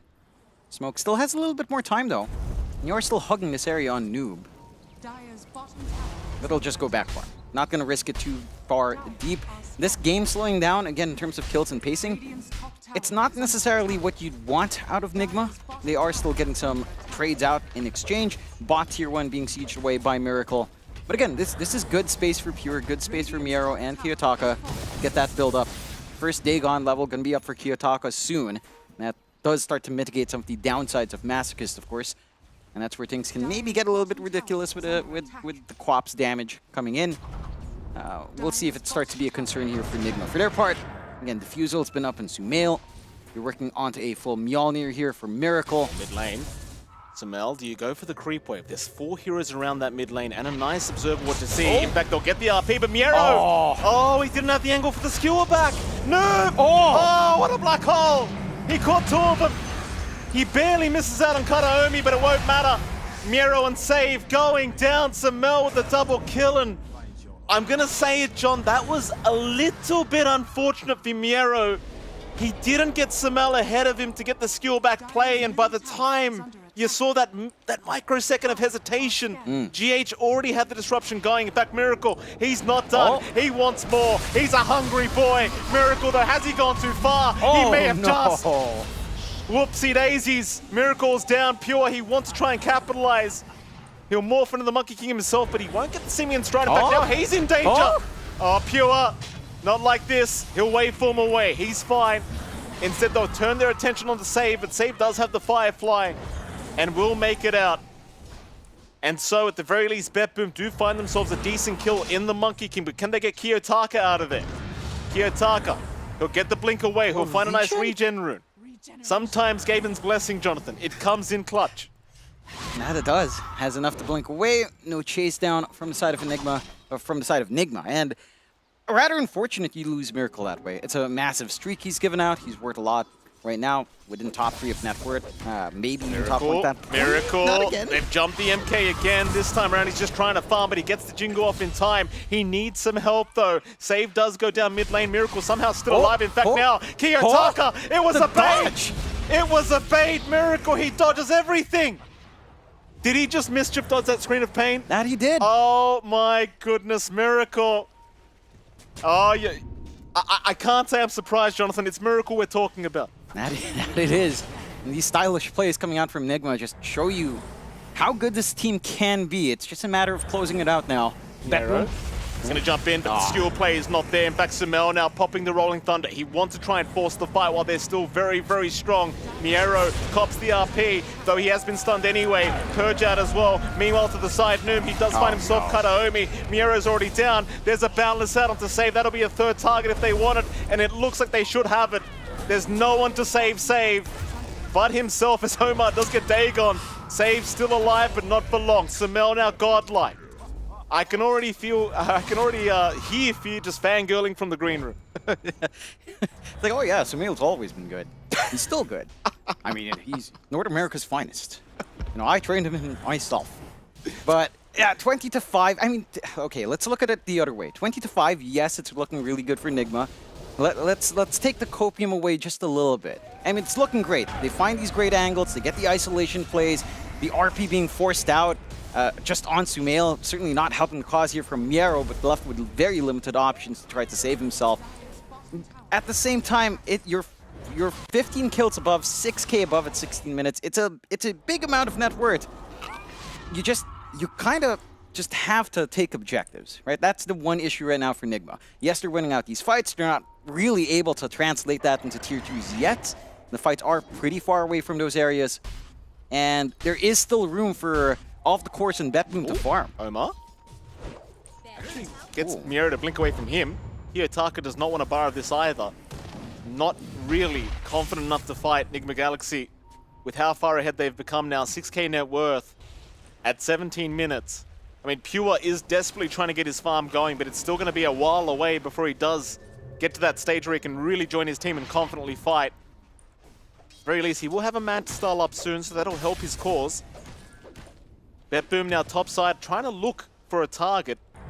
GH is around just spamming Shadow Poisons onto the creep wave, but yeah, the wards are just going to give perfect vision over BetBoom. And you might set up here as Enigma. You see everything. BetBoom, they're jumping in, but it's all a bait. GH, he was just leading them right to his team. Kataomi down, Miero's still getting hit by the arrow of the Hoodwink. Here we go, Boundless in. Miero forced the RP. Miracle, he'll tank everything. He won't mind too much. A nice disruption as well. GH not allowing the Sonic Wave to do its work as Miero's still trying to get away, but now Kiyotaka's the one in danger. He'll still get the blink out. Pure the hyper-aggression. Meanwhile, Pure and Mid just not escaping danger either as Noob now jumping with the Maleficent and the black hole. No hesitation. This aggression, Jonathan, my goodness. I mean, you love to see it, right? Like, this is such an aggressive time for Nigma. Catch one more. Save. Yeah, I mean, why the hell not? Save. No discrimination from Nigma. Nobody is safe. No. And this is... I mean, this is what they'd want to do in the draft. I don't expect it to snowball this hard. I mean, it's going, John. And it is. Like, all of this early movement out from Miracle to ensure Sumail hits that. Diffusal timing has paid off. They're still a little bit scattered, but even going 3 versus 3. Sumail. Okay, maybe they can catch him. Freezing Field is out. Sumail dropping pretty low. Kataomi. They do at least get the Pango. That's a good one. That's a great one, in fact. Sumail is down. That was worth 1.5k gold to Kiyotaka. Oh my. That is a concerning kill to give away on the side of Nigma. I expected maybe Noob starts to play forward there. He was in the general area. No black hole is a little bit uncomfy for the side of Nigma to kind of consider anything coming out from the Enigma itself. Bit of a gate movement out with a smoke here for BetBoom. And again, they've hit their stride. You've got the Dagon, you've got the Kaya flying out now for Kiyotaka. His damage is immense. That is something to be concerned about. A lot riding on GH to try to save one big core in the front. They do get caught out here. See what they can find. I mean, GH was farming the bottom lane. They will miss out on the Shadow Demon, but obviously BetBoom want a bigger target anyway if they can find one. Scans going out. GH actually avoiding practically everything right now. And yeah, they never find him. He's still just clearing out creep waves down at bottom. Yeah.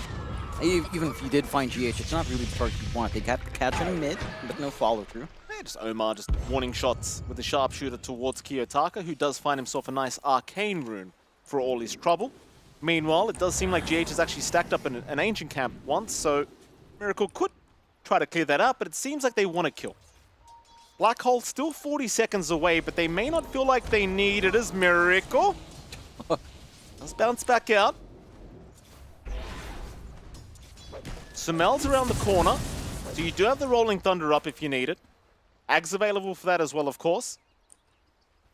Miero is not there for BetBoom. He's just hanging by the top lane, just farming that area, and it seems like BetBoom have left anyway. Then they're not going to stick around with their actual hero. Nah, they really need some time here inside of BetBoom to catch back up. BKB for Miero being formed up. You've got the Butterfly for Pure. That evasion could save the day. Plays his cards right. Enigma has the right idea. Again, clearing out these stacks. They still have at least one hero standing on mid. Omar is always there to try to slow down that push, although it eventually does fall. They still manage to trade 1-for-1 on the runes as well as save. He does get caught. Nice demonic perch committed by GH. Disruption also available, so to allow Sumail to follow up with the Rolling Thunder. Save, gonna try and get up, but there's just no chance in hell. Sumail, a huge problem here on this Pangolier now. 10-1-2 is the KDA for him. I mean, BetBoom, they're still hanging around. Kiyotaka just on the cliff, ready to go. Smoke out from Nigma Galaxy. They've drawn a line out towards their own jungle down in the south. So they will not run north where BetBoom were waiting for them. It's a good read of the map as well, because BetBoom were very well prepared with an RP available on Miero had they run into it. But instead they'll run through the mid lane.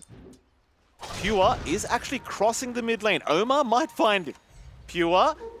Oh, how fast can you react? He's been Rotovator tossed up. The sharpshooter is also being channeled, but he's okay. In fact, he's going to go for the fight. Pure wants a bit of action. Omar's the target. Omar is gone. Sumail also in trouble. Oh! Black Hole committed, but where's your backup to it? There's no backup. A beautiful Black Hole, but nobody there to follow up. And BetBoom suddenly finding 3 targets for themselves. Yeah, and that is, again, concerning for Enigma. They've lost the lead. Miracle. Well, this is confident. It's very confident. Miracle. Gonna try for Miero. Miero's gonna pop the RP. Miero does go down. Meanwhile, Kiyotaka gonna show his face, but well, it turns out the rest of BetBoom, they just want to leave. In fact, Kiyotaka's still trying. Miracle, he's okay. He is all right. And he is. These illusions hit hard though from that facet of GH. It's a lot of damage when they are starting to hang around. 25-9. That net worth lead of Enigma now just shrinking down to 2K. And guess what? Pure is #1 in net worth, like we were talking about. The recovery process is there for the Morphling. The Butterfly isn't too far off, and now the concern grows for Enigma. They were winning some fights, yes. They haven't translated that into objectives, even objective poke onto tier 2s. They couldn't gun for Roshan either to kind of enable that safer. And when you're finding these kills, you know, it feels good, it's nice. But you're not taking anything off the map, you're not slowing down the morph. There's been room out for Miero and Kiyotaka to farm up as well. This is the danger point now for Nigma. Can they still try to reel something back while it's even on net worth? When, you know, you've tapered off when Miracle and Sumail having those two item advantage that they had early on. We'll have to see, because it's been a little bit scatter blasted now from the side of Nigma. Just a little bit too, not necessarily out of sync, but not quite the ideal sorts of fights they'd want. Yeah, certainly a big lead being dropped here by Enigma. Props to BetBoom though. I mean, they've bought so much space here for Pure, who's now top of the net worth board. And that is the scary moment if you are Enigma Galaxy trying to deal with this Morphling as the net worth does continue to climb increasingly quicker. Kiyotaka now taking the secondary net worth spot as well on the Quap. It's very, very calm play here from BetBoom. Are scanning. Radiant are scanning. So do we still bat chest here? Shut up, John. How are you feeling, Nigma fans? Read the room, John. Like, Mike looks so depressed next to me right now. What? I was like, oh, I see. How's it going? You just can't handle people calling you John X Bias. You've got to throw me into the bias pool as well. Oh, no, it's perfectly fine. Roche, though, there you go. This is the kind of move NGX needs to make. Finally, an objective going their way. And the side of BetBoom aren't anywhere near this area. No forward wards, of course. And no clue this is happening, so now they need to translate this into more. Aegis up on Miracle.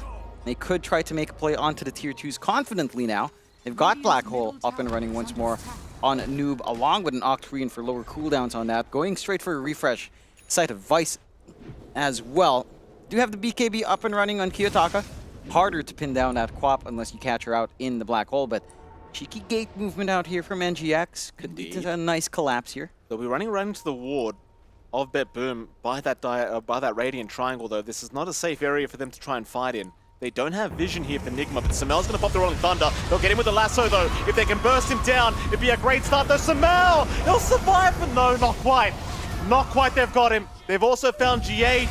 RP out as well. Miracle getting caught as the third. Miracle should be gone. That'll be the Aegis down. You do have Noob trying to find an angle for a Black Hole, but it's going to be pretty hard on his own. Miracle, he'll respawn now. There's your jump in from Noob, but he has only found one, and he can knock him at the Black Hole. He is as good as dead. Miracle's still trying to fight Pure, but it's on his own. Pure will happily stand his ground in the Wukong's command. Miracle's still trying, but he's completely surrounded. Can he do it? No, he cannot. BetBoom clean up. 4 for nothing. Sharpshooter? I thought I was hearing a sharpshooter. No. Not quite, John. Not quite. I think you're huffing a little bit too much of that copium, Mikey. That hopium. That hopium is fading away, unfortunately. And, you know, I mean, you have to give big props to BetBoom. Oh, they're doing great. Absolutely they are, but it's also just a couple of mistakes from NGX. It looked like they maybe wanted to get the save off onto Sumail. Instead, they entrap and disrupt the Batrider instead to just interrupt the lasso, of course. But it just leads to Sumail being exposed, does melt down. You don't manage to get that jump in from Noob earlier, which I expected when they were fully committed jumping in. Even just the 2-man on the Quap +1, I feel like is something very worthwhile for Noob in that kind of scenario. But maybe fearing, say, the RP cancellation out from Miero, that angle coming out. And it just becomes a little bit harder for NGX to play.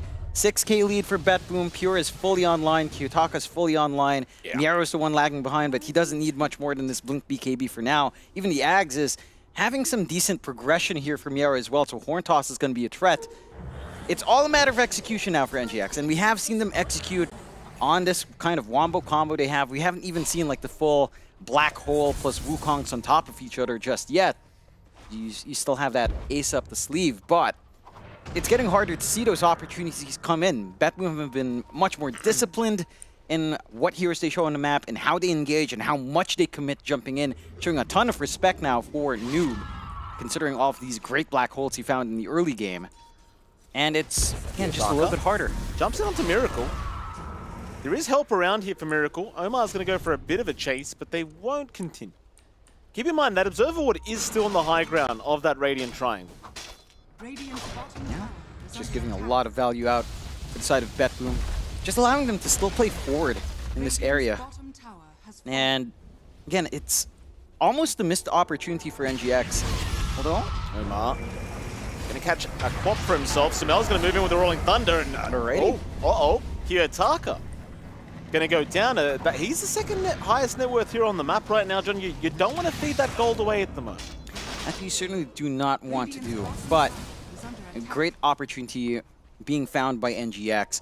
It does reel it back slightly. Maybe you're not too happy about GH finding gold, but hey, you know what? An Aeon Disc on your Shadow Demon at this point will go quite the distance in terms of trying to get some saves off in the middle of these team fights. Still, you've got save fully done with his full Ags. Double lasso set to go, even more disruptiveness in these team fights. Even better angles now to find, say, a Pierce lasso onto the black hole. Like, it's just a harder game for Samel, nice skewer back Miro. He's found a pretty big target. Samel, in the middle of nowhere, is going down. They've also found another in Omar, but here comes the Wukongs. Pure is down. Miracle will find him. Oh, horrid. It was a horrible start to the fight. Samel going down first, but everyone else just ends up being just perfectly fine. They find Pure. Yeah, it was again fragmented from the side of Betboom. We've seen this happen to them a couple of times yesterday where there's some different ideas and where they want to be and how they want to execute these fights. Save gets the lasso onto Noob, cliffs him up, but he doesn't do anything to save Pure up front. Pure is just isolated away. Great angles being found by the side of NGX, and they didn't even have to use Black Hole. Noob doesn't even die in the middle of all of that. So you find that's probably the best outcome you could hope for here. Oh, Black Hole. Noob. He sees the blink away. He says, I do not give a crap. I want the kill. And he'll take it. Yeah, and he can afford to. Again, he's got the Octarine. A little bit more uptime on the Black Hole than you'd expect. Going straight for the refresh. They still don't manage to fully commit onto the objective, but I do like that NGX are being a little bit more cautious. They know they don't have that big advantage any longer. They poke, they prod, they find the pickoffs, they reset, they try to even out net worth, and try to keep up in scaling. Mind you, despite Pure dying, that same move is going to be a lot harder to pull off once that BKB is also up on our Morph. A little bit of a rollout from Sumail, but the TP was out as well. Not able to catch any stragglers on hand. It's okay, this is a little bit more even than you'd expect, or at least more even than I'd expect. There is room for some hopium now, Mike. Feel free to bat chest. Why me, John? I'm talking to Chad. Oh, okay. Feel free to bat chest, guys. There's some hope. And it's not a meme. It's decent enough. I think... I mean, it's 63% win probability for Enigma Galaxy, John. I don't think it's just hope. And you know, sometimes I really do wonder if the Dota Plus knows the teams, just the draft. Like, what does it base this statistic on? The team history matches? If it does, then that's pretty amazing. If it's just basing it on map state and pubs and how these lineups look like in high immortal games, it's not really that useful when you don't take into account the teams. This is Betboom. What are you trying to say, John? And this is Betboom. Okay. Yeah. I like how you saved that. Very good. Could have gone the wrong way very fast, Jonathan. Well done. I'll give you props for that. I mean, I could have stabbed you in the back there, John, but I won't. I could have. It was tempting. Hey, you're saving it for on-camera stuff. Yeah. Very theatrical you are, Mike. I am. Betboom. Still 4K advantage. Still in a very good position. I mean, the thing is, Pure, as long as he can just keep the farm going, he's a happy bull. Daedalus coming out soon. He'll work towards his shards as well. I mean, Miracle has proven to be a pretty big problem for this Morphling. Like, they just don't seem to be able to deal with this Monkey King in that Wukong's command. I mean, Pure definitely has been trying. That you can say at the very least. Now there is going to be a group up from Nigma. Betboom hanging around the eastern side of the map. Nigma all grouping up in mid, where they might find Kiyotaka just farming the mid creep wave very deep. Uh-oh, and Kiyotaka, okay, gonna find out the hard way. You know what, John? Maybe Kiyotaka does want to play CM this game, right? Maybe we should have switched. Maybe. I don't think that goes any better if he was playing the CM. Quite frankly, it would go a lot faster. But it would be hilarious. He would have been with his team right now. now. No, actually, no. If he had CM, he'd have Blink, Ags, BKB. So he would live. They'll see the D wards here from Omar. Nice little Horn Toss skewer back play onto Omar. So a freebie here for the side of Betboom. That's a good start. They'll have a look for more. Miracle on the tree line, just waiting to see if he can find himself a target. In fact, they jump in. Oh. Black Hole is out. They've got Pure. Save jumping in as well. Oh, the traps that have been laid from Nigma have just been absolutely perfect this game. Noob, he was patient. Miracle was the eyes. Noob was the brain. Go on, Jonathan, you look flabbergasted. It just looks really scattered out from Betboom. Like that kind of play from Save, you know what he was going for. He was, again, going for lasso cancel. Blinks right into the edge. Like it's, I don't know if it's like an issue with, again, the map perspective, looking lower on the map.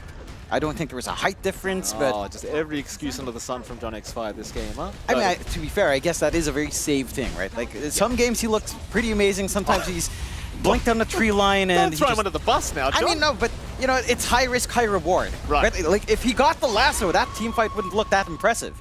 They still had RP ready to go. The follow-up would have cleaned up. Kiyotaka, be careful, sir. Things could get a little bit spicy here. The Miracle's going to go for a TP out and reset. So they're not going to stick around for the Ras. Kiyotaka, though, still moving forward. Rollins committed. Black Hole. Noob. He had a refresher orb available. They did not expect that. Kiyotaka's still alive, but Samel's chasing him right on his tail.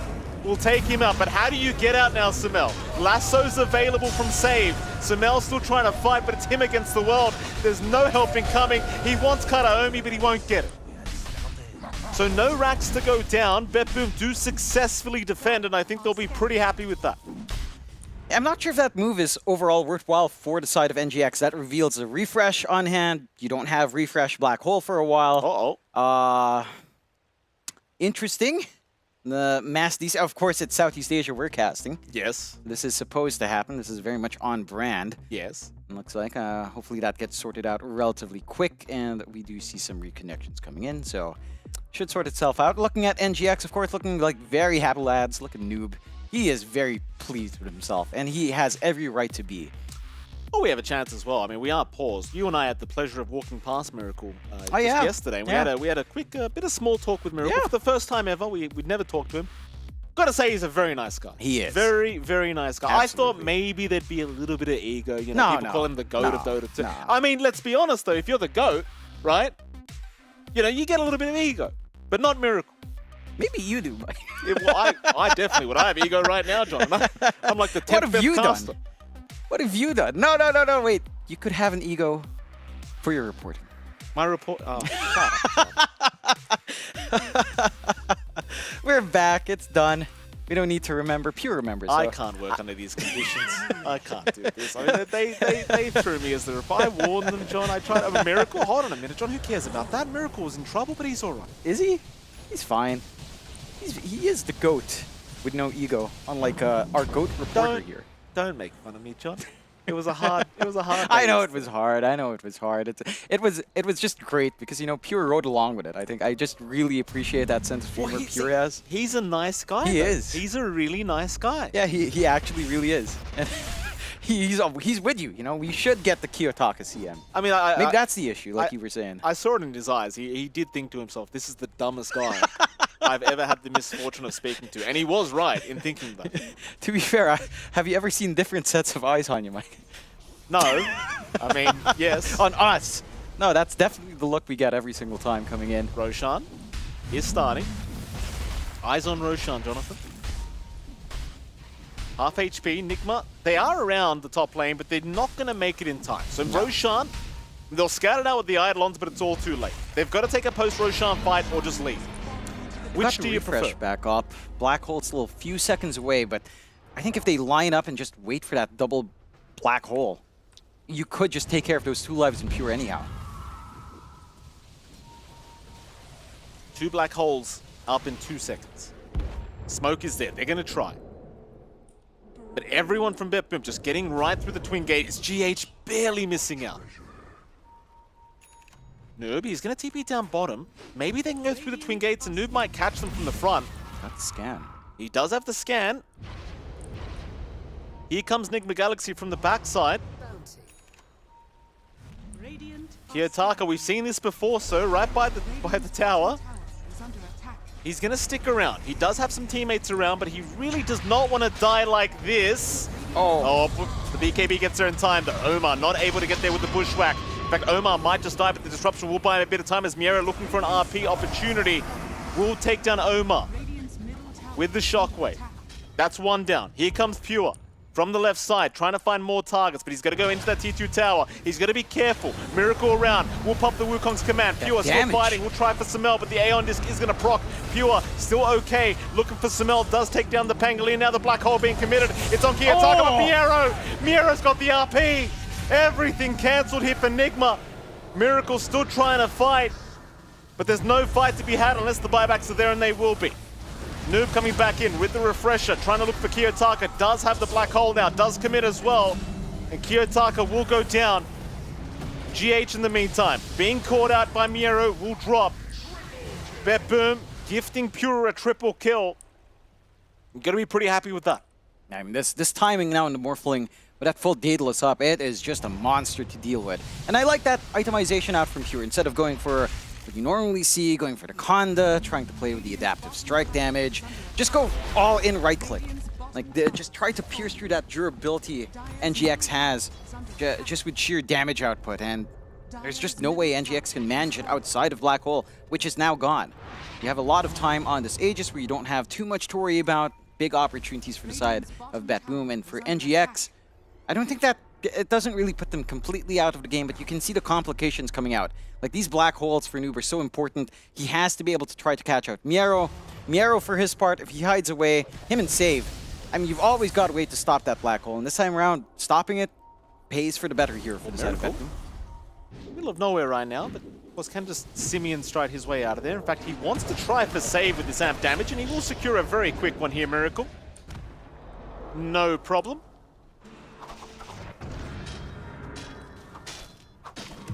Make him 11, 2, and 15. He's had a very good game on this Monkey King. And he has. Already working into that MKB, trying to find a way to pierce through the evasion on Pure at the moment as well. And I guess that's one more thing on top. You're playing up against a Shadow Demon. GH, when he does get these Morphling illusions, it is fairly painful for the rest of BetBoom to have to kind of contend with that. They do have enough magical damage to kind of deal with it, but if he just sneaks around on GH, it is just a massive nuisance. Quick Tormentor being taken by NGX. Free Shard for good old Noob. A little bit more coming out with Malphus. That stun is just going to be a little bit more pesky here. BetBoom for their part. Again, Aegis, still a minute 20 left. We've got the Blink coming out for Pure into the Swift Blink, of course, for even more Agi to play with. Yeah, it's up. He will not be punished for it. They did have vision on the fair, to be fair. There was an Observer Ward on the high ground, so perhaps just knew he was going to be safe. Oh, they found GH. That's a nice way to start this fight. GH, though, had an Aeon Disc. In fact, Samel's moved in now. The fight has begun. Black Hole also available from Noob, but he is being silenced up. Freezing Field committed. Omar going to catch out at least the CM, so they have taken one down in Kataomi. Samel being jumped by Pure, but Pure's jumped in by himself. Here comes Miracle with the Wukong's command. Noob still has Black Hole if he needs it. Pure walking away. He's getting greedy, though. He will not commit the Black Hole. He wants to wait out the Aegis, and Pure is gone. That's one life. Black Hole ready. He's got two of them, in fact. There's one, catching out the Morphling. Kiyotaka will cancel with the silence. You've got a second one available. Kiyotaka, though, going down without it. Pure's still running. He'll take down Omar, but can he get himself out of there? He'll try and just shield crash out. The chase is on. Samel still trying to close the gap, but it looks like BetBoom should be okay to get everyone else out, apart from maybe Kataomi, who just bought back. A dieback for Kataomi. Pure and Miero both TPing away. Miero, he'll be all right to boot. Yeah, a little bit of a missed opportunity out from Noob. Maybe if he just commits that Black Hole a little bit earlier, he might be better off, but it is a tricky one. He didn't see the rest of the cancellations on the sides. The Pop Shard, of course, is another way to kind of low committal cancel, especially since you don't have debuff immunity here on Noob. So it's always going to be a running concern. But, you know, they keep that secondary Black Hole up, refresh in a minute 20, not too long to wait for Noob to have to double up once more. And NGX are still finding ways to even out the game. Yeah, no network lead coming out for BetBoom, slight advantage coming out for the side of Nigma. And win probability is up at 64%. It's been a little bit back and forth. There has been some pretty terrible crashes down, but... Oh, look at Miracle. Miracle's waiting. No, they saw it. They miss. Lasso's out. GH, though, is going to be around to save with the disruption. RP. Miracle. No. What a juke from Miracle. Miero trying to get away.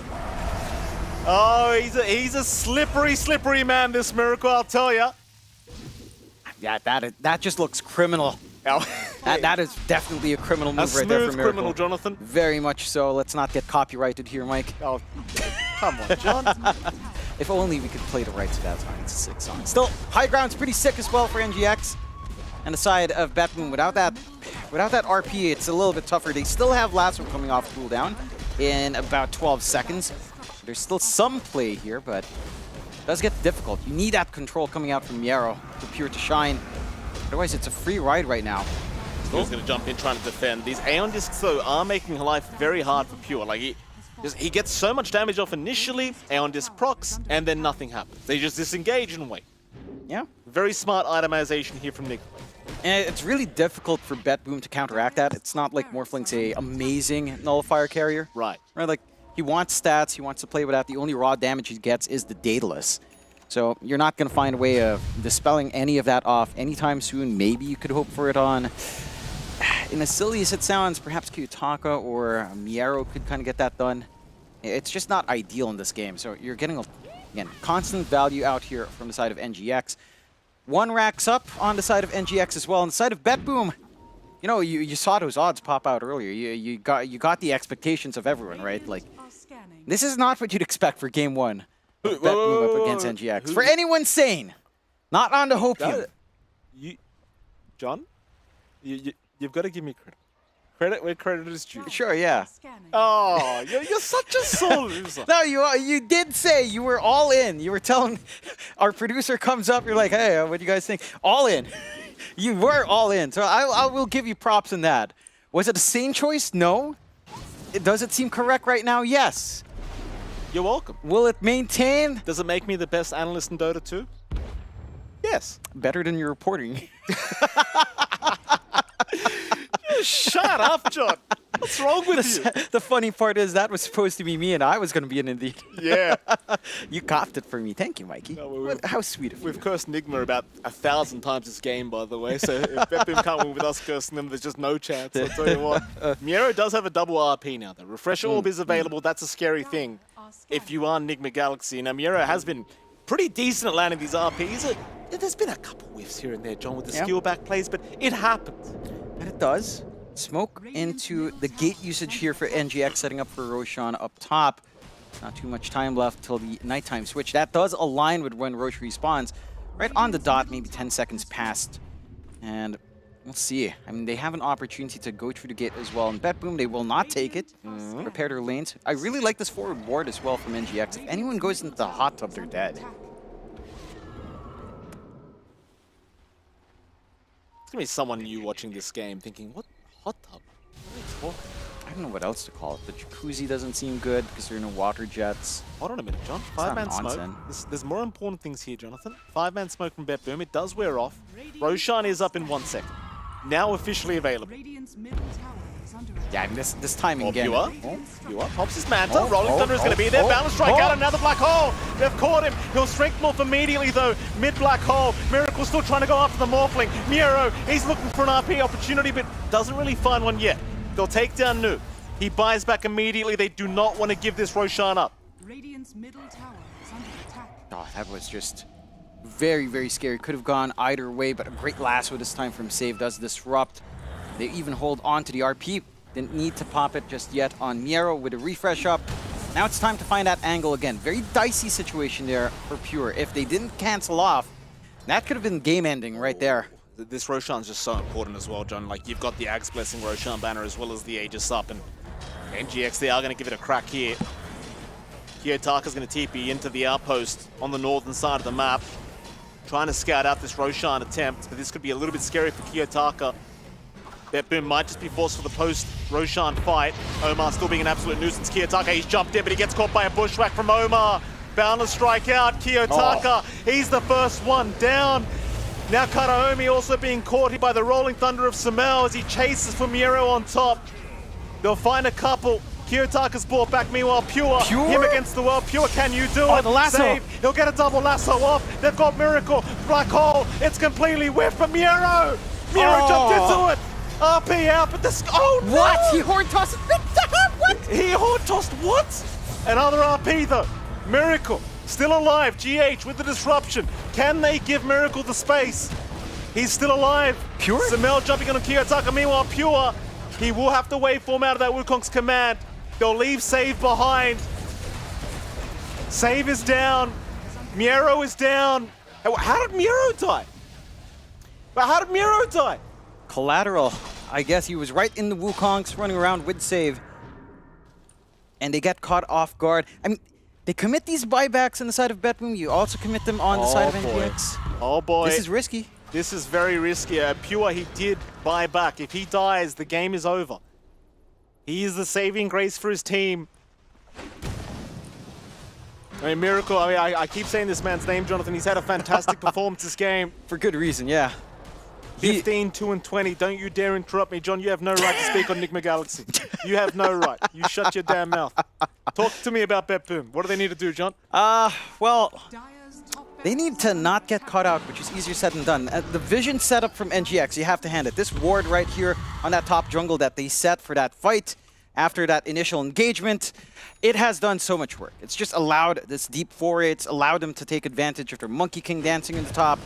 And it's just complicated this game for the side of BetBoom. They are taking their time on NGX as well. You know, they have to wait for Noob to be back up. They want GH with a save around. So they've got to kind of sit back and allow BetBoom to also respawn in. But you are in a decent spot for NGX. Like, you didn't have to commit as big of buybacks. Sumail and Miracle still has theirs. Only Noob had to kind of expend it. And you know, if he does pop black hole, 2 black holes anyway, it might not be the most meaningful thing in the world to not have buyback in that case. These fights are absolute chaos. I mean, Miero just RP into a horn toss into a... Yeah, he horn tossed, didn't horn toss them the right way. Skewer's back without them. I can't blame... Look, John, as a... It happens, As a very untalented person, I would have no chance of landing any of those abilities. I'll be frank with you, John. It was very much a split... like a split decision. Thankfully, he is talented, so I guess we can criticize him a little bit. I mean, it just, you know, it does happen. Like, it does. It's a tough time. Like, they were looking for some angles out. I don't know if you got the skewer. I'm not sure if that even changes anything. Probably not. I don't think so, yeah. No. Well, Miracle? What are you doing here, Miracle? He's watching. Miero gonna back off. Pure. Just links onto the high ground. I'm just looking at Kiyotaka. He's got the Timeless Relic, Yashikaya, and his innate. He has 41% spell amp. That's a lot of damage. I mean, mind you, these Sonic Waves have been hard to land because GH is just so good with these disruptions. He's always, every time he pops a Sonic Wave on Miracle or Samel, just the disruption comes in every time to save them from all that damage. Yeah, it's difficult, right? You try to jump GH as well. The Aeon Disc, again, just saves. You still have no nullifiers coming out. You have one being queued up by Miero. Gold is going to be a little bit hard to run into for that, but it's not too far off. And that should start to simplify the process of jumping that back line. But you also have your own nullifier coming out for Sumail. You have your own ways of holding them back, preventing them from trying to run with the 4 stabs, I suppose, and the Ghost Scepter up on Kataomi. There's really not much else. But that should be enough to get the job done there. 14k lead for NGX as they will smoke up again.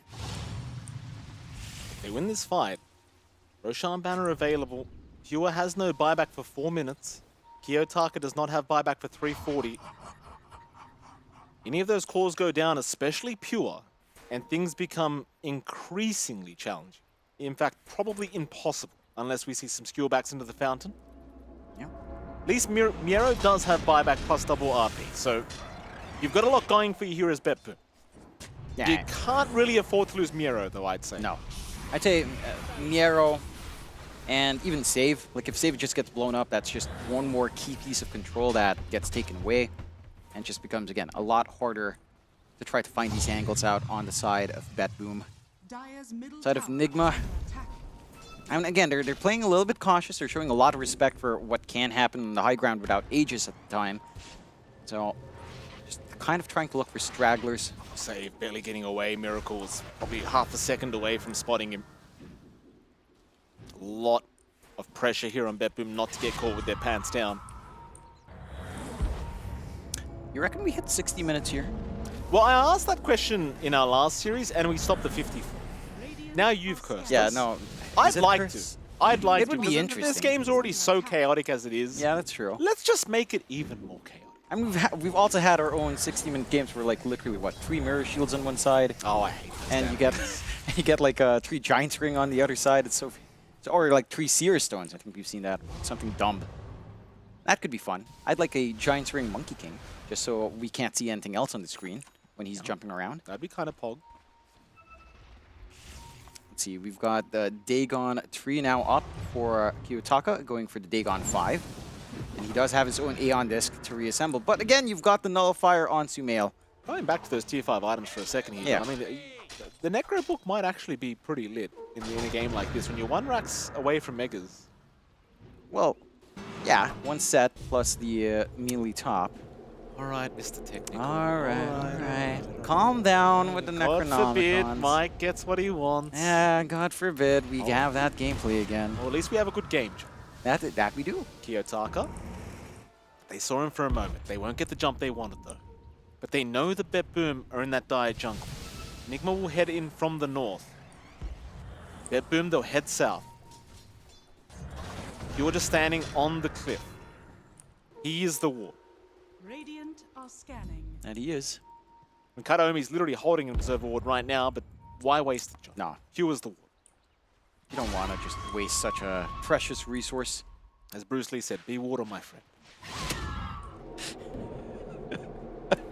Why are you laughing like that wasn't a great line? Because, you know... Be water? Because I heard... Because Morphling's water, you know, I he heard morphs into the ward. The way you pronounced water just sounded like ward. I was like, that was so forced. Oh, you are? Does he go for the creep wave? Does he sense Miracle's presence? Oh, I don't think he does. Oh, nice blink away. Nice blink away, but the Rolling Thunder's still behind him. Demonic Purge out. Nullifier committed as well. Pure still got his BKB in time, and his teammates are nearby now if they need to be. He'll refresh again for a secondary BKB. Sumail, he'll have his Aeon Disc procced, and the Wukong's command also committed here by Miracle. Bet Boom, they'll successfully save the President. Pure is fine. Yeah, but that's double BKB down, refresh down for Pure for quite some time. A bit of an opening for the side of NGX. Instant TPs into their triangle, Kiyotaka. Oh, this could be a big one. Kiyotaka getting caught by the disruption, but do they have the lockdown? The timing. Do they have it? The black hole, that's what you needed. Kiyotaka at least does have buyback available. It's not the end of the world, but if you're Enigma Galaxy, you want to force that buyback somehow, some way. That you do. Instant refresh out from Noob to get that thing on cooldown. Start to set up, at least with 1 black hole ready. Side of Bet Boom. They're still holding on to the high ground. There's been no progress on that top melee, no progress in the bot, tier 3. And 12k difference at 55 minutes, not the biggest deal in the world. At the same time, you're running out of item slots. Like Pure is going for the Satanic next. Maybe it just starts to play backpack shenanigans with, say, the BKB in that point. And there's really nowhere else to go. Maybe a Moon Shard, maybe an Ag's Blessing for the Morph, which I guess could be interesting here for the Morphling. But it's not really the highest priority thing in the world. I'm not sure if this game is simplifying for Bet Boom. It does feel like it's still a challenge. It's very execution heavy for Bet Boom to counterplay. Again, it's so much pressure on Miero, so much pressure on save. These lassos, these RPs have to be on point to enable Pure to play his game. And that's getting easier said than done at the moment. Roshan up in 40 seconds. Enigma, they're already prepared around the pit.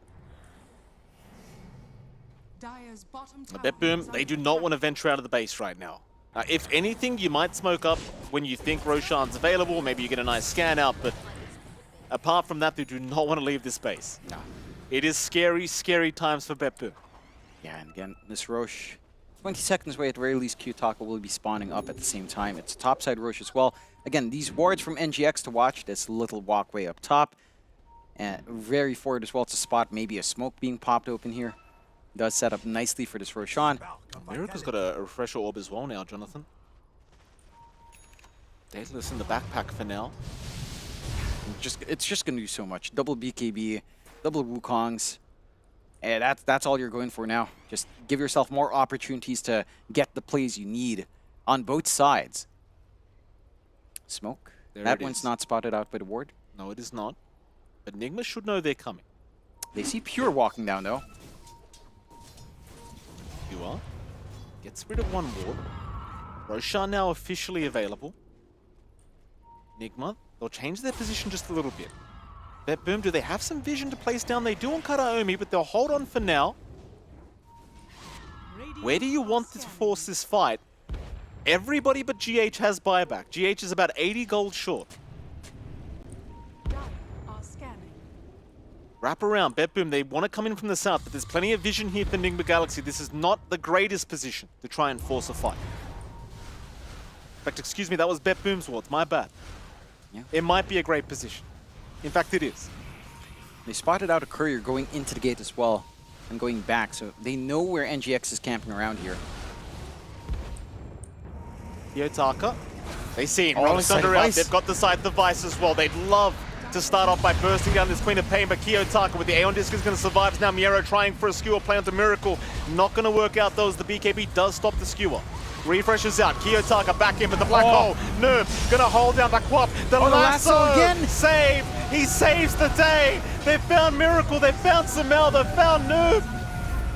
Boom wiping everyone.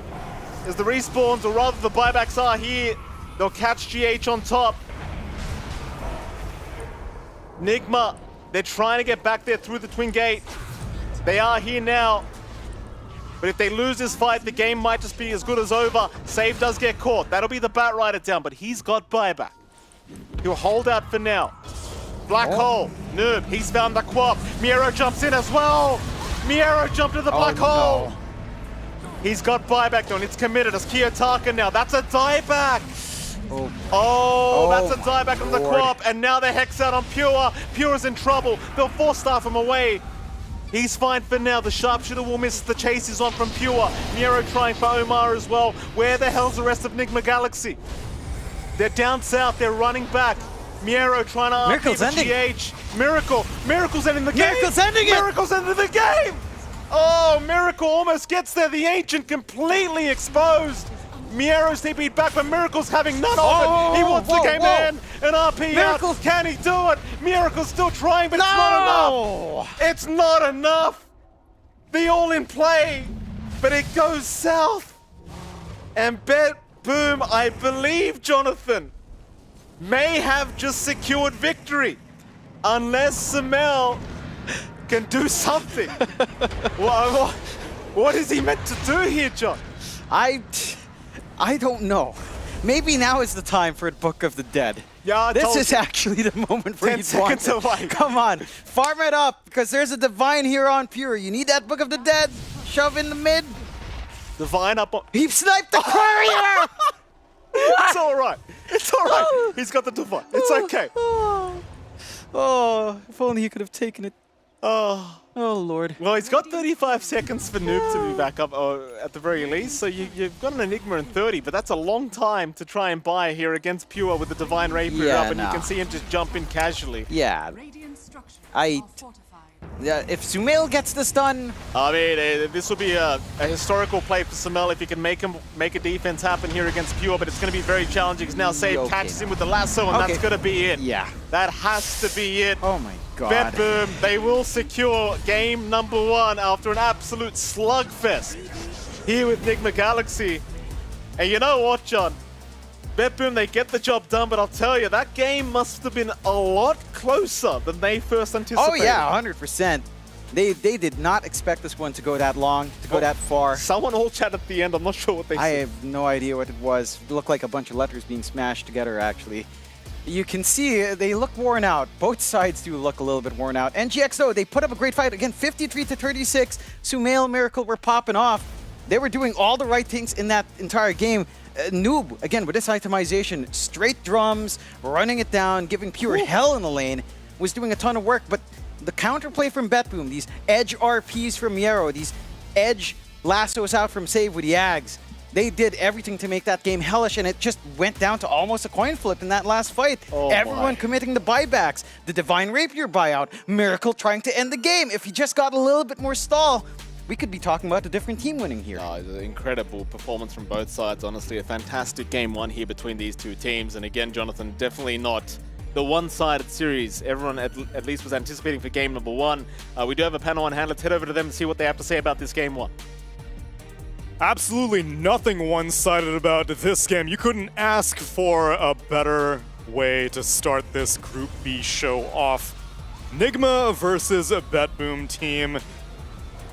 Going this late, I don't even know entirely where to begin. I suppose mainly I was expecting it to be a pretty quick Nigma victory. They won all 3 lanes, had a pretty healthy net worth advantage, and then it slowly slipped out of their grasp.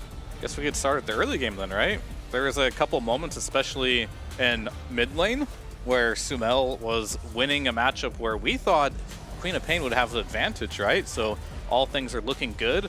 The Enigma last pick was doing super well as well. We had the double kill happening for Noob.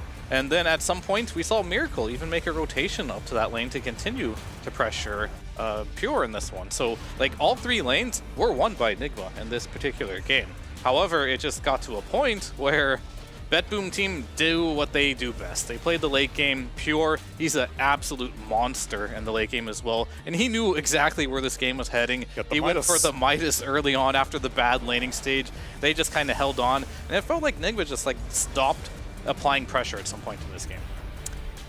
Yeah, I mean, BetBoom had no business winning that game after that start. Like, this team is just ridiculous in the late game, but we talk about Pure all the time, we praise Pure all the time, but I have to say, I think Save is the most clutch and the most reliable late game support in all of Dota right now.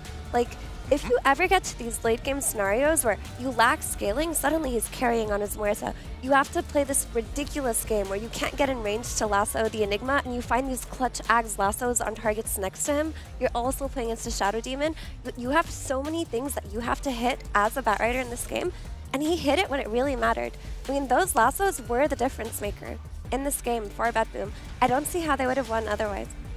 No, 100% agree. Like we talk about all the time, Save, huge fan of his Batrider in particular. I think he may be like the best bat in the world from the support position. Of course, there's other good bats, but he gets it done every single time. Might not have a luxurious scoreline as 2 and 13, but this does not represent what he did in this game. He canceled Black Hole many of times. He was that reliable initiator. I mean, Kiyotaka was too. He also initiated a lot in this particular game. For better or for worse. You know, like, there were a lot of questionable deaths, but some of the deaths, like, were necessary. Like, he bought a very early shard on that Queen of Pain because there was no cancel for the Black Hole, so he would just throw his body in with the blink to get that silence off on the Enigma to kill him. Like, there was this moment where he TP'd into the shrine. He has to go in first because there's nobody to give vision for the Magnus and for the Batrider, so he did play the sacrificial role. I want to praise him for that, but there were a lot of bad deaths too. Yeah. So it was a bit of both. I mean, his item build also kind of showed that he went for the Aeon Disc as well, so he knew he had to go in first and make the plays happen. I guess the only downsides would be potentially when he gets caught out by himself on the wrong side of the map, and that leaves kind of openings in the draft as well and just the map as a whole. So I think going into this next game, it was very difficult for BetBoom in the early game. Mid-game wasn't great either. Late game, they pulled through. Nigma, this was a perfect start for them. I don't know how you replicate this one. You get like the perfect last pick for yourself. All the lanes go well. In the end, you still fall short. I wouldn't want to be in their shoes going into game number 2, but this is where Kuroki has to come up to the plate and be like, all right, guys, you made mistakes here, there, and there. We just need to fix some issues in the late game and with our team play. And that's the same conclusion that you would be drawing if, in a parallel universe, Miracle got to the throne 2 seconds sooner, was able to win that base race, and still win the game. You still saw cracks in Nigma's late game. I mean, yes, but I don't think you look at what Miracle did there and like blame him in any way. Because like he made the best choice possible. In fact, his decision making was really fast in that one because like he had no BKB, he had no refresher, his Enigma died, no buyback. He knew that his supports are also dying, no buyback. He knew the only way to win this game was to get to that throne, try to make it happen. I'm sure everyone was like, oh no, Pog, and they're like, oh, you threw the game, but truly not. He did a very quick decision making, try to make that happen. It just wasn't enough, unfortunately. And you really do have to look at a couple moments in this game where things went truly wrong and where you gave a little bit of a freebies to BetBoom where they shouldn't have them. It was a heartbreaker finish. But at the minimum, I am also a little bit more encouraged by Noob expanding his offlane hero pool, because I had said it at the end of the draft that this is something that Noob hadn't gotten his hands on for this tournament. Turns out he has not had his hands on Enigma at all. aside from 2 years ago when he played it mid, when he was still a mid laner, and he won, that's his only competitive game on Enigma. So he did not have a wealth of experience to draw from on this hero. Yeah, I think that was very promising. Like, Nigma has a lot to be proud of coming out of that game, and we talked about how Noob had the most difficult transition because he completely switched roles, and he's been playing his mid-hero pool from the offlane, so to play something more traditional and do that well in terms of crushing the lane, in terms of getting all of these multiple man black holes, just playing that mid game to near perfection, that was just very, very good by him, you know? And yeah, sure, the late game got a little bit iffy, but I think what Nigma need to look at is not getting to that point in the first place. Yeah. Like, their lead was so big that they shouldn't be playing at these like 50, 60 minute marks anyway. Yeah, the kill advantage was like 24-9 at some point, but BetBoom, being basically one of the best teams in the world and currently reigning LAN champion, it's not too surprising that they were pushed to the brink, especially because they probably could rely on some great vision provided by our Kadia ward of the game, although I have the word on the street that it's not quite a ward for this one. Yeah, I mean, depends on your definition for a ward. Look at those bad boys running in. Kiyotaka wasn't in a great position here. He broke the smoke, and what you're going to notice here, it's not that high ground ward giving the vision here. It's actually the creep wave, because they went through the gate after this play. Kiyotaka goes in, immediately silences the Pango before he rolls in. Sumo even know he had to roll before he got to where there'd be potentially vision. He wanted to break that area, but unfortunately they were walking with a creep wave. Kiyotaka positioned perfectly to break that smoke, and then boom. Instantly like lassoed and silenced by the Queen of Pain completely. That was like the big turning fight, I would say, for this game where BetBoom started to get back in the lead. And that's what gave them the win. Now let's see what they can do in game number 2.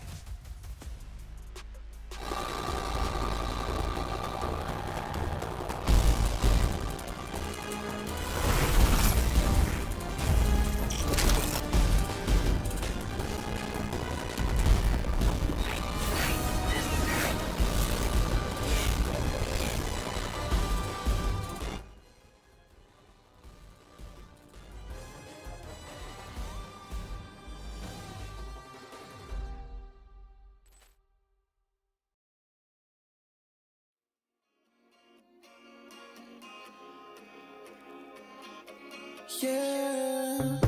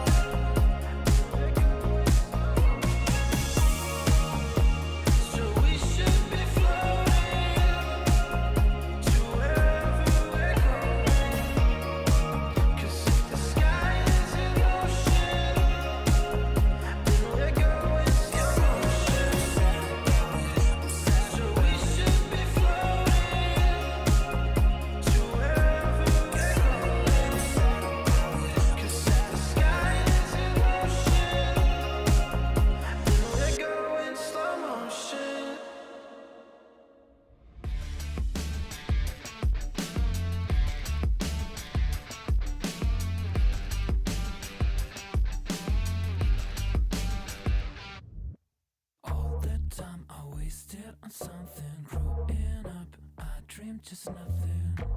Ooh, what are you? People talk loud, I get what they're telling me. I fucked up, I didn't care of it. Ooh, what a true. Hey, I gotta say, something's going wrong, and everything's upside down. I'm falling. Hey, I gotta say, I'm always on a run. I'm getting closer to the light. By the time I'm changing my remedy, blowing up, I get sick and tired of this. What a truth. No one talk now, I'm feeling lost on it. Silence is loud, I get it safe from it. What a truth. Hey, I gotta Smiling faces from Enigma Galaxy, although this was before Game 1 happened. Let's hope that they can keep those high spirits after a very, very tense and a bit of a heartbreaker Game 1 loss against a BetBoom team. There's no shame in losing to this team, though, and the fact that they were able to push the game to the brink and be that even should be a badge of honor. But I'm sure these teams have nothing but W's in mind, so they will come away from it a little bit disappointed.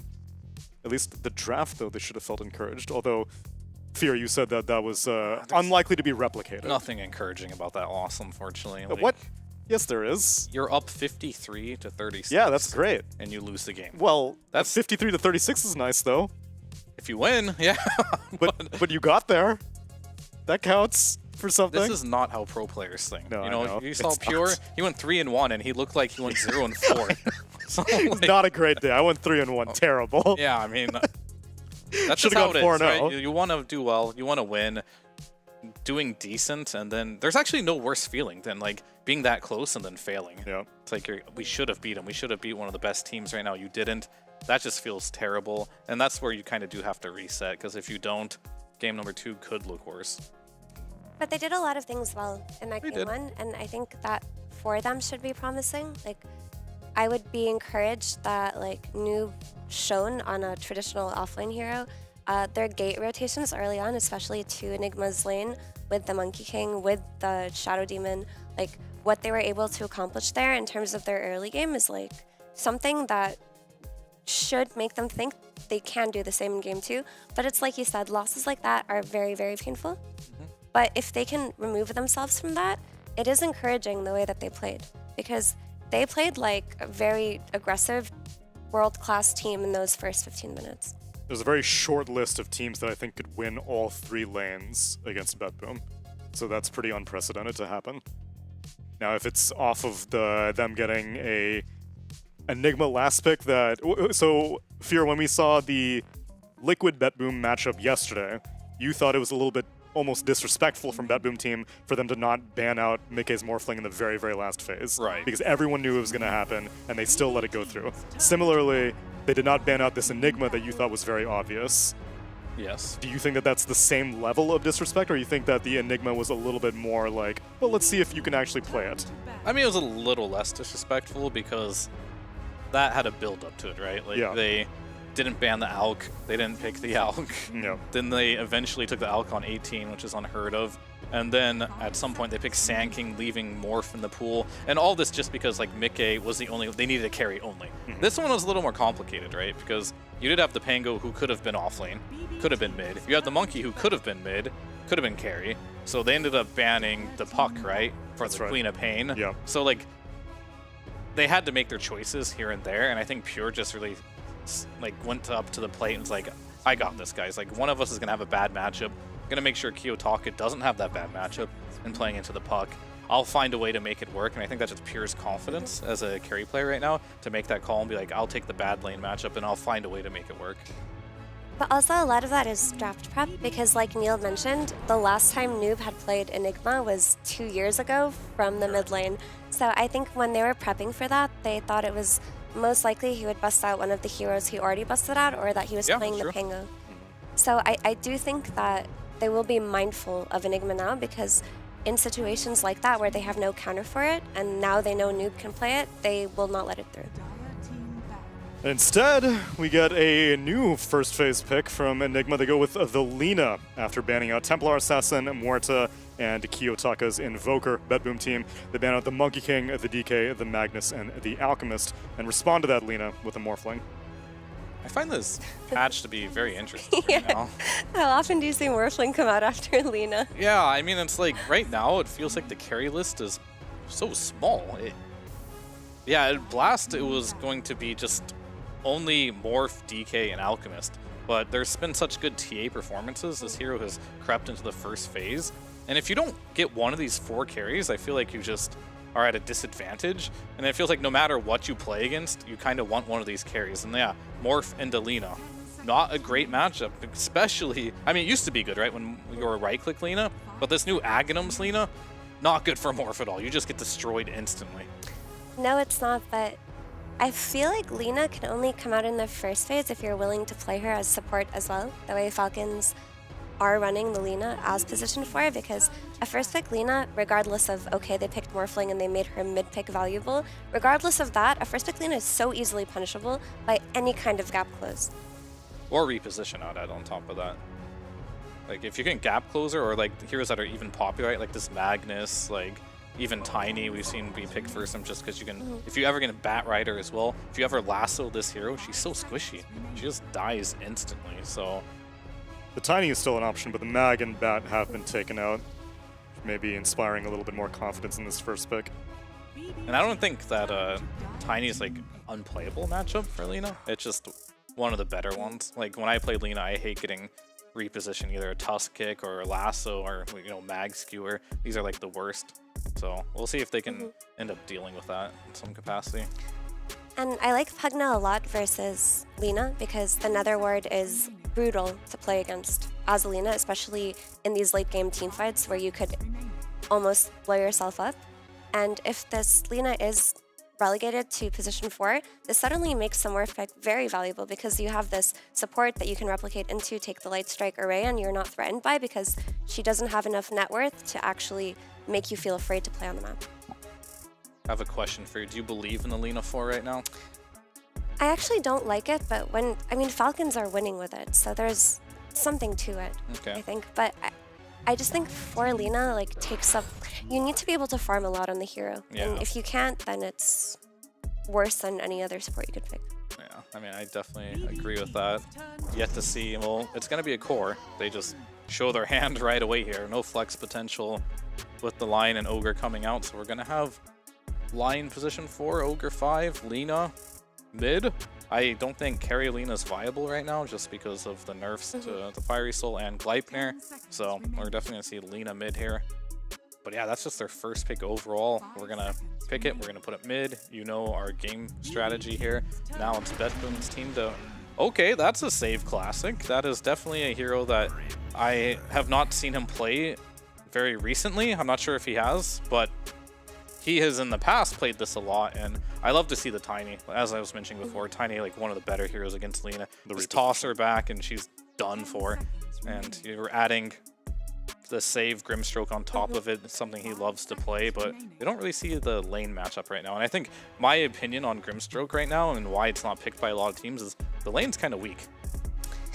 Yeah, I think Grimstroke is slept on, and he'll creep up a little bit, because the new facet, the vector targeted Inkswell, whatever, I forgot what it's called. Cool. Fine art. Fine art. That one was odd, but they kind of changed the targeting to make it more reliable and consistent, and it makes it so that you're much stronger on lane, because you can secure the range creep without pushing out the rest of the waves. You can also do a lot of bonus damage on the targets you do without like griefing your offlaner's wave, which is really, really important. But also, Grimstroke in general feels like a different hero when he plays with Tiny. And the Tiny games that are really good are few and far between, but it's so high value because of Lina, which makes the Grimstroke high value because of the Tiny. Yeah, all right. We'll have to see. I mean, there's one support player I don't really doubt in making his hero work. It's definitely going to be safe. And I know for a fact that he's one of the few like master or grandmaster Grimstroke players in the scene. So I'm sure he has an idea of how to make this one work. And it looks like a good Grimstroke game to me, because also the Soulbind versus Lina is incredibly disruptive in the late game too, because she's very mobility dependent. Beastmaster comes out. So, for Grimstroke Facets Effie, you still prefer Fine Art, but with all these stuns... Not necessarily. Okay. I think that it's a viable facet now, but the other one that lets you detonate Inkswell with the Shard is always going to be something you look at in competitive play. It's a hard dispel. Yeah. Especially for his Beastmaster now that that came out. And an Ogre, and a Lion, and an LSA. You'd take that one 100%. Oh no, not the Ogre stun. Gotta dispel that one. It could be 4x. Ignite. No, Ignite is very value dispel with the Grim Shard. I mean, yeah, they have a lot of stuns here. And this is the other hero I mentioned, first Morphling. They could have won Enigma if they wanted, but it's not last pick. Beastmaster is also pretty good for some Morph for similar reasons. You don't have an ability to really kill the boars super easily, so it does give Beast kind of like a free early game. He does stacks after that, kind of has a bit of an easy game here.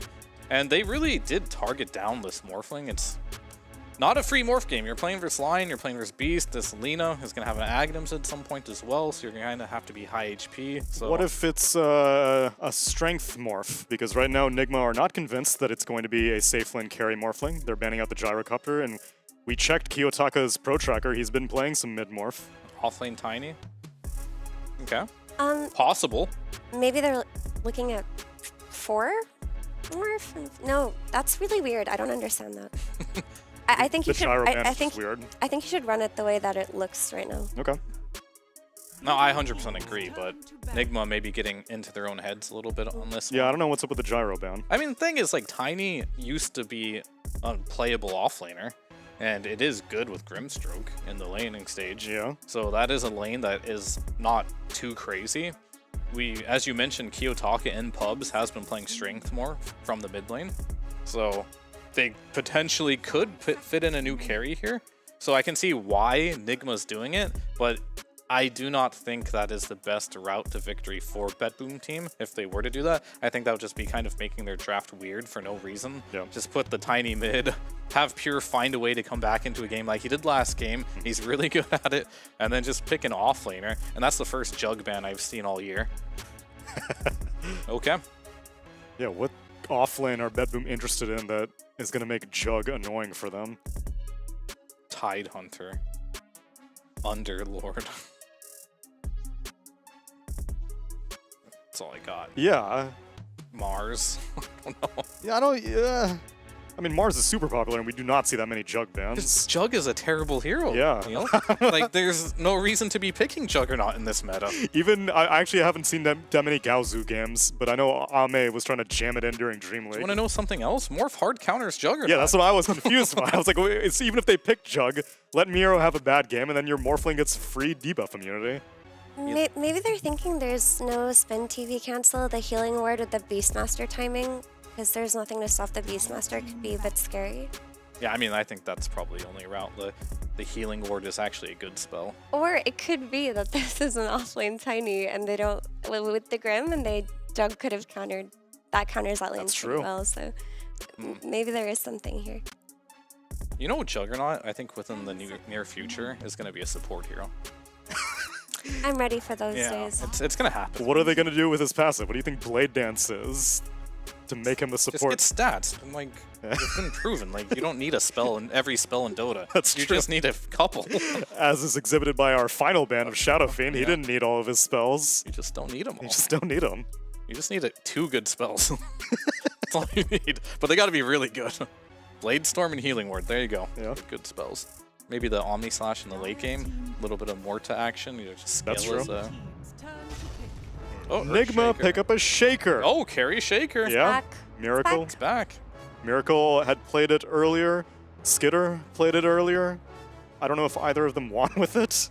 Don't you just pick Timbersaw here and you're like, lol. Ogre, Shaker versus Timber, Grimstroke. You're also playing versus Lion Lina. Yeah. Can't win them all, I guess. Alright, BetBoom, you don't got that much time.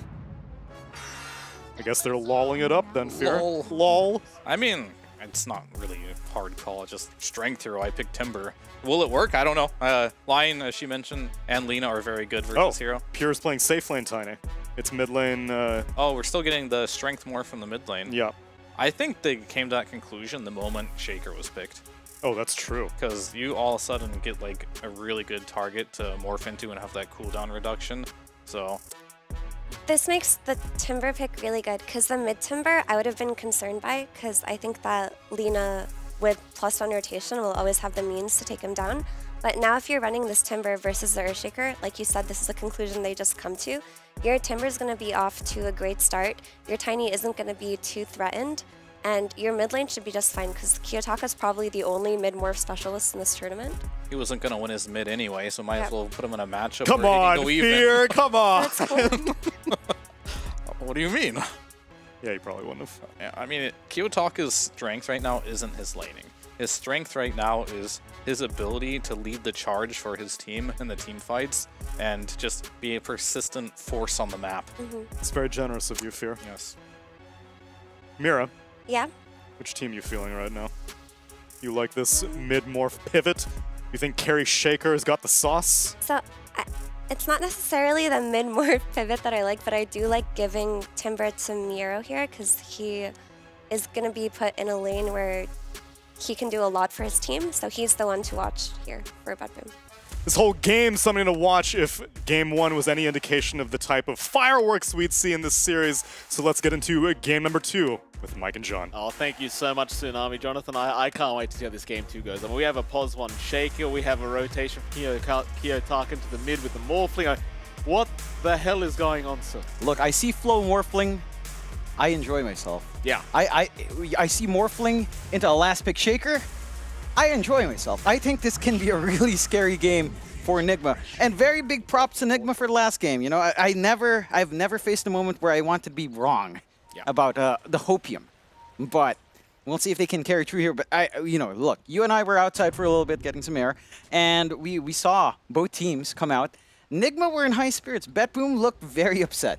Yeah. So that is the one thing, and you saw it in the camps. Kiyotaka looked pretty upset, kind of strained out. And they come in with a vengeance. This draft just looks menacing. Like this Timbersaw pick to clean up all these big strength cores up front to clear out the creep army is going to feel nice. Sure, it's maybe a little bit annoying into, say, a Lion in lane if that's the way they want to run it, but... Bedboom aren't messing around. Yeah, no, they're not messing around this game. You can tell. I was very shocked. You and I think the panel in particular were very shocked to see that last pick Shaker. Oh, yeah. Well. I mean, we'll see. Miracle popped off last game, almost pulled off the victory for his team. Just barely missed out. We'll see what he can do this game on the Shaker. I don't like to doubt this man, John, so I'm gonna hold my opinion. For bounties. Yes, I see that, Jonathan. 4 bounty runes for the side of Bedboom. My goodness.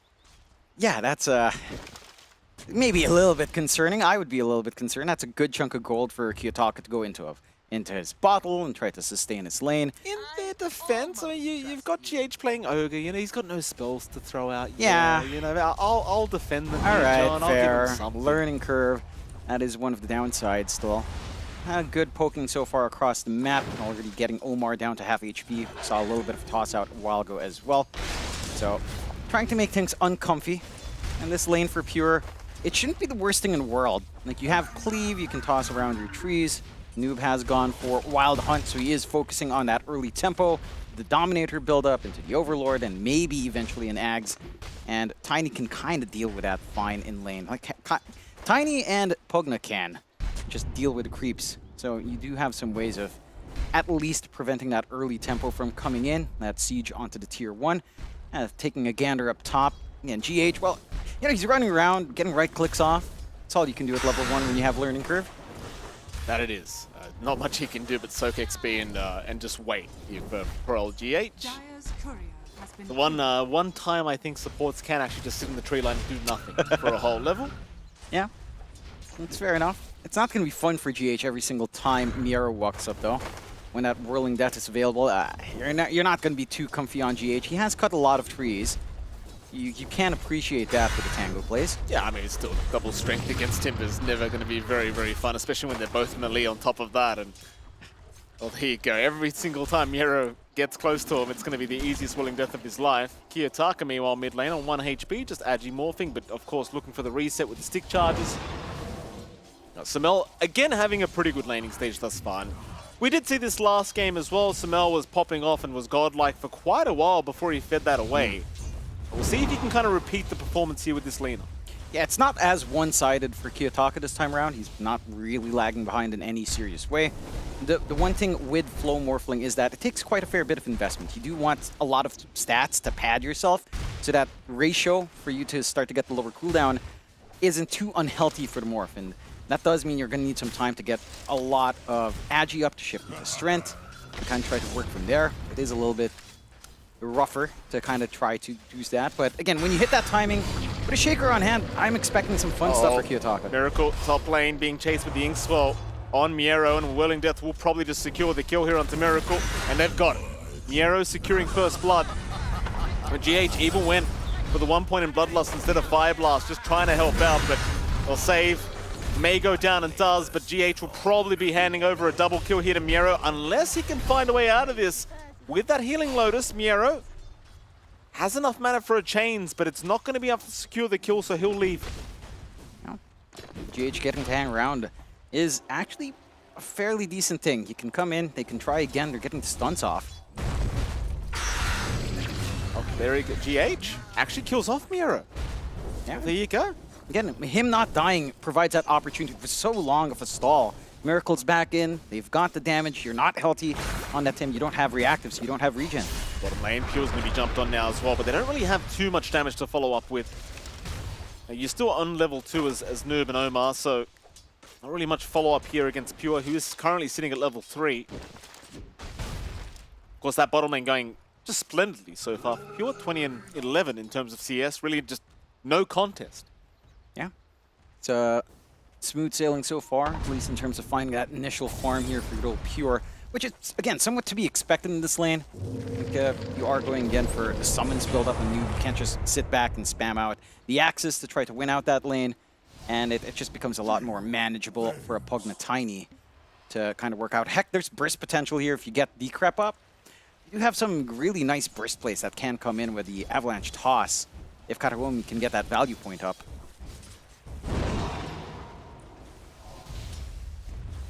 Lane. Perhaps a bit of shenanigans to come. Save going to run into GH. It's going to cop an Ignite, but GH still being very annoying on this Ogre. Still, Miero going to intervene, but a nice Fissure away. Miracle just not going to allow the chase to happen. However, Miero still wants to go onto the Earthshaker, and as you can see with the Whirling Death damage, it's quite ridiculous here up against this poor Earthshaker, as Miracle might just get dived from the tier 1 tower. One more Whirling Death will do it. GH moving in to try and help out. Miero still playing with fire here, but has plenty of regen with the wand charges, though Miero now dropping a little bit low. Inkswell out. Miracle trying to play some games here, but it may not work in his favor. Miero will secure the kill once again onto the Shaker, and now poor old GH has been left behind to try and fend for himself. But it looks like he's going to be okay. Yeah, on the edge for Miero, just having enough on that wand. Got a little bit of a reset. And again, BetBoom nice and happy so far with the pressure they're applying in the lane. And this top lane was never going to be easy for Miracle, and it's still working out that way, even though, again, they find some early punishment there.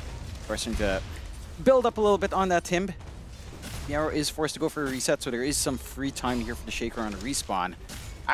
It does feel like your trade-offs here are just a lot better for the side of BetBoom. Your top lane is a little bit more back and forth, but starting to work out a little bit more. Pure, again, still has this free lane down bot.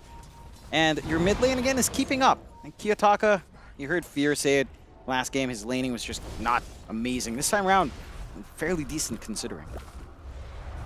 Omar going to be okay. So now being chased by Kiyotaka for a little bit. But Kiyotaka, of course, just going to be able to Ray form out. No problems there.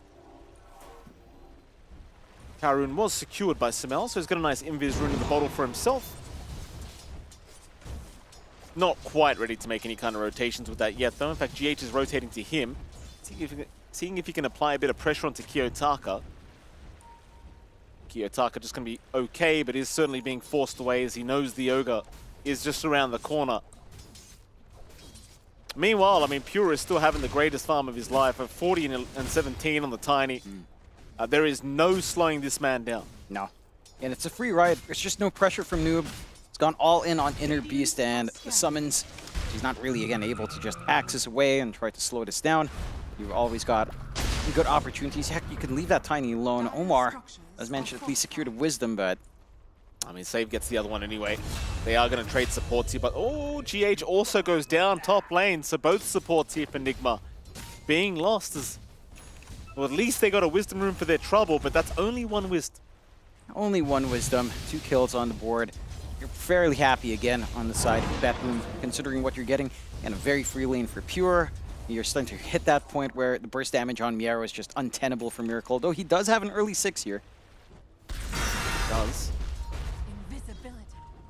Miracle's going to be okay. Miero will back his way out. Sumel's popped the Invis rune, so he's going to head up top. He's going to run right into Save. There is a Sentry Ward there for poor old Save, but it won't matter. Just cops the Laguna immediately here for Sumel, and Sumel, of course, going to stick around to just try and take the double stack that was made. Nothing really too big here for Sumel, but he'll take it. Kataomi and Kiyotaka, though, they're going to move in. Omar going to be the target. Omar being caught here by Kiyotaka with the Morph on the line, though Omar now returning the favor with the Hex out. Miracle going to show up as well. The Morphling's still just trapped up as the Echo being committed. Kiyotaka, though, waveforming back down towards the south, but he'll run west instead. Kiyotaka, can he get himself out? No. Sumel will find a double as Miero, meanwhile, stuck on the low ground, could just die to boot, and he does. A kill for Miracle, a bit of revenge, and well, Omar will hand the tips over to Sumel, who once again is popping off from the mid lane. And he is. Again, Kiyotaka was keeping up this time in terms of last hits, in terms of working the lane, but this time around, again, early on, Flow Morphling is just hard to play, right? You just don't have the stats to back up that higher CDR, so you're not able to really maximize, say, taking Lion Stun, taking Shaker form here. And the follow-through is just a little bit slower from Miero. Just not in time to try to apply that damage. GH trying to be a little bit cheeky here against Save. Miracle's going to show up to boot. You do have Miero, though, intervening, and Miracle may not want to stick around too long here as it's starting to look a little bit frisky with the Timbersaw joining in. But he still wants to secure Save's life and might just get it, but now he's in huge danger. No help around the corner. Meanwhile, Noob will go down bottom lane as Miracle is still trying to run out of the situation. But he should be as good as dead eventually, and they'll get it. Meanwhile, Kataomi will go down bottom lane, but that's not really anywhere near as big of a deal. No, certainly not. It does take quite the effort from Betboom to finally land that kill on the Shaker, but again, this is a POS 1 Shaker. It's all about this initial Ags, Blink, BKB timing that Miracle is queuing up now, and it's still a ways off. There's some pressure onto mid. DH can be caught by Kiyotaka. Kiyotaka looking for his first kill of the game here on this Morphling, but GH proving to be just a little bit too tanky. A little bit scary against the Yogi. You know, you just can't get through the HP pool quite quick enough, and when he's underneath that T1 tower, you never know when the TPs are incoming. Yeah, it's always a little bit frisky. Have themselves a nice shield rune. Gets a Hex off. Light Striker raise. Sumel does not have Laguna to play with, though. So Kiyotaka definitely not going to be bursted down this time around. No. And this is a wonderful rune for Morphling, of course. Go full strength. Have a really high barrier shield. Feel nice to play, even with a little bit more agi being shifted around to help last hit. And you are very secure. Kiyotaka is working onto the Phylactery for all of that spell spam, for all of that CDR. It is going to be something once that's up. Again, I was reading Reddit and people were saying this flow facet is just terrible.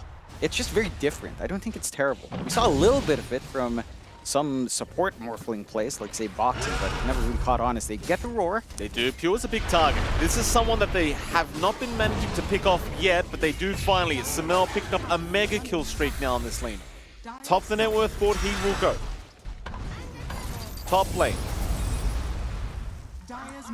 So they might start to push down. I mean, they've got a siege creep and they've got Kataomi around the area. GH is trying to drag the creep wave away to deny that siege creep, but they are going to clip it up. They'll try to keep it alive, but it seems like they'll have to let it go. Meanwhile, mid, Kiyotaka trying to force him with his own siege creep. Save around the corner if he needs the help. Omar is also there. They're going to try and jump in at least onto the Grimstroke, and they will find Save. No T1 tower for you, they say. Yeah, not quite yet. Freeze up top, though. And it's only Miracle here. Oh, but Sumel's coming. Sumel so quick on the TPs this series as far as Miero being caught out. The life train trying to help, but it's not enough. Sumail just all over the map as Karaomi will try to life drain one more time. That's going to be a double kill now for Miracle. And John, he's getting very close to that Axe, John. And he is. 1,000 gold away. Very big timings there for Miracle. Very important kills to find. And we were talking about how great the game has been for Pure, and he's got his own blink up. Miracle's not that far behind, despite, again, top lane being a little bit more topsy-turvy for that Shaker with kill trades happening all around.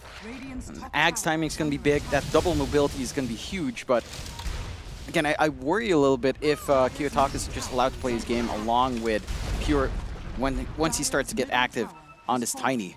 There is a lot of hunting that can happen here from the side of BetBoom. Still 9-12. NGX in a pretty decent spot outside of that siege onto mid.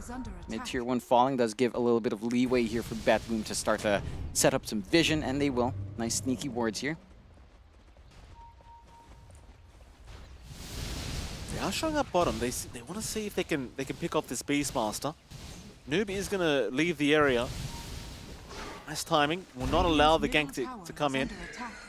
GH and Omar, though, going to show up now, and in fact, Sumail is right behind them with a smoke of his own.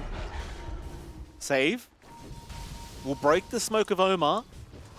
Toss back from Pure. A nice setup already onto the Lion. Karaomi was hexed up there for a moment. In fact, here comes Noob now to throw the roar out. They just want the Pugna first, and they will find him. Kiyotaka, meanwhile, taking down Omar as Pure is being chased down, but they just cannot get away with the Soulbind, locking them all in. Noob and GH both looking like victims here as, well, BetBoom, they will surround and they will take them down quite easily. All of that for a Pugna. Very pleased with yourself here again on the side of BetBoom. And I love the way Kiyotaka's playing this game. He's playing in the back. He's turning into just the Ogre Magi, spamming out with 54% CDR at his current ratio of strength to Agi, and just being such a nuisance. Miracle? This would be a big pickoff. Miracle. Being chased, being blocked here by Kiyotaka, and there's your D-Creep to help out.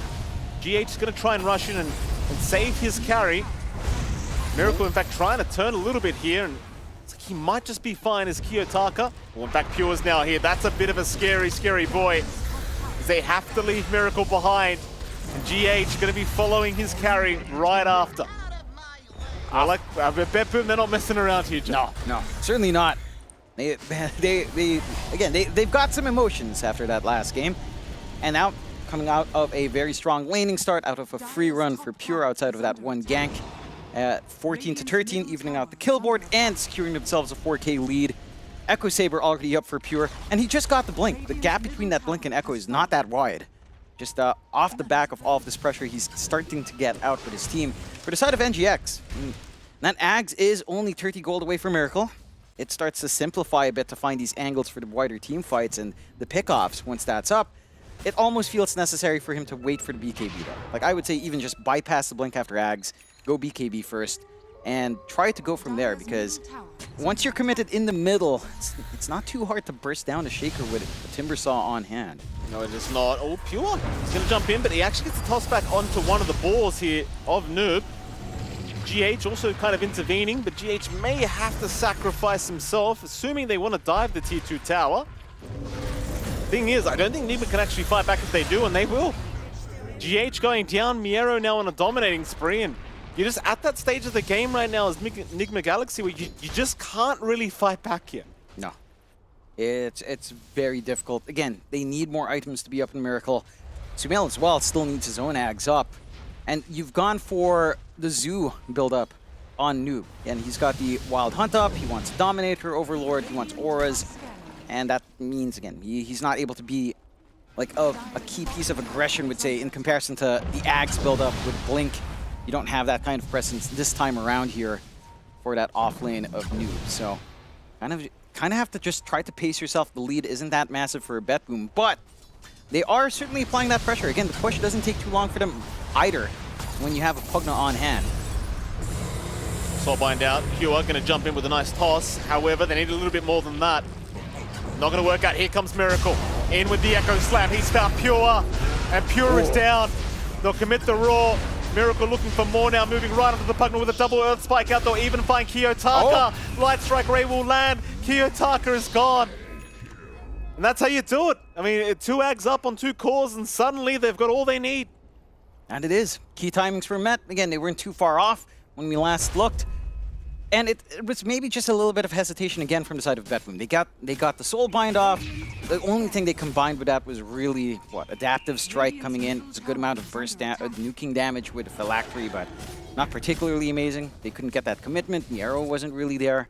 And you just kind of miss out. You do need this Timbersaw to kind of be up front. It's not just the Morphling and the Tiny Show. Niero is a big part of that initial damage, and saved. Try and set up onto Noob. Kiyotaka is there with Pure. Pure going to jump in, and well, with that, Noob, it'll be a very, very valuable kill here for Kiyotaka to secure. And at the end of the day, you just have still so much burst potential on Betboom. If they can find a singular target, it is very quick work. And it is. Now you have your full Ags from Yarrow, who's just sitting back, farming up for that. More durability up front with reactive active. And just a lot harder to burst down, which is kind of what you're going for on NGX. When you've got Lina Lion, and you've got all these opportunities to just look for even physical bursts with a Shaker, the Timbersaw really is going to put a spanner in the works for that one. Radiant's top tower is under attack. Back to the farming game for themselves. Enigma Galaxy just avoiding for now. They are looking towards that tier 2 bottom tower, but GH is making it relatively difficult with the Bloodlust spam onto the tower, plus all the Ignite spam. Meanwhile, Kiyotaka is down. Summel able to just burst him down off the back of Omar, and Noob, he just gets to hold on to the rule. Yeah. And that is, again, something you have to be very cautious about in general. Some more bottom. They're going to find a nice support, it looks like. Karaomi down now. Another nice little pickup. I mean, they've just basically fed their lead away on the side of Betboom, which again, you can't fault them for the mid-fight with the Ags reveals. Maybe they didn't quite get that timing. You expect a little bit more out from Yarrow with his own Ags. Maybe not comfy without mobility items. He's by himself here. Yarrow. Uh-oh. All right. Summel, for the second game in a row, is godlike. 9-0-5 now on Summel. I don't understand how this guy can be this good for this long. I'll be frank with you, John. It just never felt like he went bad. Yeah, I mean, do you want to talk to Fear about it? No, I don't, because he never shuts up. Every time you say Summel, the guy, it's like he's reading the Bible, John. He just never stops. I mean, he is a TUI winner. I win TUI. Says Fear. Little Fear. We love you, Fear. Except Mike. I know. This guy's... I mean, I do. He Take knows me back on panel. He knows I love him. It's a love-hate thing, right? You spend so much time together without me. Of course you do. Yeah. It's my fault. We had long, deep conversations, Fear and I. At 12 midnight. Yeah. Beautiful. We sure did. Well, this is also, again, a beautiful game coming out from both sides. NGX. With his timing, you do want to keep that tempo up, right? Like you've got Ags blink up on Miracle. He's got a lot of ways to figure out how to get into the fight, get into the back line. And we're still not really seeing the full effect of, say, Miss Morphling out from Kiyotaka. And the 60% CDR is pretty ridiculous. It gets crazier once you have the Octarine core on top. Oh, yeah. So, I don't know. Is it worthwhile to actually build Ags on Morphling just to have the Enchant Totem jump here? Take me back to the TNC days. Right. Take me back. The Ags, Morphling plus Shaker or Spirit Breaker every single time. Tim's is somewhere around the hotel just smiling right now at the thought of it, I'm sure.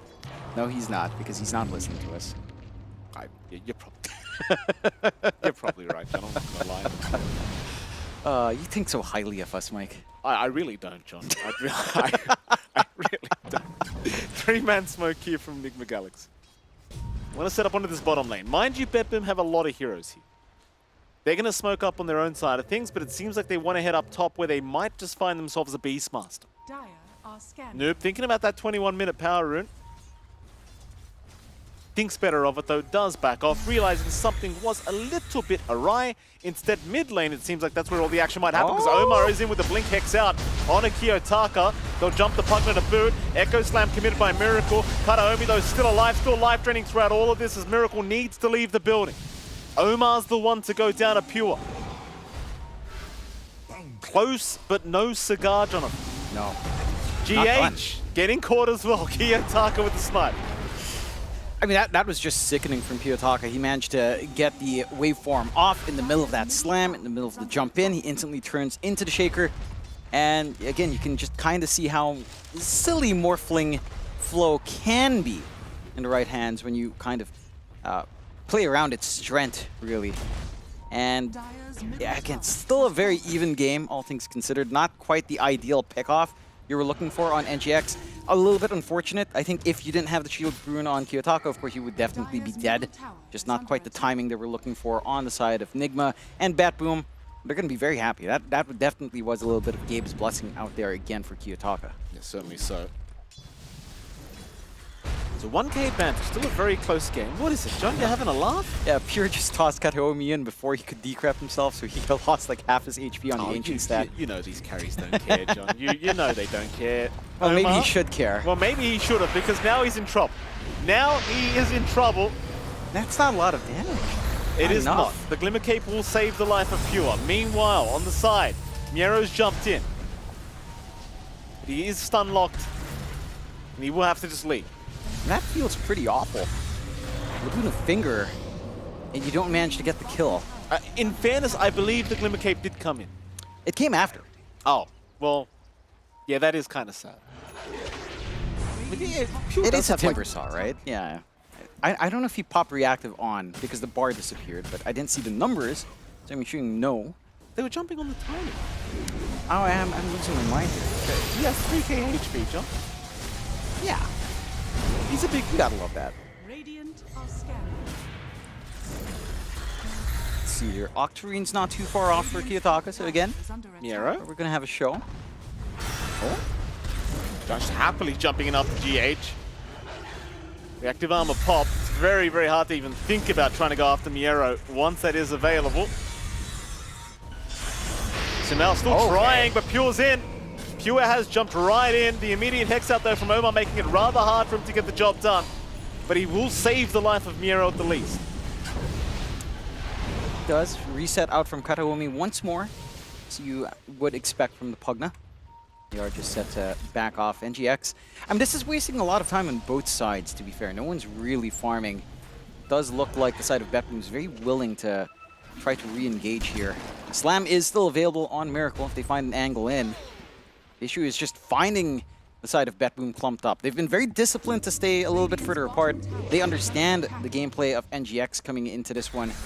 Maybe not expecting something like a Roche Snatch, if that is the play after a pickoff here. Radiant's bottom tower has fallen. NGX trying to sneak up on Miero. Miero will leave at the right moment. Meanwhile, mid lane, Batboom are starting to just... They're just going to get Roche. I mean, they might Just get like that. Roshan, but Batboom could think about high ground. Yeah, although it seems like they have no idea this is happening. They're TPing now. It's a little bit slow. Maybe they take this follow-through fight? Oh, Pure, he's missed an avalanche. Eventually gets it onto GH. GH is tanking the gank for his team while they take Roshan. He won't mind dying if the rest of his team just gets away from this situation. Miracle, though, could be left behind, but he still has a BKB available if he needs it. We'll just blink north and looks like he'll be just fine. You lose GH, but you get Roshan. I think you're very happy with that. And you are. Again, a reaction out from the side of Batboom. Not quick, and they were revealing themselves. I think they should have been able to see the Slugger going onto the creep wave from the camp earlier on. If anyone was watching the lane, they miss out on some key details. They missed the timing. And NGX, again, they snatched something away for free. We've got the safety net for Sumail, who still hasn't died. Still at 905. Ooh. Some quick blinks out from Omar and Samel. I've got to see Kiyotaka turn into someone. Anyone. He's going to find save. Silence going to make life a little bit hard here for Miracle, but eventually it will wear off. Save though, nice jukes coming out. Fisher will land, and that should be the end of it, though he's still dragging this out. Kiyotaka's coming, but he will go down.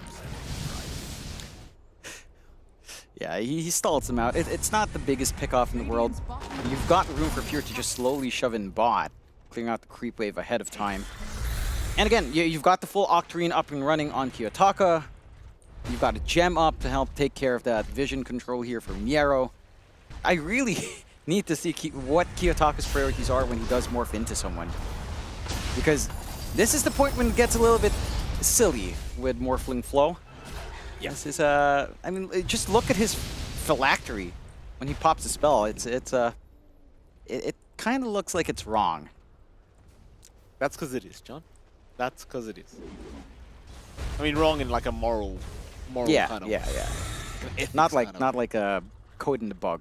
No. Bug code. I mean, it could be. We don't know, though. Right, yeah. Wasn't there a couple of things where it was just completely bugged in Dota and no one knew? There were a bunch of stuff like that from Dota 1, no? We call those features, John. No, literally not features. Like stuff, interactions that were not meant, that no one knew was not meant to work that way. You mean like the rupture with Quap where she could blink away without taking any damage? Yeah, Shadow very stuff. sensitive stuff like that. Oh, Timber, Niero, caught out. She's gone. Samel, I'm finding another kill. That's his 11th of the game here. He's become a big boy. If he's allowed to just stand there and get his spells out, it is a very, very scary kind of scenario for Bet Boom. Doesn't feel very good seeing your Timbersaw get blown up that quickly either. no, but at the same time, this is almost the same issue for NGX from Game 1, where they find the kill, they have Aegis, they can't really make too many in-ways on the objectives. They'll try now with top. And again, you've got the creep army coming in here from Noob. You've got a lot of siege potential lined up. They'll look to take the Tormentor first. Or, well, they'll take the tier 2 into the Tormentor, perhaps. The side of Betboom team, again, measuring themselves 2 lives is not the easiest thing to deal with on Sumail. But they are in position here. Radiant's top tower. We're going to get the tier 2 top tower. They'll just let the Ancient Thunder High take care of it. The Yasha Kaya up now on Samel as well, so scary times here with all this magical burst he's got going for him. Tormentor taken by the side of Bet Boom. Here comes Samel trying to burst down Kiyotaka, but he's put himself in a bit of danger as Pure now jumping in. Sumel's still pretty tanky and still has the Aegis spec to pop the roar on Pure. That'll be a great target if they can burst him down. And they can. Pure never gets the BKB off. Kiyotaka also drops, and now Miero. Oh, whoopsie daisies. That's 3 down without buyback. Right next to their high ground, Where Jonathan. were their supports? Their supports were doing what they were meant to be doing, John, which is The not running backline, into a bad fight. That was just so forced. Again, I get the confidence out from Kiyotaka. I get that this itemization is great, but it doesn't feel like he's been able to maximize that whatsoever. And now you've got the opportunity for high ground. Aegis still up for 40 seconds. More than enough time to at least take 1 set of racks here safely for Sumail. I mean, a huge error here from the side of Betboom, I'd argue, but props for NGX for just being there, just ready to go.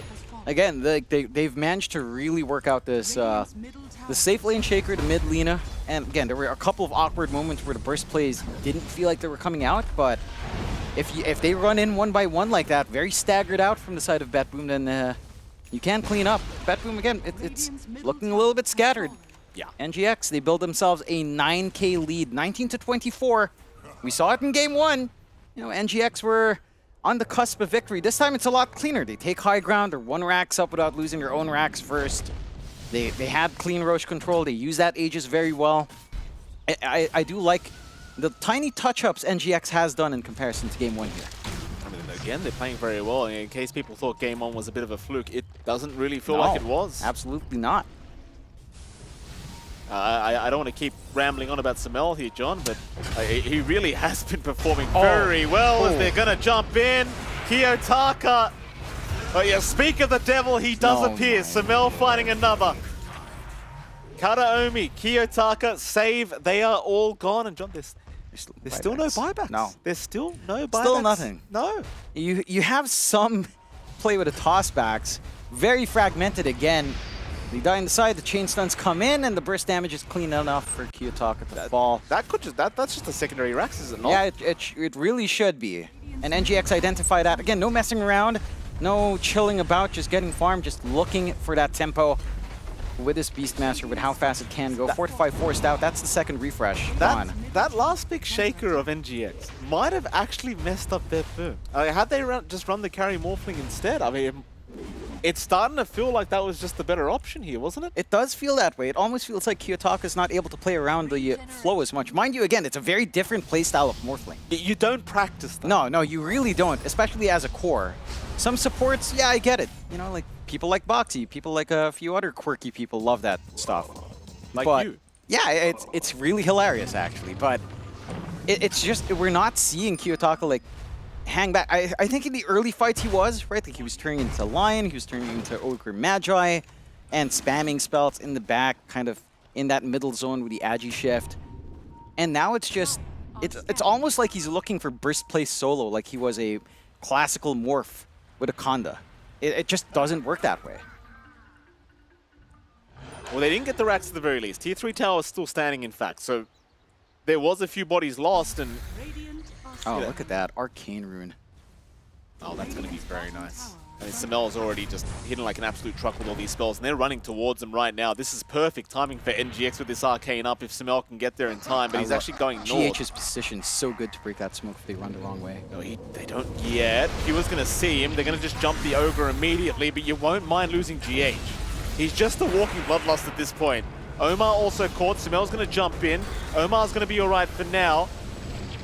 And then GX looking to retreat. Miracle, though, being chased by Kiyotaka, gets hit by the Fisher. Kiyotaka still trying for the chase, but looks like that's going to be about it. They'll lose GH. They won't lose anything more. Yeah, not too bad for a smoke break there for NGX. Again, that spot for GH. Nice and safe to just ensure the rest of his team can get a reset. A very long Roach respawn as well. Almost a full 3 minutes coming out here. So some time to temper things out. Try to catch up and build up, get some BKBs going for you on the side of BBT. Well, really just Kiyotaka needing that BKB now, as he has been caught off guard multiple times. Let's see. NGX, again, they're 13k up. Sumail hasn't died yet. Noob, as the Overlord, is going for the side of Vice. You've got all the damage in the world from Miracle going into the Kaya Yasha that we see every now and again as well on the Shakers. And it doesn't feel like you're getting the damage you'd want to play with the durability you have on the side of Batman, right? Like you have this tanky Timbersaw that hasn't felt tanky, a Morphling that can go full strength that also hasn't felt tanky, Tiny that should be tanky and was tanky that doesn't feel that way any longer. Here we go, Miero gonna clear out some balls. Roshan still about 2 minutes away. Kiyotaka gonna TP to the outpost. He'll be all right. Jump in. Who they got? It's gonna be safe. Immediately burst it down. There goes Omar at the very least, but now they've lost the Timber. Just dies. Miero's just gone. Samil is hitting too hard. Pure's gonna just BKB TP out of there. Oh, this Lina has just become an absolute menace in this game number 2. And I mean, BetBoom, there's 3 down. 2 of them don't have buyback. Miero's gone for 60 seconds. Yeah. It's an opening for sure on the side of NGX. And again, BetBoom, it just feels so scattered. I mean, you had Save standing right next to Pure in the smoke. And that just means they both die instantly. You don't have the Soulbind to play with. It becomes a lot more awkward for your Morph to just try to spell spam people in the back into death without that double spell cast. And this high ground again doesn't take too long with a couple of them. Oh, there you go. Oh, there you go. There wasn't much to say about that, was there, John? No. Oh, God. That is criminal. That is criminal. No BKB, and that's what happens. No stat res. Nothing to save you. No saving supports this game. No, sir. Roshan's still 25 seconds away at the least. Kiyotaka, sir, be very careful. You can't really... I mean, I don't know for sure. I'm not there with Kiyotaka. I'm just going to speak for him, John. He's not happy right now. You can look at the camera. What's the expression like there? Well, it's quite small, Jonathan, but he looks a little bit distraught. Yeah, he does not look like he's having the grandest time. Thank you very much. Yeah, he looks frustrated. That's the look I give when I say the wrong thing to my wife. John, no, that's the look I see whenever you queue up Dota. Uh-oh, hold on a minute. Miero's gone again. Miero is gone again. That's going to be mid-rack, surely, or Roshan, now that it's spawned up here for NGX. And again, massive props to NGX. They lost game 1, but they come out smiling, they mentally reset, and BetBoom's the one that looked a little bit lost. Miracle! Can he get a dieback? The Glimmer Cape, it will save. In comes Pure, he's going to try and salvage this. Omar does go down. Meanwhile, Samel, he'll burst down Kataomi. And of course, Noob will just happily take a range barracks. Yeah. Slow and steady wins the race, Jonathan. That's what I'm being told anyway. And it is. It's just a challenge now for the side of BetBoom. They can hold on to the range, hold on to the melee at the very least. Roche is up. Again, there's an opportunity for NGX to head back and just get that build up. And the options for BetBoom are fairly limited at the moment. Like a little bit of a tip out onto Omar for maybe just setting up there. What do you mean maybe setting? He's been setting up over and over again. That he has. You know what? You're one of those players that just gets jealous when you see a line No. that's actually playing well. No. Yes. And he went for the other 15 talent, which you would hate to see. No, it's very understandable because he does not have stacks. He has 4 stacks at 37 minutes. That's not a lot of HP. You might as well go for the CDR. Here we go. Oh, here we go. Oh, Miero's no. jumped in. Miero. And he's got the reactive armor going. Meanwhile, Pure has jumped in with an avalanche toss and Noob is gone. That's a good start here for Betboom.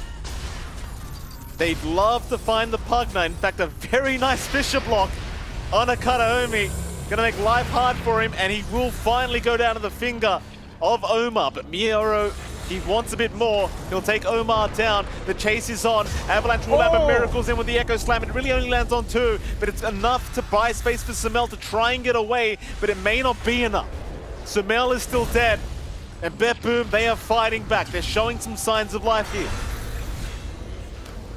Yeah, that's what we've been looking for this entire game. You get the spacing you'd want on Kiyotaka. He spams the spells out the right way. How much gold was that worth? Sumail died for the first time with 15 kills. That was worth 2.5k gold, basically. Yeah, sounds about right, considering the streaks there. And they get the opening into the Roshan here for the side of Betboom. They have the Shaker form for a little bit longer, so you can have some silly damage coming out from Kiyotaka. Oh, Miracle. Okay. Miracle just solo saved by the Rax. Gets a courier. Oh, he got a gem. One more. He got a gem from that courier. Roshan, of course, was taken by Pure. Miracle, the smooth criminal himself, is out of there once again. He gets a kill. He takes the gem. He kills a courier with a 4-staff on it. And he says, my job is done. Yeah. I mean, you're not going to do anything in that Roche, not without the slam. You have to surrender it away. Secondary life up for Pure. He's got a Divine Rapier up. We're at that state of the game once more for good old Pure. I can love Divine Rapiers. It almost feels the same as game 1, doesn't it?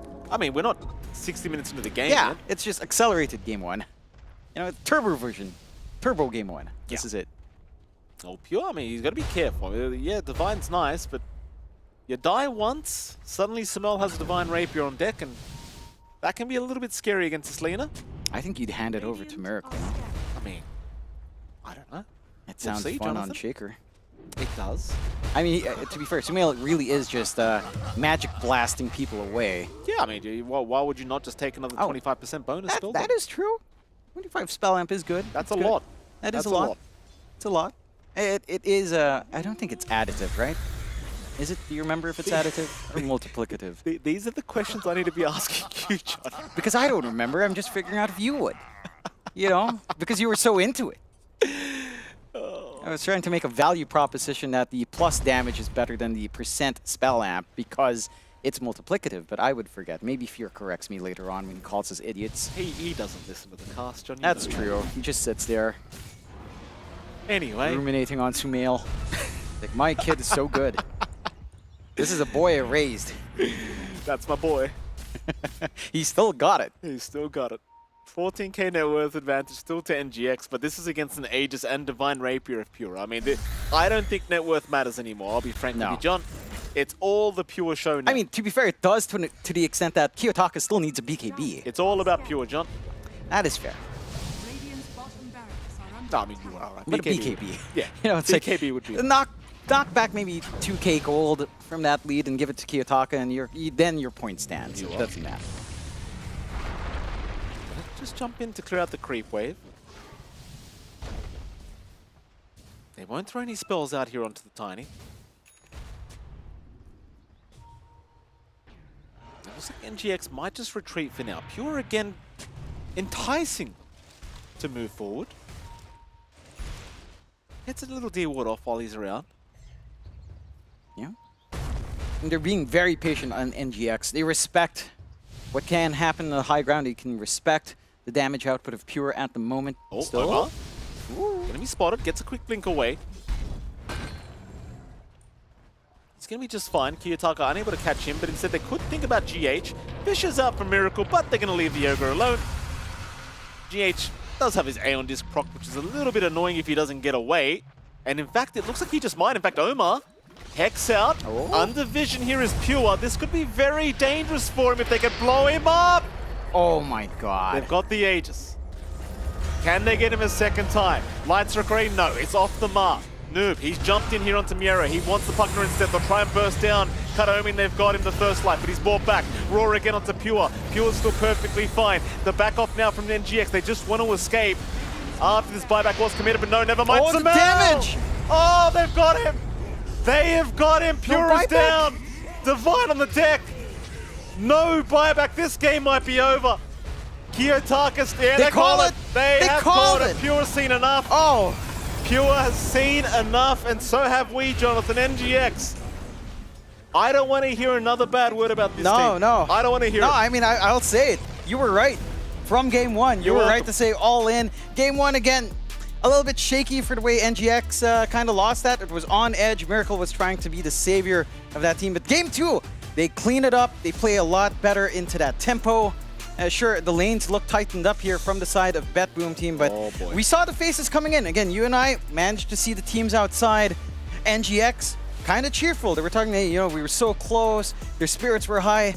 BetBoom team just looked like this should never have happened. What happened? Why are we suddenly losing to NGX? Why are we losing to what people say is the freebie? Well, guess what? It's all about margins, and I remember someone talking about that. The margins you lose, the margins you win. The margins of NGX were never that bad in this group stage whatsoever, and it shows up here. Getting a tie, it doesn't quite put them in the safe zone, but it's a great way to kind of set up your first series here. Oh, absolutely. Another draw here for NGX, and I mean, you can't be too unhappy about that. That does keep them in a very nice standing, as I believe we are having a panel on hand, so we can head over to them, see what they have to say about this game too. Nothing but big praise for Enigma Galaxy coming out of this Game 2 performance with stuff that we don't get to see very often. Miracle had tried his hand at an Earthshaker earlier, but seeing it again, and Sumail with a, I don't know, is there anything more than beyond godlike? Speechless. Ultra godlike? No, that doesn't go past that. It doesn't go past that? But if it could, then it should have. Sumail would have written the book on it. Yeah, no, this Lina performance was insane. This is overall first pick Lina for his draft. They even showed their cards very early on by showing Ogre and Lion directly after the Lina pick. He went into this being like, yeah, I'm going to first pick my hero. I'm going to crush. It reminds me of the good old days when I used to play with him. He would first pick his Leshrac, just carry the game. The boy still got it. He still got it. Yeah, and he also was the factor in the end that won them the game when BetBoom looked like they turned it around with the Rapier purchase on Pure. He 100-0s the Tiny with the late game Lina twice. Once for the Aegis Life and right after with the build that he went. So just an excellent performance from Sumail. But overall, Enigma too, this could have been a 2-0. Looking at the series, thinking how BetBoom just came off of a win from the last Blast Slam tournament into this, they are the champions of the last tournament going to this. Most teams are looking at them as the team to beat. Yeah. Enigma could have just won this series convincingly too. That first game really was theirs to lose. Yeah, I mean, Enigma stock is 100% going up. I'll definitely say that. Sumail is back in his comfort zone. I love seeing him play the way that he was always meant to play, kind of like that mid spellcasting carry. You think about Sumail, you think a lot about Storm Spirit, Leshrac, these type of high scaling intelligence cores. We don't have him play that a lot recently, or at least Storm's been nerfed a lot, but him playing this Lina was very reminiscent of that. He was just walking around the map, did well in his laning stage, getting kills everywhere, went 15-1. Top of that, the Shaker, it was pretty cool to watch. I did like JH as well. He picked up the early shard, which was very problemsome for Pure in this game. When you are playing a hero like Tiny that relies on the burst damage, your right clicks are just nullified, all three of them within your burst. He couldn't even kill the Ogre fast enough. And I feel like Kiyotaka, he tried something new. We don't see it a lot, but I feel like it just didn't pay off this game. The Shaker Morph matchup used to be really cool when you had the Aghanims and you could fly around and just do damage.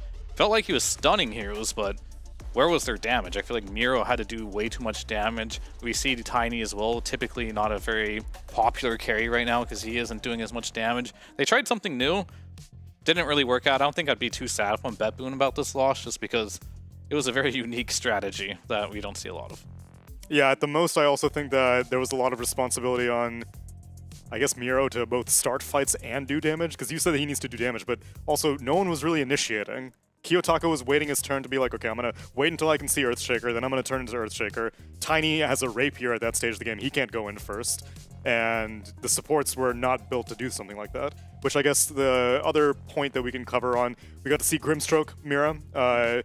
Thoughts on maybe why this hero is not that popular, or was this game not really a good way to do that kind of research? And I'm personally a fan of Grimstroke, like I mentioned in the draft. Like, I think the lane went very well top, especially. There was a lot of pressure coming out of that Timber plus Grim lane versus the Earthshaker.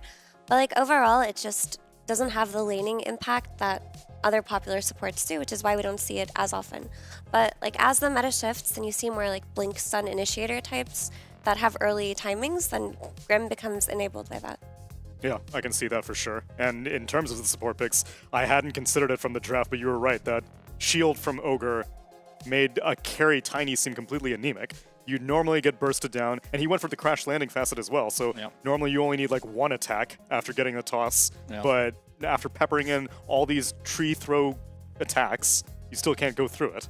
I mean, I've had my issue with it in the past. Whenever I play Sven or Tiny, Ogre destroys me every single time. You don't expect it, but it happens. It happens, and as a result, Nigma Galaxy get a Game 2 victory, which means that we get an interview with Omar. So we were just talking, good day, you said. It was close to being a great day. I want to talk about that Game 1. What was the emotions and going through that first game? It was a crazy one. Whew, one hell of a game. I mean, we made some mistakes because we had a pretty good early game. Like, we were surprised. We ourselves are surprised by our early game. It was so good. But then we just we left the grip and they just came back to the game. And it was very close at the end. Like, so, yeah. That the final moment, Miracle's going for the throne. You guys screaming? Anything going on? To be honest, I thought we won. Never celebrate too early. That's a note. I mean, it was just unlucky. Just Somail couldn't bash them because it's more like pure outplayed. He just tanked with illusions. He couldn't cancel TP with Basher. So both Magnus and Morph got the TPs out. Actually, if he canceled for one of them, we would have won the game. So yeah, very close. I think there was even at the end when he tried to go for the boundless strike across the throne. He got horn toss in the middle. Yeah. I'm seeing it. Okay, it's just meant to be. We're just not meant to win this game. That's it. Okay, we agree with our fate. That's it. Did you feel like you were meant to win this game too? To be honest, we came into the series very not optimistic, but like we really don't think about the wins. We're just thinking about playing good and stuff. And actually, our carry player is sick. He's helly sick. He's so sick. He actually played better than he usually does. I mean, he's playing good overall, and he played even better today. Fantastic game on both Monkey and Shaker. So yeah, I mean, we're just optimistic. Do you guys think you're going through a land buff right now? You think you're playing better on land? I wouldn't call it that way. I think we're just improving like day by day since 2 months till now. We're playing a lot and we're improving every day almost. So I'm happy with our journey so far. I hope it continues that way. Well, I hope it continues as well. Thank you for talking to me. Now, I'm sure what Omar was probably referring to is that Miracle is perhaps feeling a little bit under the weather. But I what thought he I meant he's just like, yo, he's that sick. Miracle's sick. He's so My sick. carry player's sick. So sick. It was actually a battle of the sick carry players because Pure is also sick. In what way? In terms of gameplay, right? Ill, and also gameplay. no. Yeah. Which could also be Every so way ill. possible. Yeah. Every way, yeah. And if they're coming into this one optimistic, or at least just taking the experience as it comes, then already being able to split against BetBoom should be a feather in their cap. But their next opponent is now Liquid, so it doesn't necessarily get that much easier. Arguable. I mean, BetBoom 2-0'd them, right? Yes. Oh, wait, was it 2-0? It was a 2-0. Oh, okay. Liquid got 2-0'd. And yeah, so they're probably playing an easier opponent coming up next, so Okay. you should expect Nigma to get an easy 2-0. We'll see if it can happen.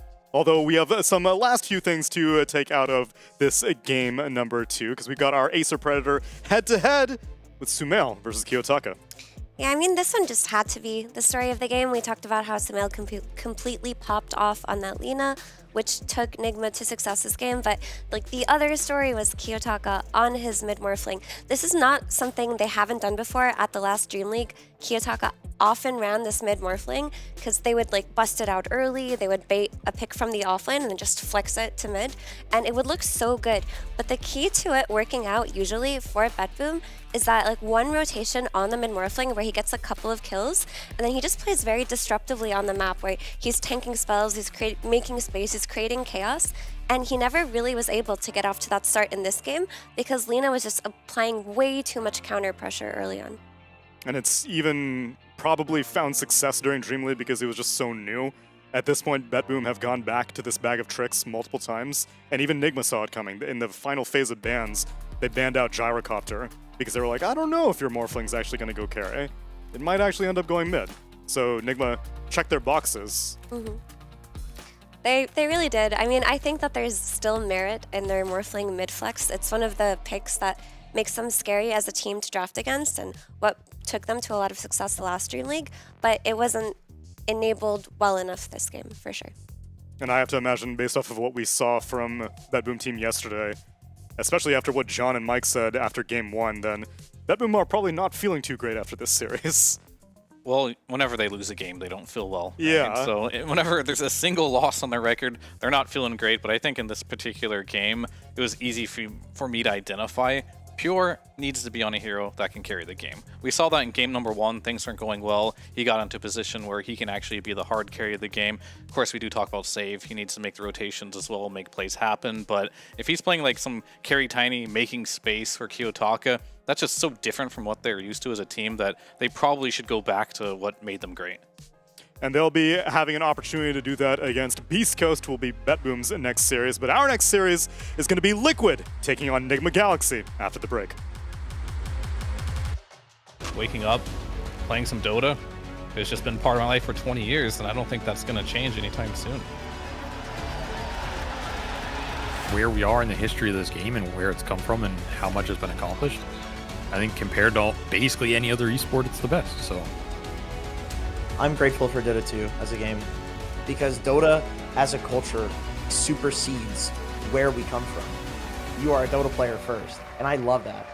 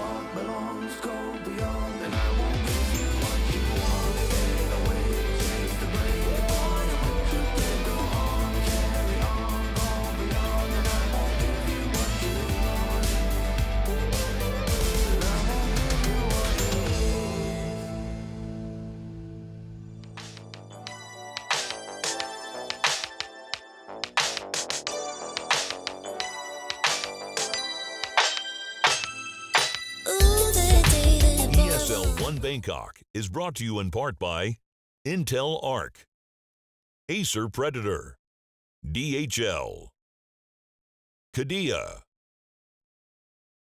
Monster Energy, 1xBet, and the United States Air Force.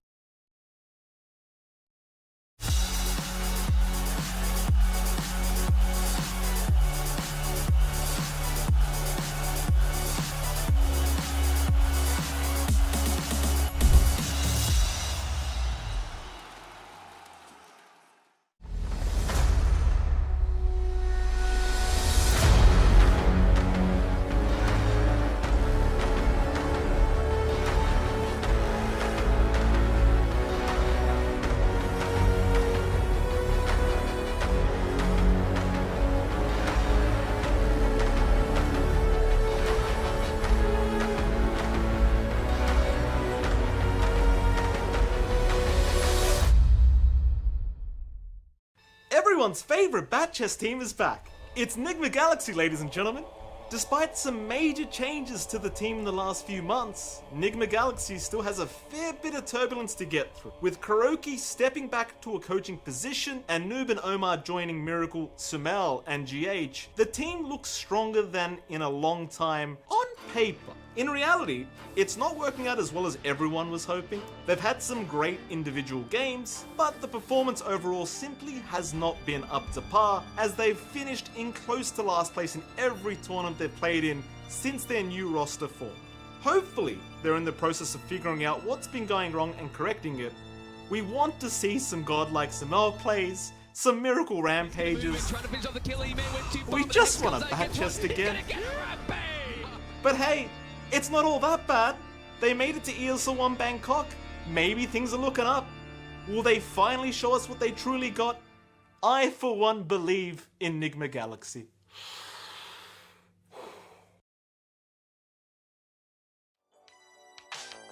Well, lucky for us, we've already got one of those requests out of the way, because you didn't see a godlike Sumel. You got to see a beyond godlike Sumel in the last game. Welcome back, everyone, to our final series of the night. It's Nigma Galaxy taking on Team Liquid, and I've brought a new face to the panel.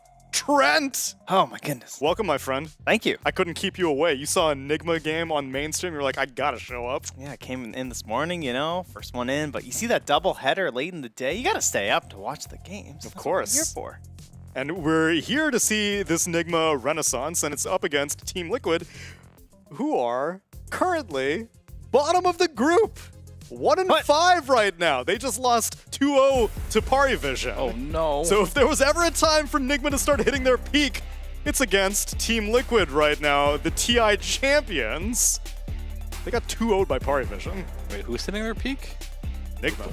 Oh, Nigma, yeah, for sure. I thought I said Liquid. They already. Oh my God, this is the. This is wait. What's so a zenith is like? What, there's a term that's the opposite of a zenith. Shouldn't you know this as a geography? A Zephyr. Is that it? No, there's no way. That's a funny it. Dota joke. That was just good. Opposite of zenith. This is very important. Yeah, I do need this. That's good, right? Nadir. Nadir. I've never. Right, yeah, I could have pulled that out. Yeah, that's immediately that's for an you. SAT word, a nadir. So Liquid are at the nadir right now. Why did you think geography was going to help with that? Is what I want to know. Isn't it like a? We don't call it the zenith of a mountain. It's called the summit. What about like latitudes and longitudes and stuff like that? Yeah, we're not rocking out nadirs. Okay, I see. Well, Yeah. never mind. Or I'll get corrected by someone who's way better at geography than me, which is very possible. But it's literally your degree. It was a Bachelor of Arts. I mean, you know. Your real expertise comes in the form of Dota, right, Trent? That's right. Yes. He's an expert at Dota. Yes. Which is why I've brought you here. Thank you. To talk about Team Liquid. What's going on? Why are they 1-5 right now? Why are they at the nadir, Trent? Well, you know, they're adjusting. Okay, right? They just won TI. Yeah. They're just kind of getting into their form. They're figuring out exactly how they all want to play with these new roles right now. Saberlane 3-3 are extremely different. For sure. Right? I think they're almost polar opposites Yeah, I would agree in with terms that. of playstyle. So it's going to take some time. And that's fine. That's fine. That's fine. It's fine. It's my Blitz impression. It's fine. Everything's fine. Give it It's gonna time. be okay. Yeah, just give it time. They'll work it out. But unfortunately, they don't have that much time because Group stages are actually really important. You got points in the group stage. That's winning true. a group, I don't think that's going to happen. Probably not getting those bonus points. Stage points. And there's elimination in the group, so the time is now to figure it out. And there truly is having to figure out against Enigma that's hotter than ever right now. I mean, yes, you are right. They are hotter than ever. But hotter than ever. They're, as far as their score, though, they're pretty lukewarm. That's true. They drew everything, so that's not super hot. However, this is better than a lot of people probably did expect, or on expectation for what we did expect. They probably didn't expect them to go like win the group or anything, but they're looking good. Like the game that they played before, they won. It looked promising. The game they lost earlier against BetBoom, they should have won, right? Yeah, so in that regard, they are kind of hot right now. So, and they're playing versus a very cold Liquid, I would say, a very, very cold Liquid. So they're cooling. They're no, they're definitely cold. They were right too now. hot. They evaporated. Exactly. The steam is coming off right now. And we actually got a chance to talk to one of those elemental players with Insania. That's right, Sheever. I'm here with Insania from Team Liquid.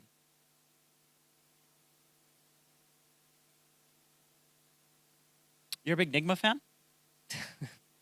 Yeah. And we will go ahead and send it back to the panel. I see. That was insightful. Feel like I learned a lot right there.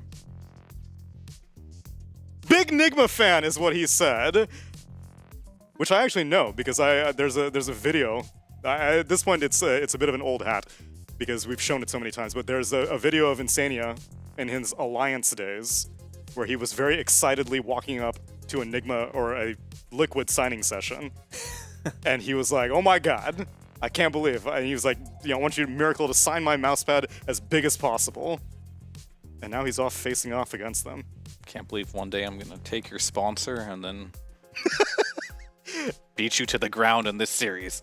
We'll see. I think right now, like, everyone has respect for a lot of these Nigma players, right? They have some names like Kuroki, Miracle, Sumel at this point. All these younger players like grew up watching them play. So there's definitely lots of respect. And when you get into Dota, you do definitely find players that you find that are very good and you like watching, and everyone loves watching Miracle in his prime, right? This tournament, maybe he'll get back to that prime. We'll have to see. It's very hard. He was getting rampages on that clip by himself. It was very insane on OD.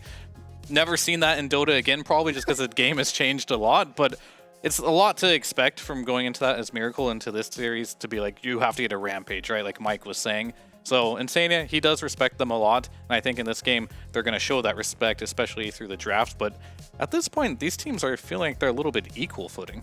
Yeah, both of them are.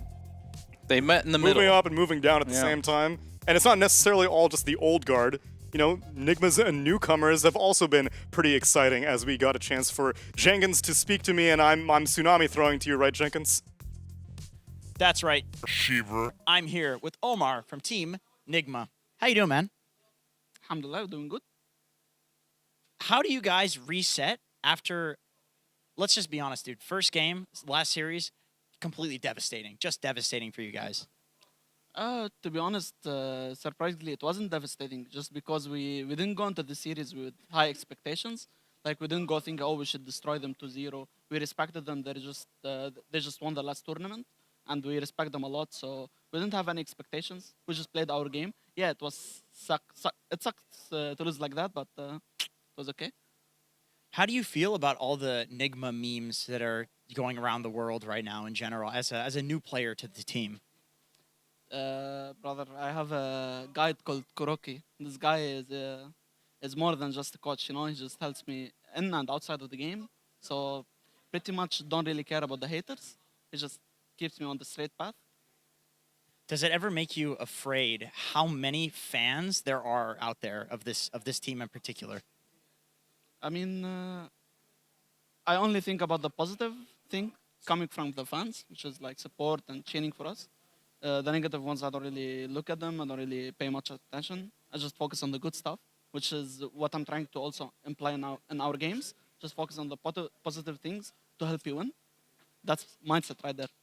This is why this guy carried Quest for so many years, okay? You and Noob. You guys are technically a Lebanese team, right? Yeah, you can say so. I got one more question. Zeus position 4. I see that you're pubbing with that. Is it good or are you just memeing? I mean, my guy refuses to give me lessons because Noob is a really good Zeus. Every day I come, I beg him, bro, give me lessons how to play Zeus. He's thinking it very slowly. He's not taking me seriously. I think the hero is decent. I think it has a lot of value. I mean, at the end of the day, you open scoreboard, you check the highest damage hero. It's gonna be me, so I'll just say I carried my team. I wanna play it. Right, well, it is usually you regardless. Good luck, my friend, in your series, and I'll let you get to it and send it back to the panel. Back to me, Tsunami, right, Jenkins? Right, Jenkins. And maybe he's not getting his hands on Zeus because Nigma are not too interested in magic damage. As we get a chance to look at our Wisdom rune for this game number 2, presented by the US Air Force, it's taking a look at average right-click damage done to heroes, because they're more interested in doing the physical damage. As we can see, both Team Liquid and Enigma Galaxy are pretty high on the charts. Wow. This basically matches up almost exactly with number of teammates that go to the gym. Might be true, actually. Top to bottom. You're telling me that Satanic's not hitting the gym every single day? I haven't seen him. I've run into Beast Coast, though. Maybe they're a little bit too low on this chart, but I mean, you've seen the Liquid Gram. They're always posted. It's your boy Saberlight at the gym every day. Wow. Maybe is this the secret? We figured it out here. That's why they're losing? I think No, just for right clicks. We literally had this talk before. Nouns and Fly single-handedly would have won many a TI if this is all it took. No, they're not here. They can't be on the chart. Oh. But Nouns would have won the Wisdom rune. They would have won a Wisdom rune. Yeah, well. Because they lift. Snooze, you lose. Aside from that, I'm not really sure. My takeaway, aside from perhaps bench press, is how much physical damage they like to prioritize. Right-click damage per hero. Yeah, perhaps just like the heroes they like to draft as well. They love playing TA, physical damage only hero. So yeah. I mean, Tide TA gives you everything. Attribute to it. It surely does. But yeah, we're right into the draft, of course, and Nigma, they're going to pick up the Monkey King again. Physical damage. That's a lot. Yeah, but Liquid's supposed to do the physical damage. Nigma was... Oh, they were pretty high up, actually, weren't they? They were third. Third, okay. I mean, sorry, I don't look at anything I only first. Like a good American. Bans come out. They take out the Undying, Invoker, and Phoenix Nigma Galaxy. And Liquid ban out the DK, the Alchemist, the Magnus, and the Lina. And indeed, Nigma do first pick a Monkey King. Yeah, we're right back where we started at the beginning of this tournament. And yeah, there's the... We've seen this a lot. Monkey King first. We're going to answer with Bat. We did have Malrine pick it and actually go mid with the Bat. I don't think you have to go that crazy necessarily, but it's always good to have it in as a potential. Not really a big niche hero, though. Yeah, That's I for mean, sure. I think at some point, if you were a mid player, there were those patches where Bat was insane mid, so it's always in the back pocket. However, yeah, compared to Malrine, probably not going to be something that they're going to really put there unless it just, like, is an absolutely free mid-back game. Yeah. It does enough as a support, right? Like, you can just find Monkey in the trees with the Firefly. You can lasso him, drag him out of the Wukongs at some point. Just a generally strong support right now, so I do not hate this at all. The big question for me is going to be usually the banning stage into what we're going to get the second phase round picks for. And how is Liquid going to play this game? And of course, I've got to say, what is Mickey going to play in this particular game? Looks like earlier he ended up playing TA, which is his signature, and they're not even winning with TA, which already is like a bad sign. That's like their bread and butter. And then he tried the Spectre, and the Spectre didn't work out, so... 10 seconds remaining. Yeah, this was their series against Parivision. Yeah, they didn't get... No Monkey King. TA's not working. What is going to work for Liquid? It feels like even the things that should be working for them isn't working. His Morphling looked good. It didn't win, but it looked good yesterday. Yeah, it looked good for the laning stage until they lost. Directly after the laning stage. Yeah, but it's Morphling. That's a good hero. I kind of like that idea. Yeah, I don't know how much privy you've been to our panel discussions, Trent, but we've been a bit... Oh, wait, hold on. I know one thing. You guys don't like Crystal Maiden. That's good. You're keeping up. Yes. Maybe? Yeah, don't worry. I'm in the green room the whole day, That's true. so, you know. Yeah, we're just screaming. The other point of discussion is we've been a little bit surprised by Mickey's hero pool. It's been smaller than we expected given his TI performance, but some of that may be patch dependent. Well, you know, that Wind Ranger, she got That's taken true. out back. That was one of the ones that we definitely leaned on during TI. Oh, I was kind of hoping we might see the Dawnbreaker, but Gonna go the ban right into the pick, and you can take the 3-3 out of Liquid, but you can't take the Beastmaster with him. He'll stay. No, that one's staying for sure. And that is a hero that I do like Saberlight playing. Very influential hero. Like, I remember a lot of things about Saberlight, but my fondest memory is still the Arlington Major, where same. he just carried so hard with Beastmaster. So he needs to bring back that energy if possible, because I've been giving Mickey a little bit of a hard time, but I also think it is the transition of how he needs to play with a new offlaner. He was able to play this very aggressive style. Of course, the patch did help cater to that a little bit, but Saberlight is not going to play like 33. He's not going to farm like crazy. He's not going to typically win his lane really hard as well, find his way out of bad situations. He's typically going to be the type of player that he may or may not do well in the lane, but what he will do really well for you is he'll be able to play from behind really well. And that does give you a lot of space to your carry and your mid to take advantage of. And I feel like that is something that Mickey isn't particularly really used to recently. He's usually been giving space to his other two cores to like kind of close the game out. Yeah, that's why I'm kind of surprised by that Spectre pick that they went for against Parivision in Game 2, because that is the type of hero that takes advantage. Like, okay, you gave me a bunch of space. Eventually, I'm going to give it back to you.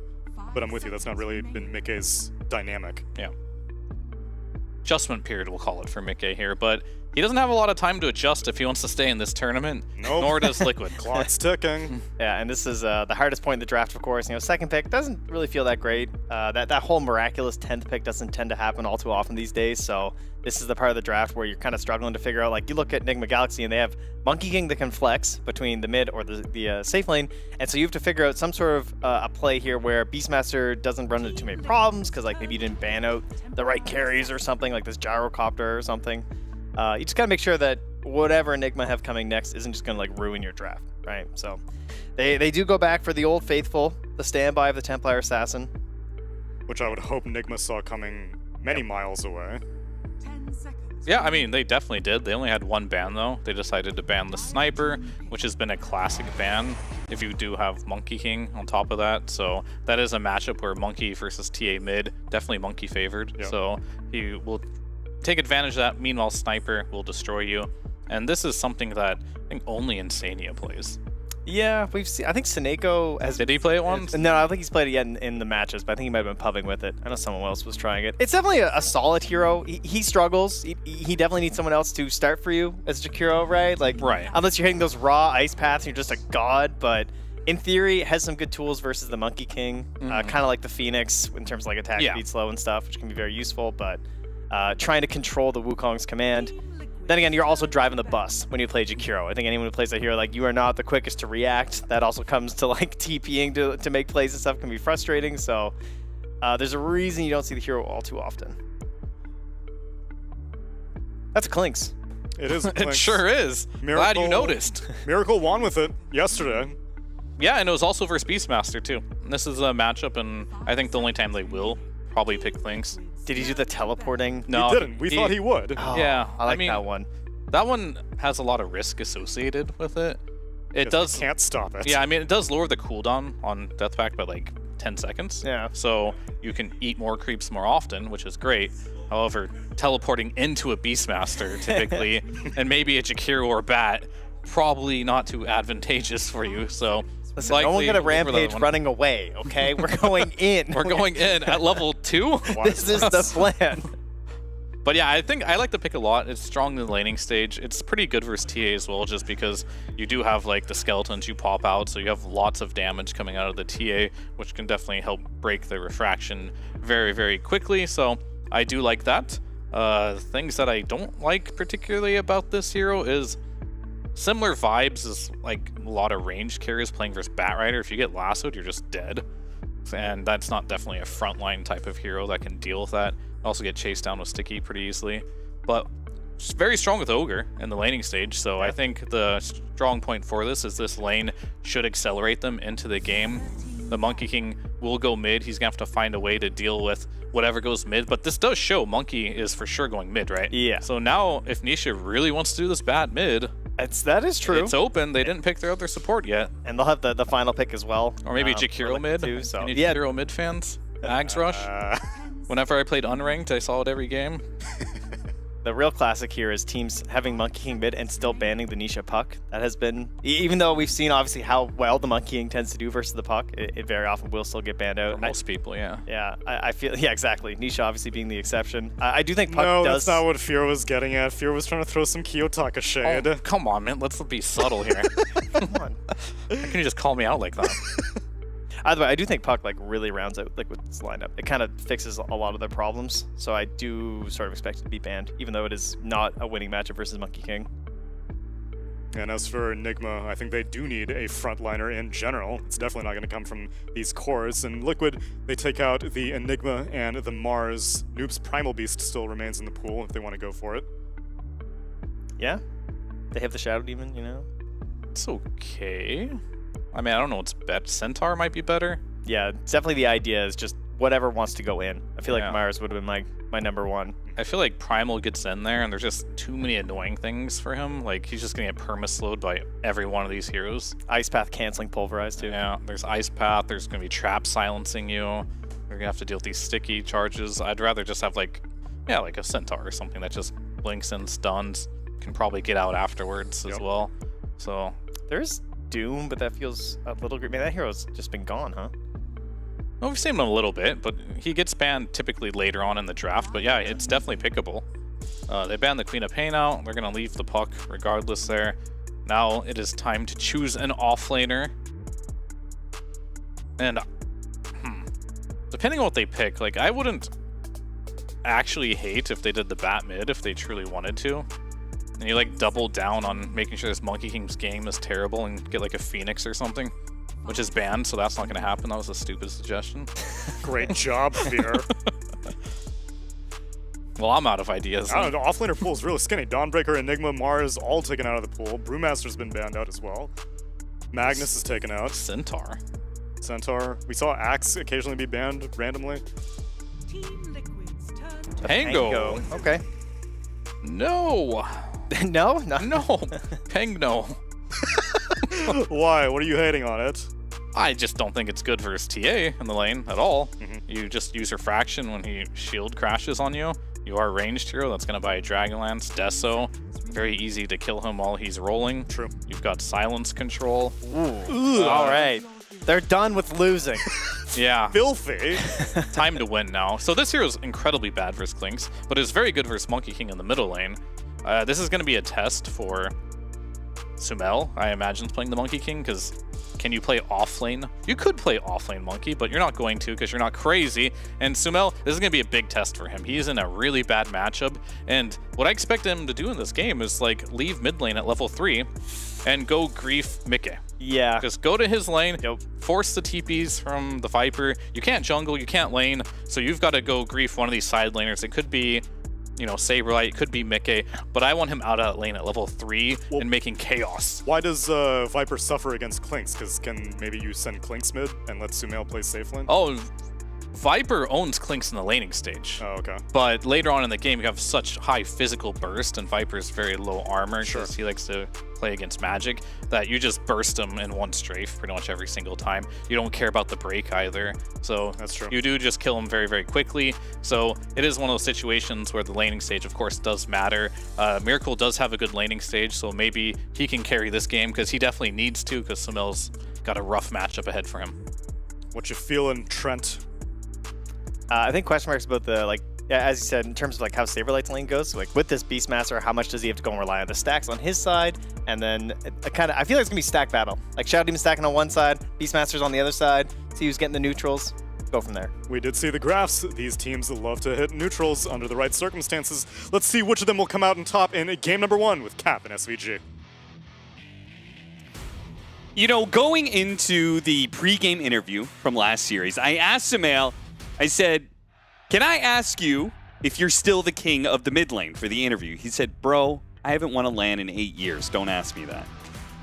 Has it been 8 years? Something like that. If he is the king, he's going to have to prove it here, as he is going to be playing Monkey versus Viper. This is disgusting. I mean, come on, man. I was hyped up. It's Sumail versus Nisha. Like, oh, let's see what this 1v1 has for us. And it's a Viper versus Monkey King. That's not a skilled matchup at all. I mean, he's laughing, so he I thinks mean, it is. he did get every single tip in the world. Austin, even after the 8 years since he's won a LAN, you still don't understand anything about Sumail. The man don't care, okay? He doesn't care what the mid matchup is because he'll beat you anyway. Or he'll send his carry mid. 30 seconds to battle. Yeah, that would be a good idea. Which I think is what's going to happen. His carry is also a mid laner, so, Yeah. you know. Hey, Miracle, Can't go wrong. How's your mid mechanics?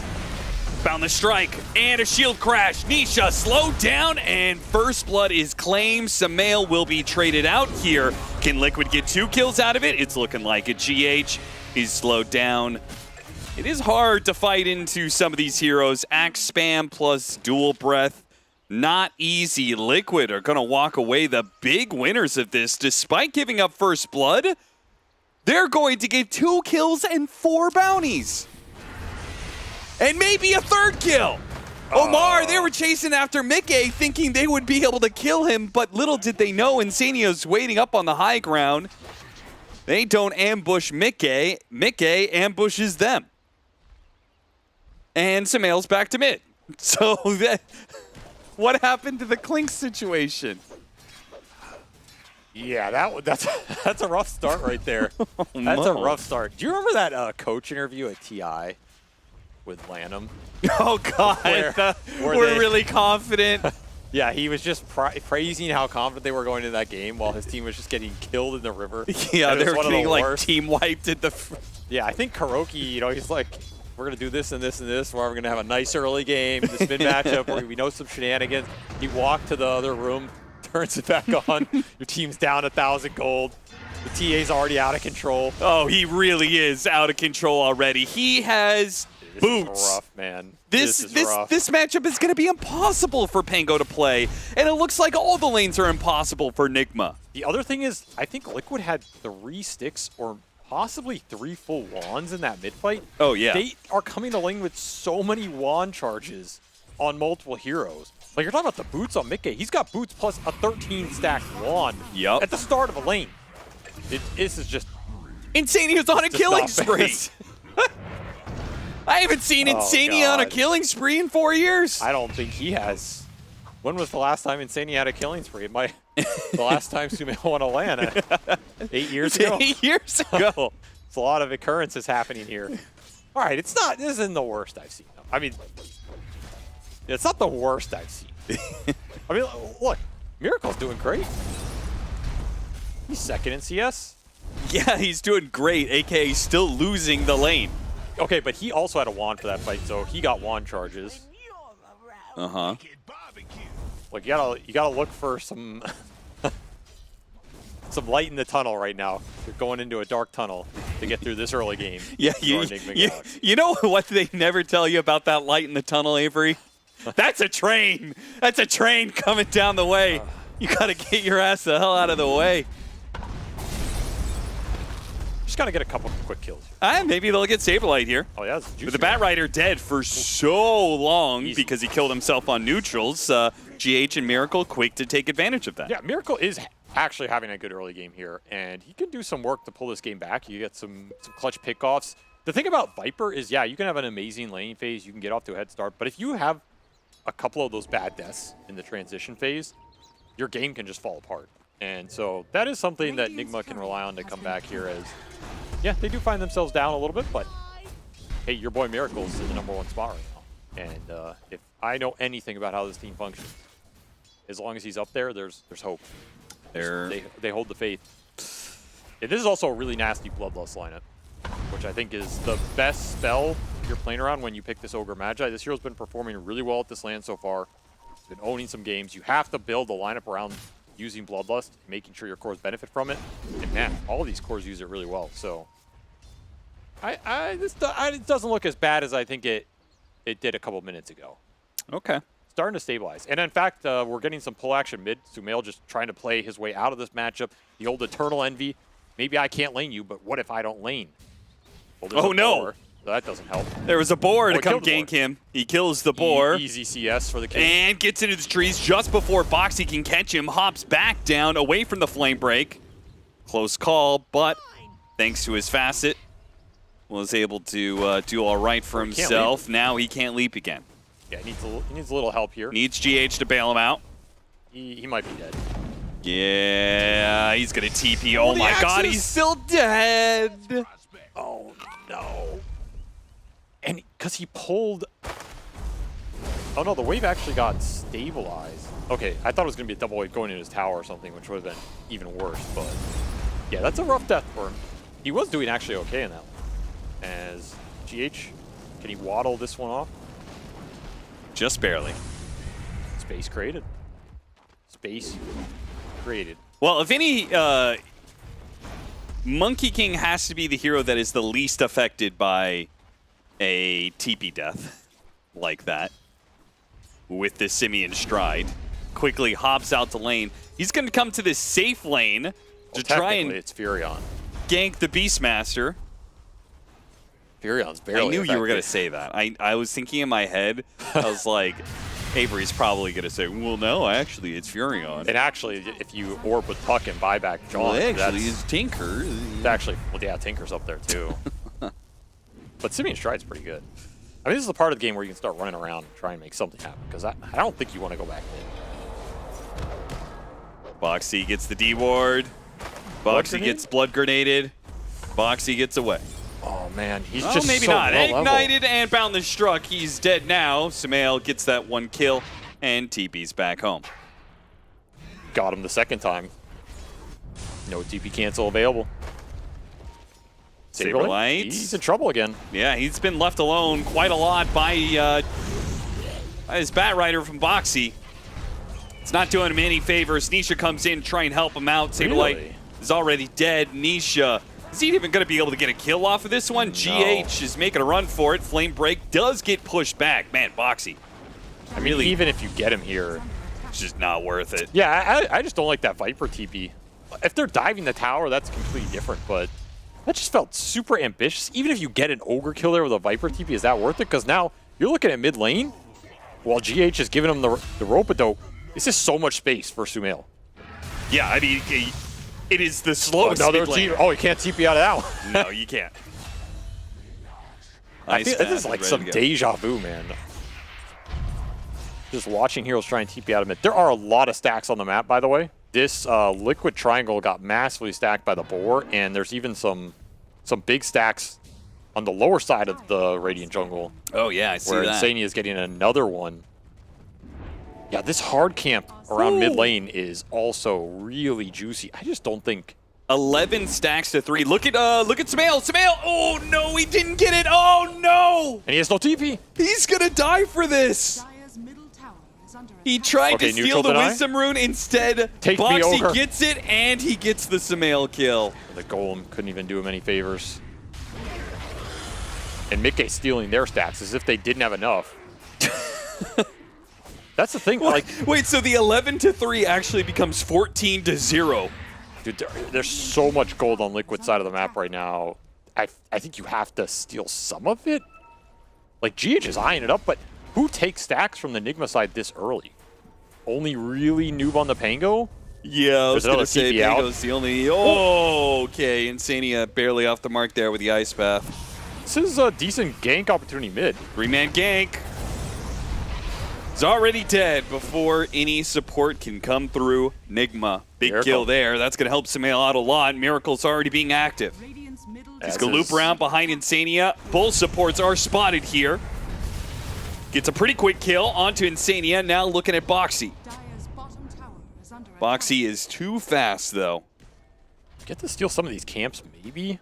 You did go this tree dance build on the monkey, no Jingu, so Sumail actually can do some AoE damage here.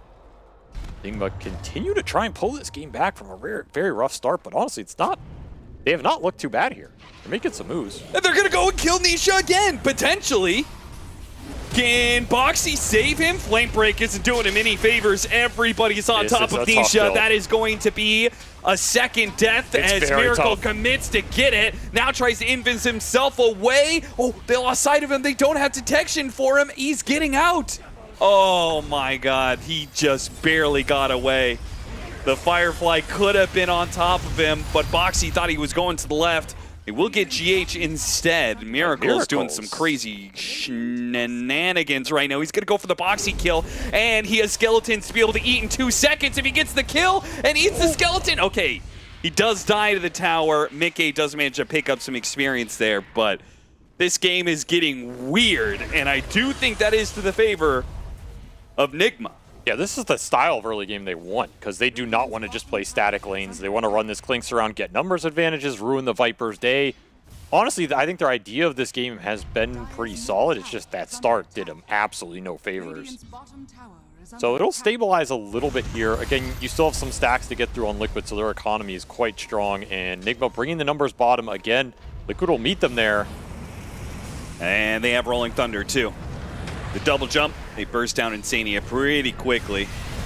Miracle doesn't even feel like he's needed to join in on that kill, so they're hunting for more.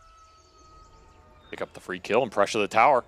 More XP and a lot of assist gold getting split around here. I think Liquid might just want to slow this down if possible. Just defend mid around the Viper, clear through some of these stacks with the TA, because Mickey is still having a very free game. Yeah. He had that very strong start with all the wand charges plus the boots, and he's going to clear through some of these stacks. He's very high level on this TA. So both these carries trying to lead their team into this mid game as strong as you can. It does feel like there's a decent amount of weight on Miracle to make some space with this Clinks. At least get some extra assists for the team or open the vision game up a little bit. Yeah, I mean, they are up 3K and they still have 2K now, I guess, but they still have the big Ancient stack, which Saberlight. Yeah, he gets through this, you're well on your way to that Ags. It's gonna be a strong item this game. It's just so much experience too. This is gonna go uncontested. I don't think you can make the smoke move to deal with this, even though it was scouted earlier. Oh, Samael. Boxy threatening him. If he had his level 6, which he is very close to, yeah, I think would have gotten that kill easily. A lot of this early skirmishing, it did not help Sumail too much, and it really helped Boxy. He's going to have a very fast blink on this bat. It's just Brown Boots blink for the Bat Rider, and then you're just running around lassoing whoever you want at that point. Let Insania clear some waves, get some farm of his own if you really want to get extra utility between these supports. And yeah, smoke moves are going to be available for Liquid very shortly here. You make them into mid, combine them with this Viper who can just push the wave in, pressure the tower.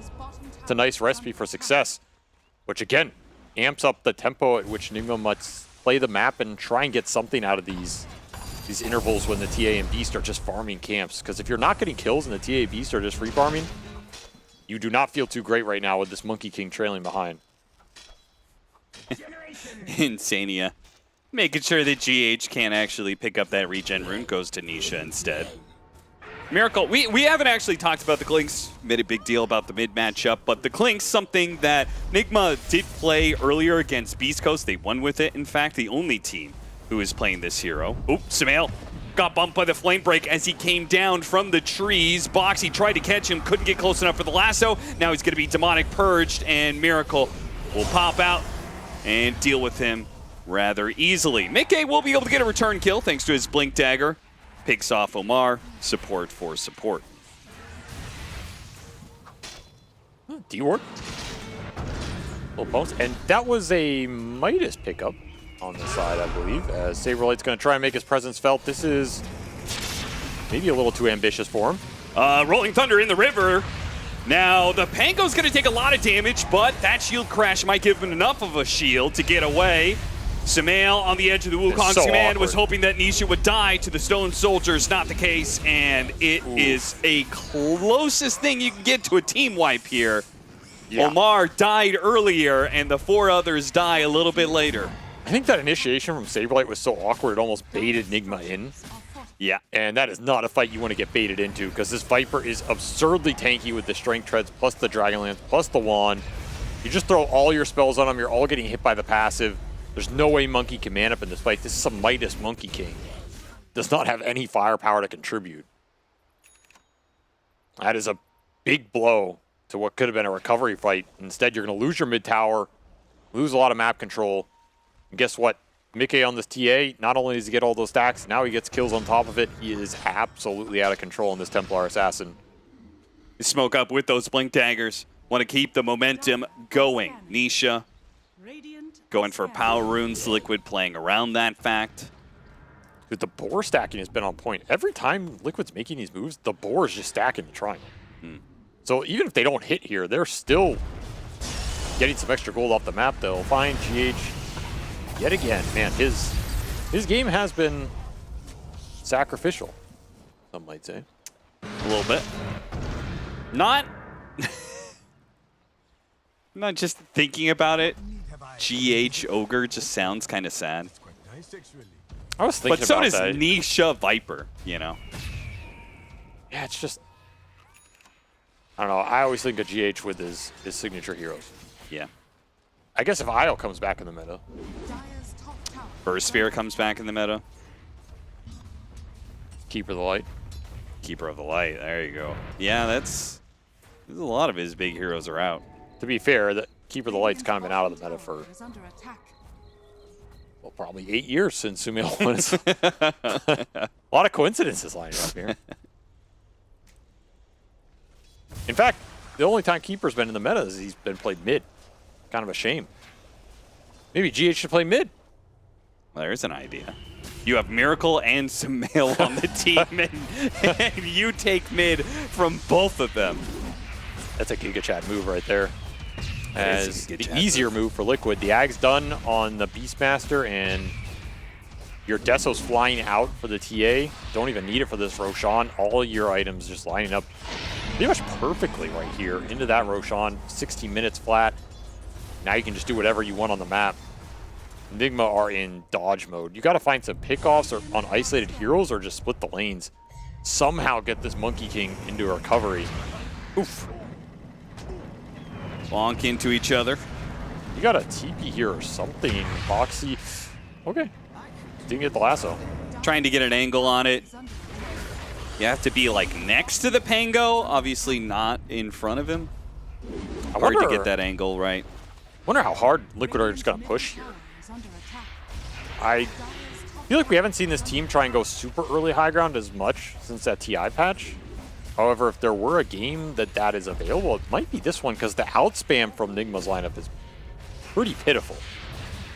There's really nothing to clear the wave super fast between this support duo. Your high ground's whatever. I mean, compared to most modern lineups, your high ground's not great. It's just not a lineup that's supposed to be in that position at that point in the game. Yeah. I could actually see you going pretty early high ground here as Liquid if you clear through some of these tier 2s and you get a core pickoff, just start hitting that with the Beastmaster aura. Desolator.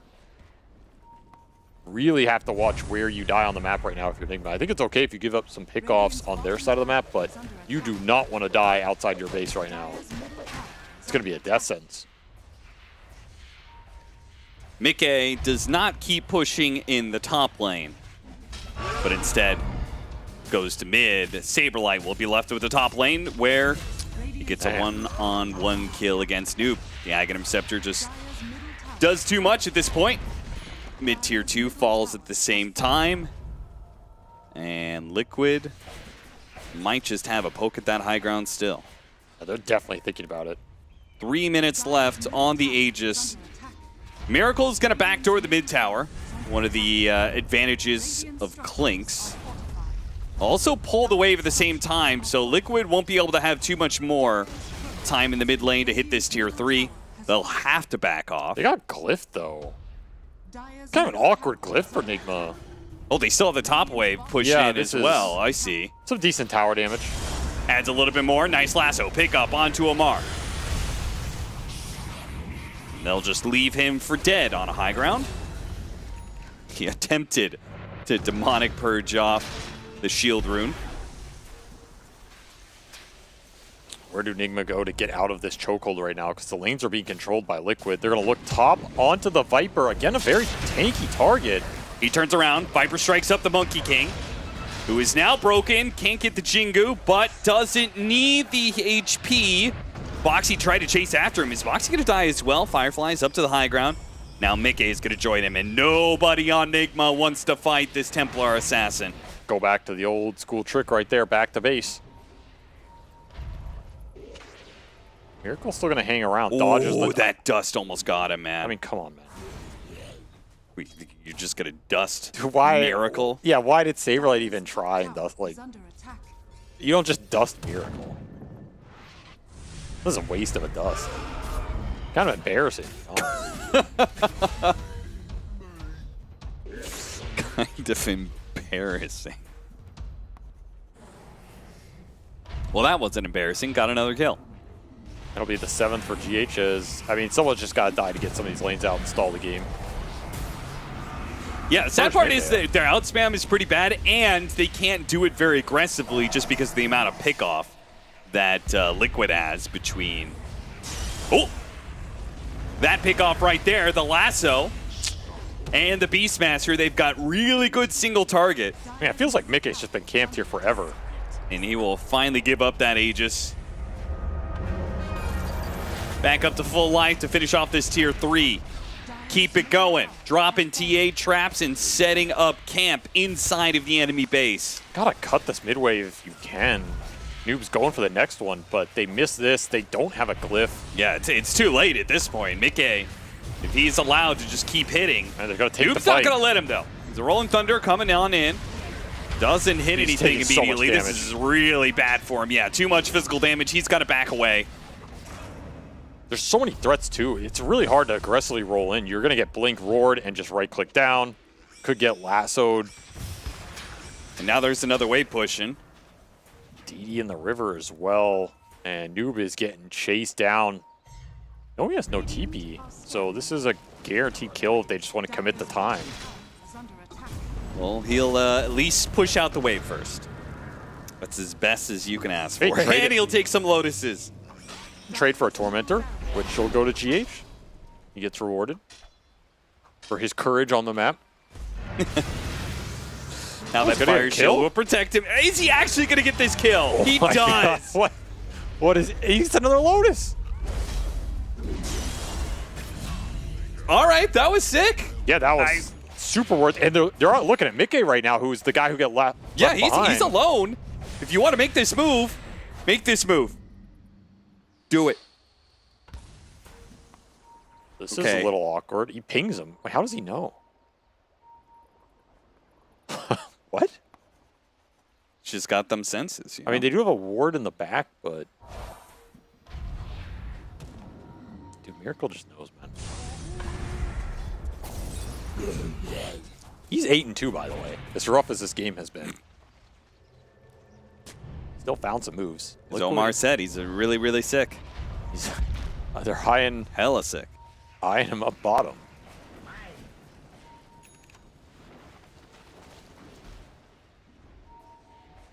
Anyone want to take the fight down here? This is not necessarily the worst place to take it, because the vision's pretty even for both teams. I mean, your ideal start is you can get on Mickey, burn through the refraction, take him down, and removes a lot of the damage from Liquid's lineup. That's what they've been eyeing this entire time. It's just, it's tough through the traps.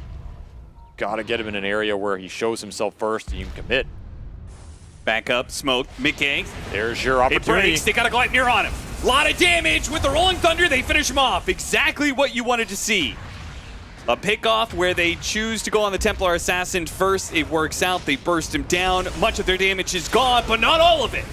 With Aurora out on the Pango. Pango in trouble, the drums, it might just finish him off. It will. The Beastmaster going to be traded out, but Samael is getting very low, and Nisha is still stronger than anybody else on the side of Nigma. It's not looking good for Miracle as he tries to tip away into the trees. They drop a sentry. They spot him for a second. A little bit more damage. The fire shield might have just saved his life. Oh, he had such weird pathing in that tree line. He was almost going back in. He's still going to linger around. He wants, oh my God, he's going for the kill on Boxy. Dude, Miracle, he's a menace. He is absolutely tearing Liquid up on the back line.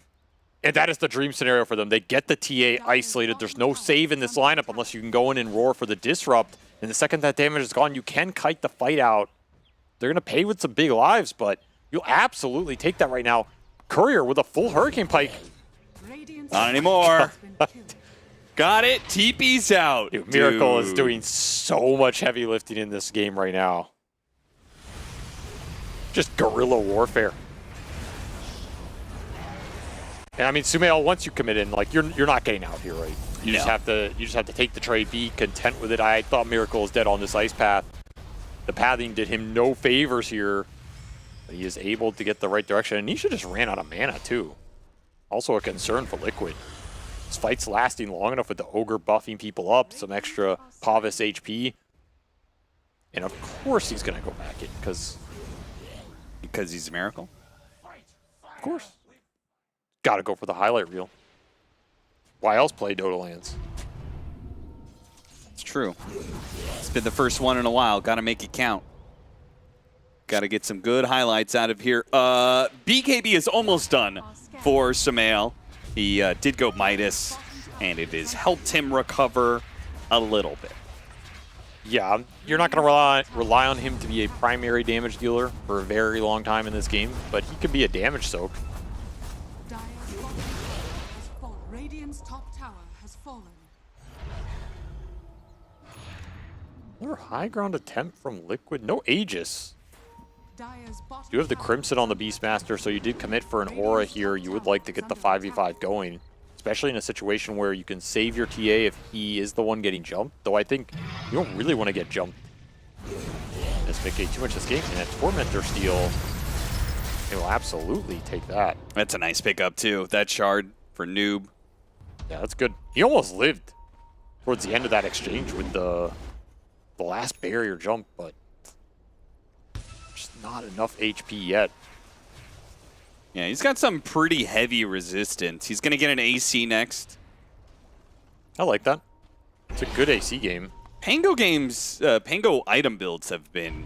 Yeah, they're all over the place. They've been very weird lately. I don't know if I like the AC just straight here, because I think the build-up's very awkward. Like, you get some early armor, but it's not necessarily doing much for you versus the Viper, Bat, Jakiro here. Once you get the AC, it's super nice for the Clinks and the Monkey. Of course, your lineup's built around this, you know, this physical damage synergy. That's the part I like about it. I think you do want an AC somewhere in this lineup. So if you can get to it, it will pay off. Just this interim period. They saw Miracle earlier. The smoke is going to break on him. Oh, the roar doesn't go off. Now it gets it. Lasso. Roar, not necessary. GH. For once, he survives. He was sitting in the trees. He was like, holy crap, what was that? You know, I think that's the one time he should have died. True.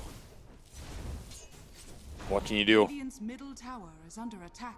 Miracle finally bite the bullet, go down. That's a high-level death. He's going to be off the map for a while. He's working towards that Daedalus, and it's a bad time to die because that Roshan just spawned. Yeah. I don't think you were getting this Rosh if you're Enigma, but you might have been able to stall it up. He's got a Ghost Scepter on top of a Force Staff and a Blink Dagger. Goodness. Saberlight. He gets the Primal Roar onto the Monkey. The Disruption. Is it going to give him a chance to jump away to the trees? It gives him a chance to bound the strike. TP away in the last couple of seconds, but Nisha follows him with the Force Staff of the Hurricane Pike. That was very close. And Mickey with the aggressive TP onto the outpost. We'll find another kill, perhaps, as the Fire Shield is doing a really good job of protecting against the TA's damage, but not good enough. That part's been nice. It has. Something for Mickey to work through here. Nonetheless, that's a second Aegis for Liquid, exactly what they want with this kind of lineup, and now they absolutely will push. Wow, he died fast. Unless Miracle has anything to say about it. Insania, don't separate from the herd, my friend. Strength in numbers. This Miracle Clinks is terrorizing anybody who goes off alone. By the way, this was a gem that got transferred to Nisha. It says it's Sumail's. Did he actually buy gems? Yeah, he actually did. That's crazy. Honestly, I don't think I've ever seen him buy gem in his entire career. That's the last time he did it was 8 years ago. That could be a misclick. Got the barracks. Got out. 4 minutes left on the Aegis. It's been a rough game for him. He had the roughest lane. He was going to be the sacrificial core. So I get it, but that's another big loss for Enigma. I mean, if he's the sacrificial core and GH is the sacrificial support, yeah, who's left? How much sacrifice can one team take?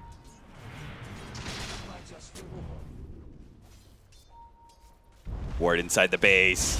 got to get the pick off on the sacrificial support. And up to the high ground they go. Another push with the banner.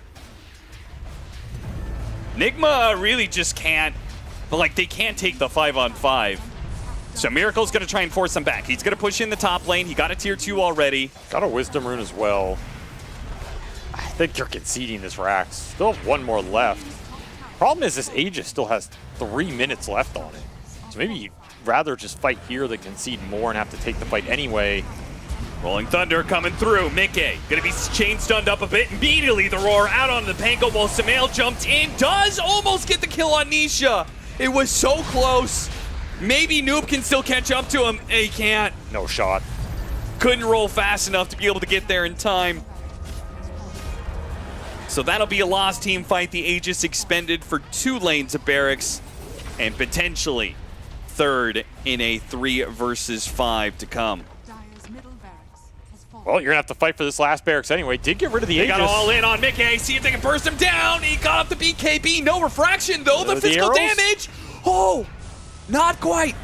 100 HP is what he will live with. Him and Nisha are so low. They'll have to give up. Nigma do manage to put things together to be able to keep this game going. But it is an 18,000 net worth lead. Gotta respect that damage coming out from the Cliques. Single target burst is what Nigma have. That's basically all they have left. And again, you don't have a hard save outside of those 4 staves, so you give him that single target. Miracle will bring it down. Am I crazy, or with like instead of Daedalus, if he just went Butterfly, wouldn't Mickey just straight up end the game? I feel like there's nothing that the only threat is Miracle and maybe Samael's Wukong. I think Butterfly was an option, yeah. Like if they can't touch him, then it's just GG. Well, if he just kills him, it's GG. Can't touch him if you're dead because you got crit. Guess so. That's why I was the pro player.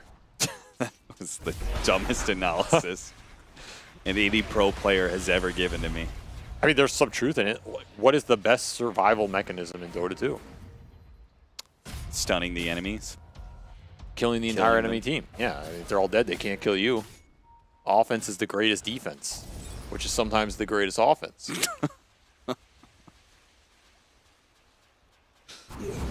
All right, well, Liquid's probably just going to wait for Roshan, I assume, which will give Miracle a chance to get another item. I don't know what item changes your game at this point in time, because you're kind of... I feel like this is peak Clinks, where you get to Daedalus and you have Shard. Your burst damage is intense. Yeah, he's thinking Scotty. Just wants more HP. I mean, I get it. I think in a normal game, you would want this. At this point, I don't know, you might just need... I don't want to say Divine Rapier, but just MKB, predicting some evasion coming out as we saw the Butterfly delivered for Nisha on the Viper. So he was on your page, man. I'm just going to go Butterfly on Viper, and what are you going to do about it? You can't, nobody can do anything. But he should have gone Dagon, because killing the enemy is the safer route. Could have gone Divine Rapier. Then we would have had a very spicy game. That's true. I don't think Liquid needs any more spice, to be honest. They're 1-5 or something like that right now. They need to win out the rest of their games, which starting here, game 1 against Nigma, and then tomorrow they face Beast Coast. It's very possible they can win out and go 5-5. I mean, close out groups. What's the point of winning TI if you can't add a little spice to your life? Riddle me that, Austin. Yo, you're hearing this jamming. Yo, I'll turn this up for you. No, listen to it. This is the pause music, baby. I don't want to listen to pause music. It's good pause music. Yeah, it's fine. Jam it. You really are. It's the most exciting pause music I've ever heard. Even the Obs is into it, huh?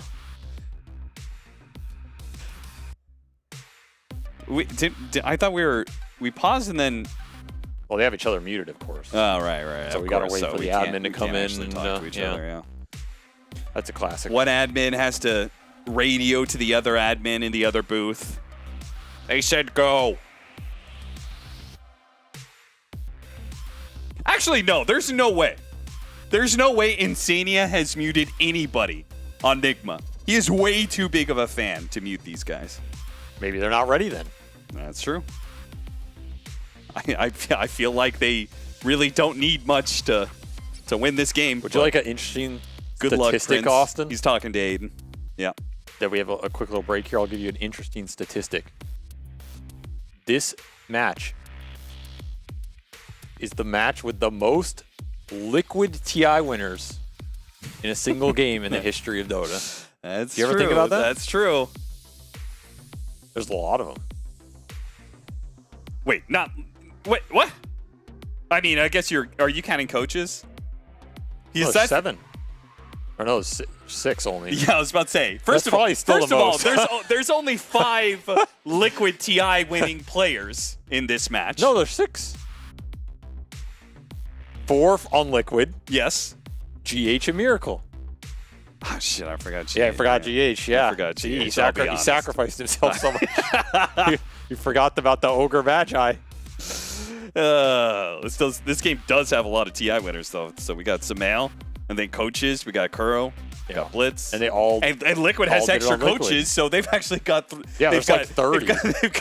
They've got Blitz, Jabs, and KP, all TI winning coaches. Yeah, this match has 4 liquid winning TI coaches in it.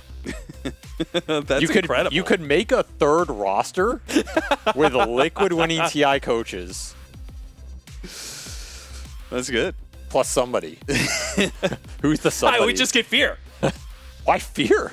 Because he's what does he have to do with liquid or coaching? Because he's a TI winner. That has nothing to do with liquid or coaching. That's the whole theme here. All right.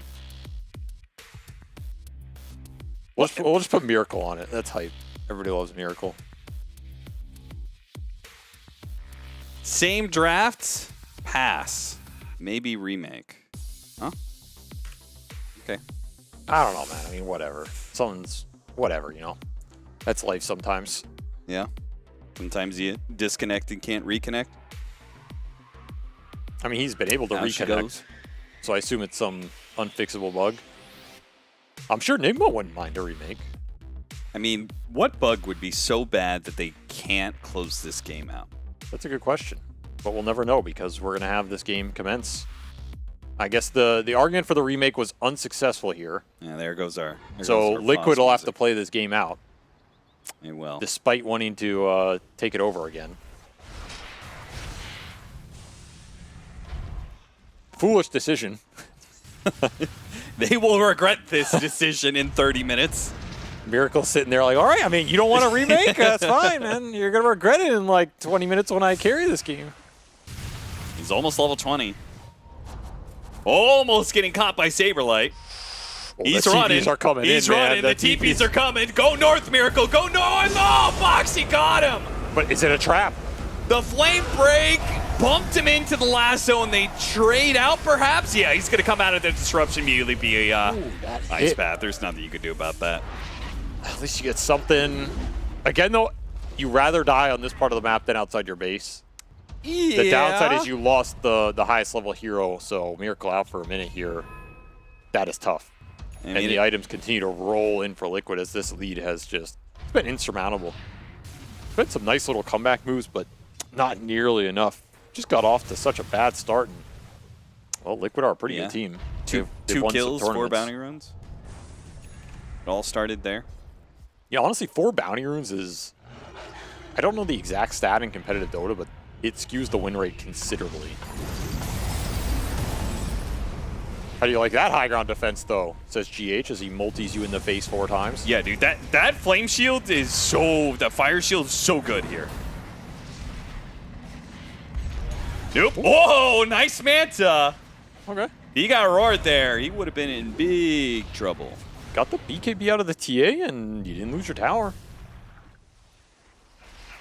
There is an amp damage sitting in the top rune area, so... I was eyeing that, yeah. That's going to be scary when Liquid finds that. I think you have to contest. You have to get the lanes out so you can contest this next Roshan if you're Nigma. You can't give it away here. I mean, I'm not saying that's easy, but another Aegis on this TA is just a death sentence, so they're going to make the move. Yeah, I mean, go for Mickey right now. Well, you know his BKB is on cooldown. Exactly. If you can somehow connect on him here. Oh, he just blinked up to the high ground. It's going to be a lot harder to break this area, but No they're going to go for it detection. still. Just all in for it. Demonic Purge, and he's gone. There's nothing you can do about it, and they're going to catch Boxy as well. Fire Blast stops his TP. And they're going to get the Black Dragon. Very important note. Thank you, Avery. Plus 68. It's far more important than the 3,000 gold that they got from those kills. Symbolic, Austin. It's the first Ancient Camp that's been taken away from Liquid. Could signify a turning point in this game, as that is exactly the move you want, because now you just pray for this Roche spawn.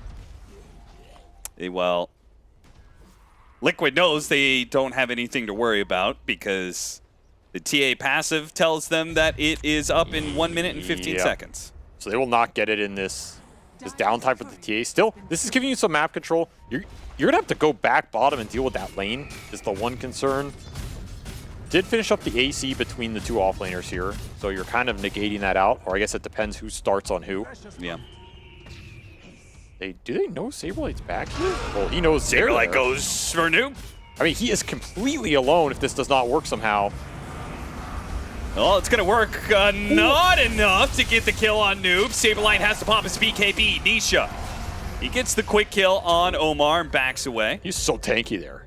He really was. I'm actually surprised he survived that. I guess Miracle did not have that MKB yet, but he has it now, and that is a massive damage upgrade. Going to pierce through the evasion on the Viper, give him a lot more bonus damage. This Clinks is kind of spooky, man. You cannot really afford too many pickoffs on the map, or you will lose that Roshan here. Oh, is he going to go for Mickey? No. I'll also say the outside of the gem, the sentries on the ground, Miracle hasn't really had to deal with too much. No. What? Oh, yeah. Oh, yeah. He was spooked. He saw skeletons. He's like, oh, crap, they're here. I mean, it's kind of the correct play, because the second you see skeletons, you should assume that there is some stun coming with it. Yeah, you got to assume you're about to get Rolling Thunder jumped or something. But Miracle God just got the better of you. But the downside is you're just not getting that pick off to contest this Roshan. So now you will have to muster up one hell of a high ground defense here. Not impossible, but it's going to have to be played really well. And I don't think you have a lot of buybacks to rely on to bail you out in that fight. You have the support buybacks are back up. You do have noobs on the Pango, but you don't have miracles. You might have Sumails. To be honest, I don't know how useful Sumails is, but I guess you could throw the monkey body twice. So we have the Axe was given over to Boxy. Watch out for that double lasso. Sumail in 40 seconds will get his nullifier back after his courier died. It's a big item to throw on this TA and try and burst her so she can't get force-staffed out. Because you got to remember, this Aegis got put on Nisha to let him high ground siege. If you do manage to catch this TA, no second life for Mickey. And can Nisha hit this? What does the high ground defense look like? Pretty poor if abilities miss. Again, the Manta trying to deal with this. Nice poke there from Miracle, showing that that Burning Barrage is not to be trifled with. And he's got that Ancient Guardian as well, so it's an extra 100 Noob on damage. a trap. He got force-staffed aggressively. Oh, Noob making a run for it. Bound the Strike will help cover him. Not so much GH, though. Does that buy? That was a sick force-staff on the trap vision. Nisha keeps it going. Oh, they got Miracle. Ward up. Disruption goes out. Now the Wukong's man. They don't want to fight into this one, but they do have the control on him, and they'll get the kill on Miracle. He's dead, and there's no damage left, and Miracle's gone, I think. They're going to try for it anyway, but yeah, you can see Sumail, he jumps in, just immediately dies. Buyback, buyback, buyback, but there's nothing they can do about the Viper. It's a dieback on Omar. No damage here without the Clinks. Yeah. That's going to be Megas. Only question is, do Liquid go for the throat? I mean, they absolutely should. You have to know Miracle doesn't have buyback. Yeah, if he didn't buy for that fight, he's not going to buy ever again in this game. Chance to end it right here. Up 40k gold. Let the Viper siege.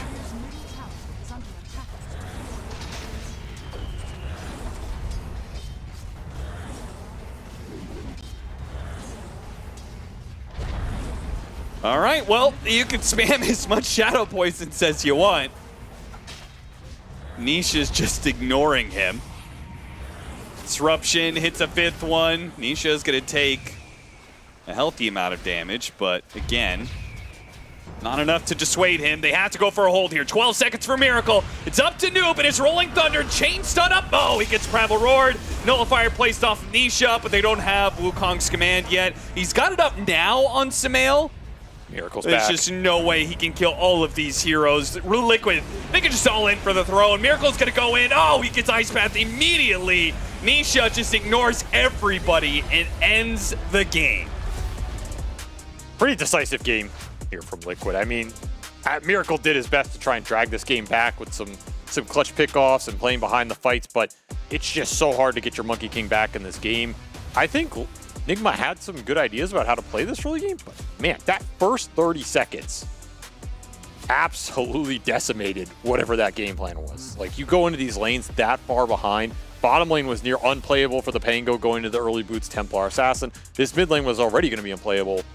What do you have left in the tank at that point? It just went downhill. Down it goes. Combination of, how much do you think Liquid was ahead percentage-wise off of this draft, the laning phase setup, and then the double kills and bounties? I was probably like a 70% win probability, honestly.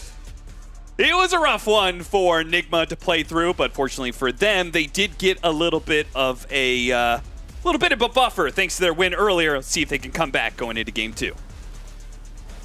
After all, the more competition there is in this group, the more interesting tiebreakers will end up being, because Liquid now get their second win out of 7 games, which means that things may be a little bit more nebulous as we look towards tomorrow. But for right now, we can see that Liquid were set up for success.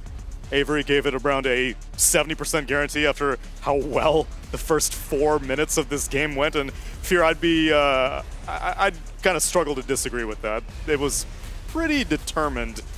I would disagree with that. Oh yeah, you think it's higher? It was more like 90. Okay.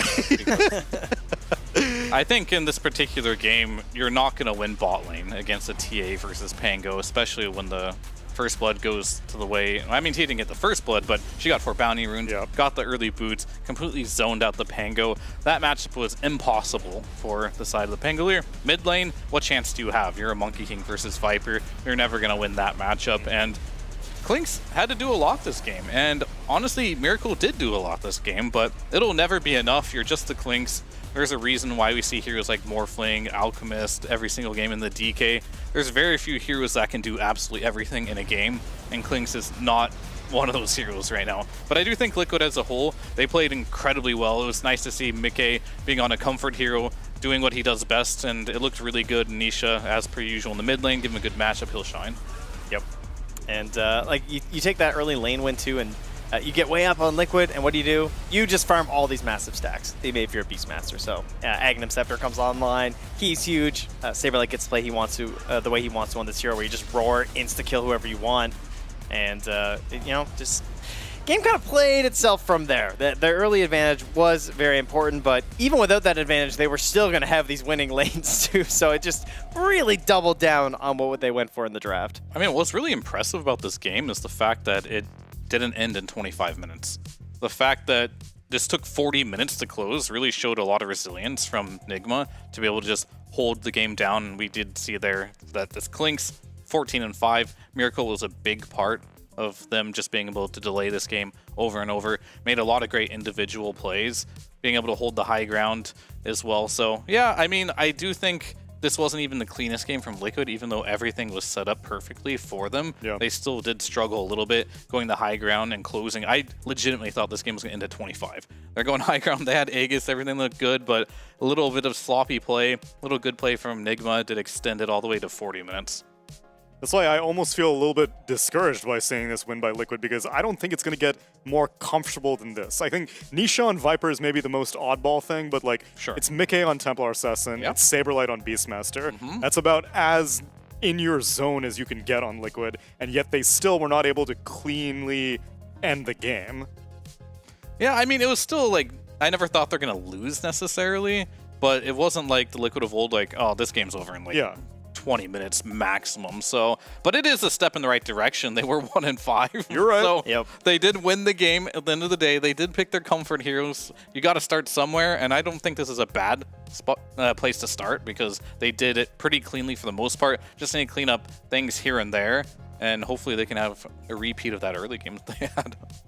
I've gotten a chance to ask a couple of other panelists about this trend, but the noob transition into offlane, what's been your impression of his slow and eventual growth into this becoming his main role? I think he'll do well eventually into this role. I think he's someone who was generally a playmaker in the mid lane. He's someone who had quite a few different heroes as well. Like he used to bring like the snap into the mid lane kind of before anyone else really did. That's a throwback, yeah. Yeah, he's able to like kind of find these like super solid options that maybe other players aren't looking for. So I think the off lane can often give you a little bit more creativity opportunities compared to the mid because there's a little bit more pressure on you in that mid lane in terms of the moves you have to make. So eventually he'll get there, and he is slowly getting there, but we've had quite a few players make this exact same move from the mid to the off lane, and every time we've seen that it just takes some time. Sure.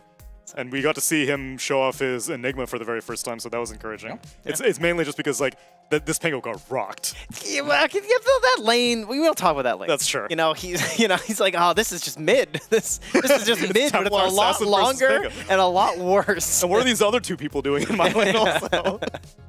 I mean, it's a rough one, I think. Pango is a hard hero to make work in the offlane. I know he does play the hero, he's good at the hero, but it's a completely different beast playing Pango mid and playing Pango offlane. Pango offlane, one mistake, one wrong thing, one support feeding, you're getting in a world of pain after that. Whereas mid lane, you recover, you just get level 6, you make rotations, so big adjustments are needed. And then I guess the last hero that was worth keeping an eye on, don't see support Jakiro all too often. I don't really know what its main purpose here other than comfort was.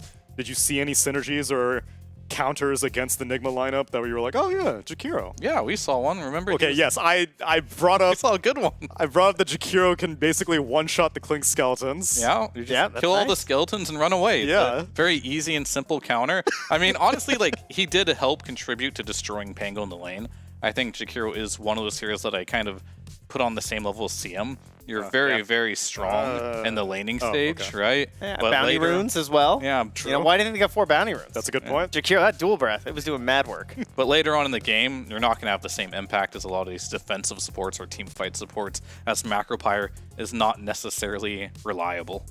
And these days, it doesn't even seem like the impact from supports comes from wards, because as I take a look at our Kadia ward of the game, Fear has once again chosen not a ward.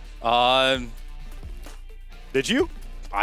Yeah, I did. Look, you chose a ward. You baited me. Sorry, my bad. You chose a ward. Yeah, I see it. Seeing Pango walk around. So Pango had a terrible laning stage. His only way of getting back into this game was creep cutting, right? But this ward saw him there. Mickey, with that vision, also moves there. And that Pango, you may not see it, but he died. Okay. And now his laning stage was even worse, and it put Mickey in a situation where he is now catapulting to the front of the net worth. He's playing up on the map. Now they're in a situation they can do Roche, and Noob, you can't recover from that type of laning stage. Incredible. All snowballed off of that one award of the game. And now we're getting ready for game number 2 after this.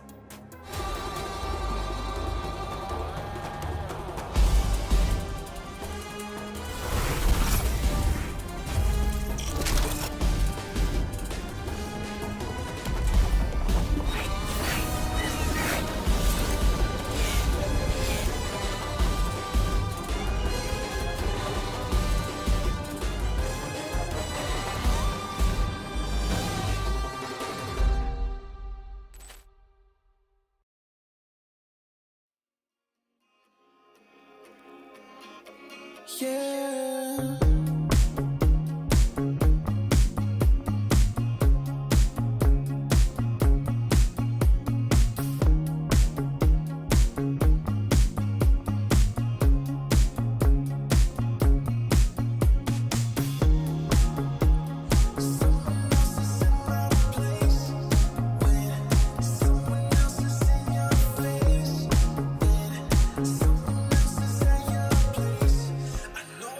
Place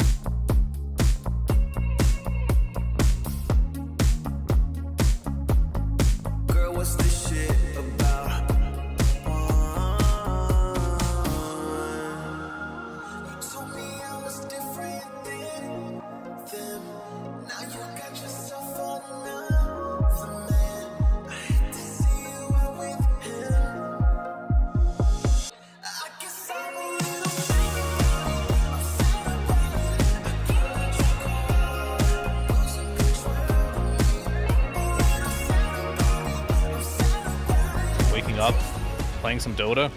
It's just been part of my life for 20 years, and I don't think that's going to change anytime soon.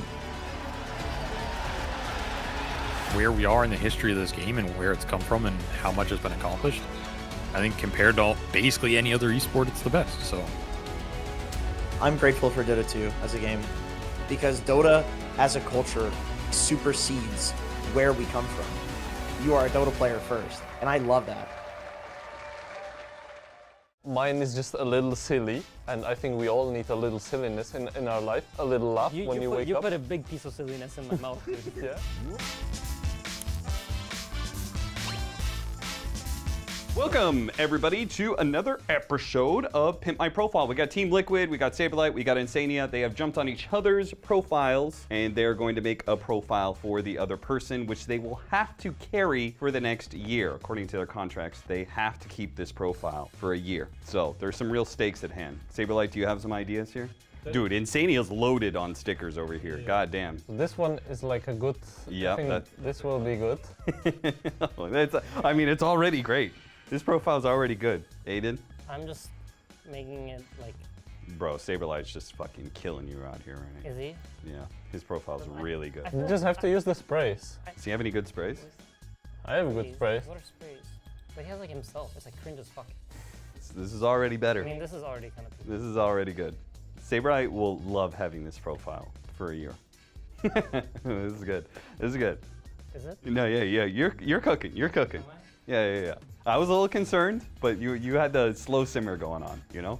Dude, Saber, you have like no hero voice lines. You need to play more pubs. What do you mean? I have all of them. You literally have none. What are you You don't talking even about? have the Jakiro gold tier. I mean, I'm like done, but I can for sure add more. Now you are going to explain these profiles at the end. All right. Perfect, I'm done. We're done. Aiden, come over here. Check out the profile.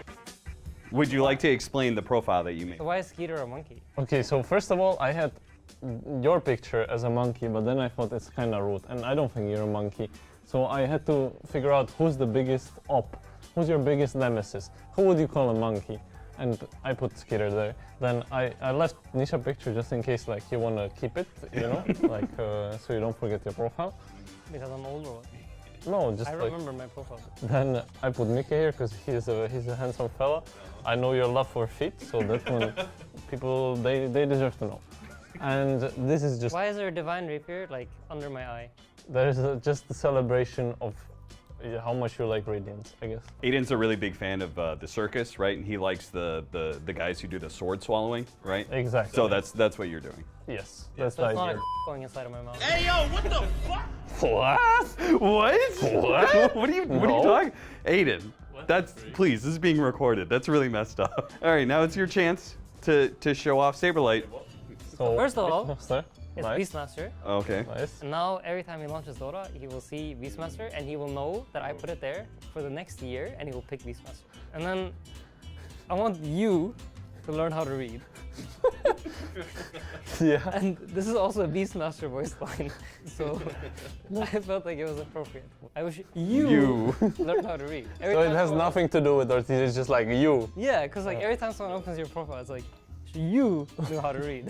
That's great. And then like Great. you're like, what? That's cool, that's cool. I appreciate it. All right, which profile do you think is better? Mine was like for sure better.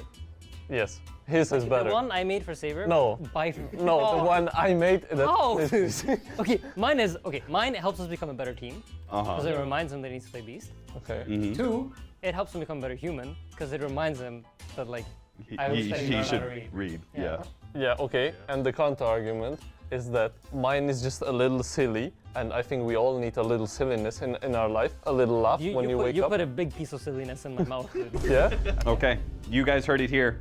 Pimp My Profile. You guys decide who did the better profile. Thank you for watching. Goodbye.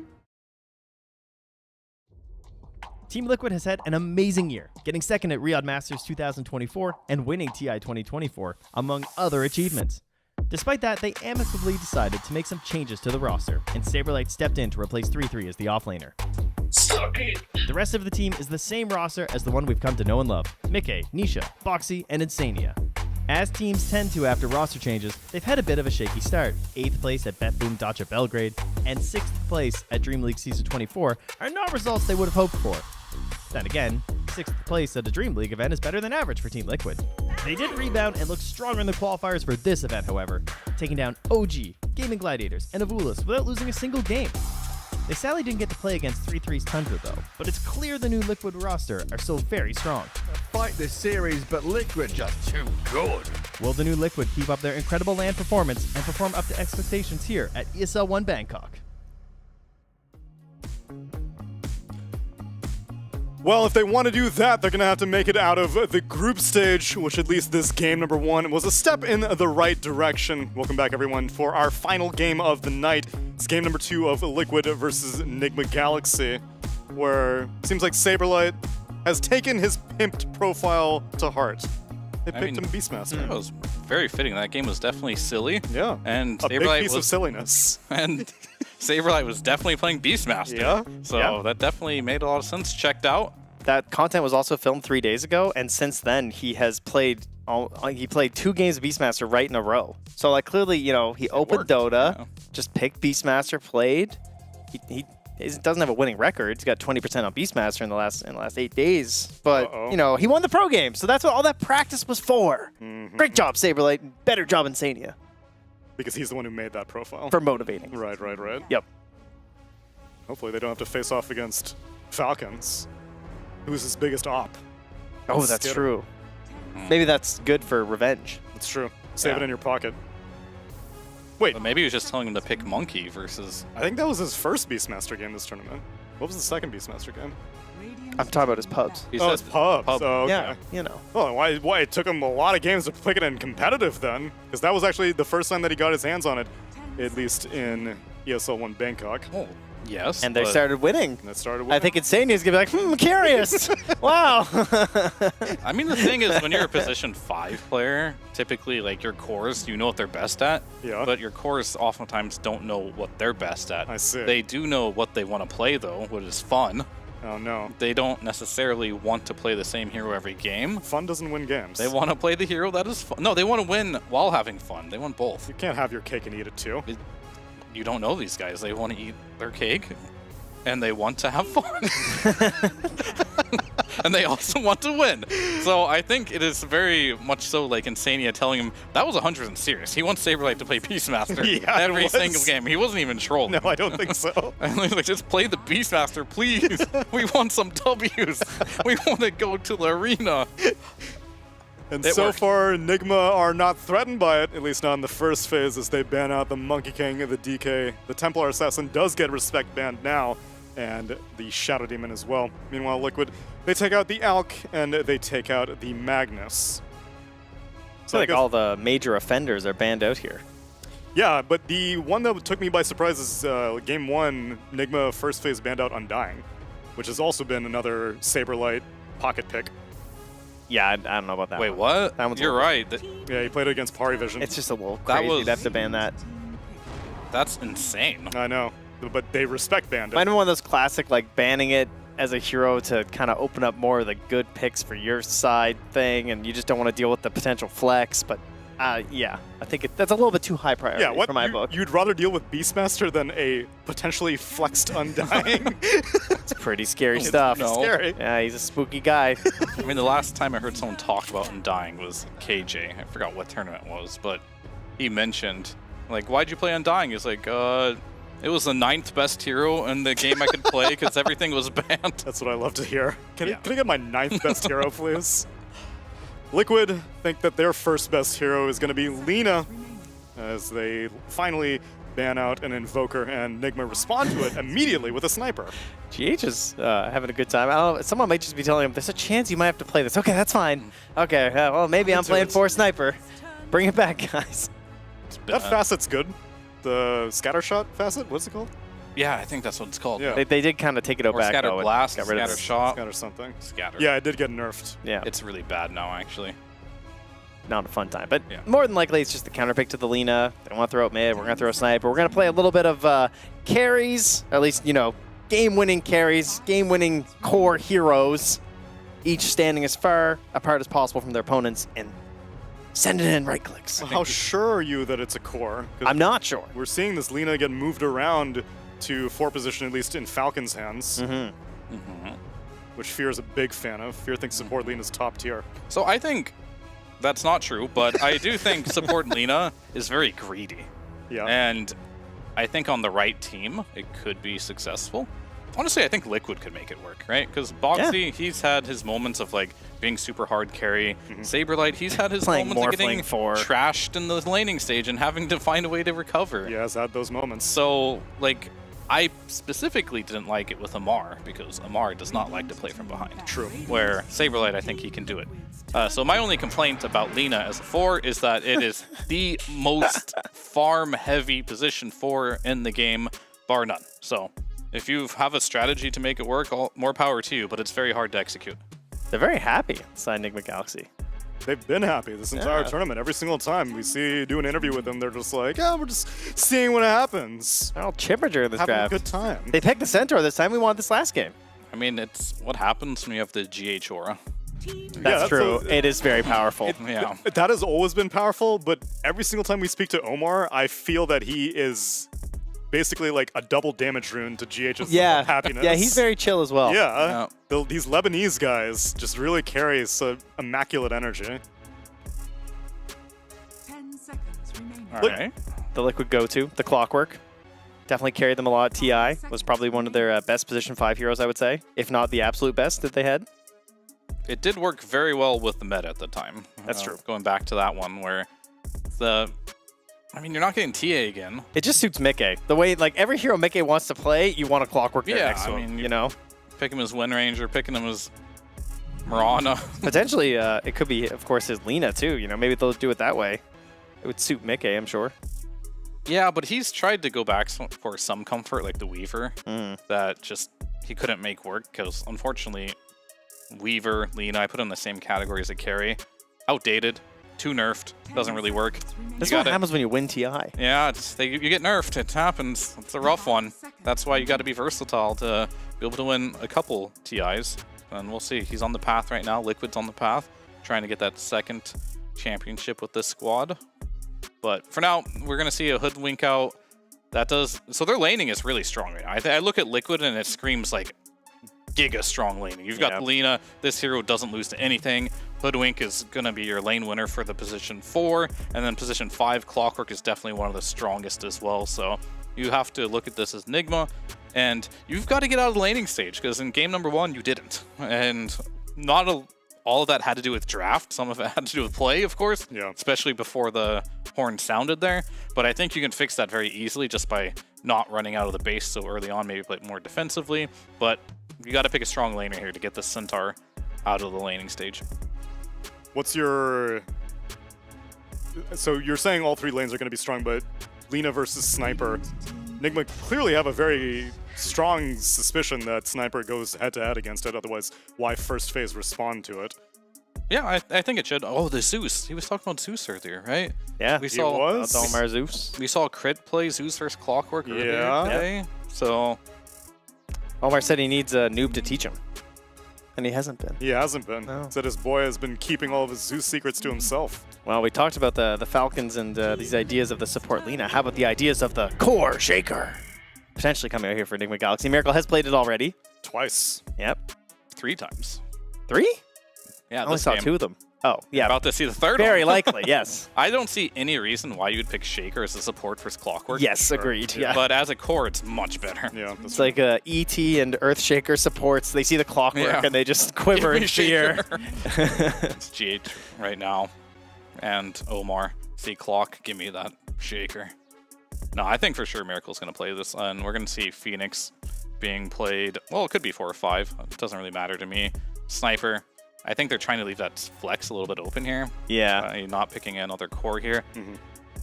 They will be able to see a little bit more here. I mean, they'll see everything. Wins. Precious wins. Oh, can we get a shot of Saberlight's monitor right now to see what he's looking at? I was kind of hoping for the Dark Willow.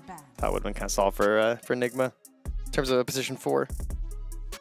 Versus the old Clockwork. Yeah, so if they're leaving this Sniper flex potential, is a Sniper Phoenix support duo you really don't want to play No. support a sniper. But you know, it's If there. there is a draft for it, like, Yeah. you do have 2 stunners already. Like, Sure.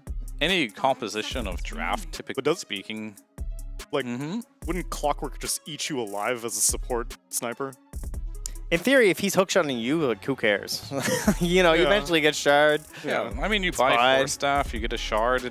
Sniper's actually deceptively good versus Clockwork. It's not like the old one where you're just stuck now. Like, Hurricane Pike does exist in the game now. You do have this grenade that can pop you out of the cogs, so it's playable. I just want to see it mid, to be honest with you. I want to see Shaker carry. Yep. I want to see Sniper mid. And then I want to see a support come out here that can kind of aid them in the laning stage. I'm personally looking at maybe Enchantress. Could be good That would be to nice. help him with the laning stage, because right now Shaker's not particularly good against Beastmaster, so I want the support to be good. I mean, this might be a game where I'd be okay with Crystal Maiden too. Yeah, you had to say it, didn't you? Yep. I mean, I'm okay with Crystal Maiden if there's a purpose for the hero in the game, which is either the Frostbite has big value in rooting a hero or killing creeps, or maybe the aura has some impact, but I don't even believe in the aura too much. I think it's more for CM at this point than anyone else. And as for Liquid, they need to get their carry hero, Nigma, no Mickey, and they take out his Weaver and Morphling Comfort. His Templar Assassin's been long gone. DK's gone. Alchemist is gone, not that he would play it anyway. And Liquid also are not 100% sure where this Shaker is going. Just to make sure they don't have the anti-Beastmaster heroes. They ban out the Clinks and the Gyro.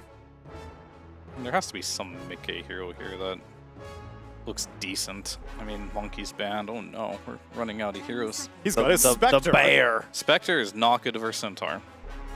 Yeah, Ursa. Are you saying Still that good. Raleigh's going to have Ursa as the, you know? Ursa's the mascot for ESL This One is Raleigh. old classic. It's like, if Pure can lose on this, I can win on this. He's not against an ogre, at least, so that makes it a little bit easier. How can you reduce my attack speed if I have no attack speed? He's against the Phoenix, though. Yeah. Oh, no. Not really the best egg killer, but Lina can do that. You get the aura from the Beastmaster to help a little bit. It is strong in lane versus the Centaur. I think they're mainly focusing on that. You can catch a sniper, throw him back. I think Mickey's really trying to find, you know, what he does best generally as a carry player. Find a way to make his team succeed, and I think this is a good draft for it. You have Nisha, who can be the star of the show. You also have Saberlight on his Beastmaster. We saw last game. He looked very good on it. Better than most of the other heroes he plays. Probably why Insania wants him to play it so much. He's a good beast player. Can enable that, make some rotations. Doesn't have to be. How like, much is Insania paying you right now, by the way? I want to see Liquid succeed, of course. I don't want to see. Okay. So Well, they succeed against a off-lane Dazzle. Yeah, the noob Dazzle coming out here. So we're going to go with the Omar Centaur. A few players practicing up the Dazzle, I noticed, in their pubs lately. And have we had an offlane Dazzle yet so far in this tournament? I have not. I've not caught one. No. Probably Without not. looking, no. There's a lot of streams though, so there's a good Yeah. chance we might have missed one or two. With looking, I will tell you that this hero's actually been uncontested. No bans or picks. Yeah, it's been looking all right in the pubs. Of course, yeah, Poison Touch is a hell of a spell. Can be very annoying to play against. And Centaur is an okay support. We've seen it a few times from separate teams. Yeah. He can do the job, right? Stampede does the thing. You're a big body. A strong lane, for sure. He's just like a worse ogre, a little bit. Okay. I mean, yeah, he's a worse ogre, sure. And go with ogre's that pretty one. good, so that's okay. Why not pick ogre then? Oh no. I mean, I think the lane is really strong. You're versus double melee. Tiny, he can get shut down quite easily. If he gets stunned once, he's gonna get chased down. One blood grenade is gonna finish the job there. Lane has to go well. I think other than that, like the whole composition of their draft looks a little bit funky. You have like the sniper mid, you have the offlane Dazzle. I forgot Carry who was Shaker. Carry. That kind of glues it together a little bit. Crazy. It's Carry unique. Shaker glues it together. I mean, they needed a stun, so Yeah. that you Your give support Centaur has a stun. They needed like a core stun. I see. Someone that has stun. farm. I'm not sure how fast the Centaur is going to get a blink dagger. Really? No, not very quick. But that's what Stampede's for. Just get in there. Just walk in there. First Yeah. Clockwork. Just walk. Just in there. go. I feel confident enough to give Saberlight his Beastmaster yet again, or have Nigma cooked too close to the sun. Let's find out in game number 2 with Cap and Avery. Oh, they are definitely cooking something, Tsunami. Indeed. Question of whether or not they've overcooked this. Offlane Dazzle, I mean, it's Snoop's, it's a classic hero for him. So at least the player-hero combination has got to be astute. It's good, but is it good in the position of offlane? Yeah. What's wrong with offlane Dazzle? I think offlane Dazzle's quite strong, actually, as long as you are versus a melee core. I go back to all those times Gaming Gladiators played it on Ace. I feel like those games just ended off that lane alone.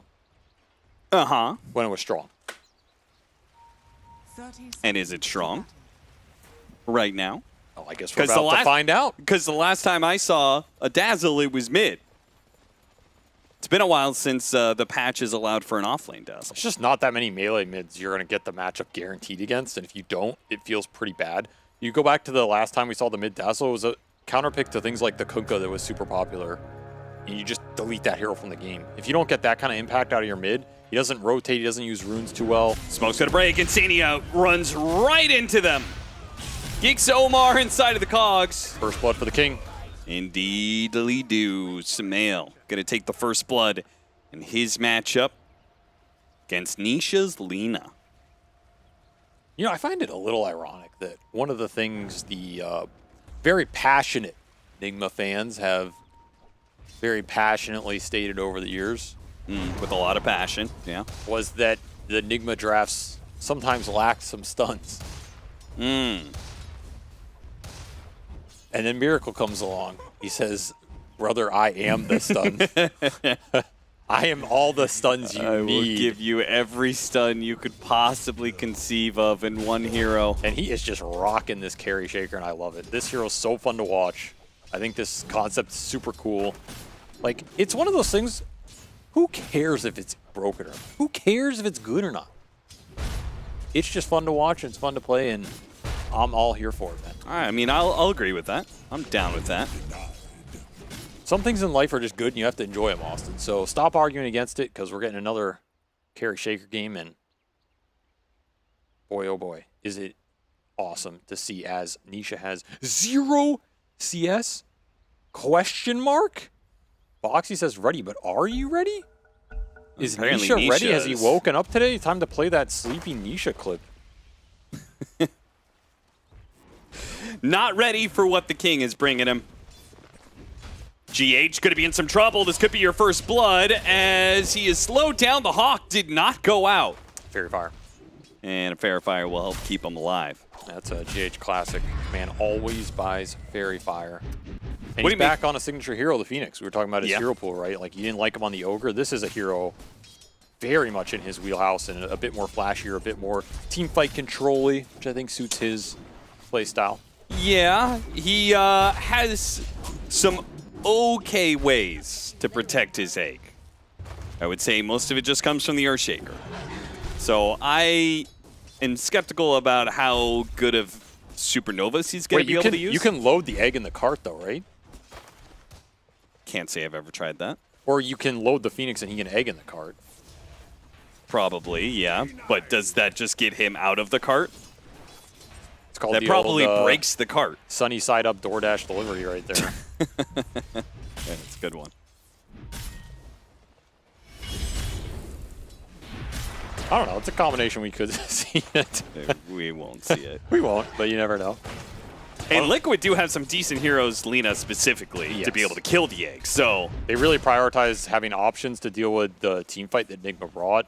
They have this Lina who's going to try and space it out and force them to jump deep or use Stampede early, and then back this Lina up with Interrupt from 4 stuns, right? Between the Clock, the Beast, the Hoodwink, and the Tiny, all can interrupt that kind of all-in attempt to deal with Nisha in the later portions of this game. And that's the real consideration here for Enigma is, can you just push through all of that?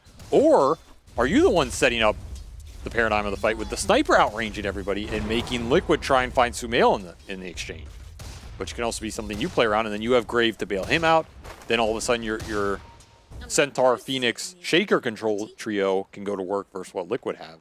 Because I do think the Phoenix, as bad as it is against the Lina Beast here, it's quite good against Tiny. This is one of the ultimate counters to core Tiny in general. And if you're going to play carry Tiny, which is more dependent on getting some right clicks in the fight, I mean, you get hit by a Fire Spirit and your Sun Raid. It's pretty miserable. Sumail cuts down the tree, doesn't get caught in the bushwhack, and turns around, killing Boxy. They might get both here. What a sick play, Sumail. God damn. Did he just have a tango? Yeah, just ate it. He had one tango left, and I guess used that to kill the tree, because I was like, for a second, I was like, oh, you went Quelling Blade? That's interesting. To be honest, I don't even know if he dies there. He's still at Fairy Fire, I think. Just an ambitious go from Liquid. Almost a forced play, and they pay a large price, because that mid lane was already not going well for Nisha. Are we just going to see a reverse slam, a jam, from that game one? I wouldn't go that far. I mean, this is turning out to be some lane domination here. It is going very well for them. I just don't know if you could compare it to the lead that Liquid had at this point. Yeah, but to be fair, there's not many games in Dota history that have been that one-sided so soon. But yeah, they're pretty well set up. It's looking solid, though, and I think the draft set them up better in the laning phase, because this Tiny's just not going to win lane versus the Dazzle, and I think this lane is the one that could have gone better for Liquid.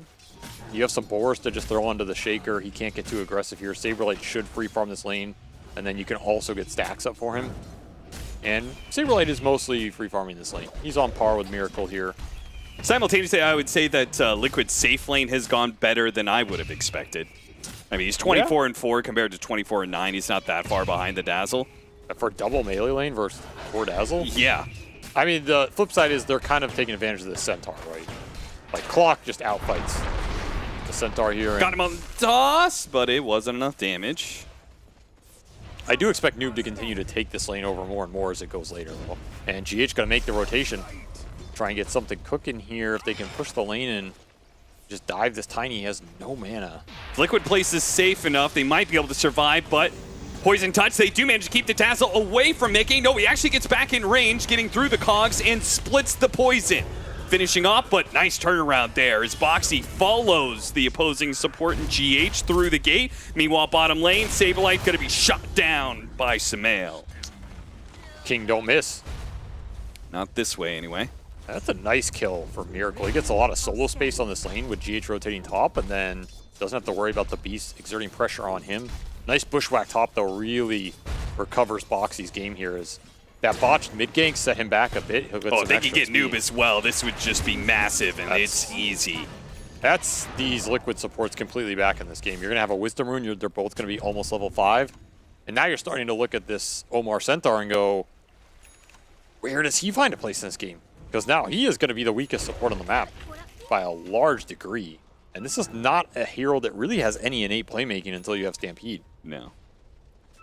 So he might just have to play a little passive, farm up some waves or some camps to get to the 6. This game's going to be a little slow. That said, he has some cores in a good position who you can play around and maybe push in some waves and dive some towers with Dazzle, or just play around this Sniper who is very far ahead, man. Sumail just dominated that mid lane. Yeah, Nisha has spent the last, 45 seconds in this bottom part of the map. He was farming up the easy camp, waiting for Miracle to show himself. Now Nisha's going to go hunting, runs in, melee range to Miracle, still has a chance to be able to get the kill. With a haste rune, it's guaranteed.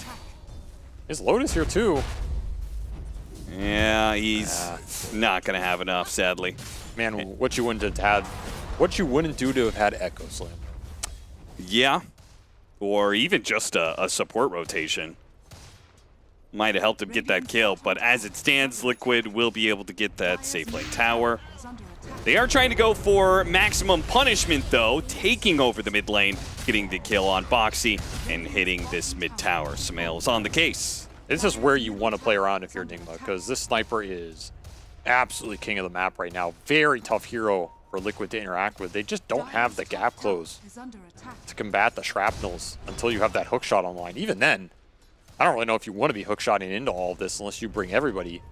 They're going to try and make a cheeky attempt here, and they will try and bring everybody. Got the bushwhack to pull him back into the Dragon Slave. Not close enough for the LSA. Insania can't quite close that gap for the battery assault. They have to turn around and kill Omar instead. And Nisha's still going to die. He's done. Oh, he's gone. That is twice now. They've gone for a kill on Sumail, and Sumail has turned around and killed them. Nice TI ring, Nisha. I got one of those too. Really does, and he just slapped him in the face with it. I mean, honestly, Sumail's probably lost it by now, but, you know.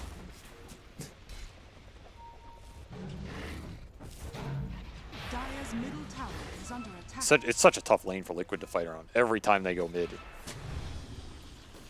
Just so hard.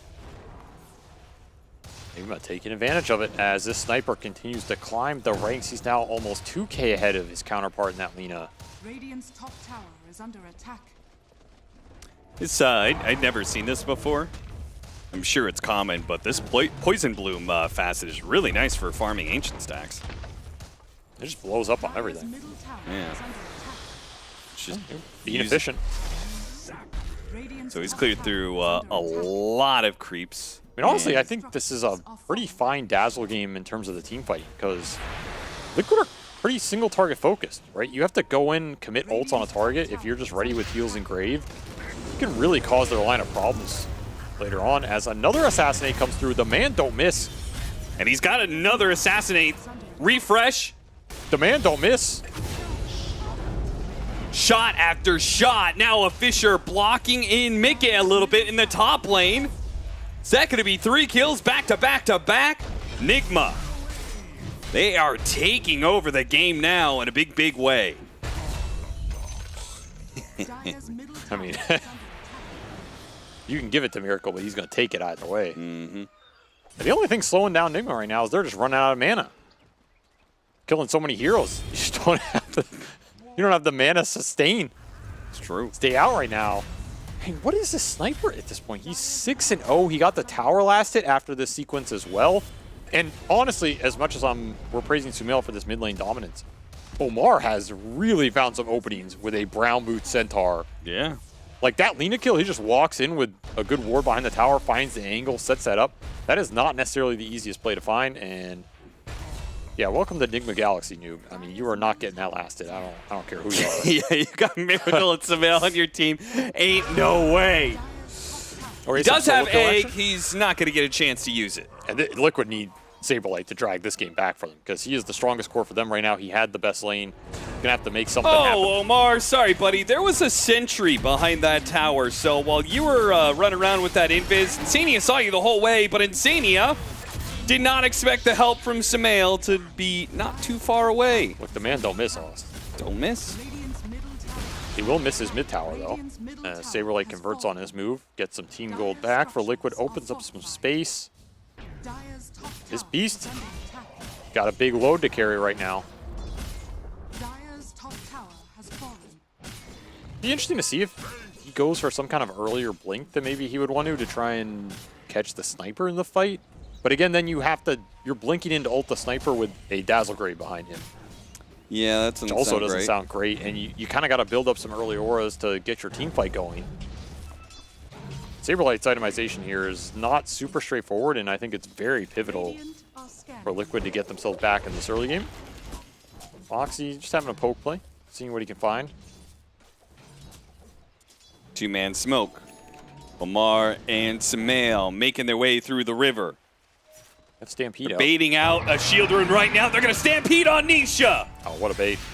Run him down. What's a goat to a king, Avery? Dude, he's 8-0. This is looking like old school Sumail, man. It's like Sumail's at his best when he can pose the question, leave me in the one-on-one and I will destroy your mid laner. And if you come here, I will destroy you too. Yeah. You just don't have an easy choice of what you want to do on the map. And right now, Nisha is feeling the pain. Liquid going to try and make up for it with a sneaky Roche play against Saberlight. Trying to carry the burden here, make the most out of his early game. This is a nice play. Going to give him a lot of extra team gold again. But man, looking at where that sniper is, it's just going to be so damn strong. I mean, what is he going to do with an Aegis and building into a Helm of the Overlord? I just don't actually feel like he may be Liquid's strongest hero, but I don't feel like he can be that effective against the Enigma heroes so much. Aggressively, no. He can still push in, this bottom half of the map, get a lot of farm, create some space on the map, or maybe an opportunity if you bait him on a lane somewhere. The aggressive play options are just not necessarily going to be there for Liquid for a little bit. maybe you catch Miracle out on the map. I think that's your best target to find. The Shaker is still pretty susceptible to getting hook shot, which means you don't have to bring some huge smoke to try and bring him down. Just the clock plus 1 or 2 will do it. You're eyeing up that play. Miracle is not going to go that far out, though. Like, he has Ancient priority right now. No need to take Dangerous Farm. Yeah. He'll once more kick Noob out of his terrain. Man, Omar is getting to aggressively push in mid. It's almost getting him his Blink Dagger. Look at him. He's just on the enemy side of the river in the middle lane. He's played this game nice. For what was a rough position going out of that early laning phase compared to a lot of the other supports. And they're going to get double Wisdom Rune as well. That is massive. They got supports that really like the levels too, particularly this Phoenix. 2 level 9s to 2 level 6s. That is some good stuff here if you are a Nigma fan. That's a very long TP. Yeah, Omar is going to find that canceled. Hanging out in this mid lane does eventually get him killed. Somebody had to bite that bullet, though. He has so much HP already just because of the levels that he's gotten. He's almost got 1,800 HP. He doesn't have a bracer. It's a Centaur, man. He had his old ultimate. Oh, man. Yeah, bring that back.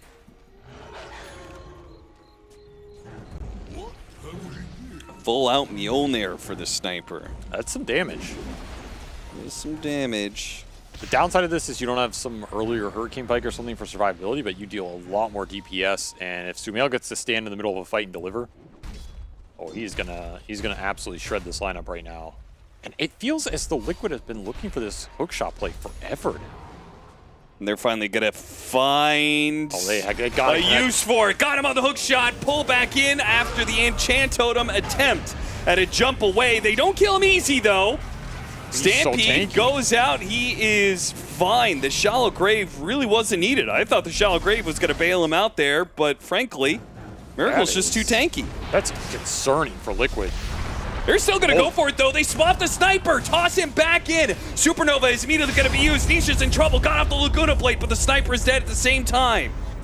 Insania will fight them back with the cogs. Mickey wants to go back in. He does. Nigma, they're setting up, though. They're setting up for this fight. Place down a lane ward, see if Liquid will walk into them. Liquid with a good bit of restraint, because I think Nigma would have destroyed them on a fight if they see him coming like that. With the high ground advantage, it looked pretty damn solid, though. You start to spread out a little bit more. TP's going mid while Miracle lingers top. Saberlight's going to cut him off. Can't put any damage immediately. Miracle on the run. Should be able to enchant Tota. Oh, the hook shot! Insania got him. The bushwhack follow-up there. This time around, he may be tanky, but they have enough damage, and there's no backup. That was a very clutch find by Mickey. That was a Blink Tiny reveal that absolutely found the best target he's ever going to get in this game, which is that sniper. Throw him back in. Yeah, you trade mids out, but again, you're trading the highest net worth mid for the lowest net worth core. A trade the Liquid will absolutely make at this point in the game. Liquid keeping the momentum going. You know they love to keep it going. One kill after another. Nigma, we're prepared for it though. Look at this. 4 heroes on this side of the map. Omar's going to find Nisha. Stops that TP out. Big punish. Oh, and the self-fuels. Dodges the Laguna Blade. Nice move, GH. Very cheeky indeed. And the last hit going to the sniper. So Sumail start building up his streak again. That was a big streak that got taken down on the sniper. Unfortunately for Liquid, it all went to the Clockwork, which is not great. Yeah, probably not the hero you wanted getting hit at this point in the game. They also didn't get to use this Aegis that much. No. But it does kind of stabilize the net worth chart a little bit. Yeah. And finding that sniper at least once here was a pretty big deal. Take advantage of the fact he went this super aggressive DPS build. Oh, gate rotation going behind Nigma here. Are they ready for this flank play? Bora's going to lead the way. Imagine you find this sniper again on the start of the fight. They drop a ward outside of vision though. Nigma push forward straight into the Clockwork. Trying to shoot him down, hit the hook shot onto the Dazzle. Stampede's going to be used. The backstab is still available for Liquid. They're playing off the vision. Saberlight has called it out, though. They just bailed. He TPs away. Boxy will try and hide away into the trees. Looks like Nigma. Okay. Miracle always knows Austin. I guess he's not the only one who doesn't miss. Well, actually, they don't know he's there. No, he knows. Miracle always knows. He always knows. What if Miracle just had back on his whole career? That's why he's so good. Nobody ever checked because they just think it's Miracle. Yeah, and how would you explain the last 2 or 3 years? Valve caught him.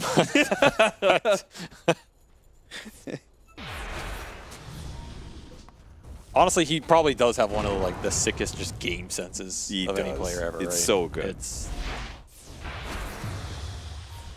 you can't build intuition.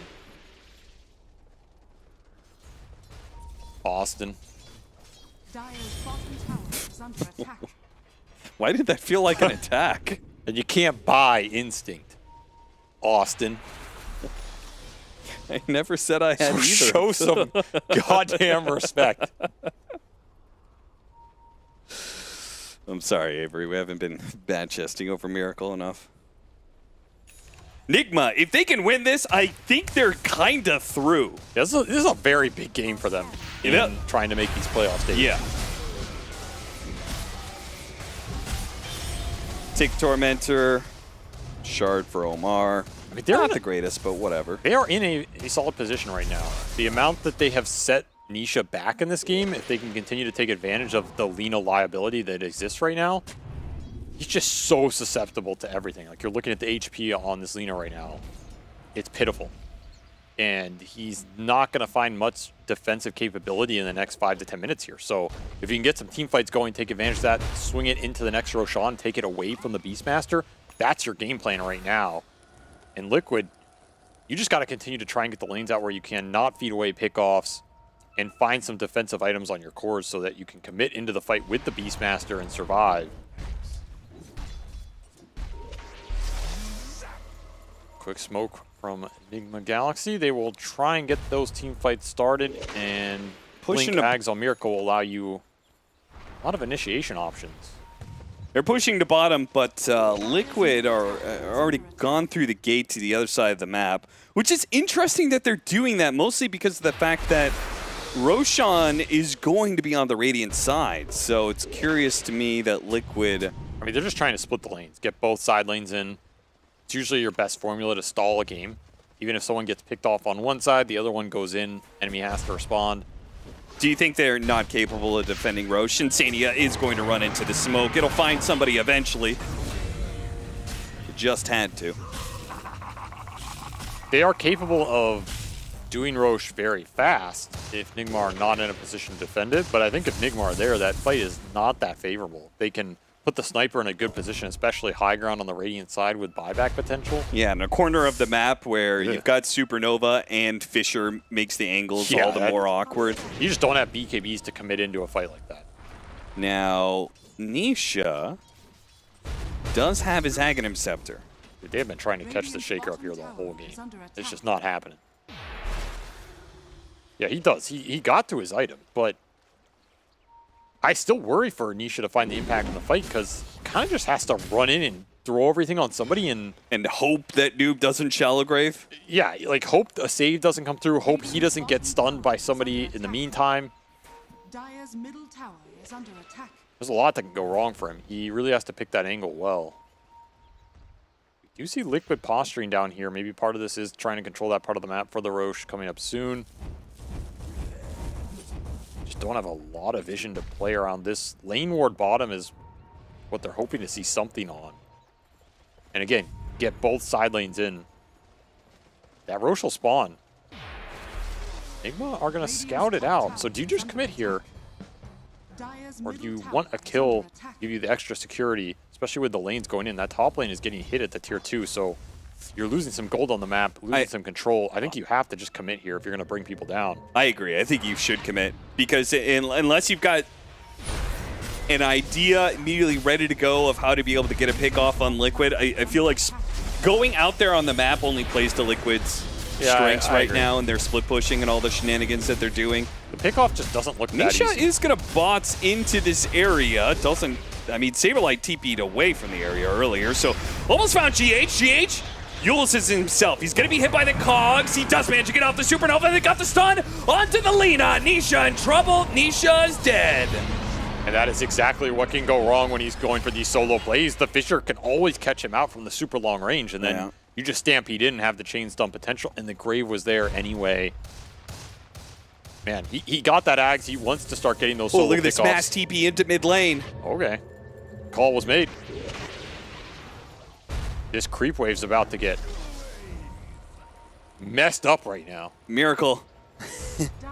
Leading the charge. It will not be a gank on the creep wave. They go back to Sumail. Sumail is going to get jumped here. He's got the Aegis, though. And the whole team is ready to respond. A jump in from Omar. And yeah, the shallow grave was a beauty.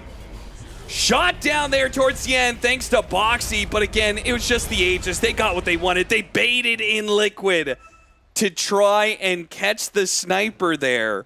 And look at the damage, Austin. It is all the shaker here, man. A beautiful Echo Slam just clears through Liquid, overextending on that sniper. And you have to think, you get caught in a fight like that, the Lina was still dead. Yeah. Like, that's a full team smoke into an Aegis on the map without your mid hero that's a huge damage dealer. There's not a lot of situations that ends well for Liquid. You were pretty much praying you find a solo hero just casually farming jungle, you get that kill and you get out. They are still looking for a pickoff from this Aghanim Scepter on Lina. And he may not even be able to kill Omar here. Oh my god, he can't even kill Omar. What? 2,500. Yeah, the fluffy hat. He's got a casual cloak as well. That's not what you want to see from your Aghanim's Lina. Saberlight goes to the river, immediately met with poison and fire. What's that damage? Try and slow him down, doesn't connect on the dive, so he's out. I mean, that's the benefit of all those Phoenix levels, man. GH already level 14's got max stun right now. Yeah. And if they can't kill him, they'll kill his little creep. Just as good. A lot of gold for that one. This game is starting to spiral.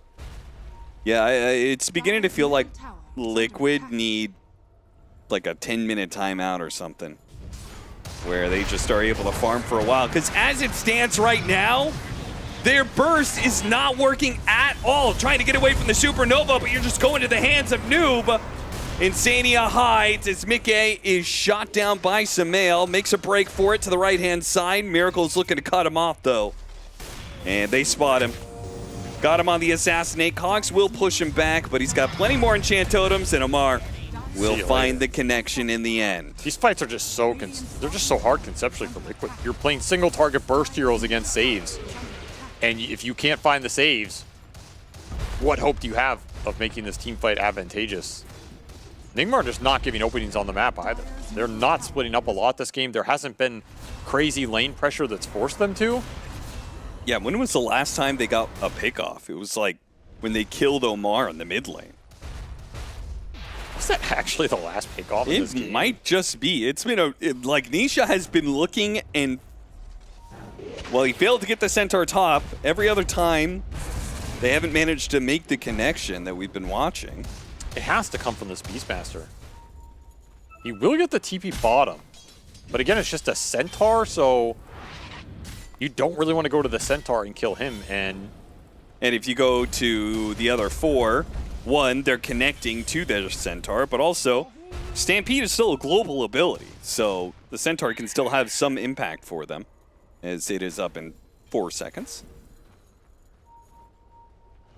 BKB for the Dazzle would mean that extremely likely that he always gets off the shallow grave. There's only 2 BKB piercing disables on the side of Liquid. They're going to have 3 BKB cores on the side of Enigma here.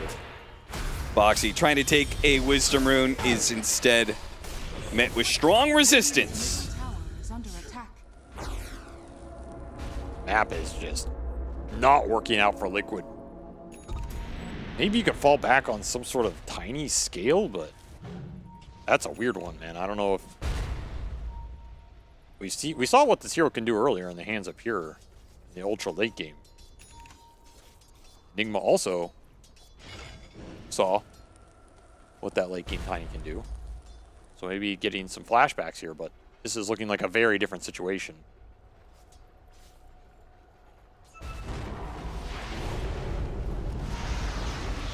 Aggressive Yules sets up the Fissure.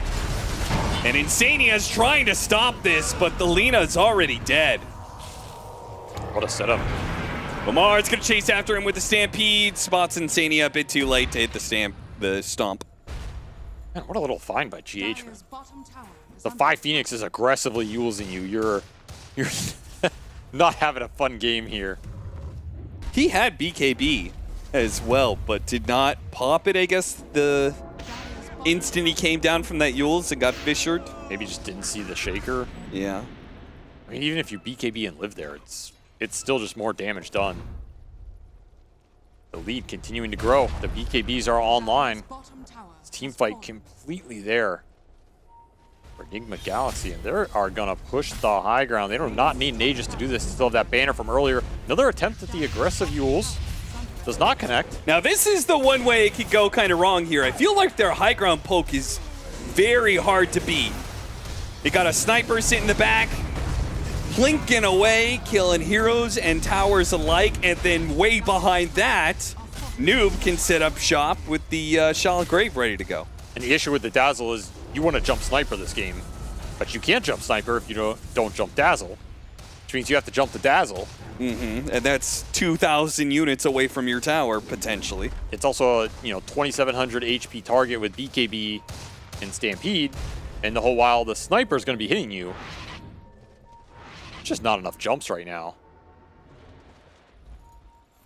Do have the blink on the Beastmaster, so Saberlight did end up going that route.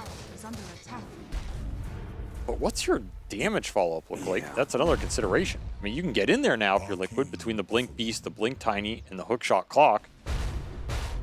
And then what happens? So he's got to blink forward and roar up the Dazzle. Yeah, you have to find Dazzle. While Liquid try and blow up the sniper? Is that the idea here?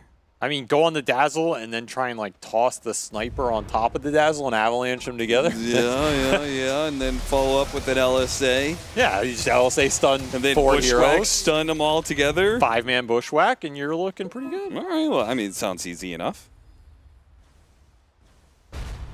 Nice little shard for Miracle. I believe they have 5 shards now. Good shards, too. The poke game from Enigma is also something they can just fall back on, right? They don't have to commit in the fight. Just throw the Sunray, throw the Fissure, chain stun them up, assassinate gone in. You're basically almost going to kill a hero at that point, and it commits nothing. Next Roshan is coming up in this daytime interval, though. Something to think about.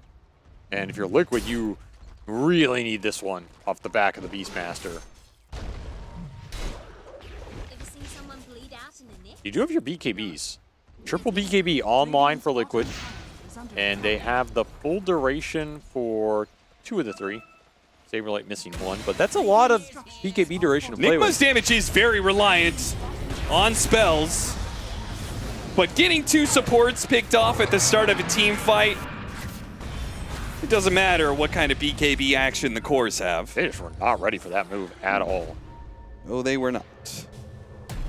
Ooh, Omar, good try, good try. Almost got there in time.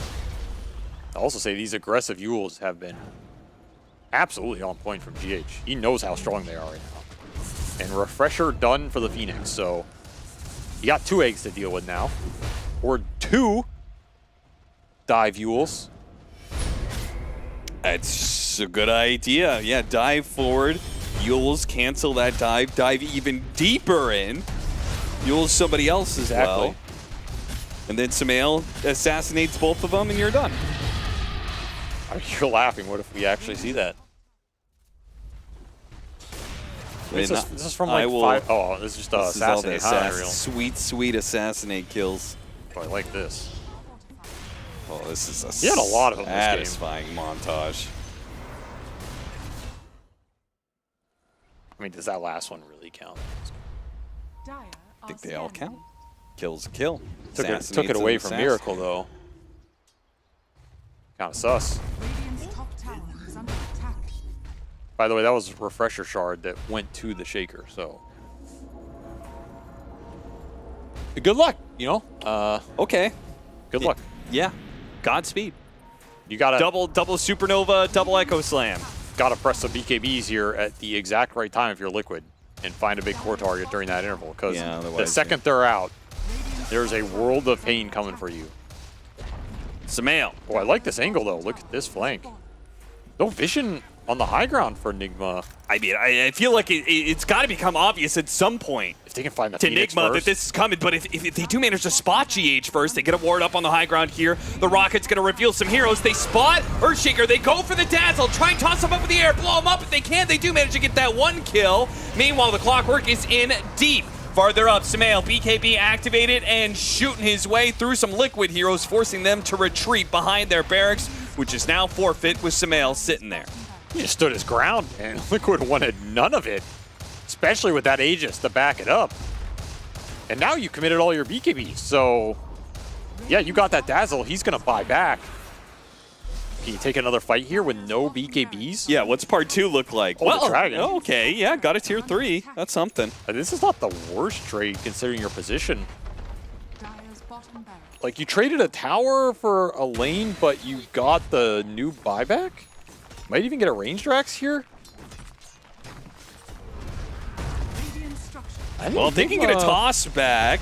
Enigma want a little more here While for that sure. Dragon is still pushing the top lane, they might actually be able to defend and trade out barracks. Good save. Shalgrave goes out. Again, not that it was needed. Not enough damage from the Lina on the Centaur.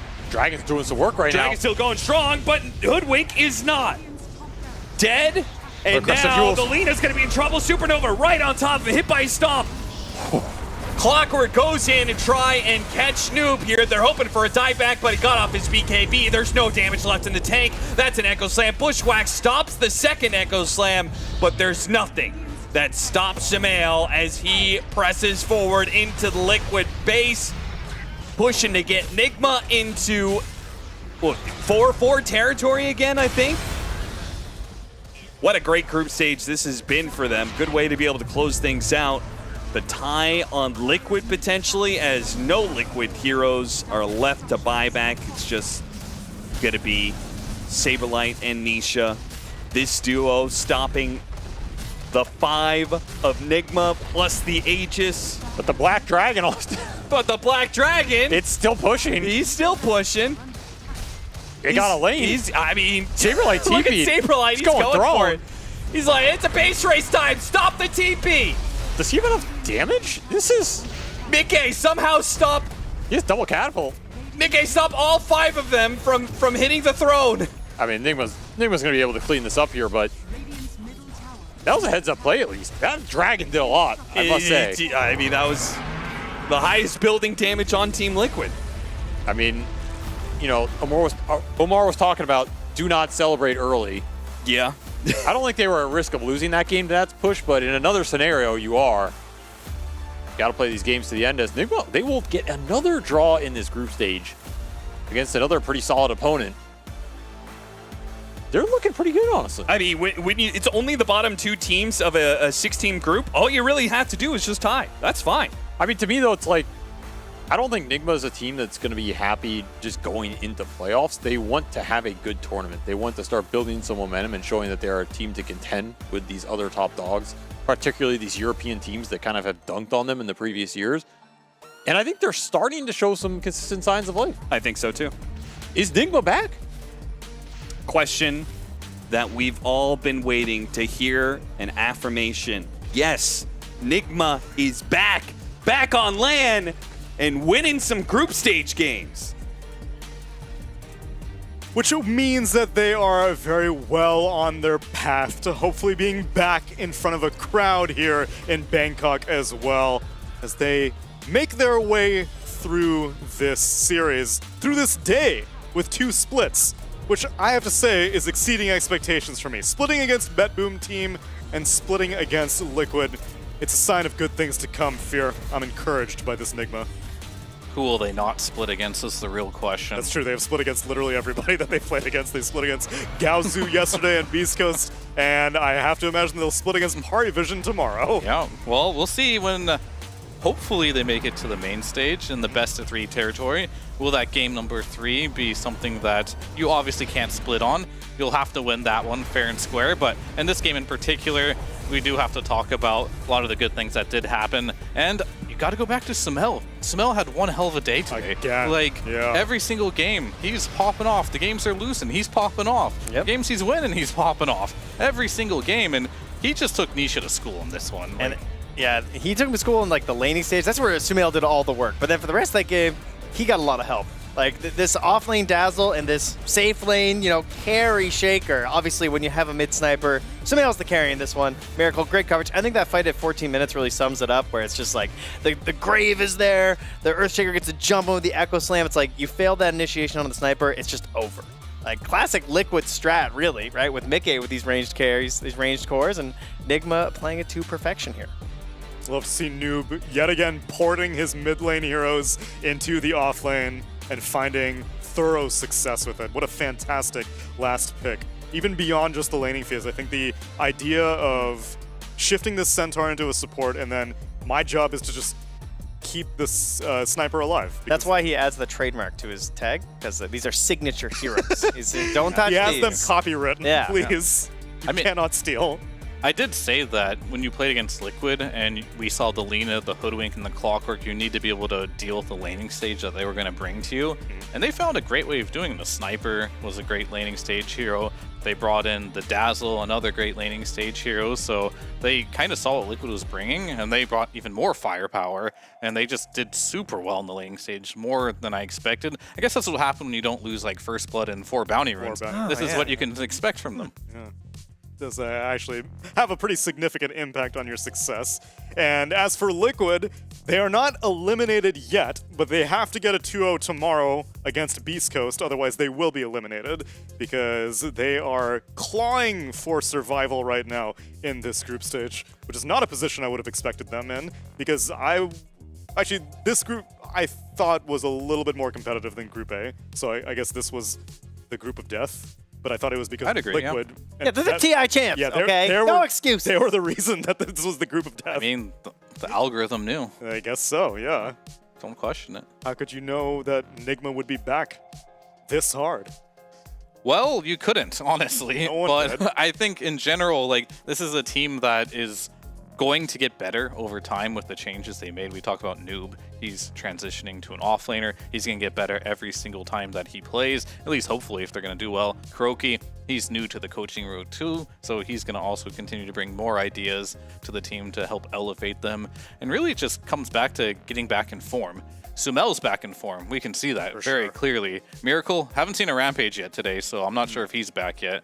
Give him a couple games, I guess. Well, for right now, we can take this opportunity to celebrate Enigma's win with a winner's interview. Why are you guys 1-1ing so much? What's going on with that? What? You just keep going 1-1. I don't know. It's we're gonna draw every series. Yeah. What do you think about all those people out there that say Dazzle is the worst hero in Dota? Don't play it in the off lane. The nerf so that you can't have items with the ultimate. This is the biggest bullshit nerf ever. What do you have to say to those people? I think the hero still works. Like we can counter the burst and we can own lane, so the hero still works. If you got this. Okay, what do you think about that? No, they're right. Dazzle is bad hero. Don't pick it, guys. It's bad hero. Nerf it. Okay, what about Centaur? How do you feel about having a Centaur 4 in your lane? This guy, I can play anything. He's a fucking beast. You guys are really hyping each other up. I was trying to get you to shit talk. Can you shit talk him for a second, Hero Mar? There's an item in Dota that costs 4,050 gold. It's yellow. It's called, it needs Ogre Axe, Mithril Hammer, and the recipe. It's called Black King Bar. It's a really good item in Dota, by the way. Yeah. What item is he talking about? I had a second item. I don't know what he's talking about. It's called BKB. On Enigma. It doesn't matter. That's not a noob hero. Who cares, right? I'm my Enigma Black Hole, everyone. He's a OP hero. Skilled hero. Not like Centaur. One more question. You're one of the guys, Centaur, very high skill. You're one of the guys that switch from mid to off lane. That seems to be a common trend. Do you think that this is helping you in the off lane? Like, how's this transition going for you? I don't think it's related at all, but it helps me in a way. Like, I know what the mid laner wants, so that's the only positive thing. Where's the Snapfire at, man? Is that hero just bad? The hero's super bad. It's not coming now. Okay, that means they're going to pick it, ladies and gentlemen. And we will send it back to the panel with that. Yeah, I can only imagine he's chomping at the bit, because if he's playing Dazzle, who apparently, according to Jenkins, is garbage, don't pick it, item nerf made the hero completely unviable. Well, he said other people are saying it. He didn't say it was terrible. That's true. Jenkins was putting words in mouths. Yeah, exactly. He does that a lot. He does that a lot. Yeah. But Omar and Noob, you see the camaraderie here? It is lovely, isn't it? It is lovely, yeah. They've got a nice relationship. It was very, very charming to see. But I don't want to see always two friendly faces being compared against each other. I want to see two people from opposite teams as we take a look at our Acer Predator head-to-head for this game number 2.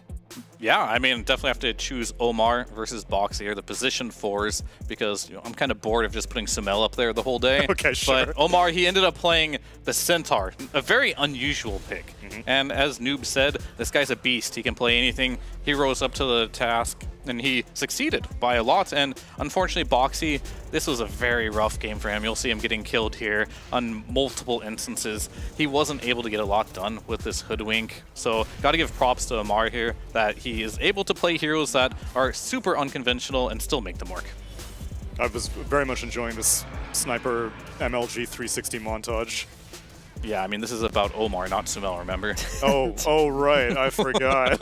There he is. Yeah, okay. And back to it.